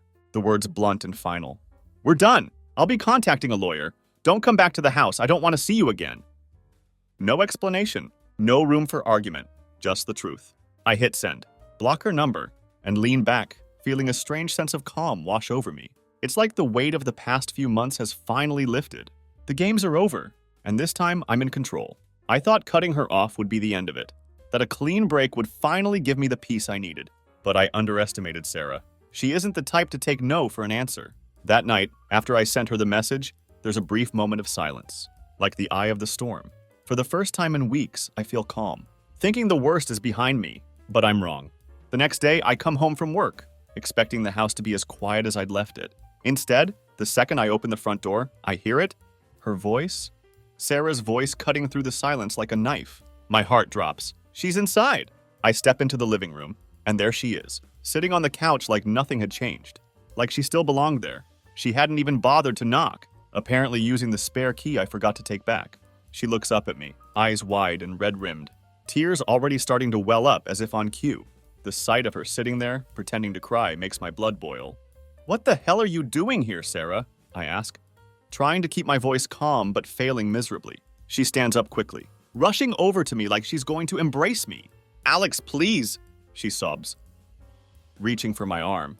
I've been thinking about everything and I can't lose you. I know I messed up, but I can fix this. We can fix this. I yank my arm away before she can touch me. Taking a step back, no, I say firmly. You don't get to just show up here after everything you've done and act like we can go back to normal. We're over, Sarah, I told you that. But we're not over, she insists, voice frantic. You're just angry, but I can fix it. I'll cut him off.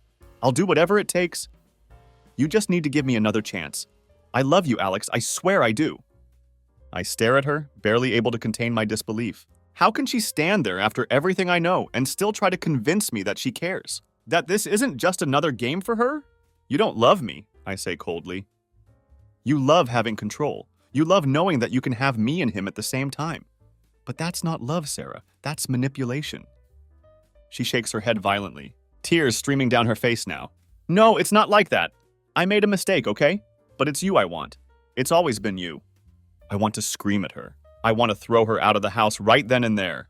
But instead, I just laugh. A bitter, hollow laugh that comes from a place so deep I don't even recognize it. Always been me? I echo, shaking my head. You've been sleeping with another guy for months, Sarah. You've been lying to me every single day. You don't get to say it's always been me. It didn't mean anything, she cries, voice desperate. He didn't mean anything to me. I was confused. I didn't know what I was doing. But now I do. I'm ready to make it work. Please, Alex, just don't throw this away. I clench my fists, trying to keep control. You threw it away the second you decided to cheat on me, I say. Voice tight, you don't get to come back now just because he doesn't want you either. I know about everything, Sarah. You've been bouncing between us, trying to play both sides. You're not sorry. You're just scared of being alone. Her face twists in shock, as if she hadn't expected me to know. She opens her mouth, probably to deny it. But I don't give her the chance. Eric called me, I continue, watching her face drain of color. He told me everything. How you've been showing up at his place, begging him to take you back while telling me you want to fix our marriage. You're not sorry for what you did. You're just sorry you got caught. For a split second, I see something in her eyes. A flicker of guilt, maybe, or maybe it's just fear. She opens her mouth again, this time slower, her voice barely above a whisper. Alex, I didn't know how to handle everything. I'm sorry, I'll make it right. There's nothing to make right, I say, stepping toward the door and holding it open. You need to leave now, we're done. She stands there for a moment, just staring at me, as if waiting for me to change my mind, as if she still has some kind of power over me. But this time, I'm done, truly done. She isn't going to talk her way out of this. Slowly, she wipes her face with the back of her hand, straightens her posture, and gives me this look, this cold, hard stare that makes me realize I'd never really known her at all. The tears stop. The trembling disappears. The remorse vanishes. Fine, she says. Voice cold and venomous. If this is what you want, then fine. But don't act like you're some innocent victim, Alex. You've had your own problems, and you know it. You're not exactly a prize. I freeze. There it is. The real Sarah. The one who can't handle being caught. The one who always has to make sure she doesn't walk away as the bad guy. Even now, with everything exposed, she has to tear me down on her way out. Get out, I say again. Voice calm but firm. She doesn't say another word. She just grabs her purse, walks out the door, and slams it behind her. The silence that follows is suffocating.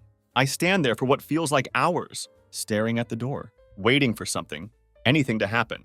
Maybe part of me expects her to come back, to start banging on the door, screaming. But she doesn't. She's really gone this time. I sit down on the couch, head spinning. The relief I thought I'd feel isn't there. Instead, I feel empty. Like the last piece of the life I thought I had is gone. I know it's over, and I know I've done the right thing. But that doesn't stop the hollow ache from settling in my chest. The worst part isn't that she's gone.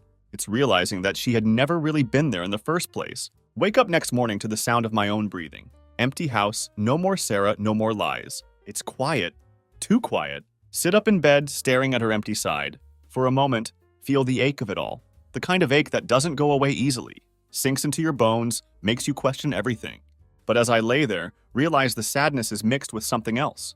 Relief. She's gone, really gone this time? No more games, no more pretending. Survive the storm. Now gotta figure out what comes next.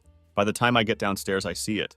A message on the table, her handwriting. Forgot about the spare key she still had. Must have snuck in and left it behind. Note is short, sharp, dripping with bitterness. You'll regret this. You could have fixed us, but you're too weak to try.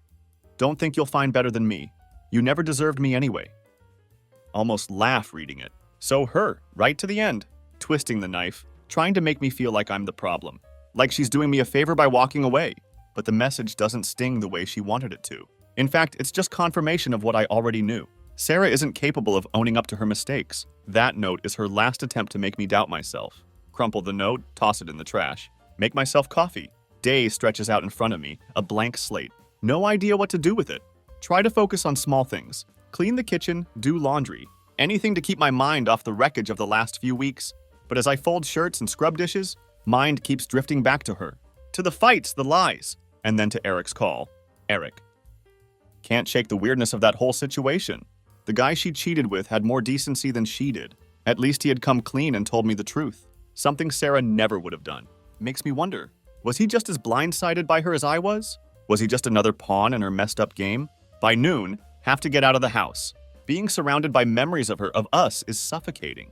Grab my keys, head out for a drive. No destination in mind, just need to clear my head. Streets are busy, but inside my car, it's just me and my thoughts. For the first time, let myself feel the weight of what happened. The betrayal, the months of lies, the anger, the pain. It all comes rushing in at once like a tidal wave. No choice but to ride it out.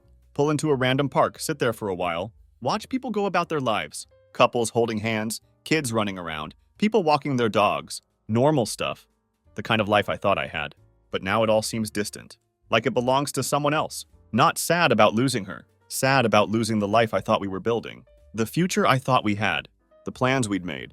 Trips, holidays, even stupid things like decorating the house for Christmas. All of it gone. Replaced with the reality that I'd been living a lie for months. It's not just Sarah's betrayal that hurts. It's the realization that the person I thought I knew was never really there. She had been playing a role, pretending to be someone she wasn't. And I had fallen for it completely. Had trusted her, given her everything, and she had torn it apart without a second thought. But as I sit there, watching the world move on, realize something else. This isn't the end. Feels like it in the moment, but it's not. Life is still moving. I'm still here. Breathing, thinking, hurting. But I'm also free. Free from her lies. Free from the manipulation. And that's something. Start driving again. No real destination in mind. Just letting the road take me where it wants. After a while, find myself pulling into the parking lot of a lawyer's office. Wasn't something I had planned. But I know it's the right step. Inside, greeted by a middle-aged woman. Looks like she's seen 1,000 cases like mine. Doesn't ask too many questions, just the necessary ones to get the ball rolling. Divorce. Sounds final, but it also sounds like closure. Like the end of something toxic. We go over the details, the paperwork, the logistics of splitting everything. Feels clinical, emotionless. But that's probably for the best. The sooner I make it official, the sooner I can move on. By the time I leave the office, sun is starting to set, casting long shadows across the parking lot. Stand there for a moment, taking it all in. This is real. This is happening. I'm officially moving on. And there's no turning back. On the drive home, something shifts in me.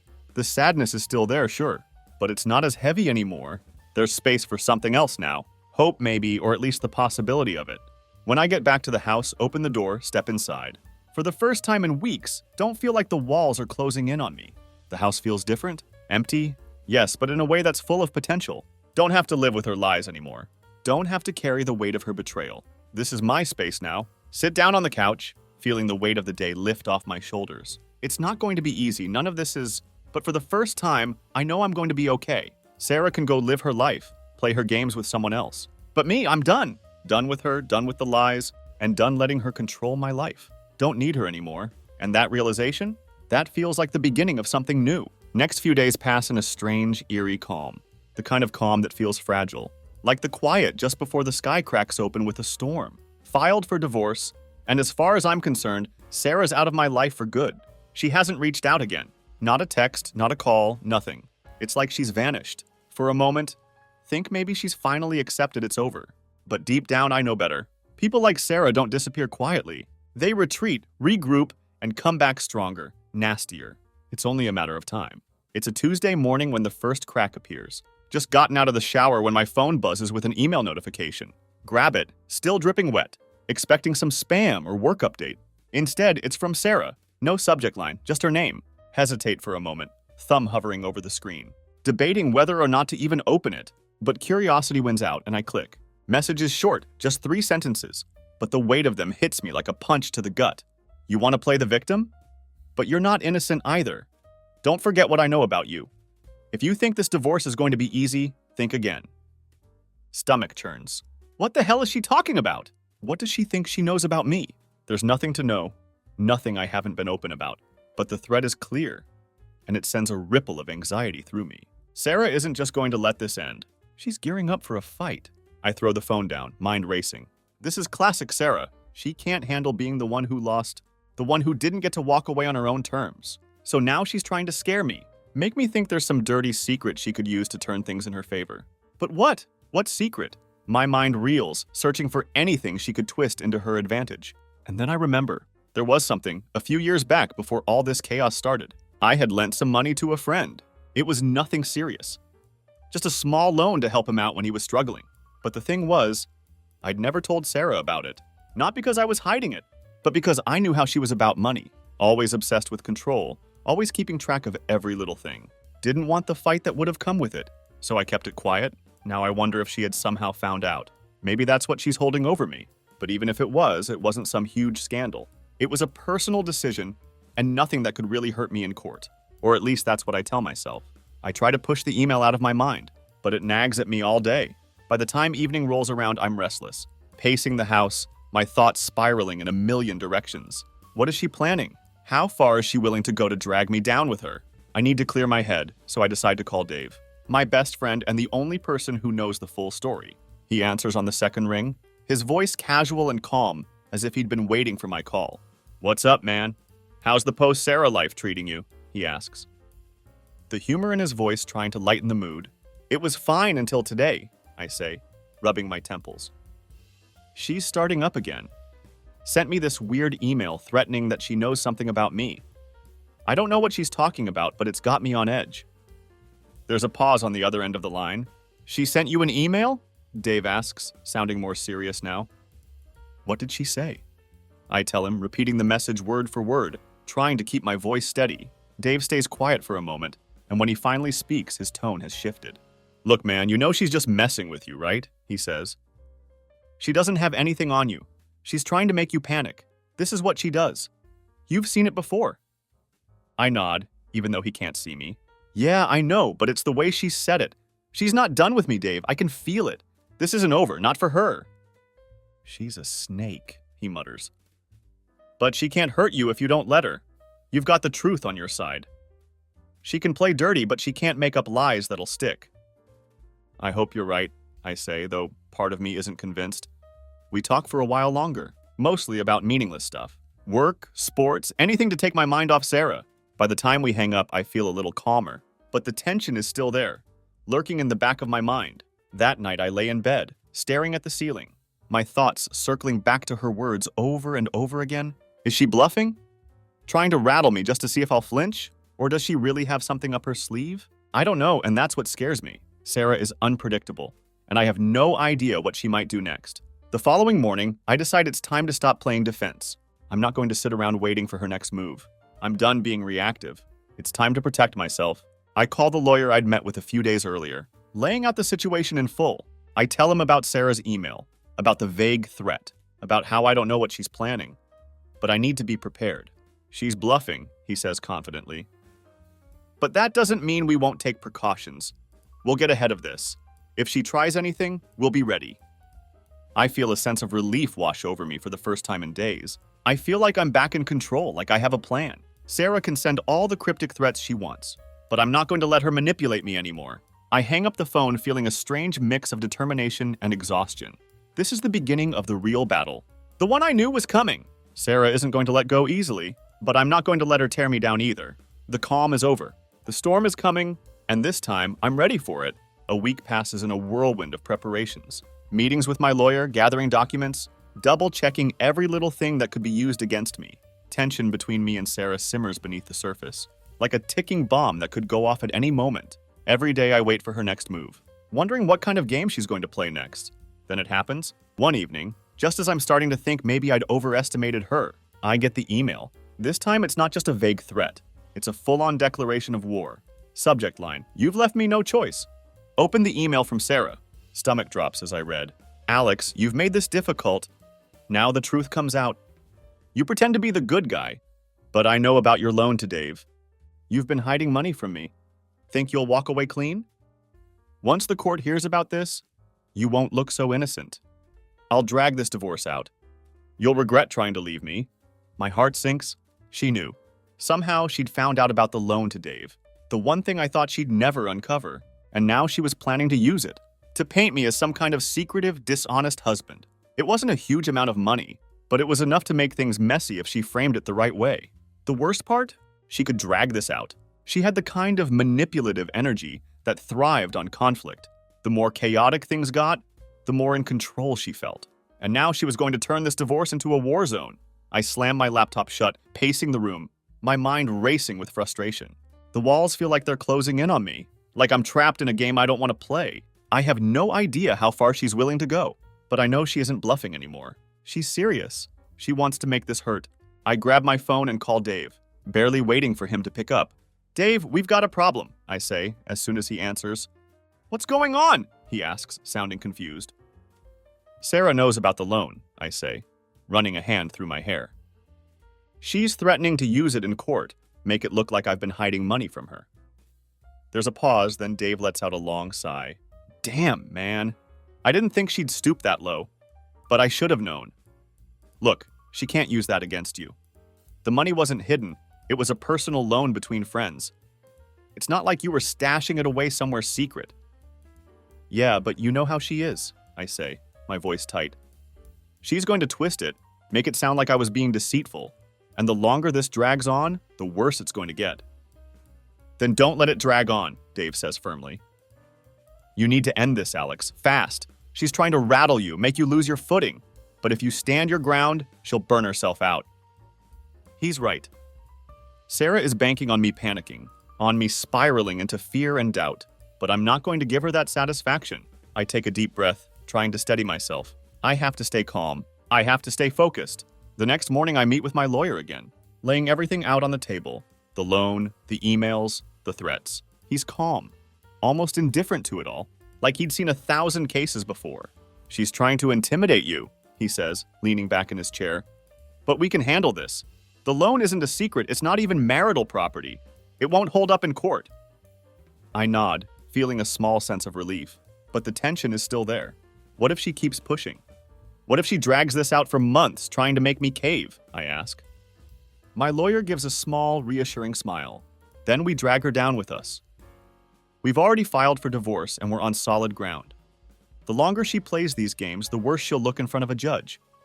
We'll keep everything clean, keep it professional. If she wants a fight, let her have one. But she won't win. His confidence is contagious, for the first time since this nightmare started. I feel like maybe, just maybe, I could come out of this with my life intact. But of course, Sarah isn't going to go down without a final strike. A few days later, I come home to find an envelope stuck in my front door. It isn't from the court. Isn't anything official? It's from Sarah. I open it, feeling that familiar dread creeping up my spine. Inside is a single piece of paper with a few printed photos clipped to it. The photos are of me out with Dave having drinks. One of us is laughing, and the other looked like we were deep in conversation. At first, it doesn't make sense. Why would she send me these? Then I see the note scribbled on the back. Drinking your troubles away while we're still married? This won't look good in court, will it? Don't forget, I can make you look just as bad as you're trying to make me. Keep playing, Alex. I'm ready for it. It's such a petty, desperate move. Photos of me and my friend, trying to make it seem like I'm some careless guy neglecting my responsibilities. But it's enough to remind me of what I'm dealing with. Someone who won't stop until she's completely torn me down. But something inside me has shifted. The fear, the anxiety, it isn't as strong anymore. She's flailing, trying to find anything to grab onto. And it's starting to show. She's losing her grip on me, and she knows it. That night I go to bed without responding. No angry texts, no phone calls. I'm not going to play her game anymore. If she wants to keep sending threats, let her. I have the truth on my side. And more importantly, I have the strength to finally see this through.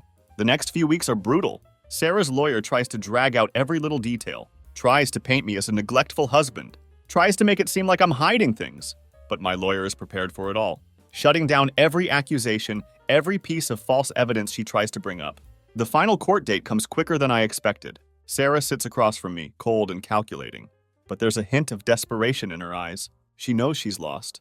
The judge sees through her tactics, ruling in my favor. The divorce is finalized, clean and swift, just as my lawyer had promised. As I leave the courthouse, I feel the weight of it all finally lift. It's over. Really, truly over. Sarah is out of my life and she can't touch me anymore. I drive home, the sun setting on the horizon. And for the first time in months, I feel at peace. The storm has passed, and I'm still standing, stronger than before. I have my life back, and Sarah? She's just a chapter I've finally closed. My wife herself called me a cuckold, and because of that, I realized that she really had been cheating on me all along. Be me, 33 years old James, living in Seattle with my wife Sarah for the past 7 years. Last Saturday night was supposed to be my birthday celebration. Sarah decided to throw me a surprise party. She was never good at surprises or keeping secrets, but this time she nailed it perfectly. Had absolutely no idea what was coming. House was packed with friends, co-workers, and neighbors. Some people I hadn't seen in years. Not just some casual get-together. This was a full-blown event with expensive catering. Had a hired bartender and custom decorations. She even got a cake shaped like a golf club. Knew I had recently started golfing again. Everyone was there and the night seemed perfect. Looking back now, that should have been my first red flag. Sarah doesn't do perfect. She's always messy, chaotic, perpetually late to everything. This version of her wasn't the woman I'd been living with, but I brushed it off at the time. Figured maybe she just went all out for my birthday. Throughout the night, people kept pulling me aside, giving me these weird compliments. Man, you're so lucky to have Sarah. She really loves you, dude. You can tell. Started to feel awkward. Tried to convince myself I was overthinking it. Still noticed how she kept disappearing during the party. Every time I looked for her, she was off in some corner whispering with someone. Would flash me this big smile when she caught my eye. Like everything was fine. But something wasn't sitting right. Around 11 p.m., Sarah made this big toast. Everyone gathered around while she raised her glass. Room got quiet. She said some nice things about me, about us, about how we'd been through so much together. Then her tone shifted. There's one more thing I wanted to do tonight, she said, glancing around the room with this mischievous smile. Something really special, something I've been waiting for. Crowd leaned in, mixture of curiosity and anticipation. Felt nervous, like maybe she planned some elaborate birthday prank. Or worse, that she was going to embarrass me with some sappy speech. But what she did next? Nothing could have prepared me for that. She walked over to the front door, thought for a second she was just going to grab a gift. Instead, she opened it, and in walked this guy I didn't recognize. Tall, built, carried himself with this cocky smirk. Instantly put me on edge. Sarah looked at him, then back at me. I think it's time we all met the other man in my life? Whole room froze instantly. People started exchanging awkward glances, some whispering to each other. Just stood there completely dumbfounded. Felt like all the air had been sucked out of the room. Didn't know what to say or do. First instinct was that this had to be some kind of twisted joke. But Sarah's face told me otherwise. "David," she said, motioning to the guy, "has been a big part of my life lately. And I thought what better way to celebrate your birthday than for all of us to finally be honest." That moment felt like being hit by a truck. Could see the impact coming but couldn't feel the pain yet. Entire room was staring at me, waiting for my reaction, locked eyes with Sarah, searching for some kind of explanation, some sign that this wasn't real. But she just stood there, calm as ever, like she'd been planning this for months. Room was dead silent, stood there trying to process what had just happened, trying to make sense of it all. My own wife had just introduced me to some random guy, with a casual smile on her face, like this was the most normal thing in the world. Didn't know if I wanted to scream, laugh, or throw up. My hands clenched around the glass I was holding. Could feel my pulse pounding in my ears. Hadn't said a word yet. Honestly, didn't know what to say. David had this fucking smug grin on his face, like he was enjoying this. He stepped forward, reached out his hand. "Nice to finally meet you, man." Didn't take his hand.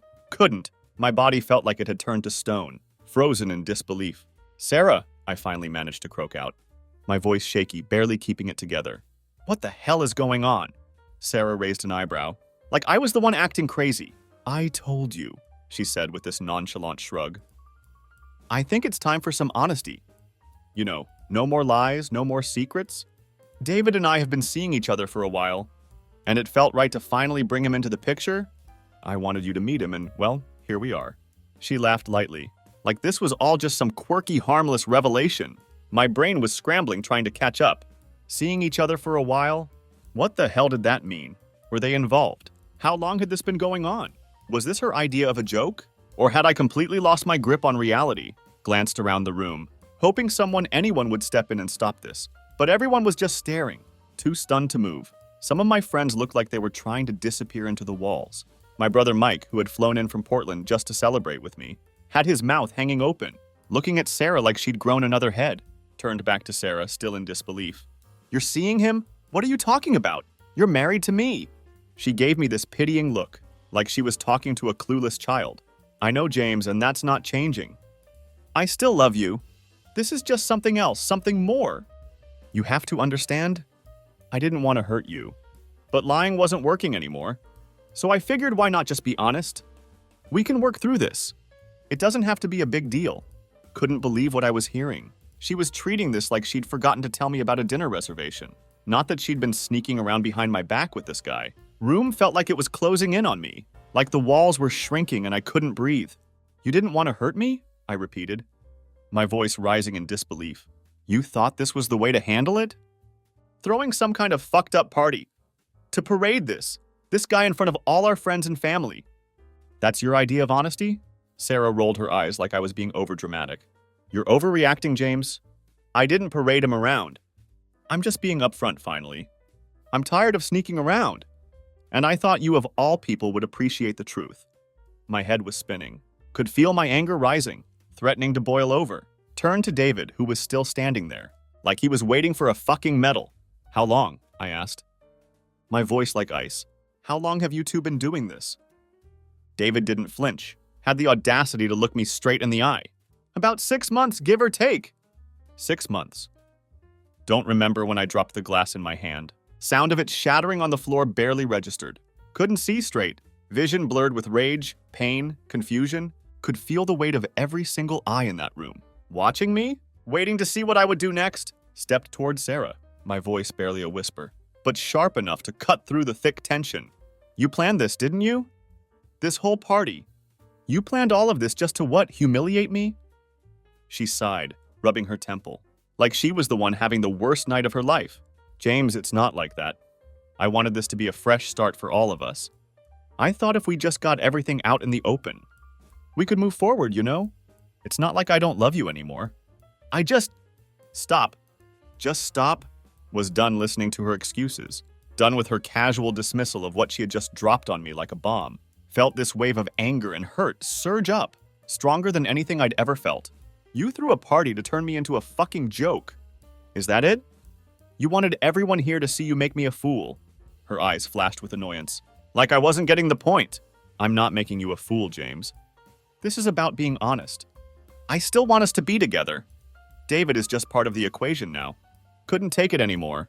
Turned and stormed out of the room. Voices behind me, a blur of whispers and gasps. Didn't know where I was going, but couldn't stand there and listen to another second of her twisted logic. Only thing I knew was that my world had just imploded, and Sarah was standing in the wreckage like she didn't have a single regret. Stumbled out the door, barely feeling the crisp October air hit my skin. My mind was racing, spinning out of control.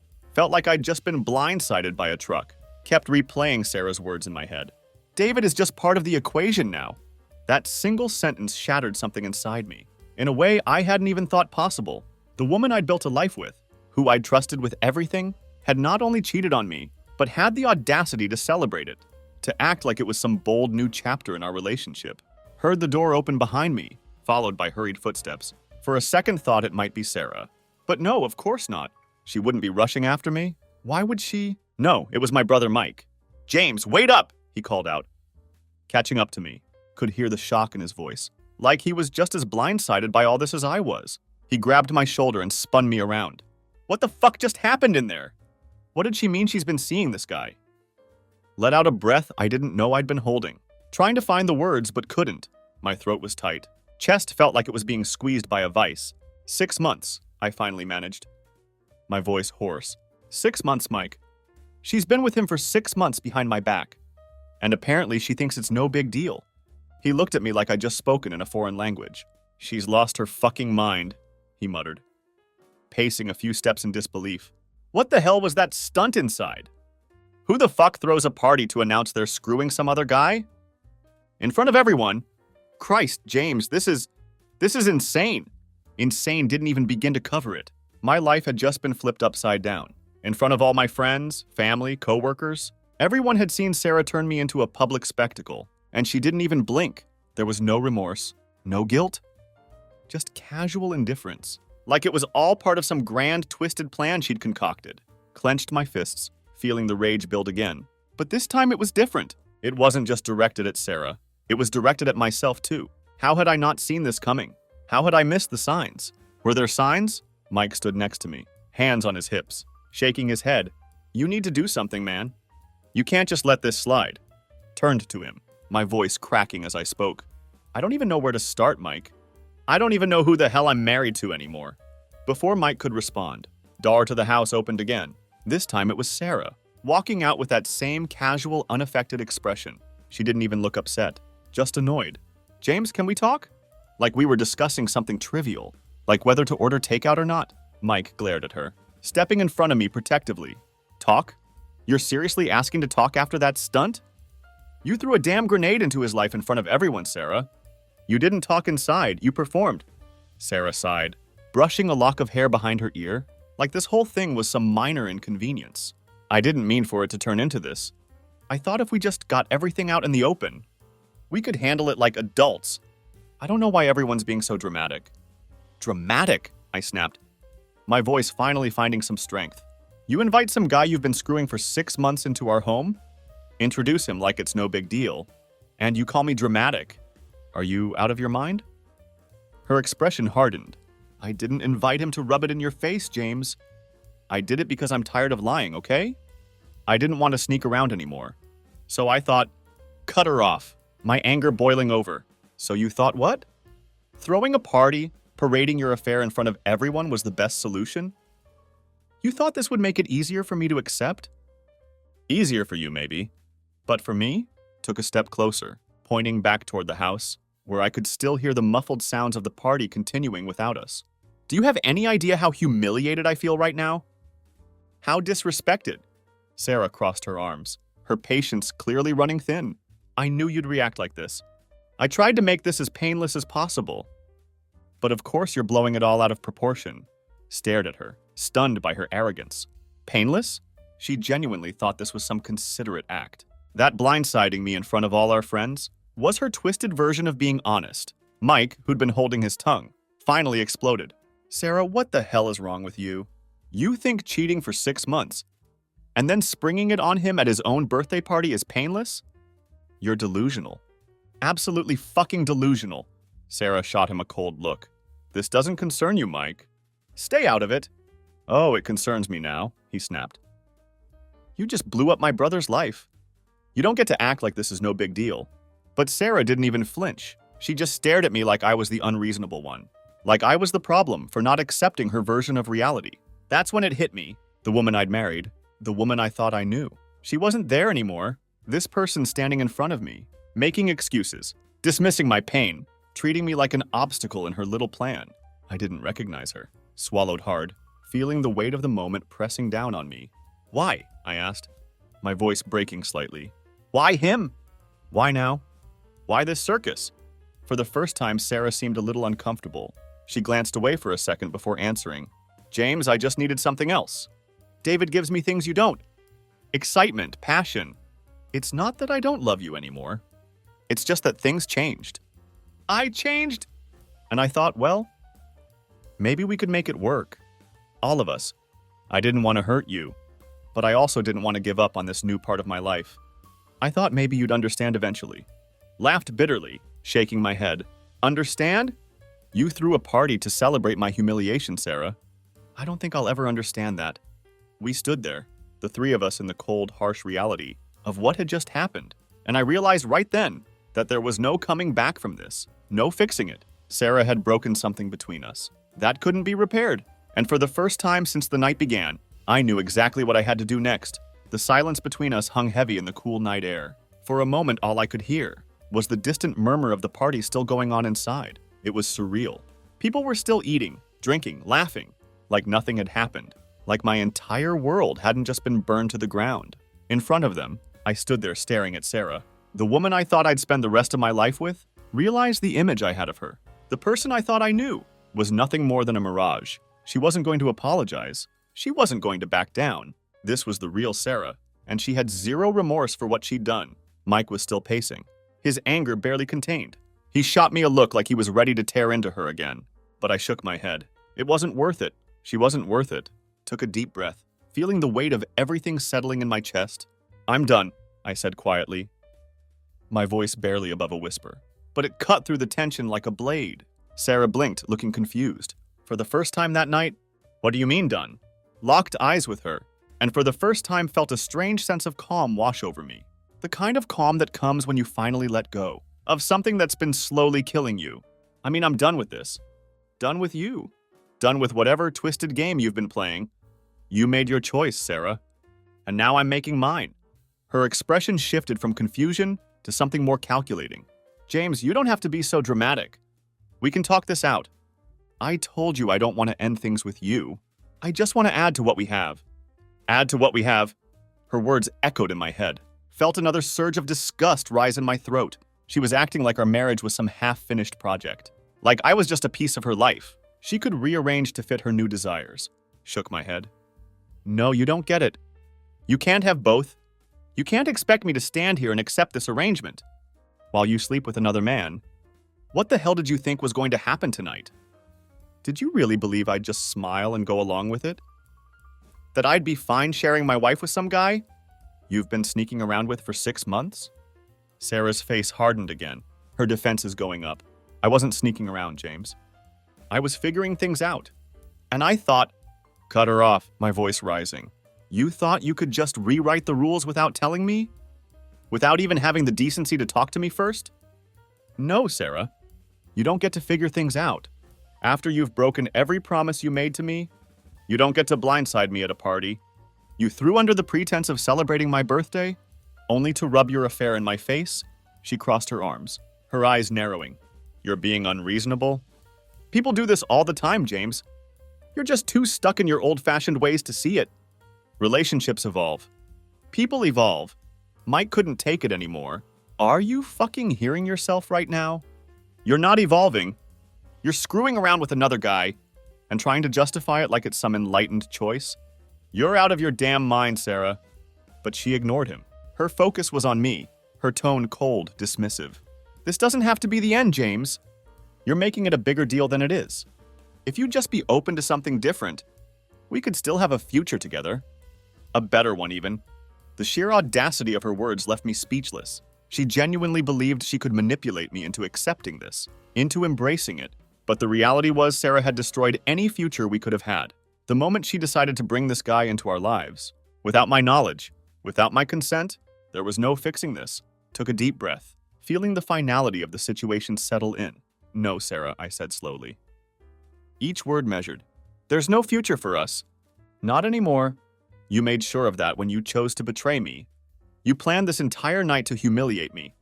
Thinking I'd be too weak or too stunned to stand up for myself? Well, here's the truth you seem to be so fond of. I'm done. I don't want to be with you anymore. I don't want to know you anymore. You've turned this marriage into a joke.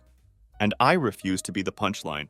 Her eyes flashed with something, anger maybe or fear, but before she could respond, turned and started walking away, leaving her standing there in the cold.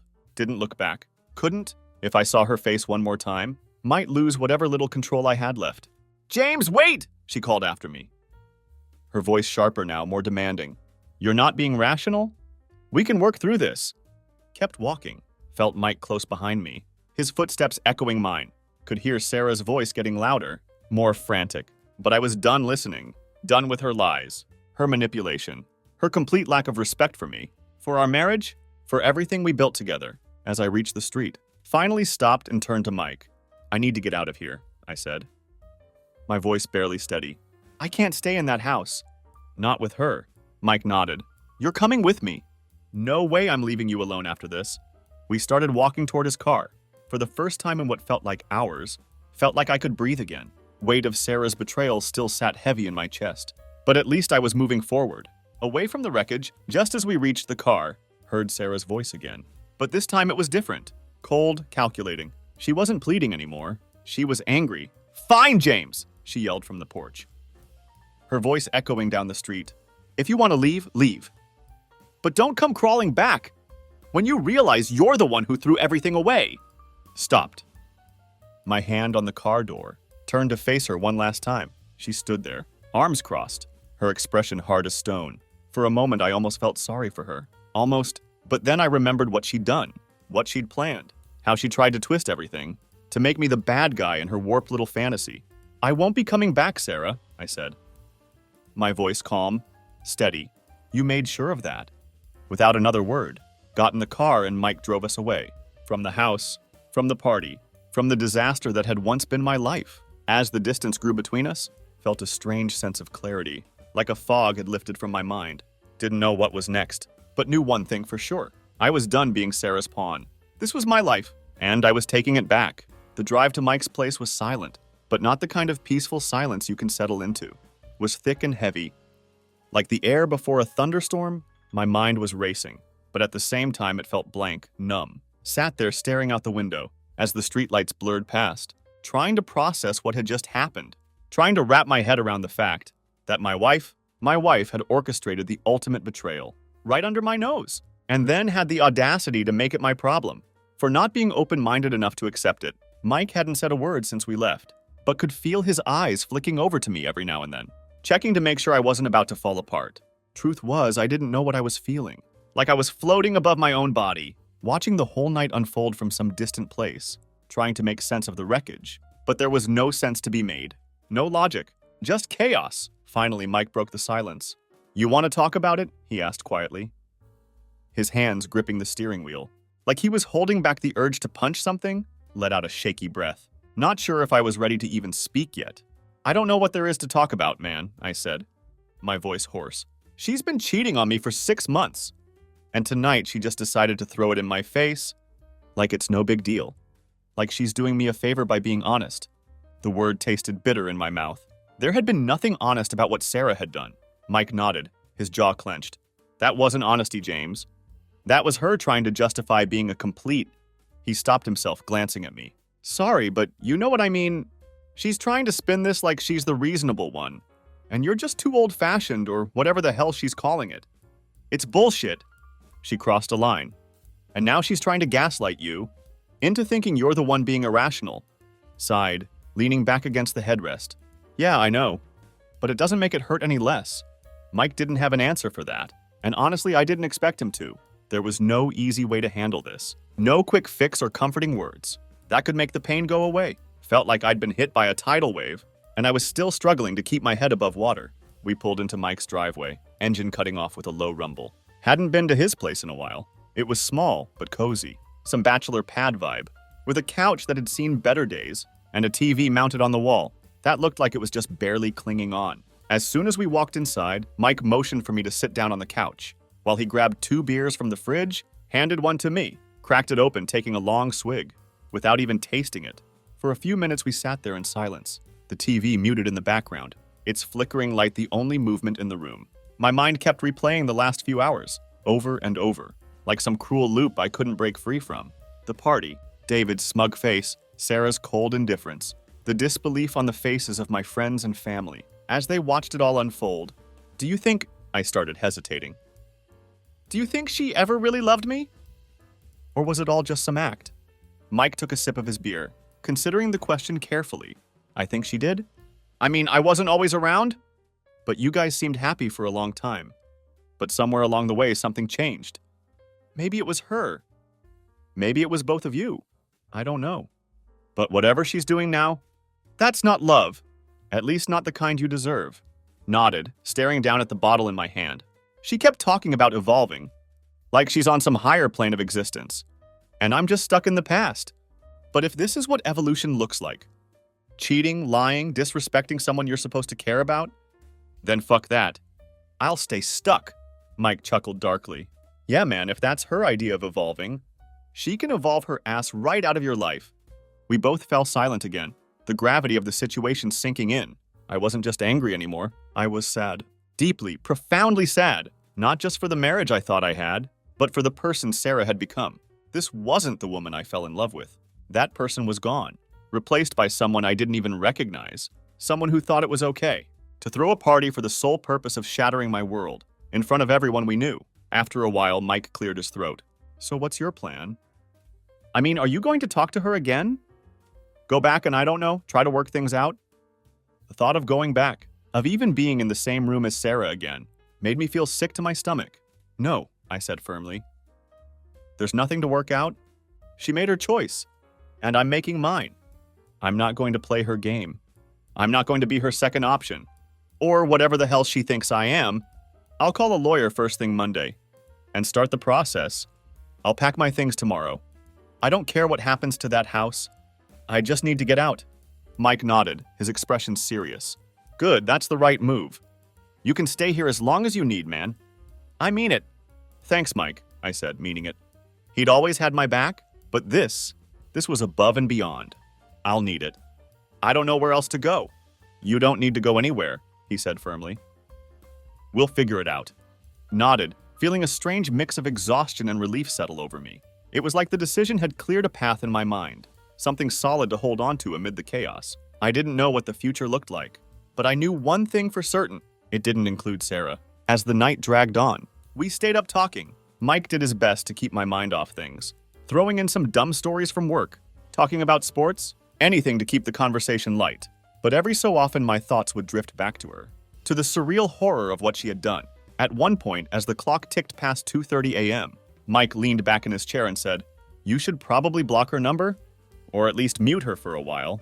She's going to try to get in your head. You know that, right?"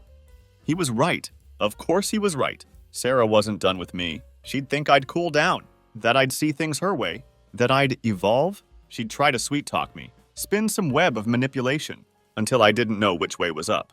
She was good at that, making me doubt myself, making me think I was the one being unreasonable. But not this time. Pulled out my phone, stared at her contact for a long moment, my thumb hovering over the block button. For 7 years, this woman had been my partner, my confidant, my love. But now she was just a stranger with a knife behind her back. With one final breath, pressed block, and just like that, Sarah was gone from my life. Or at least she would be. Woke up on Mike's couch the next morning, with a stiff neck and a pounding headache. My back screamed at me for sleeping in a weird position, but couldn't complain. It was better than waking up next to Sarah, in that house, pretending like everything was normal, pretending like my life hadn't just been reduced to rubble. The events of the previous night hit me the moment I opened my eyes. Had half hoped it was a nightmare, one of those vivid, twisted dreams that mess with your head until you snap out of it, sweating but relieved. But no, this was real. My wife had thrown a party to celebrate my cuckolding, to introduce me to the man who had been sneaking into my life. For the past 6 months, stared at the ceiling, feeling the dull ache of betrayal sink deeper into my bones every time I replayed the scene from the night before. It felt like some grotesque movie, playing on loop in my head. The way Sarah had smiled, the smug look on David's face, the humiliating stillness in the room, as everyone watched my life collapse, and then Sarah's cold, dismissive words, the way she acted like I should have just nodded along, clapped politely, and welcomed this guy into my life, like he was an old friend, and not the man who'd been sleeping with my wife. Sat up rubbing my face with both hands, trying to shake the weight of it all. Mike's place was quiet, the early morning sun creeping through the blinds, casting long shadows on the floor. He'd already left for work, but not before leaving a note on the coffee table. Take your time, stay as long as you need. We'll deal with this one step at a time. I'm here for you. I folded the note in half and tucked it in my pocket. I needed that reminder. Someone who was actually on my side. After everything that had happened, I didn't know what I was going to do next. But I knew I couldn't stay frozen in this limbo. I had to face the reality of the situation. I had to go back to the house. The thought made my stomach churn. But there was no avoiding it. My things were still there. My life was still there, or at least what was left of it. Needed to start packing up, start separating myself from that place. From her, the idea of walking into that house, of seeing the aftermath of the party, filled me with dread. But I couldn't avoid it forever. By noon, I was standing in front of the door.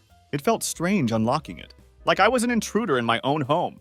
The air inside felt heavy, stagnant, like the echoes of last night were still lingering, hiding in every corner. Half expected to see David sitting on the couch, his feet up like he belonged there, or for Sarah to walk in with that indifferent look, as if the betrayal was just business as usual. The living room was a mess. Empty beer bottles, half-eaten plates of food, napkins, the remnants of the party scattered everywhere. The decorations were still up, mocking me with their bright festive colors. Balloons with Happy 33rd James floated lazily near the ceiling, deflated, just like I felt.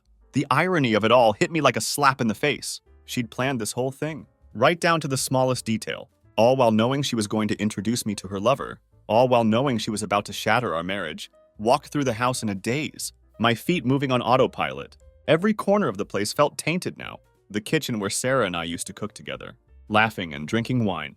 The living room where we'd curl up on the couch and binge-watch shows, her head resting on my shoulder. Our bedroom. God, I couldn't even go in there yet. Felt wrong. Dirty.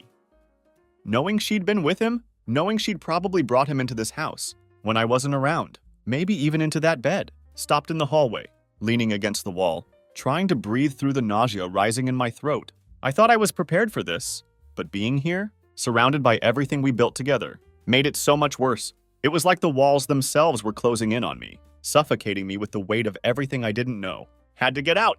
I needed to get out of this house. But first I had to grab a few things. My clothes, my essentials. Anything to make it through the next few days. Could sort out the rest later with a lawyer. But right now I just needed to leave. Made my way to the bedroom, forcing myself to push open the door. It was quiet. Untouched since the night before, but it felt wrong. It didn't feel like my room anymore. The bed looked too neatly made, too perfect, like it was hiding secrets in its crisp white sheets. Avoided looking at it for too long, heading straight for the closet. I was pulling out a suitcase from the top shelf. When I heard it, the unmistakable sound of footsteps on the stairs, my heart froze for a second, and I stopped listening. I knew that sound too well. It was Sarah.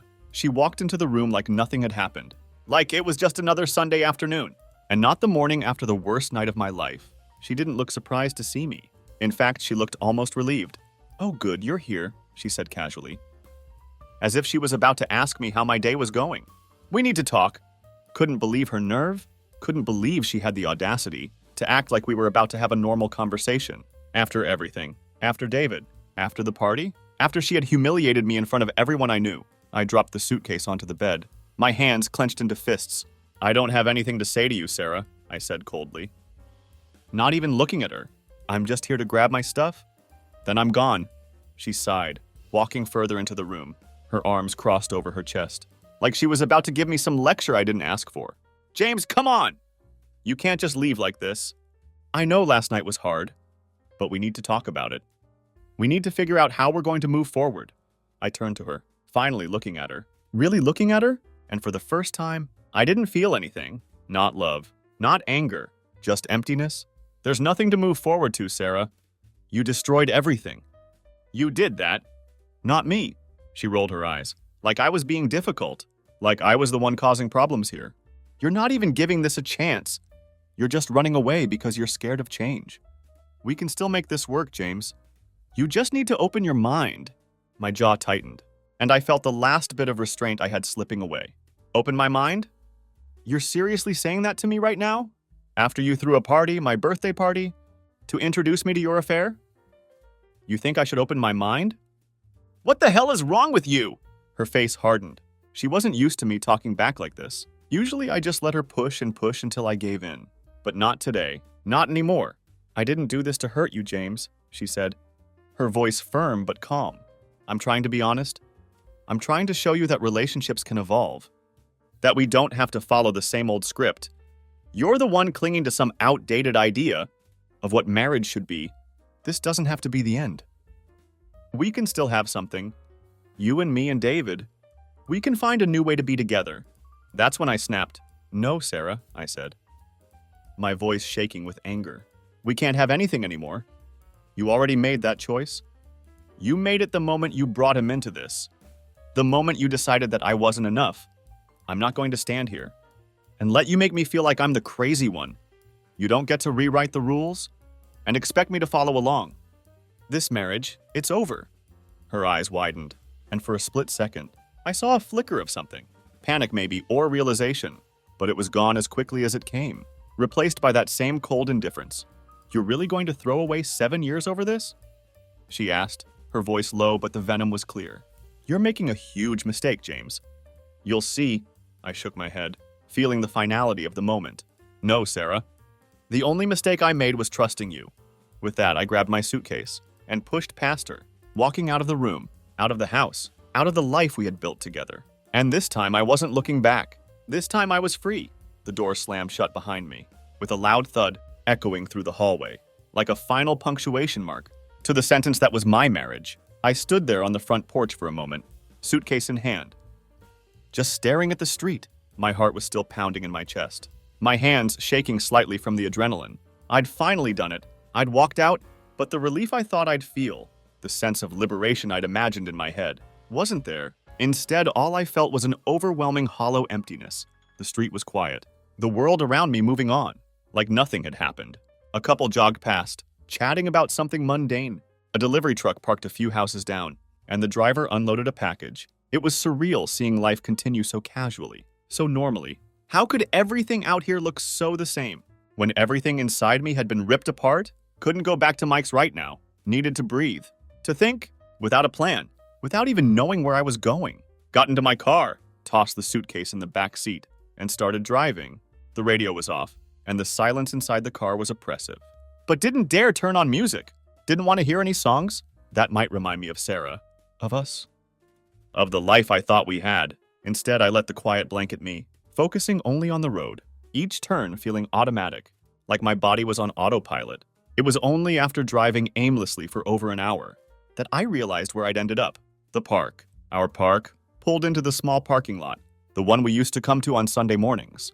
We'd grab coffee from the little cafe down the road, then take long walks here, talking about everything and nothing. Back then, it felt like we were on the same page, like our lives were synced up. I'd look over at her laughing, her eyes bright and full of life, and I'd feel this deep, undeniable sense of contentment, of belonging. But now, standing here, staring out at the trees swaying gently in the breeze, I couldn't reconcile that version of Sarah with the woman who had stood in front of me just an hour ago, telling me to open my mind. While casually destroying everything we'd built together, I sat down on a bench overlooking the small pond, watching the ducks float lazily across the surface, tried to collect my thoughts, tried to make sense of how everything had gone so wrong. I kept asking myself the same question over and over. When did I lose her? Was it gradual? Like a slow leak in a boat that eventually sinks it? Had I missed the signs? Signs that something fundamental had shifted inside her? Or had she always been like this, hiding behind the facade of a loving wife, waiting for the right moment to show me who she really was? But even as I sat there, racking my brain, trying to find some hidden clue in our past, I realized it didn't matter whether she had changed or had been pretending all along. The outcome was the same. Sarah had made her choice. She'd chosen David, chosen some fantasy life, where she could have everything, where she could tear me down and still expect me to stick around, as if nothing had happened. I wasn't going to be a part of that. My phone buzzed in my pocket. breaking me out of my thoughts. Didn't even have to look to know who it was. Sarah. I hadn't blocked her on my phone yet, and part of me hated myself for that. But maybe I needed to hear what she had to say. Needed to let her throw one last attempt at manipulation my way, so I could close the door on it forever.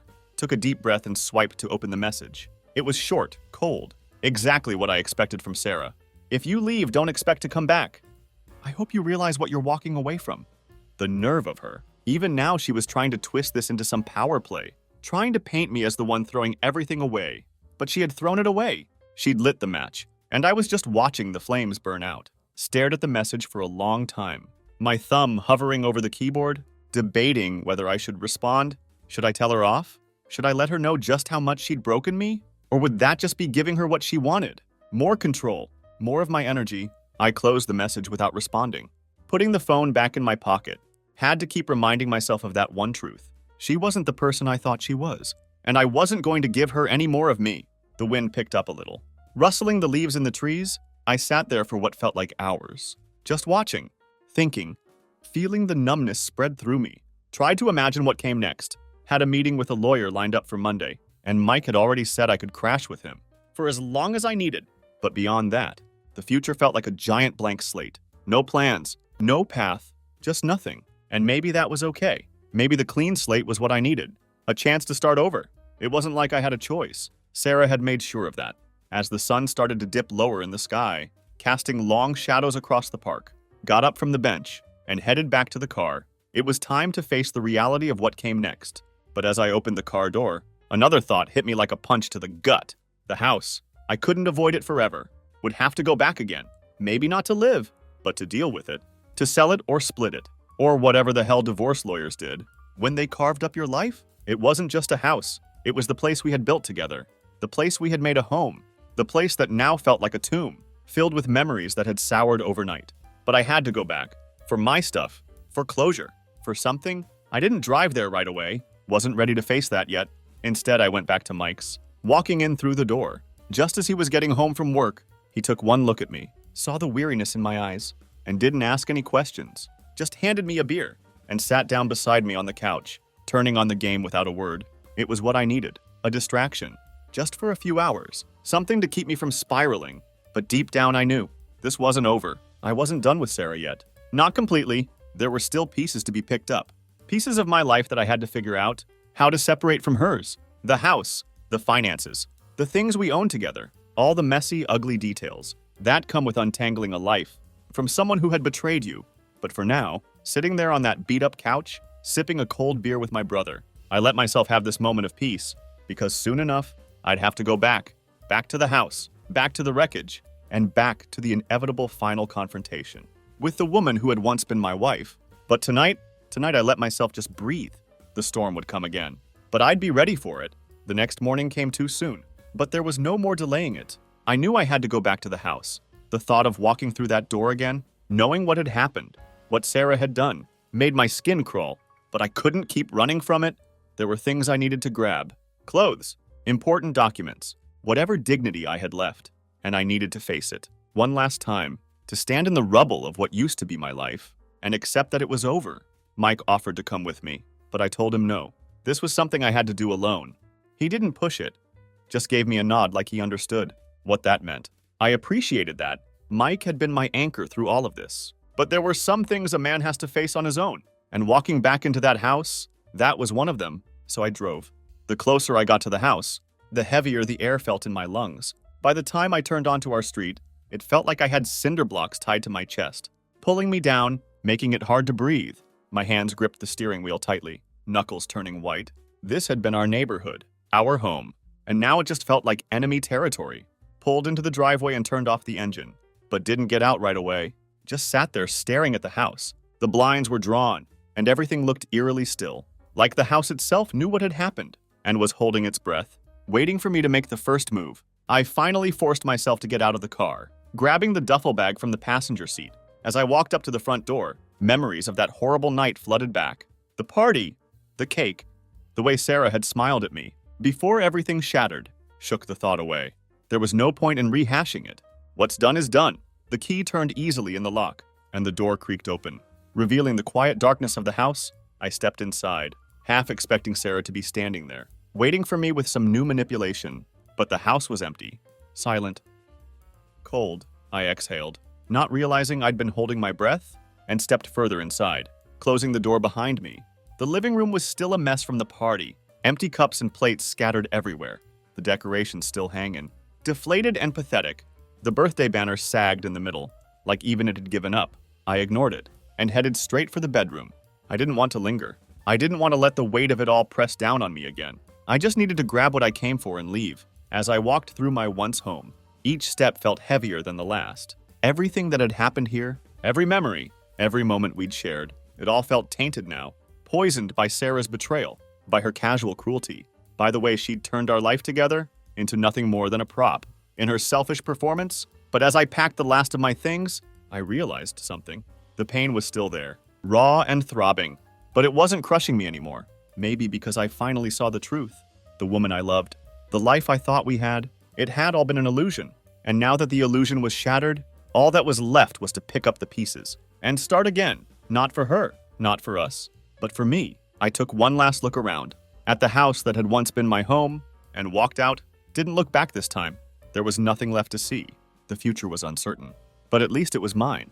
And for the first time in days that felt like enough, Anonymous sent a porn video of someone fucking my wife right at our house. I took the maximum from it and conducted an investigation. Be me, 35-year-old Michael. Living in Seattle, life seems perfect from the outside. Working as a senior software developer, making well over $150K. Married to Sarah for 12 years. Living in a beautiful house in an upscale neighborhood. Wednesday morning in late October. One of those crisp autumn mornings where the frost bites through your jacket. Standing in my kitchen, drinking my morning espresso. Sarah just left for work. Leaning against the granite counter, thinking about how perfect everything seems. How wrong I was. Phone buzzes. Not unusual to get messages early. This one's different. Unknown number. I think you deserve to know what Sarah's been up to. Feel my heart skip a beat. Stare at the message. Thumb hovering over the screen. Mix of curiosity and dread in my chest. Wait a full minute before opening it. There's a photo attached. Shows Sarah at some upscale wine bar downtown. Not the Sarah I know. She's with some guy I've never seen. They're sitting way too close. His hand on her thigh like he owns it. Her smile is different. Never seen her smile at me like that. Hands shaking so bad I can barely hold the phone. Feel like someone just punched me in the gut. This isn't some misunderstanding. This is betrayal wrapped in a neat little package. Deep down, I knew something was off. All those late meetings. Her phone always face down. Password changed last month. The excuses that came too easily. I ignored it all. Told myself I was being paranoid. But this photo, it rips away all the lies. Can't ignore it anymore. Need more evidence. One photo isn't enough. Call in sick to work. First time in 3 years. Spend the whole day digging. Going to dark places in my mind. Check her social media. Go through emails. Look at credit card statements. Each new piece of evidence feels like another knife. Hit the jackpot. Find a receipt from the Four Seasons. Last weekend, when she said she was at a work conference, his name right there on the bill. James Anderson. Everything unraveling in slow motion. Can't stop looking. Can't stop torturing myself. Each new detail makes it worse. By the time Sarah gets home that evening, my mind is in chaos. But I keep my cool. Play it perfectly normal. Kiss her cheek when she walks in, acting like nothing's changed. How was your day, honey? She gives me that practice smile. Same rehearsed lines I've heard countless times. She's so damn good at lying. Makes me sick how convincing she is. Game is on now. Not going to explode. Not yet. Going to play this smart. Let her dig her own grave deeper. Watch her build her web of lies. Next few days are a blur. Every move I make is calculated. Watch her like a hawk, but never let her see it. Every conversation we have is fake. My words dripping with hidden anger. But she doesn't notice. Too caught up in her own deception. Start noticing all her patterns now. She always slips into the bedroom after work. Claims she's tired. Spends forever in there with her phone. If I walk in suddenly, she switches screens so fast, or locks the phone completely. Gives me that fake smile. The one that used to make my heart melt. Now it just makes me want to throw up. Start testing her. See how far she'll take the lies. Tell her I'll be working late one night. Make up story about big project deadline. She barely reacts. Oh, okay, babe, good luck. Can see the relief in her eyes. Like she's glad I won't be home. Drive halfway across Seattle that night. Park near Pike Place Market. Sit in my car in the dark. Keep checking my phone. Nervous energy coursing through me. Around 9 p.m., message comes through. Heading to bed early, sweet dreams. Yeah, right. Race back home. Heart pounding so hard it hurts. Park 2 blocks away on Pine Street. Come in through side gate, head to the guest house, where I set up an old iPhone as security camera. Maybe it's desperate, but I'm past caring now. Watch through the tiny screen. Sarah walks into our bedroom, looking calm and collected, like she owns the world. 15 minutes after her goodnight text, she changes into her red cocktail dress, the one from our 10th anniversary, walks out without a second thought. My stomach drops to my feet. There it is, all the proof I needed, every betrayal, every late meeting, every excuse. It all crashes down at once, but I'm not done. Not by a long shot. Decide to follow her. Keep my distance. Never lose sight of her car. She drives across town, pulls into the Four Seasons. Same hotel from the receipt. Blood boiling in my veins. Force myself to stay calm. Need more than just suspicion. Need undeniable proof. Watch from my car. See her meet him in the lobby. James Anderson. They act like an old couple. The rage almost blinds me, but I stay put. Take out my phone. Start recording everything. The way they touch, how her face lights up. Like I've never seen before. Not the woman I married. Not my Sarah. But I keep recording, building my case. Drive home in complete silence. Don't scream. Don't cry. Don't punch the steering wheel. Just plan. Every word. Every move. It's going to be perfect. Going to destroy her whole world. Just like she destroyed mine. Can't keep playing this charade forever. Truth feels like a bomb inside my chest. Fuse getting shorter every day. Every time she says, I love you, it's another knife in my heart. But I hold on. Need this confrontation to be perfect. Want it to destroy her completely. Saturday morning comes. Sarah's unusually cheerful. Bounces into the kitchen wearing my old Northwestern hoodie. Humming some pop song she loves. Same woman who sneaks out at night, living her double life. Standing there like everything's normal. Hey babe, let's have a lazy day today. Grins at me over her vanilla latte. Been so busy at work, just want to chill with you. Almost admire how easily she lies. That feeling quickly turns cold. Sounds good, I say. Keep my voice steady. Tell her I need to finish something first. Head to bedroom, pretending to grab my laptop, actually setting everything in motion. Heart pounding against my ribs. Not from fear, from anticipation. Scroll through the video one last time. Make sure every angle is clear. Audio perfect. Evidence undeniable. Smile to myself. This is it. Return to living room. Sarah's sprawled on our leather couch, flipping through Netflix, playing perfect wife. Sit down beside her, hands almost shaking with excitement. Hey, I wanted to talk to you about something. Keep my tone casual. She looks up, distracted. Smiles that fake smile, completely oblivious. Lock eyes with her. Watch her smile falter slightly. She recovers quick, but I saw it. That moment of doubt. You've been working really hard lately, haven't you? Keep my voice light. Yeah, it's been crazy. She relaxes a bit, but things are finally calming down. That promotion was a big deal. Taken up a lot of my time. Nod slowly. Pull out my phone. Scroll for a second. Look her dead in the eyes. Feel the air getting thick. Funny thing about that. Actually wanted to congratulate you on your promotion again? Voice low but steady. She smiles. Clearly relieved. Thinks conversation is going somewhere nice. Thanks, babe. I know it's been... Then I figured we could watch something together. Cut her off. Turn phone screen toward her. Like say this.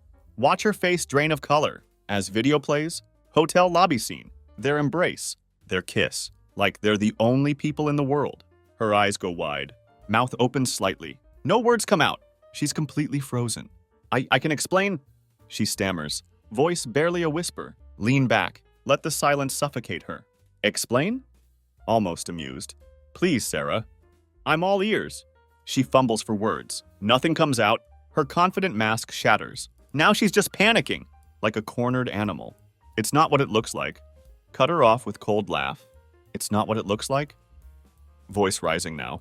You're telling me it's not you sneaking out to hotels with him? Not you kissing another man when you're supposed to be at work meetings? I have the fucking video, Sarah. What are you going to say next? That it's just a misunderstanding? She blinks, still struggling to find words. Lean forward, close enough to see panic in her eyes. Whisper. Let's see how you explain this in court. Her face twists, like a switch flips. Soft, panicked tone disappears. Eyes narrow to slits. So what? Snaps at me, voice sharp as glass. You think you can just throw this in my face? And I'll beg for forgiveness? You've been so fucking clueless for months! And now you're the victim? Please, freeze for a second. Taken aback by her change. Not fear or guilt anymore. Just pure ugly anger. Don't act like you didn't push me to this. Stands up, throws hoodie on couch. You've been checked out for ages. Always at work. Always distracted. I needed someone. And guess what? I found him. Like watching a mask fall off, revealing someone I never wanted to see. She's not apologizing. Not even sorry. Trying to justify everything? Turn the blame on me, like it's all my fault. You're unbelievable, mutter under my breath. She just shrugs, like she doesn't care anymore. Believe what you want. But I'm not the one who killed this marriage. You did. Stand there stunned. She's not just lying anymore, she's twisting the knife. But this is exactly what I needed. Her true self. Her real, unfiltered self. All the proof I need to walk away. I'm finally ready. Her words hang in the air, like poison, seeping into every corner of our home. You killed this marriage. Almost want to laugh. Can barely recognize this woman. Spitting venom in front of me. No remorse. No regret. Just twisted justification. Sit back down on couch. Try to contain the storm inside. Can't let her see how much she's getting to me. Not yet. She's pacing now, arms crossed, throwing out excuses. You were never home. You didn't care about me. Like these justified destroying everything we built. Stay calm. Ice cold. So that's it, huh? Break the silence. This whole time, you've been lying to my face? Sneaking around. And now you want to blame me for it? She shoots me a look, somewhere between disgust and frustration. It's not just about sneaking around. You don't get it. You stopped paying attention to me. Stopped being there. What did you expect? For me to just sit around and wait? I'm not some fucking trophy on a shelf. Laugh bitterly. Shake my head? So you thought sleeping with James would fix that? That's your answer? Sarah rolls her eyes, leans against wall, like this conversation bores her. You think it's all about that, don't you? Like everything would have been fine if I hadn't cheated. Cut her off, voice sharp as razor. Don't sugarcoat it, Sarah. You didn't find someone. You didn't need someone. You cheated. Just call it what it is. She flinches for a second. Expression hardens again. Won't back down. Yeah, I cheated. Fine. But you pushed me to it. You think I wanted to find someone else? No. But I didn't have a choice. Stand up, heart pounding, anger surging through veins. No choice? You're standing there blaming me for the fact that you couldn't keep your legs closed. That's rich, Sarah. She glares, but I'm not done. I was there for you every damn day. Supported your career, your dreams. And this is how you pay me back? By screwing some guy in a hotel room? And blaming it on me? Her face twists with frustration, fire in her eyes dying. She sees I'm not buying excuses, not backing down. I never asked for this. I didn't want it to get this far. Okay, but it happened and you... No, Sarah. Cut her off again. Step closer. You chose this. You made the decision to lie, to sneak around, to betray me. Don't you dare stand there and act like you're the victim. She opens her mouth. Nothing comes out. First time in this mess. She looks uncertain. Ground cracking beneath her. Press on. Fueled by months of suspicion. Weeks of betrayal. Days of planning. You know what the worst part is? Voice quieter now. Dripping with bitterness. I trusted you. Even when things felt off. Gave you benefit of the doubt. Thought maybe I was being paranoid. That you'd never do this. But I was wrong. You were already gone. I was just too blind to see it. She swallows hard. Defenses crumbling. Lost control of her narrative. Can see gears turning. Searching for escape. I don't know what you want me to say. Barely above whisper. All confidence gone. I'm sorry, okay? I messed up. But you weren't perfect either. Almost laugh at pathetic apology. No sincerity. Just desperate attempt to save face. Keep whatever power she thinks she has left. I don't want your apology. Voice cold as Seattle winter. Not anymore. Pull out phone again. Open the video. Same one that shattered my world. I already have everything I need. So here's what's going to happen. You're going to pack your things. And you're going to leave. Today, her eyes go wide. First time she looks genuinely afraid. Wait, what? You're kicking me out? Just like that? Yes. No hesitation. Just like that. She starts stammering, voice shaking. But where am I supposed to go? I don't care. Cut her off. Finality in my tone. You made your choices, Sarah. Now live with them. Long silence follows. She stands frozen, processing what I just said, looks around living room, like seeing it last time. Watching her world crumble, can see wheels turning, trying to find way out, but there isn't one. She's lost control. Lost everything. Fine. Finally mutters, voice hollow. I'll go. Sarah stands there, like statue, face twisted between disbelief and anger, mind racing, trying to grasp how fast everything spiraled. Weight of lies finally crushing her. First time she realizes. No talking her way out. No more excuses. No manipulation. Just consequences. Looks at me, eyes desperate. But I'm not backing down. Are you serious? Voice trembling. Edge of defiance. You're really kicking me out? After everything we've been through? Stare at her, almost in disbelief at her audacity. After everything we've been through? You did this, Sarah. You burned everything we had to ground. You don't get to play victim now. She flinches. Not done yet. And what? You're just going to throw me out? Like I meant nothing? Feel anger rising. Force myself to stay calm, not letting her drag me into another argument. I'm not throwing you out. I'm giving you exactly what you deserve. You made your choice. Now I'm making mine. Her mouth opens. No words come out. She's cornered. Knows it, but like grasping at straws. Changes tactics. Face softens. Takes step toward me. Voice suddenly gentle. Look, I know I screwed up. Tone pleading now. But can't we just talk about this? We've been together for so long. Doesn't that count for something? I made a mistake, yes. But we can fix this. See the shift in her eyes. Not an apology. Another move in her game. Last attempt to manipulate. Thinks if she plays emotional card. I'll fold. Fall back into old patterns. Like when I ignored all the signs. But not this time. Shake my head. Words coming out steady and final. No, Sarah. We can't fix this. You didn't just make a mistake. You made a choice. Over and over again. You lied to me. Betrayed me. Tried to pin it on me when caught. That's not something we come back from. Eyes fill with something between shock and disbelief. Hadn't expected me to be so firm. Blinks rapidly. Think I see genuine fear. Not fear of losing me. Fear of losing comfort. Security. Life we built. But where am I supposed to go? Voice cracking slightly. You can't just throw me out like this. I need time. Time? Raise eyebrow. You had all the time in the world. To come clean.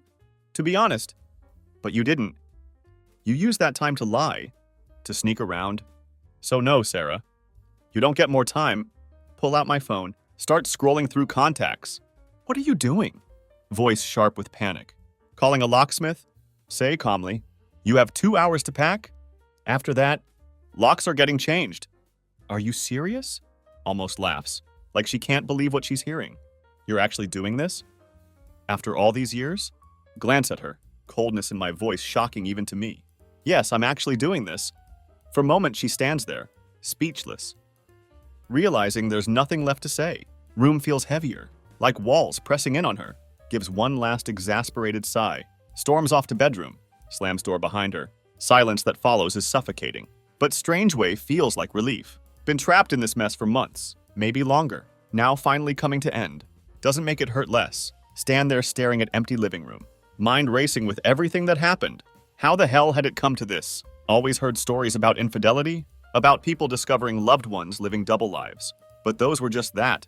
Distant stories. Far away things. Happened to other people. Not me. Never me? Yet here I was. Standing in ruins of my marriage, wondering how I missed all signs, how I'd been so blind for so long. Wasn't just betrayal that hurt, was realization that everything I thought we had, everything I had trusted, had been lie. How do you even begin to move on from that? Hour later, Sarah emerges from bedroom. Eyes red but face hardened. Couple of bags packed. First time she looks small, vulnerable almost. But don't let that get to me. Not going to fall for act again? Is this what you really want? Asks quietly. Voice barely above whisper. There's no fight left in her? Nod. Yes. She stands there long moment, like she's waiting for me to change mind. But I don't. After few seconds she sighs, grabs her bags, walks toward door, before stepping out.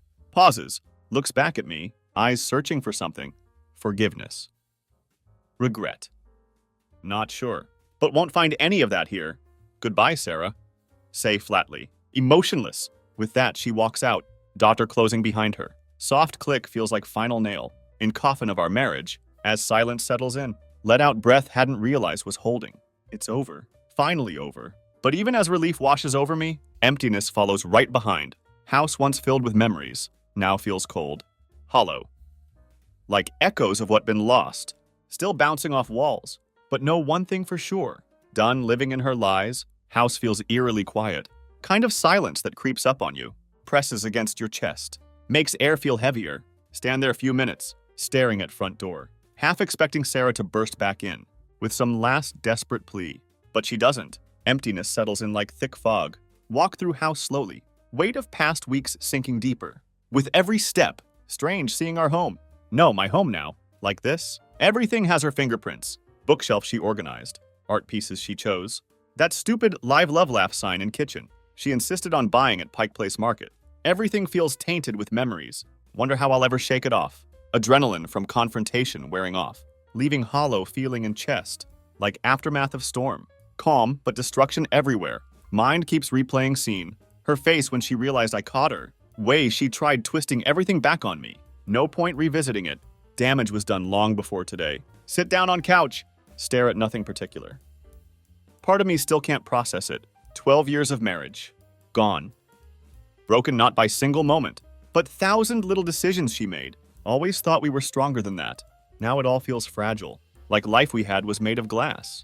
Been too blind to see cracks. Worst part, don't feel as angry as expected. Rage from earlier. Boiling need for confrontation. All faded. Leaving behind dull, aching sadness. Not just mad at her, mad at myself. How did I miss it? How did I let it get this far? Not naive enough to think marriage was perfect. Nobody's is. Had rough patches, sure, but nothing that couldn't be fixed. Or so I thought. Sarah's betrayal wasn't just a fair. Was reminder that all little things I dismissed, all times brushed off gut feelings, were warning signs, and I ignored them all. Can't help analyzing everything now. Every late night phone call. Every mysterious text she laughed off. Times she came home with excuses.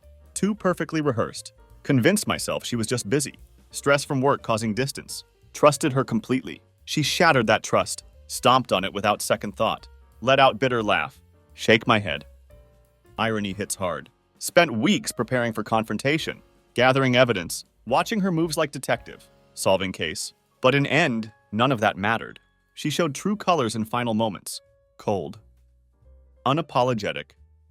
Blaming me? Like she had an orchestrated entire collapse. Pick up phone. Scroll through messages. Video still there? One that changed everything. Watch it again. Not because need to? God knows seen enough. But want to remind myself, this isn't in my head. Haven't imagined betrayal. There it is. High definition. Her with James. Laughing. Touching. Sharing something had no part in. Yet even staring at it. Can't help wondering, was there something could have done differently? Could have saved us if noticed earlier? If confronted her before she slipped away? Hate that part of me still looking for answers. Still trying find meaning in wreckage. But truth is clear now. No saving what we had. Maybe hadn't been for a long time. Just been too blind to see it. Put phone down. Look around living room. Everything seems same. But nothing feels same. No longer place where shared lazy Sundays. Argued about dinner plans. Laughed at stupid shows together. Now just reminder of what lost? House filled with ghosts. Memories of Sarah that'll haunt me. If let them. Stand up. Start pacing room. Weight of it all crushing me. Have to make decision. Can't stay here. Surrounded by remnants of tainted life. But not ready let go everything. Not yet. Moving on doesn't feel real. Spent so long thinking about her betrayal. Planning next move. Now without constant buzz of rage. Don't know what to do with myself. Make mental list. Practical things. Divorce. Splitting assets. Telling friends and family. Emotional part feels impossible to navigate. One thing certain though. Can't keep living in this limbo. Grab jacket and keys. Need air. Need think? House suffocating. If stay here longer might drown in memories. Step outside. Cool evening air hits face like slap. Feels good. Grounding. Walk down Capitol Hill streets. World feels strange. Almost surreal. Couples stroll past. Laughing. Talking. Living lives don't recognize anymore. On other side now. One of broken ones. Guy whose wife cheated. Marriage dead. Has to start over from scratch. But as keep walking. Something inside shifts. Maybe not acceptance. Not yet. But close. This is new reality. Have to face it. No more looking back. No more hoping for something never coming back. Sarah gone. With her future thought we'd have, maybe just maybe, that's not end of world after all. Cold night air strips away weight been carrying. Each step feels like walking further from wreckage. Though no escaping entirely. Divorce. Endless questions from friends and family. Stares from people whispering behind back. All waiting for me. But for now, out here in open. Strange kind of peace. Find myself wandering through Volunteer Park, mind replaying past months on loop. But keep moving forward. That's what need to do now. Keep moving, even if feels like walking through minefield. Phone buzzes, heart jumps, stupid instinct. Thinking might be Sarah. Check it. Just message from Alex. Best friend. Same Alex who noticed something off with Sarah. Before I did. Hey man, haven't heard from you in a while. Let's grab drink. Alex always been direct, not type to dance around things. Must have sensed something happened. Probably doesn't know details yet. But isn't stupid. Think about ignoring it. Not ready face questions. Pity. Inevitable conversation about what went wrong. But then again, don't want be alone with thoughts either. Reply back, sure. Meet at Unicorn and 20. Unicorn our usual spot. Quirky bar on Pike Street, where bartenders know our names. Drinks always strong enough to drown whatever weighing us down. Feels right going there tonight. Arrive at Unicorn. Alex already there. Nursing glass of Woodford Reserve. His usual poison. Looks up as walk in. Regular grin fades fast. When sees look on my face. Sit down next to him. Don't say word. Bartender slides IPA in front of me. Take long drink. Feel cold liquid rush through. Calming storm inside. So, Alex finally says, glancing from corner of eye. What's going on? You look like been through hell. Let out dry laugh. You have no idea. He turns fully toward me now, expression serious. Talk to me, man. What happened? Stare down at drink. Swirl it around. Try find right words. But no easy way say it. Sarah cheated. For months. Alex's eyes widen. For second looks like might say something. Instead just sits there, listening, waiting. Don't hold back. Tell him everything. Late night work meetings. Lies. Hotel receipts. Video. Confrontation. Each detail spills out like confession. More talk, more real it feels, like saying it loud. Final step in accepting marriage over. When done, Alex sits back, shakes head slowly. Damn! Had feeling something was off, but didn't think she'd actually... Yeah. Mutter. Take another long sip. Neither did I. Long silence follows. Kind where friend trying find right words. But doesn't want make things worse. Alex good like that. Not one for empty comfort or saying things just feel quiet. Finally speaks. So what now? You file for divorce? Nod slowly. Yeah. No fixing this? She didn't even try apologize really. Just blamed me for everything. Like my fault she was screwing around behind my back. Alex's jaw tightens. Can see anger building in him. Always been protective. Man, what a piece of... I know. Cut him off. Don't want go down that road again. Spent enough time hating her. Don't need keep feeding that fire? But Alex isn't letting go. She's trying to make you bad guy. After all that? She's good at it. Say bitterly. Flipped script so fast. Like been rehearsing for months. Alex shakes head again. Disbelief and anger all over his face. Just, I don't get it. Why not just tell you? If she was that unhappy, why blow up your life like that? That's part can't wrap head around either. Admit quietly, thought we had problems, sure. But not this. Thought she'd come to me. If things were that bad, sit in silence while both lost in thoughts. No Alex as baffled as me, but no point trying figure out why Sarah did what she did. People who lie and cheat don't always make sense. Maybe that's hardest part. Accepting might never get real answer. After a while, Alex leans forward. Voice softens bit. You know, probably good thing found out now. Better than staying in marriage already dead. Yeah. Say though words feel hollow. True, but doesn't make less painful. And don't worry about divorce stuff. He adds, I'll help whatever you need. Lawyers. Paperwork. Splitting house. Whatever. Not going through this alone. Nod grateful for support. But truth is, idea of divorce, untangling our lives, feels overwhelming. Splitting everything built together. Deciding who gets what. Navigating legal mess. All seems too much right now, but no have no choice. Process has to start. Have to face it head on. We sit there long time. Weight of it all slowly settling. Alex doesn't press more questions. Doesn't try push me into pep talk. About moving on or starting over. Knows better. Just sits with me. Lets me process things own time. Eventually, after a few more drinks, feel a little lighter. Like pressure inside chest. Eased up bit.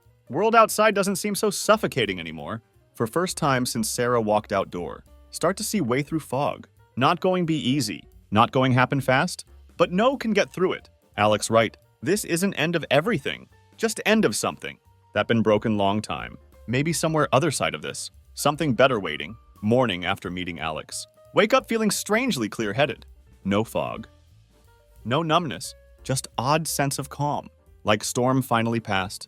Bed feels too big. Too empty? But getting used to that now. Weight of last few weeks still there. But doesn't suffocate like before. Get up. Wander into kitchen. House quiet. Painfully so. No sounds of Sarah making coffee. No music playing. Stand there second. Just absorbing silence. For first time, don't hate it. Take deep breath. Grab phone. Make call been dreading. But no have to make divorce lawyer. Receptionist transfers me. Find myself explaining situation. To someone never met. She's sympathetic. Professional. Promises schedule consultation soon as possible. Feels surreal. Setting up meeting. To officially end life built with Sarah. But no, it's only way forward. No turning back now. Once that's done, feel a little lighter. Like piece of puzzle finally clicked into place. It's happening. Paperwork. Legal stuff. Untying our lives. All beginning. While scares me. Also feels freeing. Later that morning. Start sorting through things Sarah left behind. She didn't take everything when left. Just few bags clothes. Still pieces of her scattered through house. Her Nikes lined up by door. That ceramic mug she got in Portland. Stack of poetry books on shelf. Stand there long time. Staring at her things. Wonder what should do with them. Part of me wants throw it all out. Dump it on lawn. Burn it. Whatever takes to erase her. But feels too dramatic. Too emotional. Don't want give her that power anymore. Instead pack it all up. One cardboard box. Neatly fold clothes. Stack books carefully. Add few trinkets she collected over years. That snow globe from Vancouver. Photos from our trip to Japan. Her favorite scarf. Tape box shut. Leave it by front door. She can pick up whenever wants, but won't be sitting in house, reminding me of her anymore. Small step, but feels like progress. That afternoon make another dreaded call. Parents. Haven't told them yet? Actually haven't told anyone except Alex. Not ready for wave of sympathy. Endless questions. Well-meaning advice? But they have right to know. Mom answers second ring. Her cheerful voice cuts through silence. Hey honey, how's everything going? Hesitate for second. Words catch in throat. How do you tell parents? Your marriage imploded? Not great actually. Voice quieter than intended. Sarah and I were getting divorced. Pause on other end. Can almost hear her processing news. Oh, sweetheart. She says finally, voice full of concern. I'm so sorry. What happened? Don't go into all details. Can't. Just tell her things hadn't been working well, that Sarah been unfaithful, that I'm filing for divorce. Mom shocked, of course, but doesn't press for more, just listens. Voice soft and comforting. Offers come down, stay few days. Thanks, Mom. Say quietly. But think need some space right now. I'll be okay. Just need figure things out. I understand, though can hear worry in her voice. But promise you'll call if need anything. We're here for you. No matter what. I will. Promise. Even though not sure what would need from anyone. Support maybe, but mostly just want time. Time process. Time think. Time figure out who am without Sarah. After hang up, feel strange mix of relief and sadness. Telling parents makes it all more real. Life built with Sarah officially over. Now have to start picking up pieces.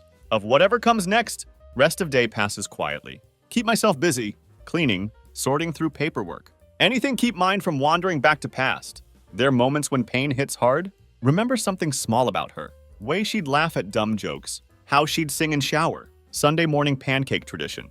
Feels like knife twisting in gut. But each time remind myself, woman remembering isn't woman who walked out. Not anymore. That evening find myself standing. In front bathroom mirror. Look at reflection. Really look. For first time what feels like forever. Don't recognize man staring back. Dark circles under eyes. Tension in jaw. Shoulders slumped. Like been carrying weight of world too long. Run hand through messy hair.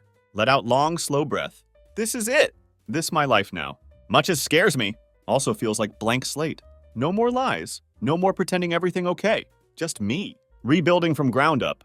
Won't be easy. Know that. There'll be more hard days. More moments when miss her. Times when question whether can really move on. But staying stuck in past. Holding on to pain. Not an option. Have to keep going. Keep walking forward. Even if not sure where path leads. Turn off bathroom light. Head to bed. Realize something. For first time in weeks. Not dreading morning. Not waking up to same nightmare over and over. Waking up to something new. Maybe just maybe. That's enough for now. Next few weeks come and go in waves. Some days feel like finally pulling self together. Making progress. Other days weight of it all hits like freight train. But keep moving forward, inch by inch, step by step. Not about trying forget Sarah, because can't, not yet, but about finding out who am without her, who want to be. Divorce process starts slowly, as these things usually do. Paperwork tedious, meetings with lawyers even worse. Sarah and I communicate only through email, or our attorneys. Each exchange feeling colder than last. She tries push back on few things, probably hoping for leverage, but isn't much fight over. Want clean break. Deep down thinks she does too. Surprisingly isn't legal side that hurts most. It's mundane things. Day have to go to Chase Bank. Separate accounts. Moment realize have to update emergency contacts. Taking her name off everything. Seeing old picture pop up on phone. Memory from years ago. When everything seems so solid, so real. But even in those moments, feel myself growing stronger. Like shedding old skin. Piece by painful piece. Until someone new underneath. Been through worst of it. Now about rebuilding. One evening, couple weeks after Sarah left, find myself sitting outside on balcony, looking over Seattle skyline. Space Needle glowing in distance. Quiet kind of peaceful silence. Used to take for granted. Stars out. Air crisp.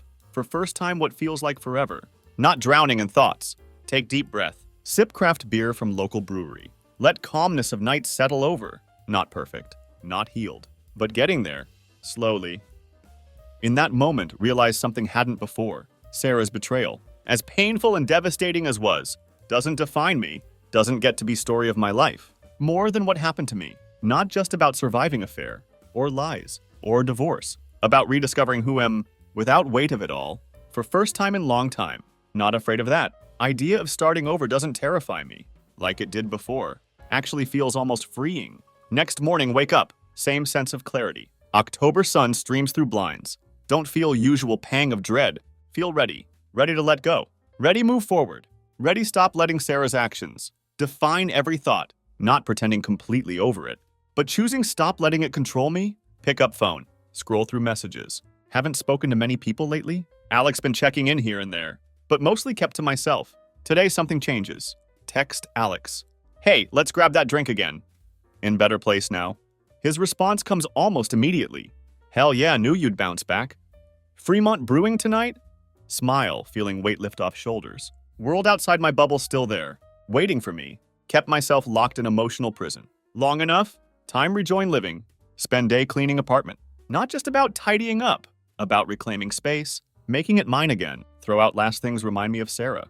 Rearrange furniture, change artwork on walls. Replace her favorite throw pillows with ones actually like small but feels like fresh start. Carving out new chapter for myself. One without her ghost haunting every corner. Later evening, take walk around neighborhood. Something yous do when needed clear head. Haven't felt urge in long time. Crisp autumn air fills lungs. Make way down familiar streets. Thoughts surprisingly light. Pass by Starbucks Reserve, where Sarah and I used meet for coffee. Second sharp pang memory hits. But push through it. That's past. Right now, more interested in future. Not sure what it holds. But first time in long time. Not afraid, face it. Few days later. Meet Alex at Fremont Brewing. This time feels different. Last time here was in pieces. Trying make sense of mess life become. Tonight feel lighter. More myself. Alex slaps back as sit down. Man, you're looking better already. Grins while sliding over IPA. Told you you'd get through this. Chuckle. Yeah, guess you were right. Spend next few hours talking. About anything but divorce. Old stories. Plans for future. Stupid jokes make us laugh like kids. For first time in weeks. Not thinking about Sarah, or affair, or life thought lost. Just living. Feels damn good. As night winds down, Alex gives knowing look. So what's next for you, man? Starting think about getting back out there? Shrug, taking sip craft beer. Maybe, but not yet. Think need little more time. He nods understanding. No rush. But when you're ready, know I'll be there to wingman for you. Laugh appreciating offer, even though idea dating again. Seems distant for now. Content with just being on own. Figuring out who am, what want. No rush dive into something new. Walk home that night. Feel something haven't felt in long time. Hope. Weight of past still there. Lingering in background, but not suffocating anymore. Not defining every step take. Finally starting see future again. Something beyond pain.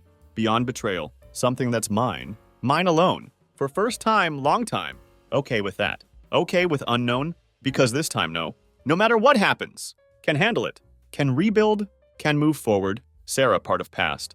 But she doesn't get dictate future. Stand there moment. Looking up at Seattle night sky, Space Needle glowing against stars, Mount Rainier shadow in distance, realize something simple yet profound.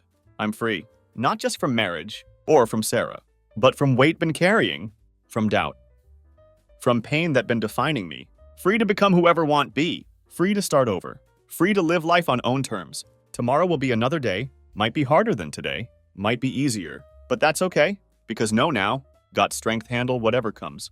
Each step forward, even smallest ones, taking me further from who was, closer to who meant be. Pull keys from pocket. Look at apartment building, place once shared with her, now just mine. Everything different now, but maybe that's not bad thing. Maybe sometimes need lose everything. Find out what really matters. Who really are? Smile to myself. Real smile. First one in long time. Because finally understand. End of something. Also beginning of something else. And ready for whatever comes next. Ready to write own story. One that doesn't revolve around betrayal. One that's all mine. When my wife once again went to this mysterious party without my permission, and I heard on the news what happened there, I suspected that she might not be pregnant by me. Be me, 35-year-old Mark living in Miami. That gut feeling has been eating at me for months now. Something's happening right in front of me but can't quite figure it out. Keep pushing the thought away like an idiot. Wife Sarah is 5 months pregnant with what I thought was our first child. Been noticing this growing distance between us. Tell myself it's just the pregnancy hormones. Tell myself she's just tired from carrying the baby. What a fool I was. Thursday night changes everything. Looking back, should have seen it coming miles away. Sarah thinks I'm stuck at some late business meeting. Actually finished my work early. Feeling excited about getting home. Thinking about maybe having one of those rare quiet evenings together. Maybe watch some Netflix or whatever. Pull up to the house. Everything's dark inside. Weird, but figure she's probably napping upstairs. Then notice her car isn't in the driveway. Strange, but whatever. Maybe she went to get groceries. Send her a text. No response. 30 minutes go by. Then an hour. Still nothing but silence. Her phone's going straight to voicemail. I'm not usually the paranoid type. But something about this silence feels wrong. Really wrong. That's when I do something I've never done before. Open her laptop sitting on the kitchen counter. Feel like I'm crossing some invisible line. That moment when you know you're about to find something you can't unsee. First thing that pops up is a group chat.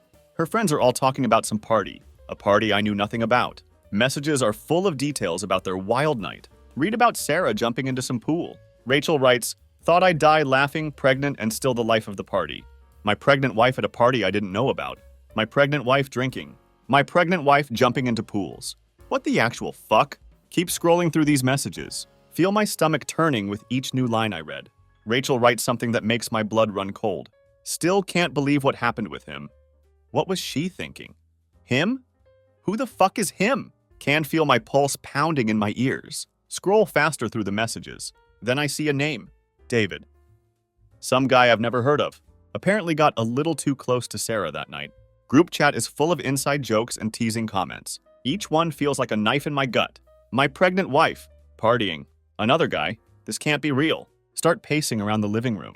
Mind racing faster than I can process. Where is she? What the hell is she doing? Why hasn't she said a word about any of this? 2 hours pass like a nightmare. Finally, hear the front door creak open around midnight. Sarah walks in, carrying her designer heels in one hand, phone in the other, has this smug little smile on her face, like she just had the time of her life. The sight of her hits me like a freight train. Everything I just read? Everything I didn't know. Everything I'm about to find out. This is just the beginning. She's way too carefree for someone sneaking back from God knows where. Doesn't even notice me at first, sitting there in the dark. Watching her every move, she kicks off her shoes, stretches like she's just had a spa day. Stand up slowly, trying to keep my voice steady. Where were you? She freezes. That smile vanishes instantly, replaced by something colder, more calculating. Her eyes dart toward the staircase, like she's planning her escape route. Went out with the girls, she says lightly. Like it's the most obvious thing in the world. Didn't you get my text? First mistake? There was no text. We both know it. Take a step closer. Heart pounding so hard I can barely think straight. You didn't text me? In fact, I've been trying to reach you all night. Your phone went straight to voicemail. She stares at me blankly for a moment, then lets out this light laugh, the kind someone gives when they're trying to brush something off. Oh yeah, my battery died. Shrugs and holds up her phone, like that explains everything. Didn't even realize until I was already out. Nod slowly like I'm buying her story. Inside, I'm absolutely boiling. Can't stop thinking about those messages I saw. Need her to keep talking. Need her to dig her own grave deeper. Must have been a good time. Where'd you go? Her eyes flick away for a second too long. See that hesitation, that calculating pause before she answers. Oh, we just went to Rachel's place. A few of us had dinner and hung out for a bit. Forces this fake smile, walks toward the kitchen like the conversation's over, but it's not even close to being done. Rachel's, huh? Lean against the wall, arms crossed, watching her every move. Funny because I heard something else. Something about a party. She stops dead in her tracks. Can practically see the gears turning in her head, trying to figure out how much I know, how much she can still lie about. Oh, well, yeah. It was more of a small get-together. You know how Rachel is. Invites a few people over, things get a little loud. No big deal. Can't believe the bullshit coming out of her mouth. Feel the anger rising in my chest. Still need more, though. Want to see how far she'll take this charade. So this guy David? The name tastes like poison. Did he have fun at this small get-together too? Her reaction is instant. Spins around, eyes wide with shock. Quickly tries to mask it with a fake laugh. David, what are you talking about? There was no David. You're being ridiculous, Mark. Am I? Finally snap. Can't hold back anymore. Because according to your group chat, you were practically swimming with the guy. You didn't just go out with the girls, Sarah. You lied. You've been lying. Color drains from her face. Mask slips for a second. Then just as fast, she puts it back on. This time angrier, more defensive. Oh, so you've been snooping through my phone now? Her voice drips with venom. What, you don't trust me? Is that it? You're going to sit there and act like I'm the bad guy because I went to a party? The way she turns it around on me, like I'm the one who crossed a line, makes my blood boil even more. You were drunk. Take a step closer. Drunk and pregnant. What the hell were you thinking? She scoffs, rolls her eyes like I'm being unreasonable. Oh, please. I had one drink. One. Don't act like I was partying all night. Stare at her. Barely recognize the woman standing in front of me. The lies are unraveling, but she still clings to them, like they're her lifeline. She doesn't even care about what she's done, about how reckless and selfish she's been. Take a deep breath. We're getting a DNA test tomorrow. My voice comes out cold, final. I want to know if the child you're carrying is mine or David's. Her eyes flare with shock. Then, pure fury.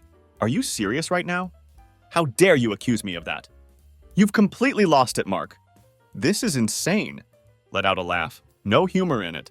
No, what's insane is how far you're willing to go to keep lying. But I'm done playing this game. We're going for that test first thing in the morning. Sarah just stands there, face hard as stone, jaw clenched tight, tension between us thick enough to cut with a knife. Wait for her next move. But one thing's clear. The truth is finally coming out. Whether she likes it or not, she doesn't move, just stands there frozen, staring at me like I've dropped a nuclear bomb. But the worst part? There's no fear in her eyes. Just pure rage, not regret, not guilt. Just rage, like I had no right to call her out, like I'm the one betraying her. You think I'm cheating on you? Her voice sharp enough to cut glass. I'm carrying your child, Mark? Your child? And this is how you repay me? By throwing around wild accusations because I went to a party? Not having it anymore, crossed the room in 2 long strides, barely containing the fury bubbling inside. It's not just the party, Sarah. It's everything. The lying, the sneaking around, the sudden nights out, your phone always on silent, your secret little world that I'm apparently not allowed to be part of. You never told me about this guy, David. Why? She throws her hands up, starts pacing around the room, like she can't believe what's happening. There is no David. Her voice cracks at the edges, but it sounds rehearsed. Too quick, too practiced. God, Mark. He's just some guy who was there. I barely even spoke to him. You're blowing this way out of proportion. Take a deep breath. Try not to let her gaslight me into doubting what I already know. Right. That's why your friends were laughing about it in the group chat. About you and him getting a little too close. So what was it? Just harmless fun? Because that's not how it looked from where I'm standing.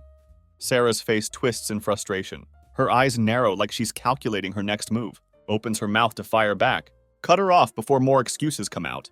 You know what? I don't care what you say right now. Keep my voice low and steady. You've lied to me enough. Tomorrow we're getting the DNA test. That's final. And if I find out you've been lying about more than just David, I'm done. The silence that follows is suffocating. Sarah's face flushes. Mix of anger and shock. Watch her composure slip for just a moment. There it is. That flicker of something she doesn't want me to see. Guilt? Panic? Can't be sure. But it's enough to tell me I'm not crazy for doubting her. Then in the blink of an eye, she flips the switch, breaks into tears, full-on sobbing, hands covering her face. The whole act, "You think I'd do that to you?" Chokes out between heaving breaths. "You think I'd cheat on you while carrying your baby? What kind of person do you think I am?" "I'm your wife, Mark." I can't believe this. You don't trust me at all. Just stand there watching her crumble. Something inside me has shifted. Seen this show before. The waterworks. The deflection. Turning the blame on me. This isn't new. Been falling for it for months. Maybe even years. But this time it's not working. Feel nothing but cold resolve. When her sobs die down, she sits on the couch, looks up at me with red, tear-streaked eyes, searching my face for any sign of weakness, playing her last card, hoping I'll break, but I don't. "We'll see, Sarah."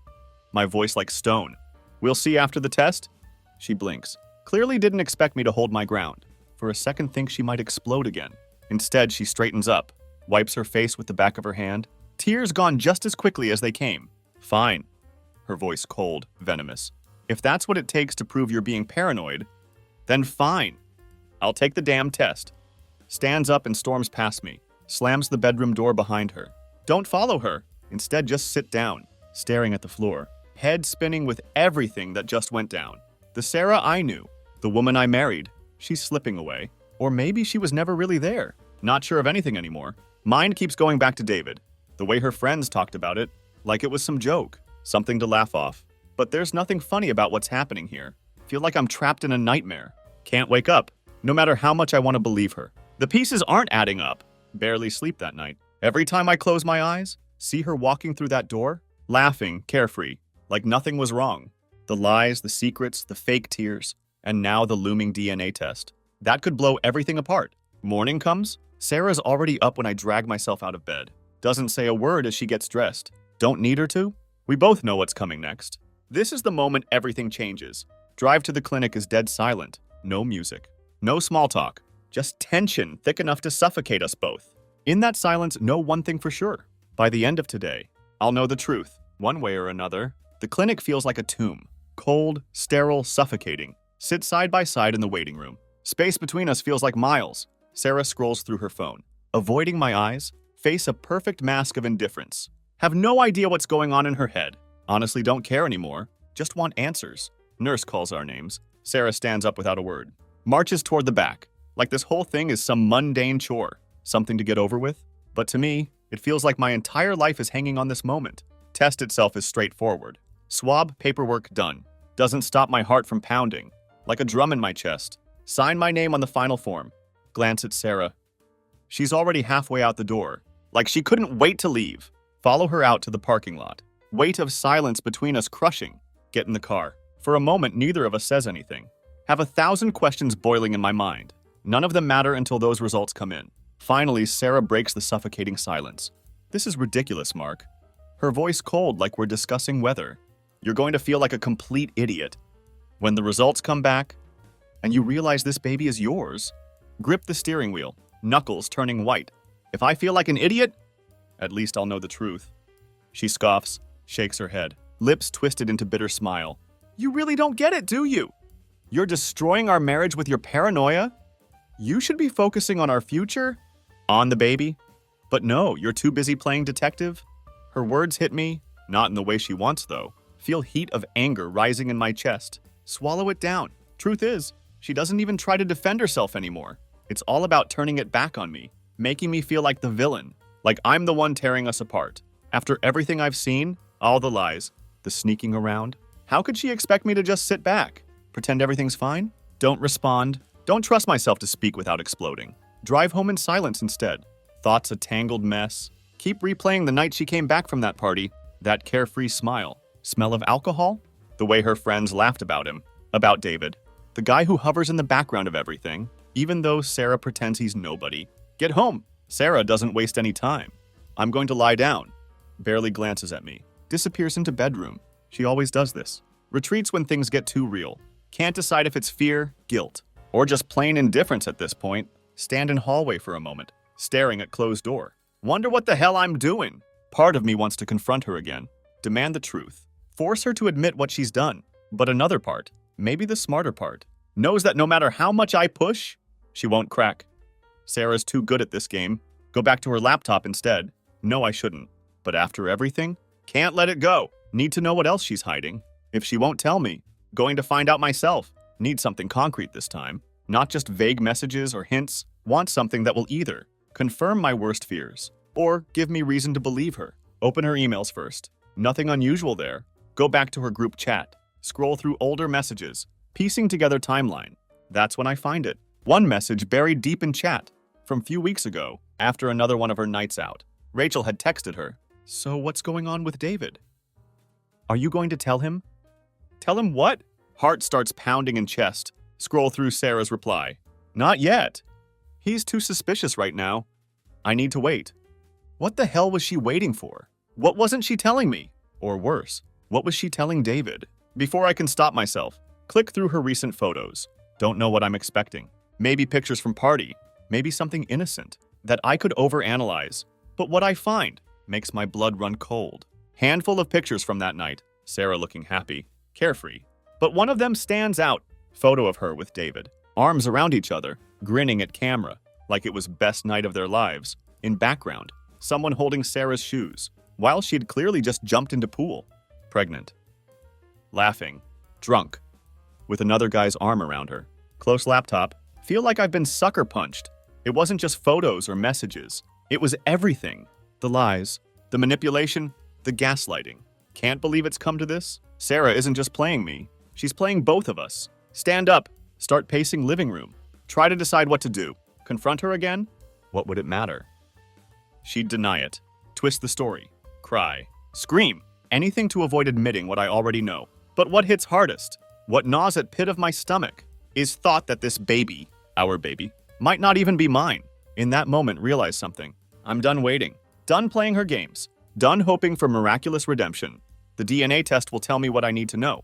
And once I have those results, everything will change. House feels eerily silent. After closing Sarah's laptop, that picture of her and David burned into my mind. Their smiles mocking me, haunting me every time I blink. Have all the evidence I need, but still doesn't feel real. There's this moment when you know your life's about to shift in a way you can never come back from. Standing on that edge right now, staring into the abyss, not ready to confront her yet, not without DNA test results in hand, but not going to sit here. Let her keep pretending either. My gut screaming for action. To rip the mask off, force her to face what she's done. That evening, Sarah comes downstairs, acting like nothing happened, asks if I want dinner. In that casual, almost robotic way she's adopted lately, like she's just going through motions of being a wife. Stare at her. Try to remember the woman I fell in love with, the one I thought I'd be starting family with. But all I see now, someone I don't recognize, someone who's been lying to my face for God knows how long. We need to talk. My voice comes out low but steady, words sharper than intended. She freezes. Back to me, standing at counter, pretending to pour water. About what? Doesn't turn around. Voice has that defensive edge again, like she knows exactly what I'm about to say. Already preparing for battle. About David, reply as name hangs in air, like grenade waiting to go off. Glass in her hand clinks against counter. Still won't face me. I already told you, Mark. Says slowly, carefully. There's nothing going on with him. He's just some guy. You're making this into something it's not. Clench my fists. Try to hold back wave of anger, crashing over me. Really? Because it didn't look like nothing. In that picture I found, you two looked pretty cozy. For just friends? Her shoulders stiffen. Finally turns around. Eyes lock onto mine. No surprise there. Just cold, calculated control. You went through my laptop again? Snaps, voice rising. God, Mark. How many times do we have to go through this? I can't believe you don't trust me enough to stop. Cut her off. Voice getting louder now. Done playing this game? Just stop, Sarah. I've seen enough. The lies? The sneaking around. The partying while pregnant? None of it makes sense. You expect me to believe you've been completely innocent through all of this? After everything? Her face tightens, but she doesn't back down. What do you want me to say, Mark? That I'm sorry for going out with my friends? That I should have told you about David? Throws her hands up, pacing kitchen like she's the one wronged. Fine, I should have told you, but I didn't cheat on you. Not that it matters. Since you've already decided I'm the bad guy, let out bitter, hollow laugh. You did cheat on me, Sarah. Maybe not in the way you think. But you've been lying to me for months, hiding things, sneaking off. And now I'm supposed to sit here and believe this baby is mine. Without a shred of doubt? Her eyes flare. For a second think I catch panic, flashing across her face, but recovers quickly, voice hardening. You really think I'd be that stupid? That I'd let some random guy come between us? While I'm pregnant? God, Mark, you're paranoid. This whole thing is in your head. Hands shaking now. Feel last thread of control slipping away. Then why are we waiting for a DNA test, Sarah? Why didn't you tell me about him from start? If there was nothing going on, why hide it? Her silence tells everything. Looks down at floor, arms crossed tight over chest, lips pressed together, like she's biting back what she really wants to say. In that moment, no. She's never going to admit it, never going to come clean. Too far into her web of lies. Lean against counter, staring at floor. Weight of it all crushing down? I'm not doing this anymore. Say it quietly, more to myself than her. What's that supposed to mean? She snaps, voice sharp as glass. Look up, meet her cold, angry eyes. It means this marriage is over, Sarah. Whether that baby's mine or not, I can't keep doing this. The lying, the manipulation, the constant gaslighting. I'm done. Her expression shifts instantly. Anger melts away, replaced by something haven't seen in a long time. Desperation. Takes step toward me. Reaches out like trying to close distance. Don't move an inch. Mark, wait. Don't do this, she pleads, voice softer now, almost trembling. We're having a baby. You can't just walk away. Shake my head. Exhaustion finally sinking in. I can't stay, Sarah. Not like this. I'll be there for the baby if it's mine. But we're done. For first time in months, Sarah doesn't have quick comeback. Stands there frozen, staring with wide, unblinking eyes, like she can't process what's happening. For brief second wonder if she'll finally drop the act, if she'll beg me to stay, to fix things. But she doesn't. Instead, turns on heel, storms upstairs without another word, leaving me standing alone in kitchen, surrounded by wreckage of our marriage. That's when it hits me. No matter what DNA test says, this relationship already dead. Truth been rotting between us. For far too long. Now there's no going back. Sound of Sarah's footsteps. Pounding upstairs, each step echoes through house. Reminder of how far we've fallen. Stay in kitchen for what feels like hours.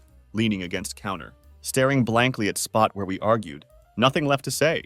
She's retreated to bedroom, like she always does, leaving me in rubble of everything she destroyed. In that silence, something inside me shifts. Anger still there. Heartbreak too, but now joined by new feeling. Clarity. Done waiting for her to change. Done hoping she'll confess. Done waiting for shred of remorse. No matter what DNA test reveals. Not letting her keep pulling me down. Make my decision. Walk upstairs. Air heavy with finality. Door to bedroom shut. Don't care anymore. Knock once. Push it open without waiting for answer. Sarah sitting on edge of bed. Back to me. Staring at wall. Doesn't even flinch when enter. We need to talk about what happens next. Keep voice calm, almost cold. What do you mean what happens next? Her voice flat, drained of emotion. Mean we need to figure out what to do. While we wait for results, I'm moving out. Can't stay here anymore. That gets her attention. Turns around, eyes wide with disbelief. You're what? Shock in her voice real this time. Hadn't expected me to take it this far. Mark, you can't just walk away. We're about to have a baby. Cross arms. Try keeping voice steady. You think I don't know that? But us. We're broken, Sarah. Been broken for a long time. Can't keep pretending everything's fine. Not after everything that's happened. Her eyes narrow. Just like that, desperation fades. Replaced by same cold defensive mask. Been wearing for months. So you're just going to bail? Leave me to deal with everything on my own? Real classy, Mark. Shake head. Refuse to let her bait me. I'm not bailing. I'm giving us space. I'll be there for the baby if it's mine. But I can't live in this house with you anymore. Not with all the lies. The secrets. The way you've been manipulating me. Sarah stands up, crosses room to stand inches from me, eyes blazing with anger. Manipulating you? She hisses words. You've been paranoid and controlling for months, Mark. You're the one who's been spying on me, invading my privacy, and now you're running away because you don't like what you found. Stay silent. Let her words wash over me, like she can't help herself. Every time feels cornered. Flips the script, making me out to be bad guy. Not falling for it anymore? I'm not running. Say firmly, I'm protecting myself. And honestly, Sarah, think you need to look in mirror? Ask yourself why we're even at this point. She crosses arms, glares with all venom she can muster. Oh, don't you dare put this all on me. You're the one who's walking away. You're the one throwing away our family. Let out bitter laugh. Shake head. Our family, Sarah? You've been keeping things from me for months. You hid that party. You hid David. And now you expect me to just act like nothing's wrong? That's not family. That's betrayal. For a moment, her face softens. Just flicker of something. Maybe regret. Maybe tiniest crack in her armor. But just as quickly, she shuts it down, turns away, walks to window. Fine, she says quietly, back still to me. If that's what you want, then go. Leave! But don't come crying back. When you realize you're wrong, watch her stand there, staring out window, like none of this matters. Like everything we built means nothing. Maybe it does to her. Not sure anymore. I'll get my things tomorrow. Keep voice hard, and I'll be in touch. Once test results come back, she doesn't respond, just stands there motionless, like she's already decided. This conversation over. In way it is. We both know it.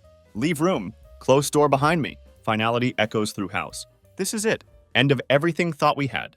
End of marriage. Been crumbling longer than realized. That night sleep on couch. Don't bother going back upstairs. Don't want to see her.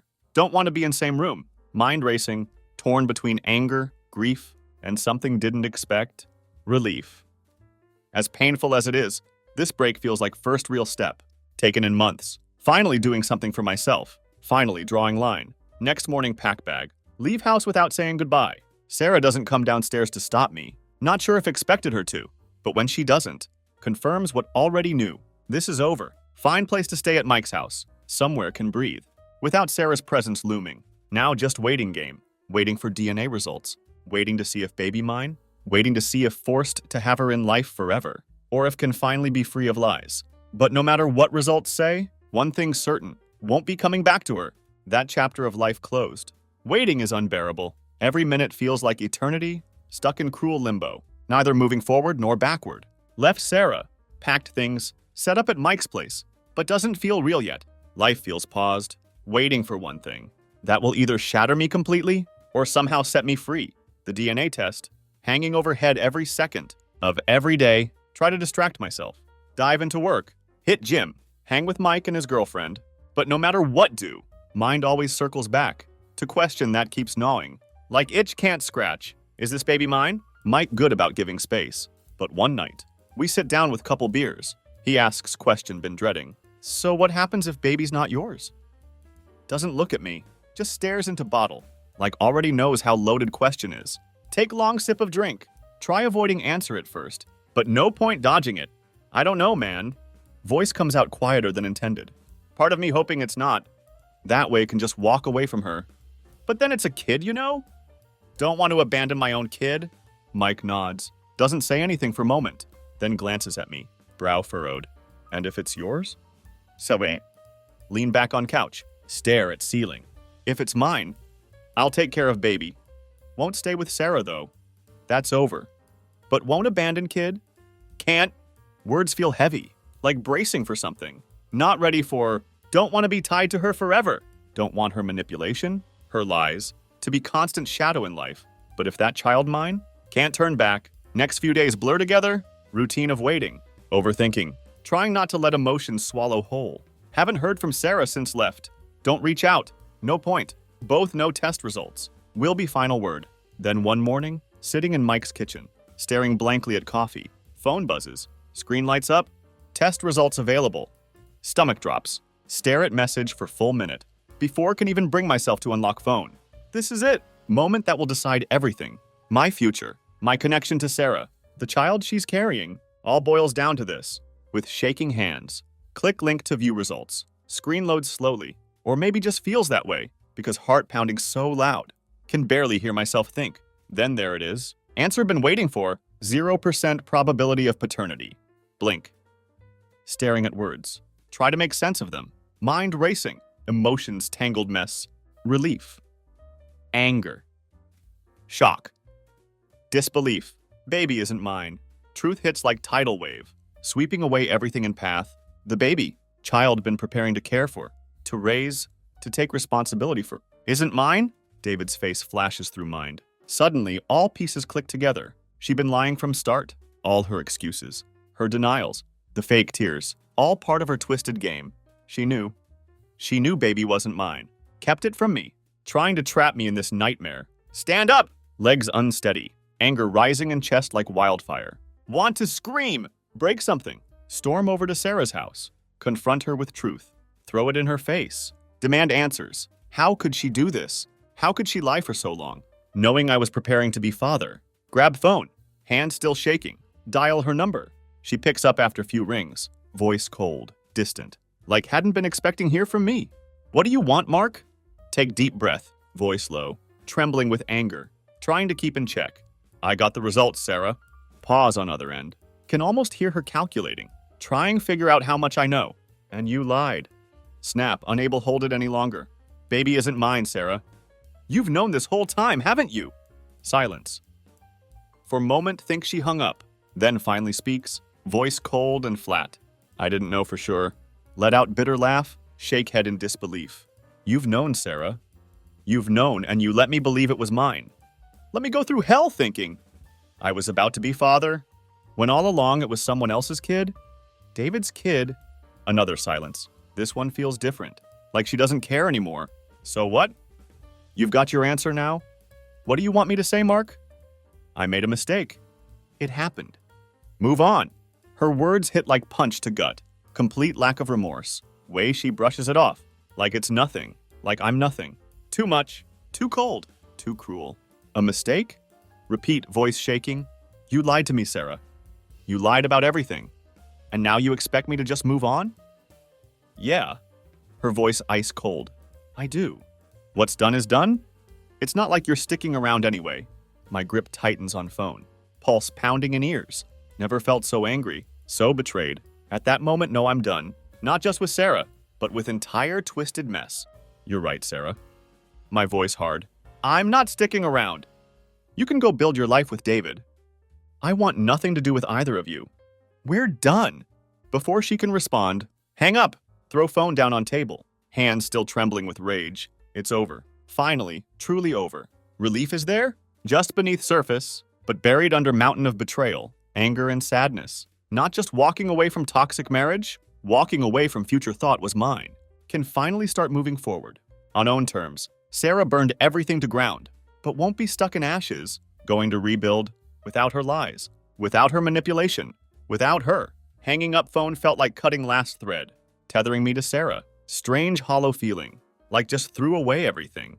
Thought life would be, but same time feeling lighter, free. Freedom doesn't come without scars though. Sit there staring at phone, mind still spinning, all plans we made. Baby's nursery started putting together. Future thought was solid. All crumbled in instant. Sarah's betrayal left me wrecked, but no going back. Not now. Not ever. Can't stop thinking about way she responded. On phone. No apology. No regret. Didn't even care been caught. Just done. Just like that. Fact she could treat something so monumental as mistake to brush off, something to just move on from, leaves bitter taste in mouth. Truth is, she been like this long time. Cold. Manipulative. Always turning things around. So I was one questioning myself. Been living in fog. Thinking maybe things would get better. That could fix what was broken. But now no fog. No illusions. Truth hit hard. See everything clearly. For first time in months. Not going to be father. Not to that child. Not going to waste another second on Sarah. Next few days feel like slow steps. Toward rebuilding myself. Stay at Mike's. Not ready return to life known. But begin putting pieces together. Cancel everything tied to Sarah. Bank accounts. Bills. Everything we shared. No point holding on to anything anymore. Have to start fresh. One morning, Mike and I sitting outside on his porch, drinking coffee. One of those quiet moments. Kind of silence that isn't heavy, but peaceful. Air crisp. Kind of September morning. Makes you feel like things about to change. New season coming. For first time feel ready to embrace it. How you feeling? Mike asks, voice careful but curious. Been watching me these past days, giving space, but also keeping me grounded. Take deep breath, stare out at street. Watch leaves start to change color. Better, admit quietly. It's weird, you know.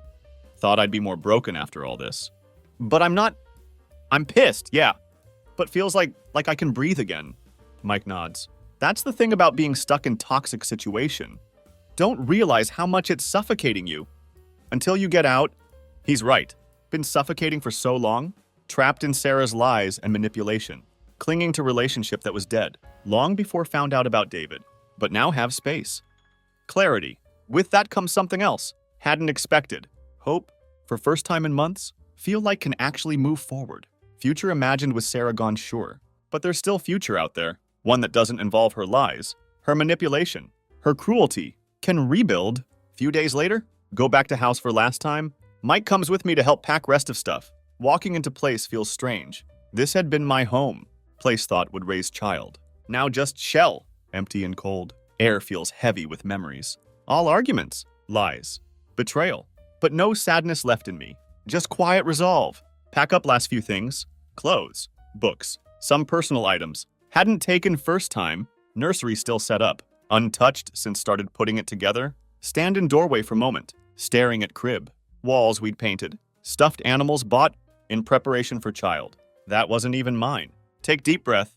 Close door behind me. No need to linger. That chapter over. Loading last box into car. Mike claps me on shoulder. You ready for what's next? He asks with grin. Always the optimist. Smile. First genuine one felt in long time. Yeah. Say feeling weight of everything. Lift just little more. I'm ready. Driving away from house. Don't look back. Old life built with Sarah gone. But not grieving it anymore. Instead, focus on road ahead.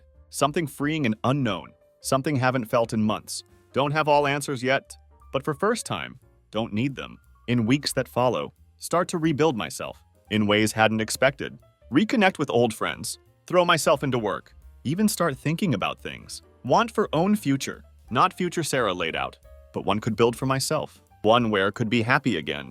Did learn something from all this. Something didn't see coming at beginning. Sometimes people closest to you are ones who can hurt you most, but when they show you who they really are, have to believe them.